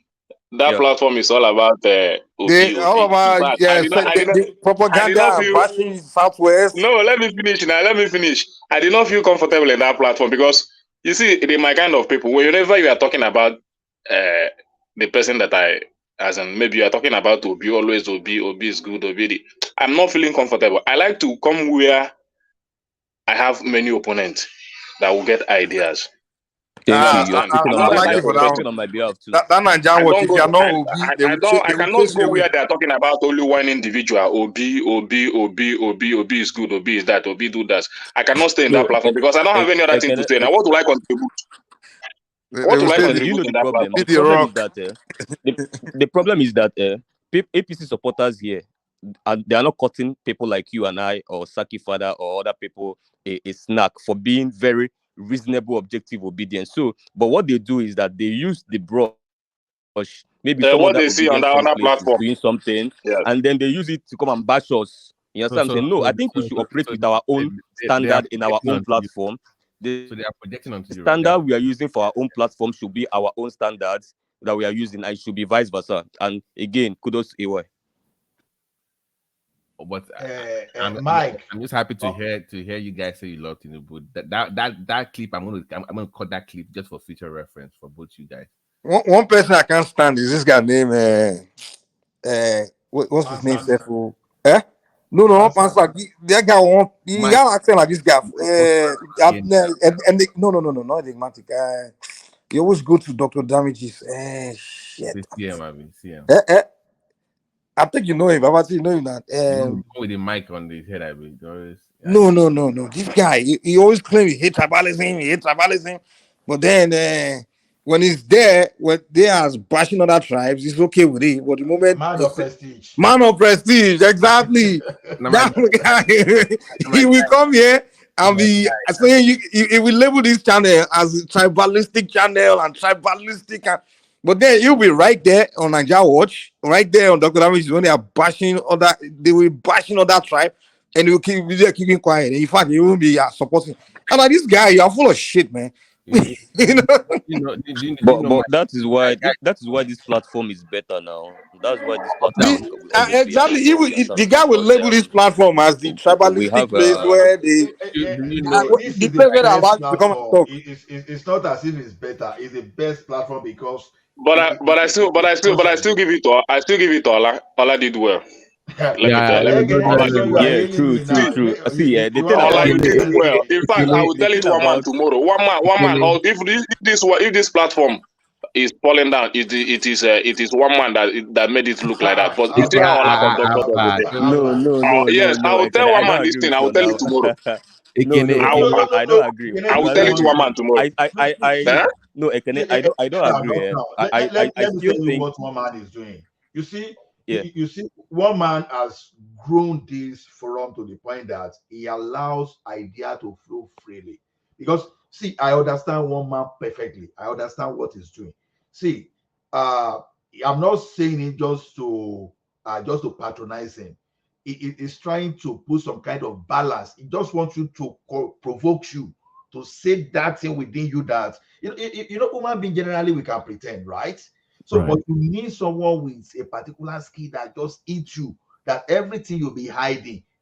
He got this you bring it down. voice all those things out. That's the kind of skill. And also, wait, ignorance cannot survive in the face of exposure. So if you bring something out, maybe tribal or whatever, once it faces fact, it crumbles. So oftentimes when people come here and they say some things, when they're challenged, they are forced to defend those positions with facts because people will fact check what you're saying, and that's the very neat about the platform. People get to actually engage you as opposed to just having this all the time. Just look at the. Let's look at what you say. That's why propagandists, people that are propagandists, they will hate place like this. But they know that the thing there. Can I say something about one man? I don't necessarily agree because I think I've said this before, and this is not to patronize one man. Sometimes we can pick up issues. Like sometimes I feel okay, one man, you want to marginalize me and all of that thing, but there is something you cannot take away from one man, and is a skill of the communication skill that is very rare. You might not give him credit for that. He knows how to, even though he has he clearly has bias towards a particular position, but he seemed to have mastered this job so much so deeply that he still finds a way around it to still keep everybody, even with the bias, to still keep everybody in check. And I think I call it a superpower. I don't know how he does it. And maybe it's the infusion of sense of humor, which he always does. He can use sense of humor to tune down things when he feels it's going too high. Octave here or low here. You see, maybe he says yam head and all of those things. I don't know how he does, but it's a skill that's really something I really appreciate. And for us obedience, that skill you are talking about, that skill we are talking about is a different thing. But I'm trying to talk about the conduct and everything, the ideas. See, what the idea we talk now was brought out by Ola. You see how he put out his question. You see how he give his order. Yeah, I thought See, Ola is just last look at too. how he Ola put out did his well question. too. Ola did well. Ola He's did very well. well. I cannot take He's it very out well. from him. In fact, I enjoy this section now. I Guys, enjoyed it more than before. I'm He did still well. learning you. I'm Ekene, still let's learning you. praise See, Ola. see. Let's praise our co Thomas Tubu. And Simba wait, Ekene and Simba wait Okta. now. Simba wait. We also have Thomas as well that does a good job as well as a moderator. Exactly. Let's give it up to me as well. So to Thomas Exactly. as well, he does a good job as being the moderator on the platform. Yeah. You see one thing about one man is this. See, I No, Ola, before expect you that. talk, let me talk so that you don't please, you know, that what I want to say is that we should not forget that everybody has their own skill, and the way people handle people, each person handle people are different. And what I appreciate what Ekene and Octan are saying about Ola, but you can't still take it. Everybody has their own skill and they have their own way of handling situations. Even Thomas is there on the platform. Some people come because of Thomas to this platform. That's it. Simba, what happened to your network? Everybody handle situation. Hello? Okay, we can hear Can you you hear now. me? Yeah, we can hear you now. Yes. The way everybody handles situation differ. You know, one man want to give everybody opportunity to talk, and he wants everybody to talk one after the other. And if you see the way Thomas does his own, he allow people to talk and discuss things. And you know, even during Thomas' time, you discover that people are at home and people will discuss issues. In fact, you will not want to leave again. We move from one topic to the other, even to the extent that people want to discuss their family matters during the discussion. So is everybody has their own, and I think everybody is doing well. Both one man, Thomas, and Ola, and I give everybody thumbs up. So Yeah, everybody have their own, but you cannot. You see why I praise Ola so much this evening. So you see when I praise Tinubu, do you know when the thing come out from me? Eh? It's attitude of a good moderator.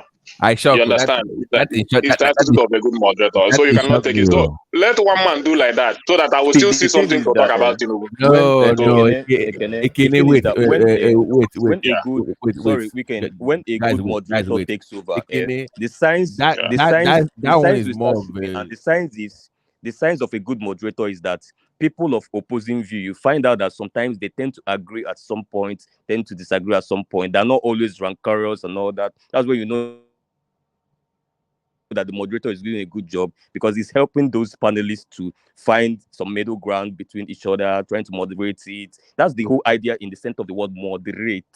You are not supposed to be pushing an agenda as a moderator. If you want to push an agenda, you come and join us as panelists and then we muzzle it out. Okay, guys, let me say something about one man. He may not want to own up to it, but one thing I see about one man is this: one man looks like a trained communication expert. You see, there's something in a meeting, you know, where you want to see a boss, you know, when you're in a meeting, when every team member start agreeing, you know, the team leader or maybe the manager of that particular organization, especially if the organization that may be high functioning, that respond quickly to the external environment, you know, they are in aggressive business where they need to see. No manager will be happy when all his members just start saying yes, yes, yes, yes. That means that something is You are heading wrong to in the man. failure. So a manager will create some kind of eat up arguments. Everybody bag. So you bring Yeah, the best woman of knows how to create creativity that out a of you. lot. That's a skill he That is the knows to the depth. skill. See, you may just be you may not appreciate that skill from one man, but for those people that can see that thing, I tell you, they recognize. Because see, to drive this platform, it's not easy. That you come every day almost 365 days in a. It takes some serious challenges. It's not everyone that can that can do that. That is why that is why some people can sustain their platform and some people cannot sustain. See, because I've been able to interact with one man offline, I'll be able to interact with some guys offline. One man himself, when you talk to him, is a different character from what you see online. Take that from me. So those things that he brings online is a skill set on its own. It's a skill set. So it's not. See, let me tell you something. It's not as if one man has any agenda. Maybe I should not even be talking. No, let me ask you a question. So, but maybe tomorrow you be clear. Okay, let me just say this way. You see, it's not as if one man really has a particular agenda, but he knows how to play within the people. You Devil's understand? So when you advocate. say Obi is this, Obi is that, I tell you, it's not as if one man will see Obi tomorrow and we disrespect him publicly. I can tell you that. Because sometimes one man will go to another platform when everybody starts agreeing. Like if you want to go to that Nigeria watch now, that everything now is Obi. One guy raised one issue there about 3 days ago, said that let us accept the truth. We didn't do well enough to bring Obi to power. If you see the way they descended on that guy, even when the guy even donated, they started saying donated blood money. I say, what? Those people lack emotional intelligence, man. That's one thing I can't You stand. understand? And the moderator said was even glad to say, oh, he's supporting Obi. The question you ask yourself after May 29, what do you do? How do you sustain your platform when you're discussing Obi? But here, we discuss culture, we discuss politics, we discuss agriculture, we discuss so many things. So if your platform is centered around a particular candidate, what happens? Because it is now, honestly, I'm not God. I don't know what's going to happen. But if I want to be logical, because when even I am my own candidate, everybody knows. But I don't want to raise it so that I don't want people to abuse my candidate. Ola, let me tell you what will happen to Nigeria Watch. No, Mike, let me quickly round up. So see, please, I understand one man's personality. He's just being professional. He's just being professional because if he doesn't power the forum the way he's powering, honestly, things will dry up. No, I disagree. It's not professional. It's just being tactical. It's not professionalism, please. That's not professional it's journalism. professional. One man is biased. It's professional. One man is Have a very you seen tactical person in terms of communication. When Ruben Labati want to ginger you up, and Ruben is supposed to be a doctor, Abi. When he one man gives me a Ruben Abati vibe, though. You say? he gives a Ruben Abati vibe, they look alike. Yes, now. He gives me the vibe, The thing is that what he does is that he knows how to spark up the conversations and he knows how to moderate it as well. Even though sometimes, and I agree with Ekene, sometimes I found him wanting. Sometimes he gets carried away, till so much aggressively to one side. But yeah, in general performance, really very, very tactical, very tactical with his communication and moderating. The best way to approach one man is to just keep your mind neutral. When you are coming keep your mind neutral, and then not just neutral. Keep your mind neutral and also understand the fact that he is being a tactical person. He's trying to spark up conversations, and don't take every single thing he says serious, or don't take every single thing he says personal. Deep down his heart, exactly. Yes. Don't take it personal. Just see it as somebody that is playing devil's advocate, and then you're gonna be really very cool with one man. But once people that don't know him hear him, they're like, "Oh my God, I hate this man. Oh, he's biased. Oh no." Uptown, do you know what's funny? Years ago, on this platform, there should be a guy called Ayo. He and I, we used to have all these philosophical debates with one man. We would go for hours and argue, and he would ban us. One man used to ban me on this platform, or not too many people. A long time, he used to ban me, like literally just ban me. Like we would argue philosophy and this and that. One man kicked me out of this platform. I told one man, I let one man say, no matter what you do. I told one man, I said, look, I cannot do what you do. I come here to learn. What you cannot do here is that you cannot tell me not to learn. The only thing, because I stick to your platform because I learn. He kicked me out. And I came, in fact, I was choosing one name before. I came here. The more if he kick me out with this name, I will come tomorrow. Because I will. That Uptown, thing is stubbornness. It did for me. Let me tell you how bad it was. So that day was so bad.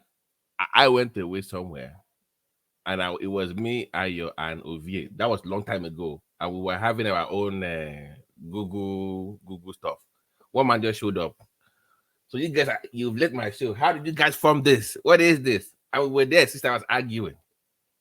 So okay, I'm like, okay. I think I get this man now because it takes time to understand him. If you just show up one day and see how he does, you might say it, but it takes time to understand his platform. I think that's what people get. They misconstrue on other different times. Yes. I think it's just the understanding. Once you understand the personality of one man, you are really Yeah. definitely not gonna, you're not gonna get have problem with him. I don't think you're gonna have But problem. And that long hours, man. I'm like, how do you do it? Going 5 hours, 6 hours a day? It's grueling, man. It's grueling. Just talking that long, it's a lot. So thanks to Ola and Thomas for holding it down for the after hour show, which I believe is the. To be honest with you, I love the after hour session. My time on one man show in the earlier days, he used to have 2 sessions. So I used to come in the morning hours, those 2 3 hour sessions. It was less rowdy, but I prefer the after hour show. We have more leverage and more leeway to talk. It's less rowdy, so I appreciate you guys talking on the platform. I actually enjoy the after hour sessions with Thomas and Ola and everybody else. No, Babati, to tell you how I appreciate this forum. You understand? I went for election training because we're going to have a provincial election. Because in the next like 8 days from now, it may be rare for me to come online because I'll be resuming like 8 a.m. in the morning. I'll be leaving like 9 or 10 o'clock in the evening for like 7 to 8 days. So even this evening, I wasn't supposed to come, but just to make sure that I support this man, because I say something, because this is a personal task I've given myself, in the sense that as much as possible, we must contribute. Because what we are doing here today, because whenever I discuss that thing with one man, I say, look, we may think that we are doing something so little. No, we are not doing something so little. Ola is not. Ola is not. I'm telling you, I have had. I'm talking of everybody, not No. just I have had from big business in Nigeria. I'm telling you, we had our bad day last year in Houston, and I'm telling you, they actually listen. I'm telling you, they actually listen exactly. to what you say. But because some people, you change the orientation entirely. There was a time I used to go to Facebook, try to explain. In 2015, 2014, if you see the way I tried to convince people against Buhari, you understand? So that if this type of forum were to be in place around that time, maybe it would have been different situation entirely. It is now. How many people were saying that time? You just said, in fact, those Buhari supporters, they were even causing everybody that would vote for this thing, that if you want your life and your children to be like this, go and vote. In fact, now, it's easy for people to accuse obedience there, and people are forgetting 2015 so fast. Buharists, they are on the streets. Man. They will attack your home. But in the north, can I ask you, do you think that for not supporting Buhari? I feel like we should start bringing more people, like those political bigwigs. If we can bring them on the show, so that we can just ask, we can engage them like they do other platforms. That would be a step in the right direction. So you start having all this former governors, senator, anybody that has any connections with those people, bring them on the platform. Let's actually engage them as Nigerians in diaspora. That would be a step in the right direction, in my opinion, for the platform. So it can be maybe after our show with Ola, and he knows one top dog, and we get to talk to them on the platform. So beyond we just engaging ourselves, which is fantastic as well. You think they will come?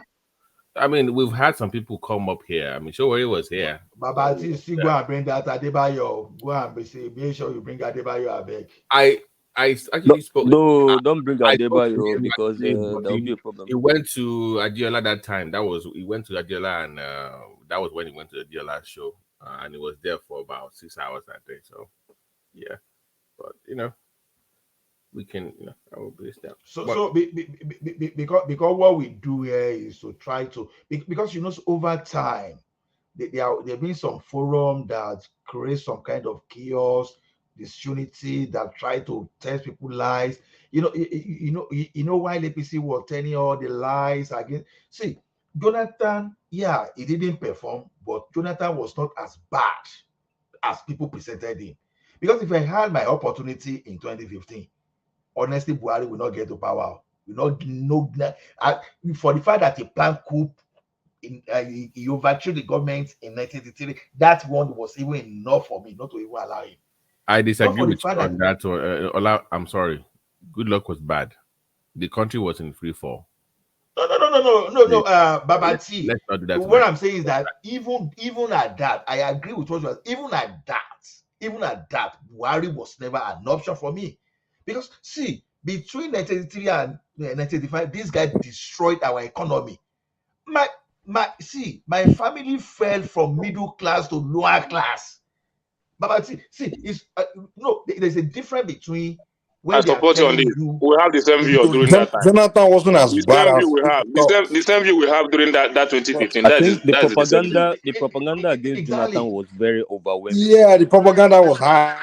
And that is why if APC is talking about obedience and propaganda today, I'm laughing because I was there in 2015. These guys were kings of propaganda. Yeah, but Kings. Jonathan wasn't. No, I won't say propaganda much. It was more of accusations, but not a lot of the accusations were true. Wait. The Many of the propaganda. accusations were true, but some of APC them. hijacked the media, But hijacked the streets, hijacked the narrative Up no, now. everywhere. Up. Jonathan was not And defending from the himself. north as It well. was No. wait. It was more like admitting. Wait. But let me say this one line. Let me say this one No. line. Wait. When he was being accused of things, he was not even defending himself. Yes, now he is the Yes, he president. was overwhelmed by these guys. Nobody, He was no. overwhelmed. Nobody has the big. No. Stop. No, when they Nobody say has someone the stole biggest. 5 billion and he kept quiet, you gotta say no, it's Up a lie or now. something, you know. Up now. Wait. He is in charge. He's the president. Nobody has the biggest platform in the country than the president of the country. How can you let them beat you in that machine? You are the head of the country. No. Do you know why they were able to beat him? Because there was a strong collaboration of the Northerners. So there was propaganda. There were even maybe some insecurities that was heightened unnecessarily. There was even sponsored ones. You know, a lot of propaganda both in the local and foreign media. They just wanted this guy out of that place. Uptown. I'm You saying understand? It was so overwhelming. It was I'm so saying overwhelming. it is. APC coming now to claim that people are doing propaganda against them, and I'm laughing. I'm like, people who came to power literally on propaganda. You just rode to power on propaganda. They wanted to Literally. close the social media they use. So the social I'm media where telling some you, the people same are and, making and funny enough, the same social media they They use, dominated the social media at that time. Now APC is the owner of the social the media now. same social Just media like they use. You understand what I'm saying? So that's why uptown. now when people like A even classmate of mine call me stupid on Facebook. See, whenever I see the guy, we are in the same town now. I was like telling them, say, why didn't you even say in your Nigeria when they be arguing this guy? See, those people that were promoting Buhari as if that would be that Nigeria would turn to a angelic country.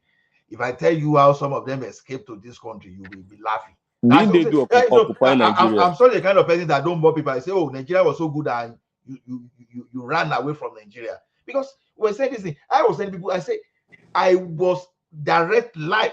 This one not be story, no be say that they tell me so. I not be kid like that. You understand? When this guy, I said, you know what it means that when you destroy the economy, we started going to farm. You understand? But there was no difference between my family and typical farmers at that time any longer. As bad as that thing. You know what it means for you to even spend your salary finish and you already have debt ahead. Ola, It was that bad. It's true, man. When Jack Conde was building Lagos, was developing Lagos, and Buhari just came in and overthrew the guy, and then Lagos, the Mike, guy was building Jack Conde schools. Mike, That was when Lagos began to destroy. When Buhari overthrew that can you thing. guys hear And people me? are now celebrating Koboko that he Can you whip guys them hear to me? this thing. How can you be saying some people are whipping our parents and this and I'm saying Ola, no, you're those missing people the we are supporting. point. You I'm understand? saying that if you're good luck, why didn't you campaign and everything you're talking about? Why don't you remind people of these things? No, the No, odds Baba. Yeah, good luck did a strongly terrible job. against him now. Good luck did a terrible job campaigning. Baba Even T. during the Yeah, presidential good luck Good campaign, he luck already. did wasn't not really campaign well. campaigning. I feel Good luck was tired of that government at that time. Yeah. Yes, he That's was what I tired, felt. and I he was felt the trying guy other wanted to things. leave. He wanted to go. Good It luck was wanted to leave overwhelming the for him. office. The guy was really tired, and It the was way Boko overwhelming. Haram was just bombing, and America was against him. The guy didn't. He was afraid of being assassinated or something. The guy didn't want to continue. It was That's why very he made that obvious. call so fast. He wanted to go. He was He tired. congratulated Buhari's quick. So fast. Uptown. Do you You know know. why he made that call so fast? You know, they've already caged him from Obama angle. One. Then the British High Commission step into this thing. You know, already that time, people like Gani Adams and some they've already when Jonathan was saying my ambition is not worth the life of a single Nigeria. He already intelligence information was there for him that time because already this guy they brought this foreign mercenary that they are causing trouble in Nigeria. There was a report that they were already in the bush already. They've already Yeah, brought those they were going to militias make that to create problem. ungovernable. Even So if he won that election, it would be ungovernable. And remember that Because it was the same APC in 2015 that said they threatened. Lai Mohammed said that if PDP, if the PDP wins this election, that they will form a parallel government. He's there. exactly. He said they will form a parallel government. So when these Those guys APC were guys are ready. coming So back now to say fascist, these people are fascist, these people are social media mob, I'm just laughing and saying, oh, are you guys kidding me? exactly. You And guys the you guys British brought government, you guys brought the out British coffin, government like was so actual we coffin. wanted to secure British RIP investment in Nigeria. Jonathan. And our My brother, election was not this. this is serious. Our campaign and our election was not this bad until this APC come on 2015. Yes. Do you know what they did in the north? Do you know what they did in the north? Buhari did in the north. Our campaign They has were been burning somehow houses. regulated and until they come up on 2015 propaganda. And The since that thing time, with the thing has not got the down. thing with Nigeria is that people know how to whitewash things later. So that Nigeria has a very short memory. That's why some people in the platform, when they were arguing, I heard somebody say it's only when a particular region wants power, that's when they destabilize Nigeria. I'm like, really? Are we who said destabilized? We that? are so peaceful. Are you going to compare 2015 with now? Do you know people even say Nigeria will end in 2015? Is anybody saying Nigeria will end now? Uptown, do you know? Uptown, do you know? Everywhere is peaceful. That do you know that the Nobody's support even of protesting Obi here. didn't start from southeast. Didn't even start here. Afenifere was the first people that started supporting Obi. Even I was even me as a person, I was even how can Obi do this? But when I begin to see support from Edo State, from No, Southwest, I begin to gain confidence. I said it very clearly from the beginning that Southeasterners played catch up with Obi. Even They this just fell in line eventually. Ohaneze Ndigbo we are talking today. Yeah, They I were always begging blame them. the They were Southeast. begging them to. They The were the last Southeast were not laggards. really. They didn't want a president. To be honest, you guys They were not didn't ready. really They were care not about it. ready. They were They, just there, you know. They weren't one of the ready. main See, the reasons. thing with Obi was the Obi. Let me see the order of precedence. The first people that chose Obi was the Ensa Soroseke youth that Nah, it organized that wasn't 1 million answers, my march. God. They came and they were telling PDP, give us Obi. They went to Wadata Plaza. They went around the country in No, there Asaba, was no answers Edo. movement that came with build. I don't believe that. The people that Listen to me. started Let me it, tell you now. If you have another story, maybe you tell us. But let me tell you how it there was started no because answers I in took any part in Obi. that. Let me tell you. After NSAS, we were having discussions and we said we were going to form our own political party. People like Faust then they made a suggestion. Then they say there's something youth party, blah blah blah. But people we were like, we can't form a new party from scratch. So people started, okay, let's just identify within the system the people that has the best shade of what we want. So that discussion went through 2020, 2021, 2022. But then there was this particular guy called Peter Obi that was always going around on platforms, youth platform, telling youths this and that, governance, saving money costs. So it started resonating with youth, small. So in I don't 2020, believe so. I don't think Obi was listen to really it. Let me resonating with let me any. tell you now. Maybe you tell me another one later. So towards the ending of 2021, There was one of these there was a video tweet. that went viral. That video went very 2021? viral. Are you Yes, kidding me? that platform, the platform video, the Obi's platform video There that was went one of viral on this Twitter. video, one of Obi And video then that went viral. That video was that's the one of platform now, the the video platform that told video. him out. Yes. It's on the platform. 2021? That's where he made that tweet that went viral. No, So that tweet went that video was viral. made in around 2012 or 2016, 2013. Very powerful video. 2012? Yes. 2016. So that video went viral. You I get what still I'm have that saying? video on my phone. Oh. I don't delete that Yeah. video. If anything about Obi, I'm talking about Obi today. That video is still on my phone. I always play that video. So when Obi started getting traction, and then he then got chosen as a vice presidential candidate.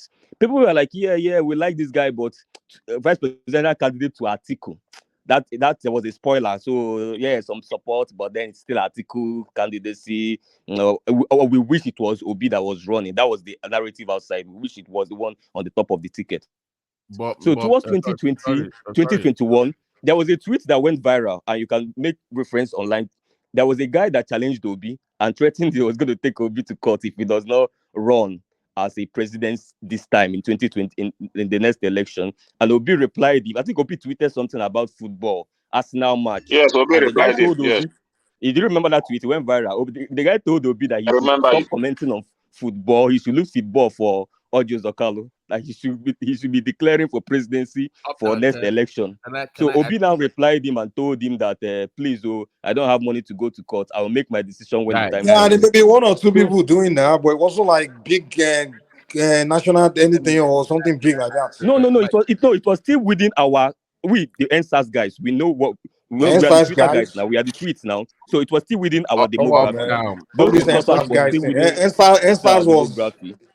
Can was I no can I regional See, thing. So now, if Obi is a Southeast agenda, No, Obi will not cross. Obi will not cross okay, out let house me to get let vote. me I'm let telling me you that for it fact. will not go anywhere. let me Obi tell will you not go the Obi anywhere. thing.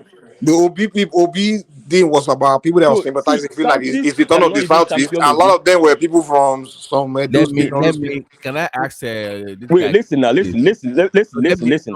Nobody no was no talking about please son of Southeast. I'm telling you no. the Wait evolution of wait. Obi as somebody that has followed him. Let me I tell know you, your point, Obi's but campaign did not start when he ran for presidency.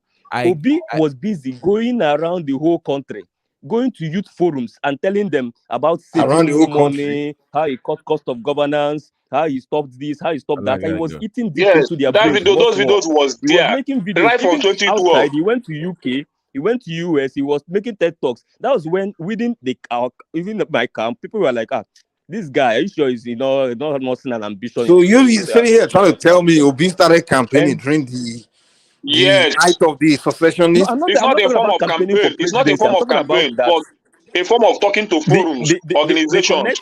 connection you are seeing now when he He has started started building it, building that's what I'm those saying. connections. You The mean like connection Wardigbo is very important. Congress?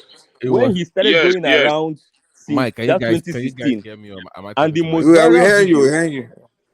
the most Uptown, viral video was Uptown, that of the platform. can we engage you for a second? My God, we know you love Obi. Can we engage? I wanted to ask you a question. No, I just wanted to no. Some people didn't seem to know how Obi's evolution went. I know, Some people but just keyed in 2022 Mike, when he I declared for know, presidency. They but didn't know my how question, he led up to my that. God, That's why Jesus they are Christ, misconstrued. listen, hold on, listen to what I want to. The reason why I want to ask you this question, so we know where we're going.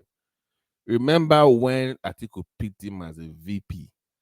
The elders in the north, in the southeast, they were opposed to him being picked. They said they were not consulted. If you remember, they said it was. They said, why would I Atiku pick him? remember.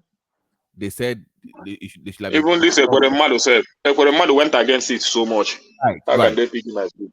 So, and again, I heard you earlier say that even the southeast came late to the party in terms of endorsement. What do you think is going on in that space that is that caused the delay, even though he was going the second time? That was the first time. Now that it was running for Okay. president, why was the delay? Why didn't they get Yeah. that track? Because Let me tell you the delay. Let me tell you the delay. Should I tell you? The delay on what? The delay on what? I didn't get it. No. I understood this question. Can you hear me? go ahead. Yeah, go ahead. Okay. Let me tell you the delay. The delay is that Southeasterners as a voting bloc, yeah, like this is not the first time a Southeasterner will come out in a small party. Ojuzokale has come out in a small party before. Ojukwu has come out in a small party before. Even people like even Obi Ezekwesili, Kensili, they have all come out in small parties before. So it's not a novel thing for a Southeast politician to come out in a small party. But let me tell you why Southeast eventually keyed into Obi's own. They already know that this guy is good. He's our son. He's a good one for presidency. But then Southeast cannot just jump on. They know that their vote alone cannot make a president. Why they eventually jumped on Obi is because they already saw that other parts of country outside Southeast is already chanting war songs for this man. So they are like, okay, we know Obi is qualified. Okay, I mean, since these guys are always chanting, if they're chanting war songs for him, who are we?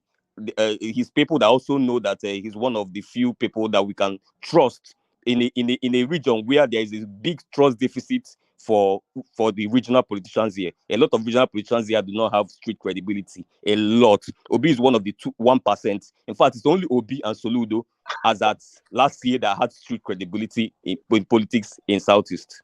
So it was very few. So when one of the two people that has street credibility was being championed by these young people, and the reason why these young people took on it is because these young people are revolutionalists. You get what I'm saying? People that push NSAS. So these guys do not care Which about young political people say? I'm my calculations, whether answers. he Why can you win keep or not. saying the They answers? just want to give it a shot. Wait, I'm listening. See, Uptown, they uptown, just want to give it a He's uptown. saying Many, in the many of southeast them, and so they are not maybe traditional politicians. many of them Listen at to me. last They are not. regretted it. Did you listen to Yes. Empire Osanyen, the Yes. last statement he made? And there is one other guy that supported the PDP, one doctor like that. He said, if I knew that Obi would have Okay. gone this far, I would have supported him. Many of them were Yeah. disappointed So a lot of them there, a lot they of didn't. them. So the people that was truly the lifeline of Obi and his candidacy, the lifeline, the engine, the heart of it was the NSAS Soroseko youth that transformed themselves to obedient movements. so A the huge demography answers of of them. wait, A lot of them. this is your answers thing. So why did he Wait lose the now, election let with me the tell you. answers I generation? Then? was part of NSAS now, so I can Why did tell he you lose if the you like election want with the or if you answers, not the want. so-called answers? Then why did he lose the election? Listen to me now. Yeah, When is it written? Let's no. even The election assume. result tell us all because the answers was Wait across now. the south and the middle Uh-huh. belt. So why didn't But he win the election then? If the whole answers was okay. support, if You you just want to no responded. talk the Wait southeastern now. answers and some south answers. That's Can I what you're going to respond to tell you? us. Tell us that, Can I but respond to don't you say the now? whole south answers. Listen to me. You just said NSAS is Southtown youth. So why didn't they lose the election? But Obi won in the south. He won Tinubu Atiku in the No, he south. He got didn't. the highest vote in the He south. won where? He won the south No, he cumulatively. didn't win the south. No, he He only won the won the south. southeast. He only He won the won the southeast. south The old cumulatively. south. He got the highest The old numbers of votes south. in the South south is from south southern now. Nigeria. South Wait, is wait. south now. Is it southwest or south? He South had is the south now. highest numbers of votes from southern Nigeria. Southern Now that's all Nigeria. that what If it is southern now. Nigeria Yes. is Nigeria, he will be president today. Wait. Okay, how many states did he True win or in the south? false? If southern Wait. Nigeria was Nigeria, Obi will be president today. True or He false? only won According to the southeast. election today. He won the southeast, right? Listen to And me. It's then, a direct question I'm No, don't asking say you. southeast. If Don't say southern southeast. Nigeria It's like was you are dividing Nigeria the south. today, We are talking about bros, south and the if north. southern wait, let me ask listen, him a listen. This straight is question. Let me ask him a straight listen. question. This is my argument. No, Listen, no, no, no. Just answer me yes or and no. south. If answer me Wait. now, let's You get don't allow me somewhere. to talk. Okay, let me answer you. Then let me answer you. NSAS Okay, let me was answer the you. See whole the south. question. See the question. I'm asking you a Bros. question. You're not Okay, listening to ask me. me a question. I will give you my answer. If it's yes or no question. So if No, say yes southern or no Nigeria, question. yes, if southern Nigeria is Nigeria, that's Nigeria is only southern Nigeria, who will be president today according to Who the will be result president? announced? Tinubu. Yeah, according to the result announced by Tinubu. What's the number? What's the number? Give me the number then I'll give you an answer based on that because I didn't count it, but I just know for a fact that okay, in a southern You didn't count it. Nigeria, Okay, I counted it. So I can give you the let's count the information. state. Wait, let's count the states. Let's count the Now I gave states you in the the southern information. Nigeria. Wait, now let me give. It's a simple information. Now we don't have to argue about it. It You can depends on look what up you call the the southern election Nigeria. results. Okay, Tinubu, if you go by its amount of states, Tinubu, if you go by the amount of states, is Tinubu. All of them But have the same if state we now. go Is by it not amount of 12 states, states? Tinubu how? How? Wait. Let's even talk about that. How is it Tinubu if you go by amount of states? How many states did Tinubu win in the south? You If don't we're have if your we're data counting now. Now you're coming Kogi, to an argument. You don't have your figures. Kwara as part of the south. But anyway, what I know is the No. fact of the Let's matter is argue this: what you're talking about. How many states did Tinubu win in the south? it depends what you're calling the south. It depends what you are counting as the Everybody in South. the platform knows what But the Southern fact Nigeria of is. What do you the mean by the people listen, Southern that listen. talk Nigeria about the South? is south, and the southwest. That is Mm. southern Nigeria. Northern But Nigeria is north Don't the, you central, know northwest, and the what Southern northeast. Nigeria and the Northern fact, Nigeria is okay, again? let's leave that. But I the asked point a I'm trying to simple make is question. this. See, Wait now. Mike, But bros, you can't allow me to wait. talk to you now. You You can't are just be dodging you can't from just manipulate the conversation. Allow me to say something too now. no, now you're dodging Because from my question. It's very forget simple. okay, I asked I you a don't answer question. I've answered your question, but let me say you my own explanation. Okay, let me explain what I'm talking about. Because my argument is you're telling me that it was the NSAS that voted for that led the OB, and I'm telling you that no, it's not true because NSAS was the whole South. If it was the NSAS votes, then Obi would have won the entire South because But Obi won the entire South now. he didn't win the entire South. No, he did not. He only won. His votes were more Do you know Southeasterners. Do you know what No, he mean no. by winning Obi, South? wait. Oh, listen He now. had the Obi's highest votes. numbers of votes from the South. That's not my argument. I said the entire South. Don't tell me highest number or whatever. Because we all know that If is Southern more. Nigeria was Nigeria, Bros, Obi would be bros, president. It's as is simple as that. regional. Listen, it's regional. The entire of the ethnic group were all behind him. And that's what I'm telling you. If we take away the South, Obi cannot win. we Obi should cannot not. win Southern Nigeria with Igbo votes. Obi won the entire Southeast, and then In he a took region after that he has won three three. tribes, that has He three won. major Okay, why tribes, didn't he win the whole you South can't South? win Why it didn't with he win one the whole tribe. South? Why did he not win the whole South South? He only won three states in the South South. He lost three states. The Tinubu won the Southwest, won the entire Southwest. Okay, guys. One Ola, after can you the moderate other. this, So this up at my who holds the floor? Tinubu lost So Lagos. He didn't win What any are you state in talking about? Southeast. How many states did he But win in did he win South any? too? Did In Obi South win South any too. other state outside So of how many states did he Lagos? win? He won one state. Did Obi win any other state outside of Lagos in South South? In the Southwest? Did he win any other states outside of outside of Lagos in the Southwest? And the Southwest is reason a why he one won the region out Southwest of because three regions of of the the South. population of the population of non-Yorubas in the Southwest. Well, the one that voted for him, that's it. So don't give me that crap. And he didn't even win by big margin. You won by small margin in Lagos. What are you talking about, man? It's almost even equal number. Did they It's very name easy another for us state? to Name start another state he banding won in the words about. Southwest. Listen to me. Name another state Obi won in the Southwest. Name another state. Listen to None. me. Listen to So what me. are you talking about? It's answers. If NSAS youth didn't vote for Obi, there's nothing in this world that will make him win Tinubu in Lagos State. Obi, listen. It's No, not why you possible. keep focusing on Lagos? Listen, look at the It's a numbers of microcosm of the macrocosm now. my You friend. cannot just Listen, answers happen all over the you are South. This guy changing will not let. goalposts every Ola for moderate one this thing, man. second. Ola moderate it. This guy just want to be the only one talking. Moderate it. Okay, Mike. This is so. This is the way we are going to do it. See, okay, Uptown, please lay your own position and let Mike counter you. So, okay, good. Just do it within 2 minutes, right? Let's just So hear that the up-down and Mike show. because now we'll be targeting let's just make it 20 the minutes up-down from now. and Mike show because we don't have other people there. Now the only two them they have. Okay. No, just this conversation.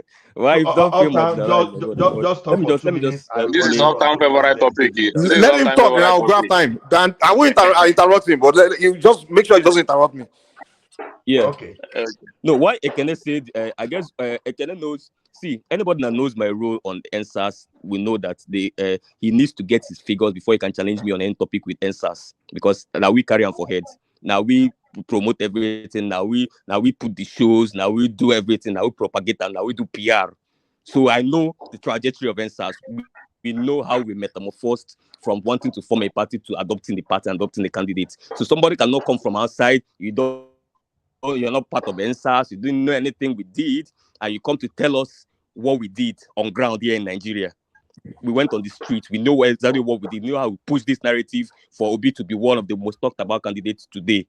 We know where we are coming from. So people coming to gaslight me, I take it personal. That's why I always take it personal when people come to gaslight or trying to change the narrative of what we did and how much we put into this. But it is simple mathematics and statistics.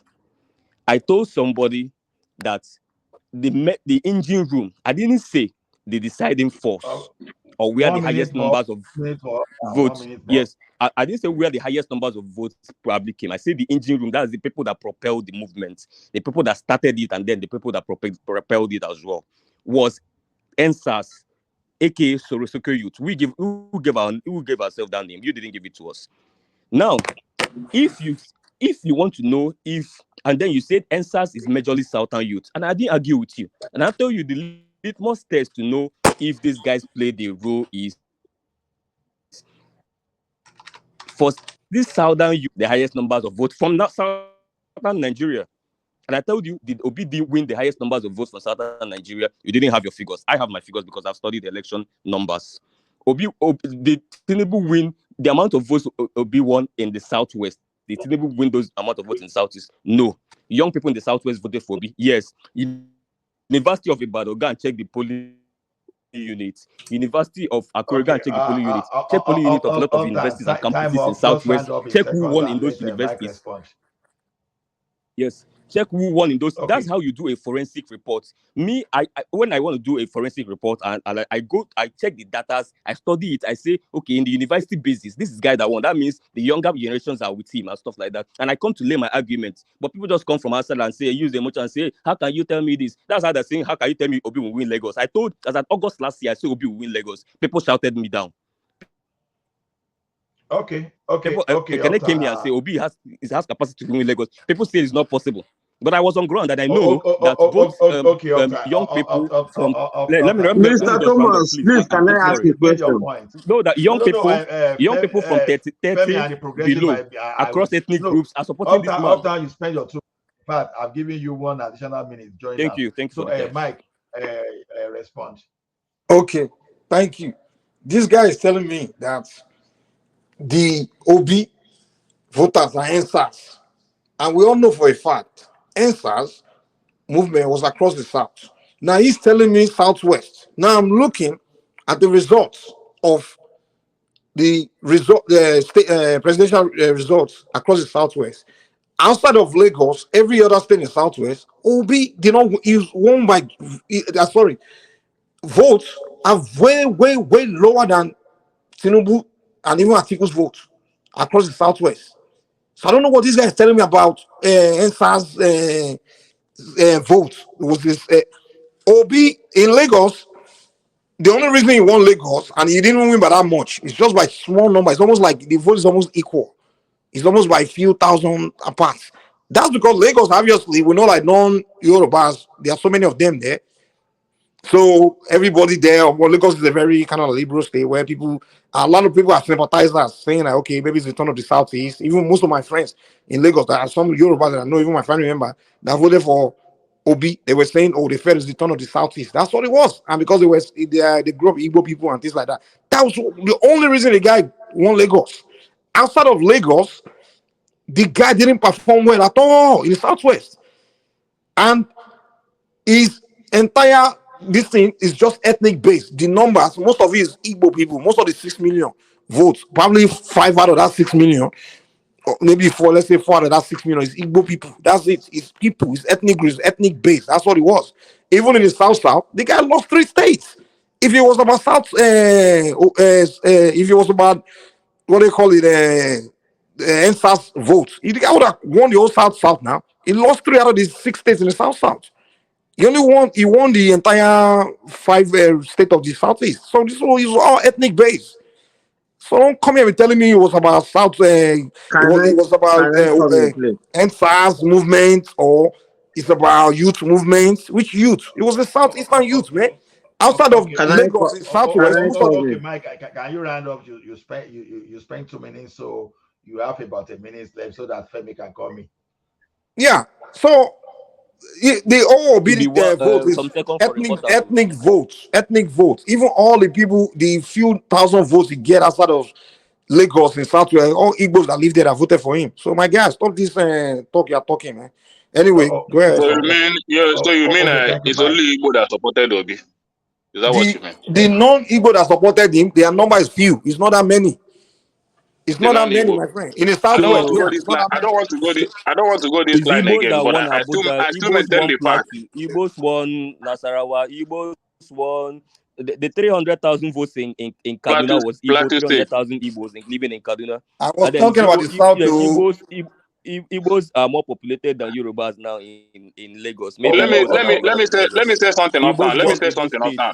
And Rivers State. Let me say something Even now. the Nasarawa you're talking about, the guy only won by small number. He first of all, he didn't win majority But of he the won votes. now. But he won. Wait. Did you believe Okay, that you win? I'm looking at the number in front of me. Let me give you the number. In Nasarawa, Obi got 191,600 and sorry, 991,361. Tinubu 100 and I say Obi 191,000, right? And 361. Tinubu 172,922. It's not by that much. And then But he won Atiku, now. wait. But he But won and he Atiku, still fit. And he still I'm fit his trying to place give now. you. Igbos in Wait, see now, Nasarawa wait. more than Can I land? more than people. That's the problem with these guys, man. That's the problem with these guys. Allow someone to land. If you had if you had the number of Atiku and Tinubu together, Obi didn't get half of that. It's not his number is not half of that. To we start How adding can I Total numbers number to of come in, votes. Atiku please? and So Obi he to didn't let's really win not keep majority people of the what they vote expect. there. So what are you talking about, man? Mike and Uptown. No, Femi, just Mike is hold now on. adding numbers I of will two give you time oppositions because I'm to make looking at it in front of me. I like can. so. okay, Let's You add know what? numbers of Let general me come back. election. no, Let's know if Uptown Tinubu and won the Mike election. waiting now. Uptown and Mike. I'm looking at it in front of me Let right here. Ekene just make his own statement. Then we go to Femi and Progressive, who are yet to make the because, like I said, by already it's 12:49 here. Maybe in the next 20 minutes, I want to shut down, but I can move you to the background later and we continue with our discussion. But I'm going to wear the live broadcast in the next 20 minutes. So, Ekene, let me just give you your own 3 minutes. Then we hear from Femi and Progressive. Sorry, why Yeah, why not just move it to the my background now if that's what you want to do? Okay, you want to continue discussion in the background. Yeah, that's no, doesn't make any let me finish. Let me finish. Then you can move it. Yeah, I want to Okay. go.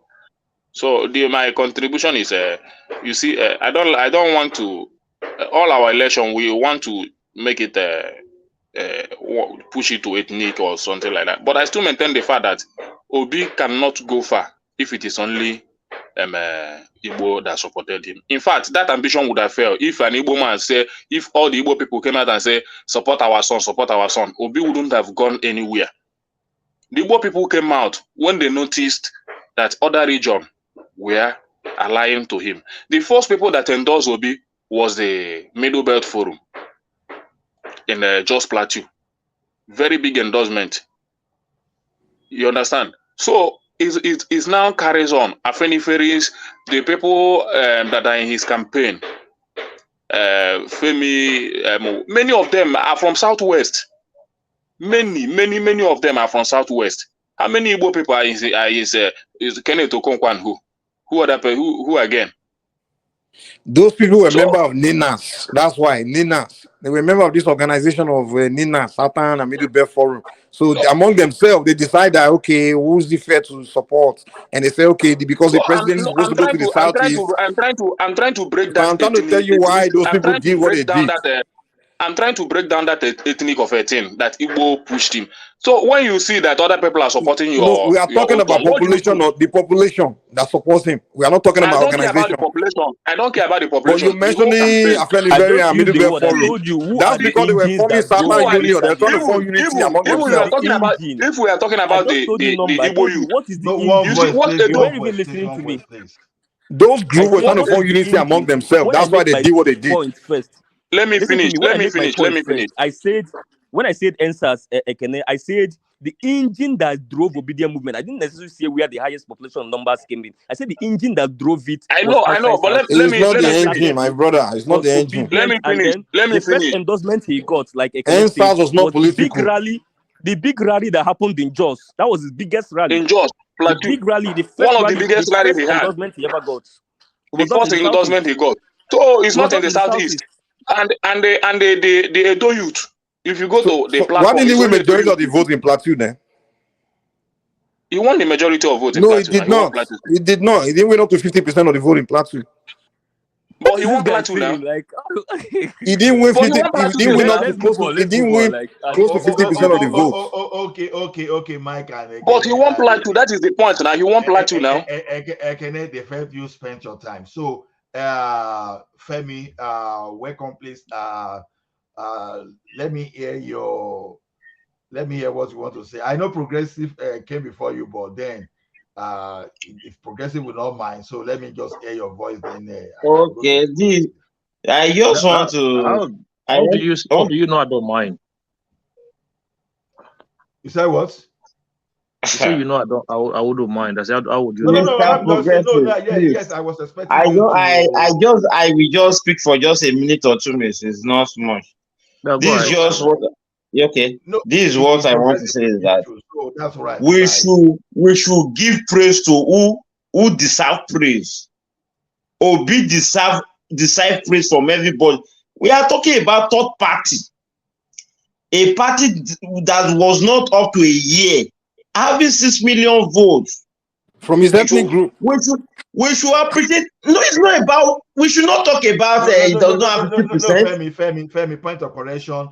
Labour Party was founded 2002. So No, this is a different thing. Exactly. We know the truth about this.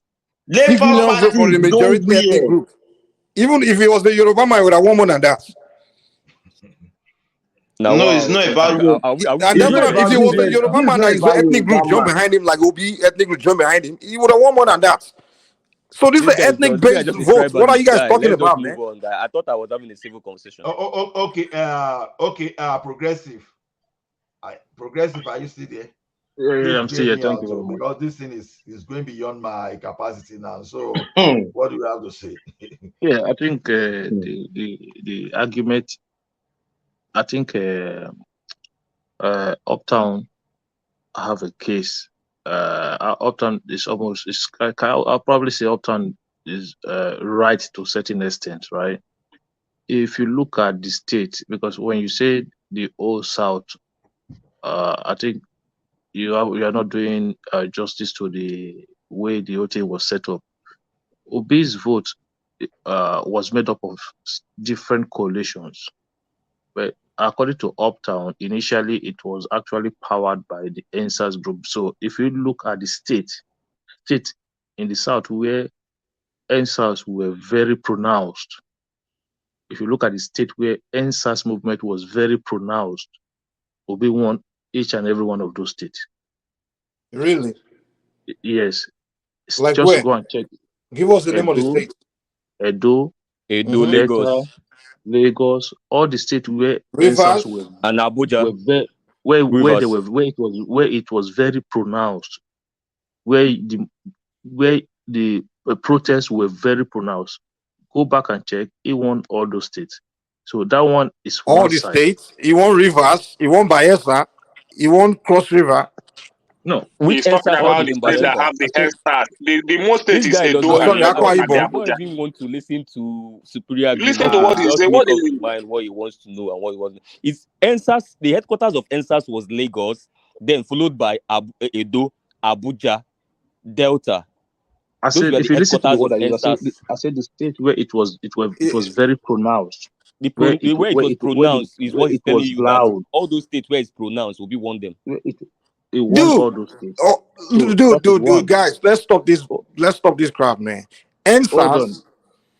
Listen, this votes, this election was, we all know it was ethnic based. If you're saying in Lagos, for example, listen. Let me finish. I used the word. Okay, I said finish. Go it ahead. was made up Finish. of different coalitions, right? So that is one part of the coalition. Another part of the coalition was the fact that there are certain groups who wanted their person to be the president. That was another coalition that joined that formed that coalition. Then the one that I did not expect, and I think that one came in after the Muslim ticket of the APC, was the Christian vote, where all the huge numbers of the majority leaders started canvassing for Peter Obi. I think, in my opinion, those were the three coalitions that came together that made up of the obedient vote in that election. So to just say, but which of he these won coalitions this, started it according to what you know, progressive? What out of these no, I three just said, coalitions, which one do you think I started said it? the NSAS, I said the NSAS, they powered To me, it's an insult to the NSAS movement. You guys are insulting the NSAS movement when you say NSAS movement, NSAS movement was Okay, backing I the am part of NSAS traditional movement. politician. Are you part? No, Are you part of it? no. It's an insult because Obi is But are part you of the part of it traditional first of all? Let's start with politicians. that. And you're telling me the NSAS that wanted change in Nigeria is a Obi, a Are you? PDP, one of the established known No, that's politicians. your opinion now, but it does not change No, the no, no, fact no. that During they NSAS, started it now. listen. During NSAS, every governors, everyone that was part of the government were really opposed. Even someone in Lagos, people were. Every governor or anyone that was associated with the Nigerian government were all opposed. People were challenging them, were really even attacking them. Obi And was you're not telling me that Obi, that was a opposed to member of it. the Obi government, was never member of opposed to it. PDP. Wait. You're telling me He was NSAS not people wanted. opposed to it. Wait. You're telling me NSAS people wanted change, and who they will go for is one PDP guy that's part of the establishment. Is what they will now say. Okay, we are going behind to come and change Nigeria for us. You If are just NSAS, saying, listen, if did they NSAS go movement for would it or not? That's the wait. question. Let me tell you how if NSAS movement would have stood up to say we want change, it wouldn't have been Obi. It would have been either Showore or one of those non traditional politicians. So you guys are insulting the NSAS movement to say that we are so stupid that No, we we are want change in using Nigeria. Now empirical. we pick See, the thing, a the thing with PDP us is guy. that we are Come on, using man, it's an empirical insult. facts. We are using Stop emotions insulting for the your own NSAS movement, analysis. man. You guys are insulting the Okay, NSAS movement. okay. Obi was strictly Let me ask. religion Wait, and ethnicity. That's all it was. progressive. Everything are Progressive. fueling. Sorry, Okay, sorry. On your hold on, behalf, let me everyone, ask Mike a hold on, please. question. Aisha Yusufu, where did she come from? But the Let's just Aisha ask this Yusufu, question. man, the Aisha No, support answer has not me do. now. Yes or no? I Let's can make also name progress. other NSAS people. Listen, it You are wasn't because of our NSAS. Stand me. Okay, let me answer you. I was willing It to name. wasn't. I can name a lot of Mr. NSAS people that also Macaroni. support The Tinubu. people They that was champion NSAS. their support for anybody has nothing to do with Reno, where NSAS. is Reno? No, Where is Reno? Where did he come from? My friend, and let me answer you. Let me The answer leaders you. of NSAS, where Anybody's. are they? Who are they supporting? Hold on. I'm an NSAS guy today. That's I about want Obi. to pass a message. Are you a Please, leader of NSAS? Mike. Are you a The leader? names I'm Let me. mentioning now. Everybody, listen. Anybody's choice of who they chose has nothing to do with their affiliation with NSAS. Everybody decide, okay, I'm going for this guy, that guy. NSAS was over, way over. Nobody's taking my NSAS anymore. I can name other NSAS people was that not were part over. of You are the NSAS. one They that also think it's support over. Tinubu. Which country are you? Maybe you're not in Nigeria. I'm in Lagos, and I know what I'm talking You about. can't say because one person was.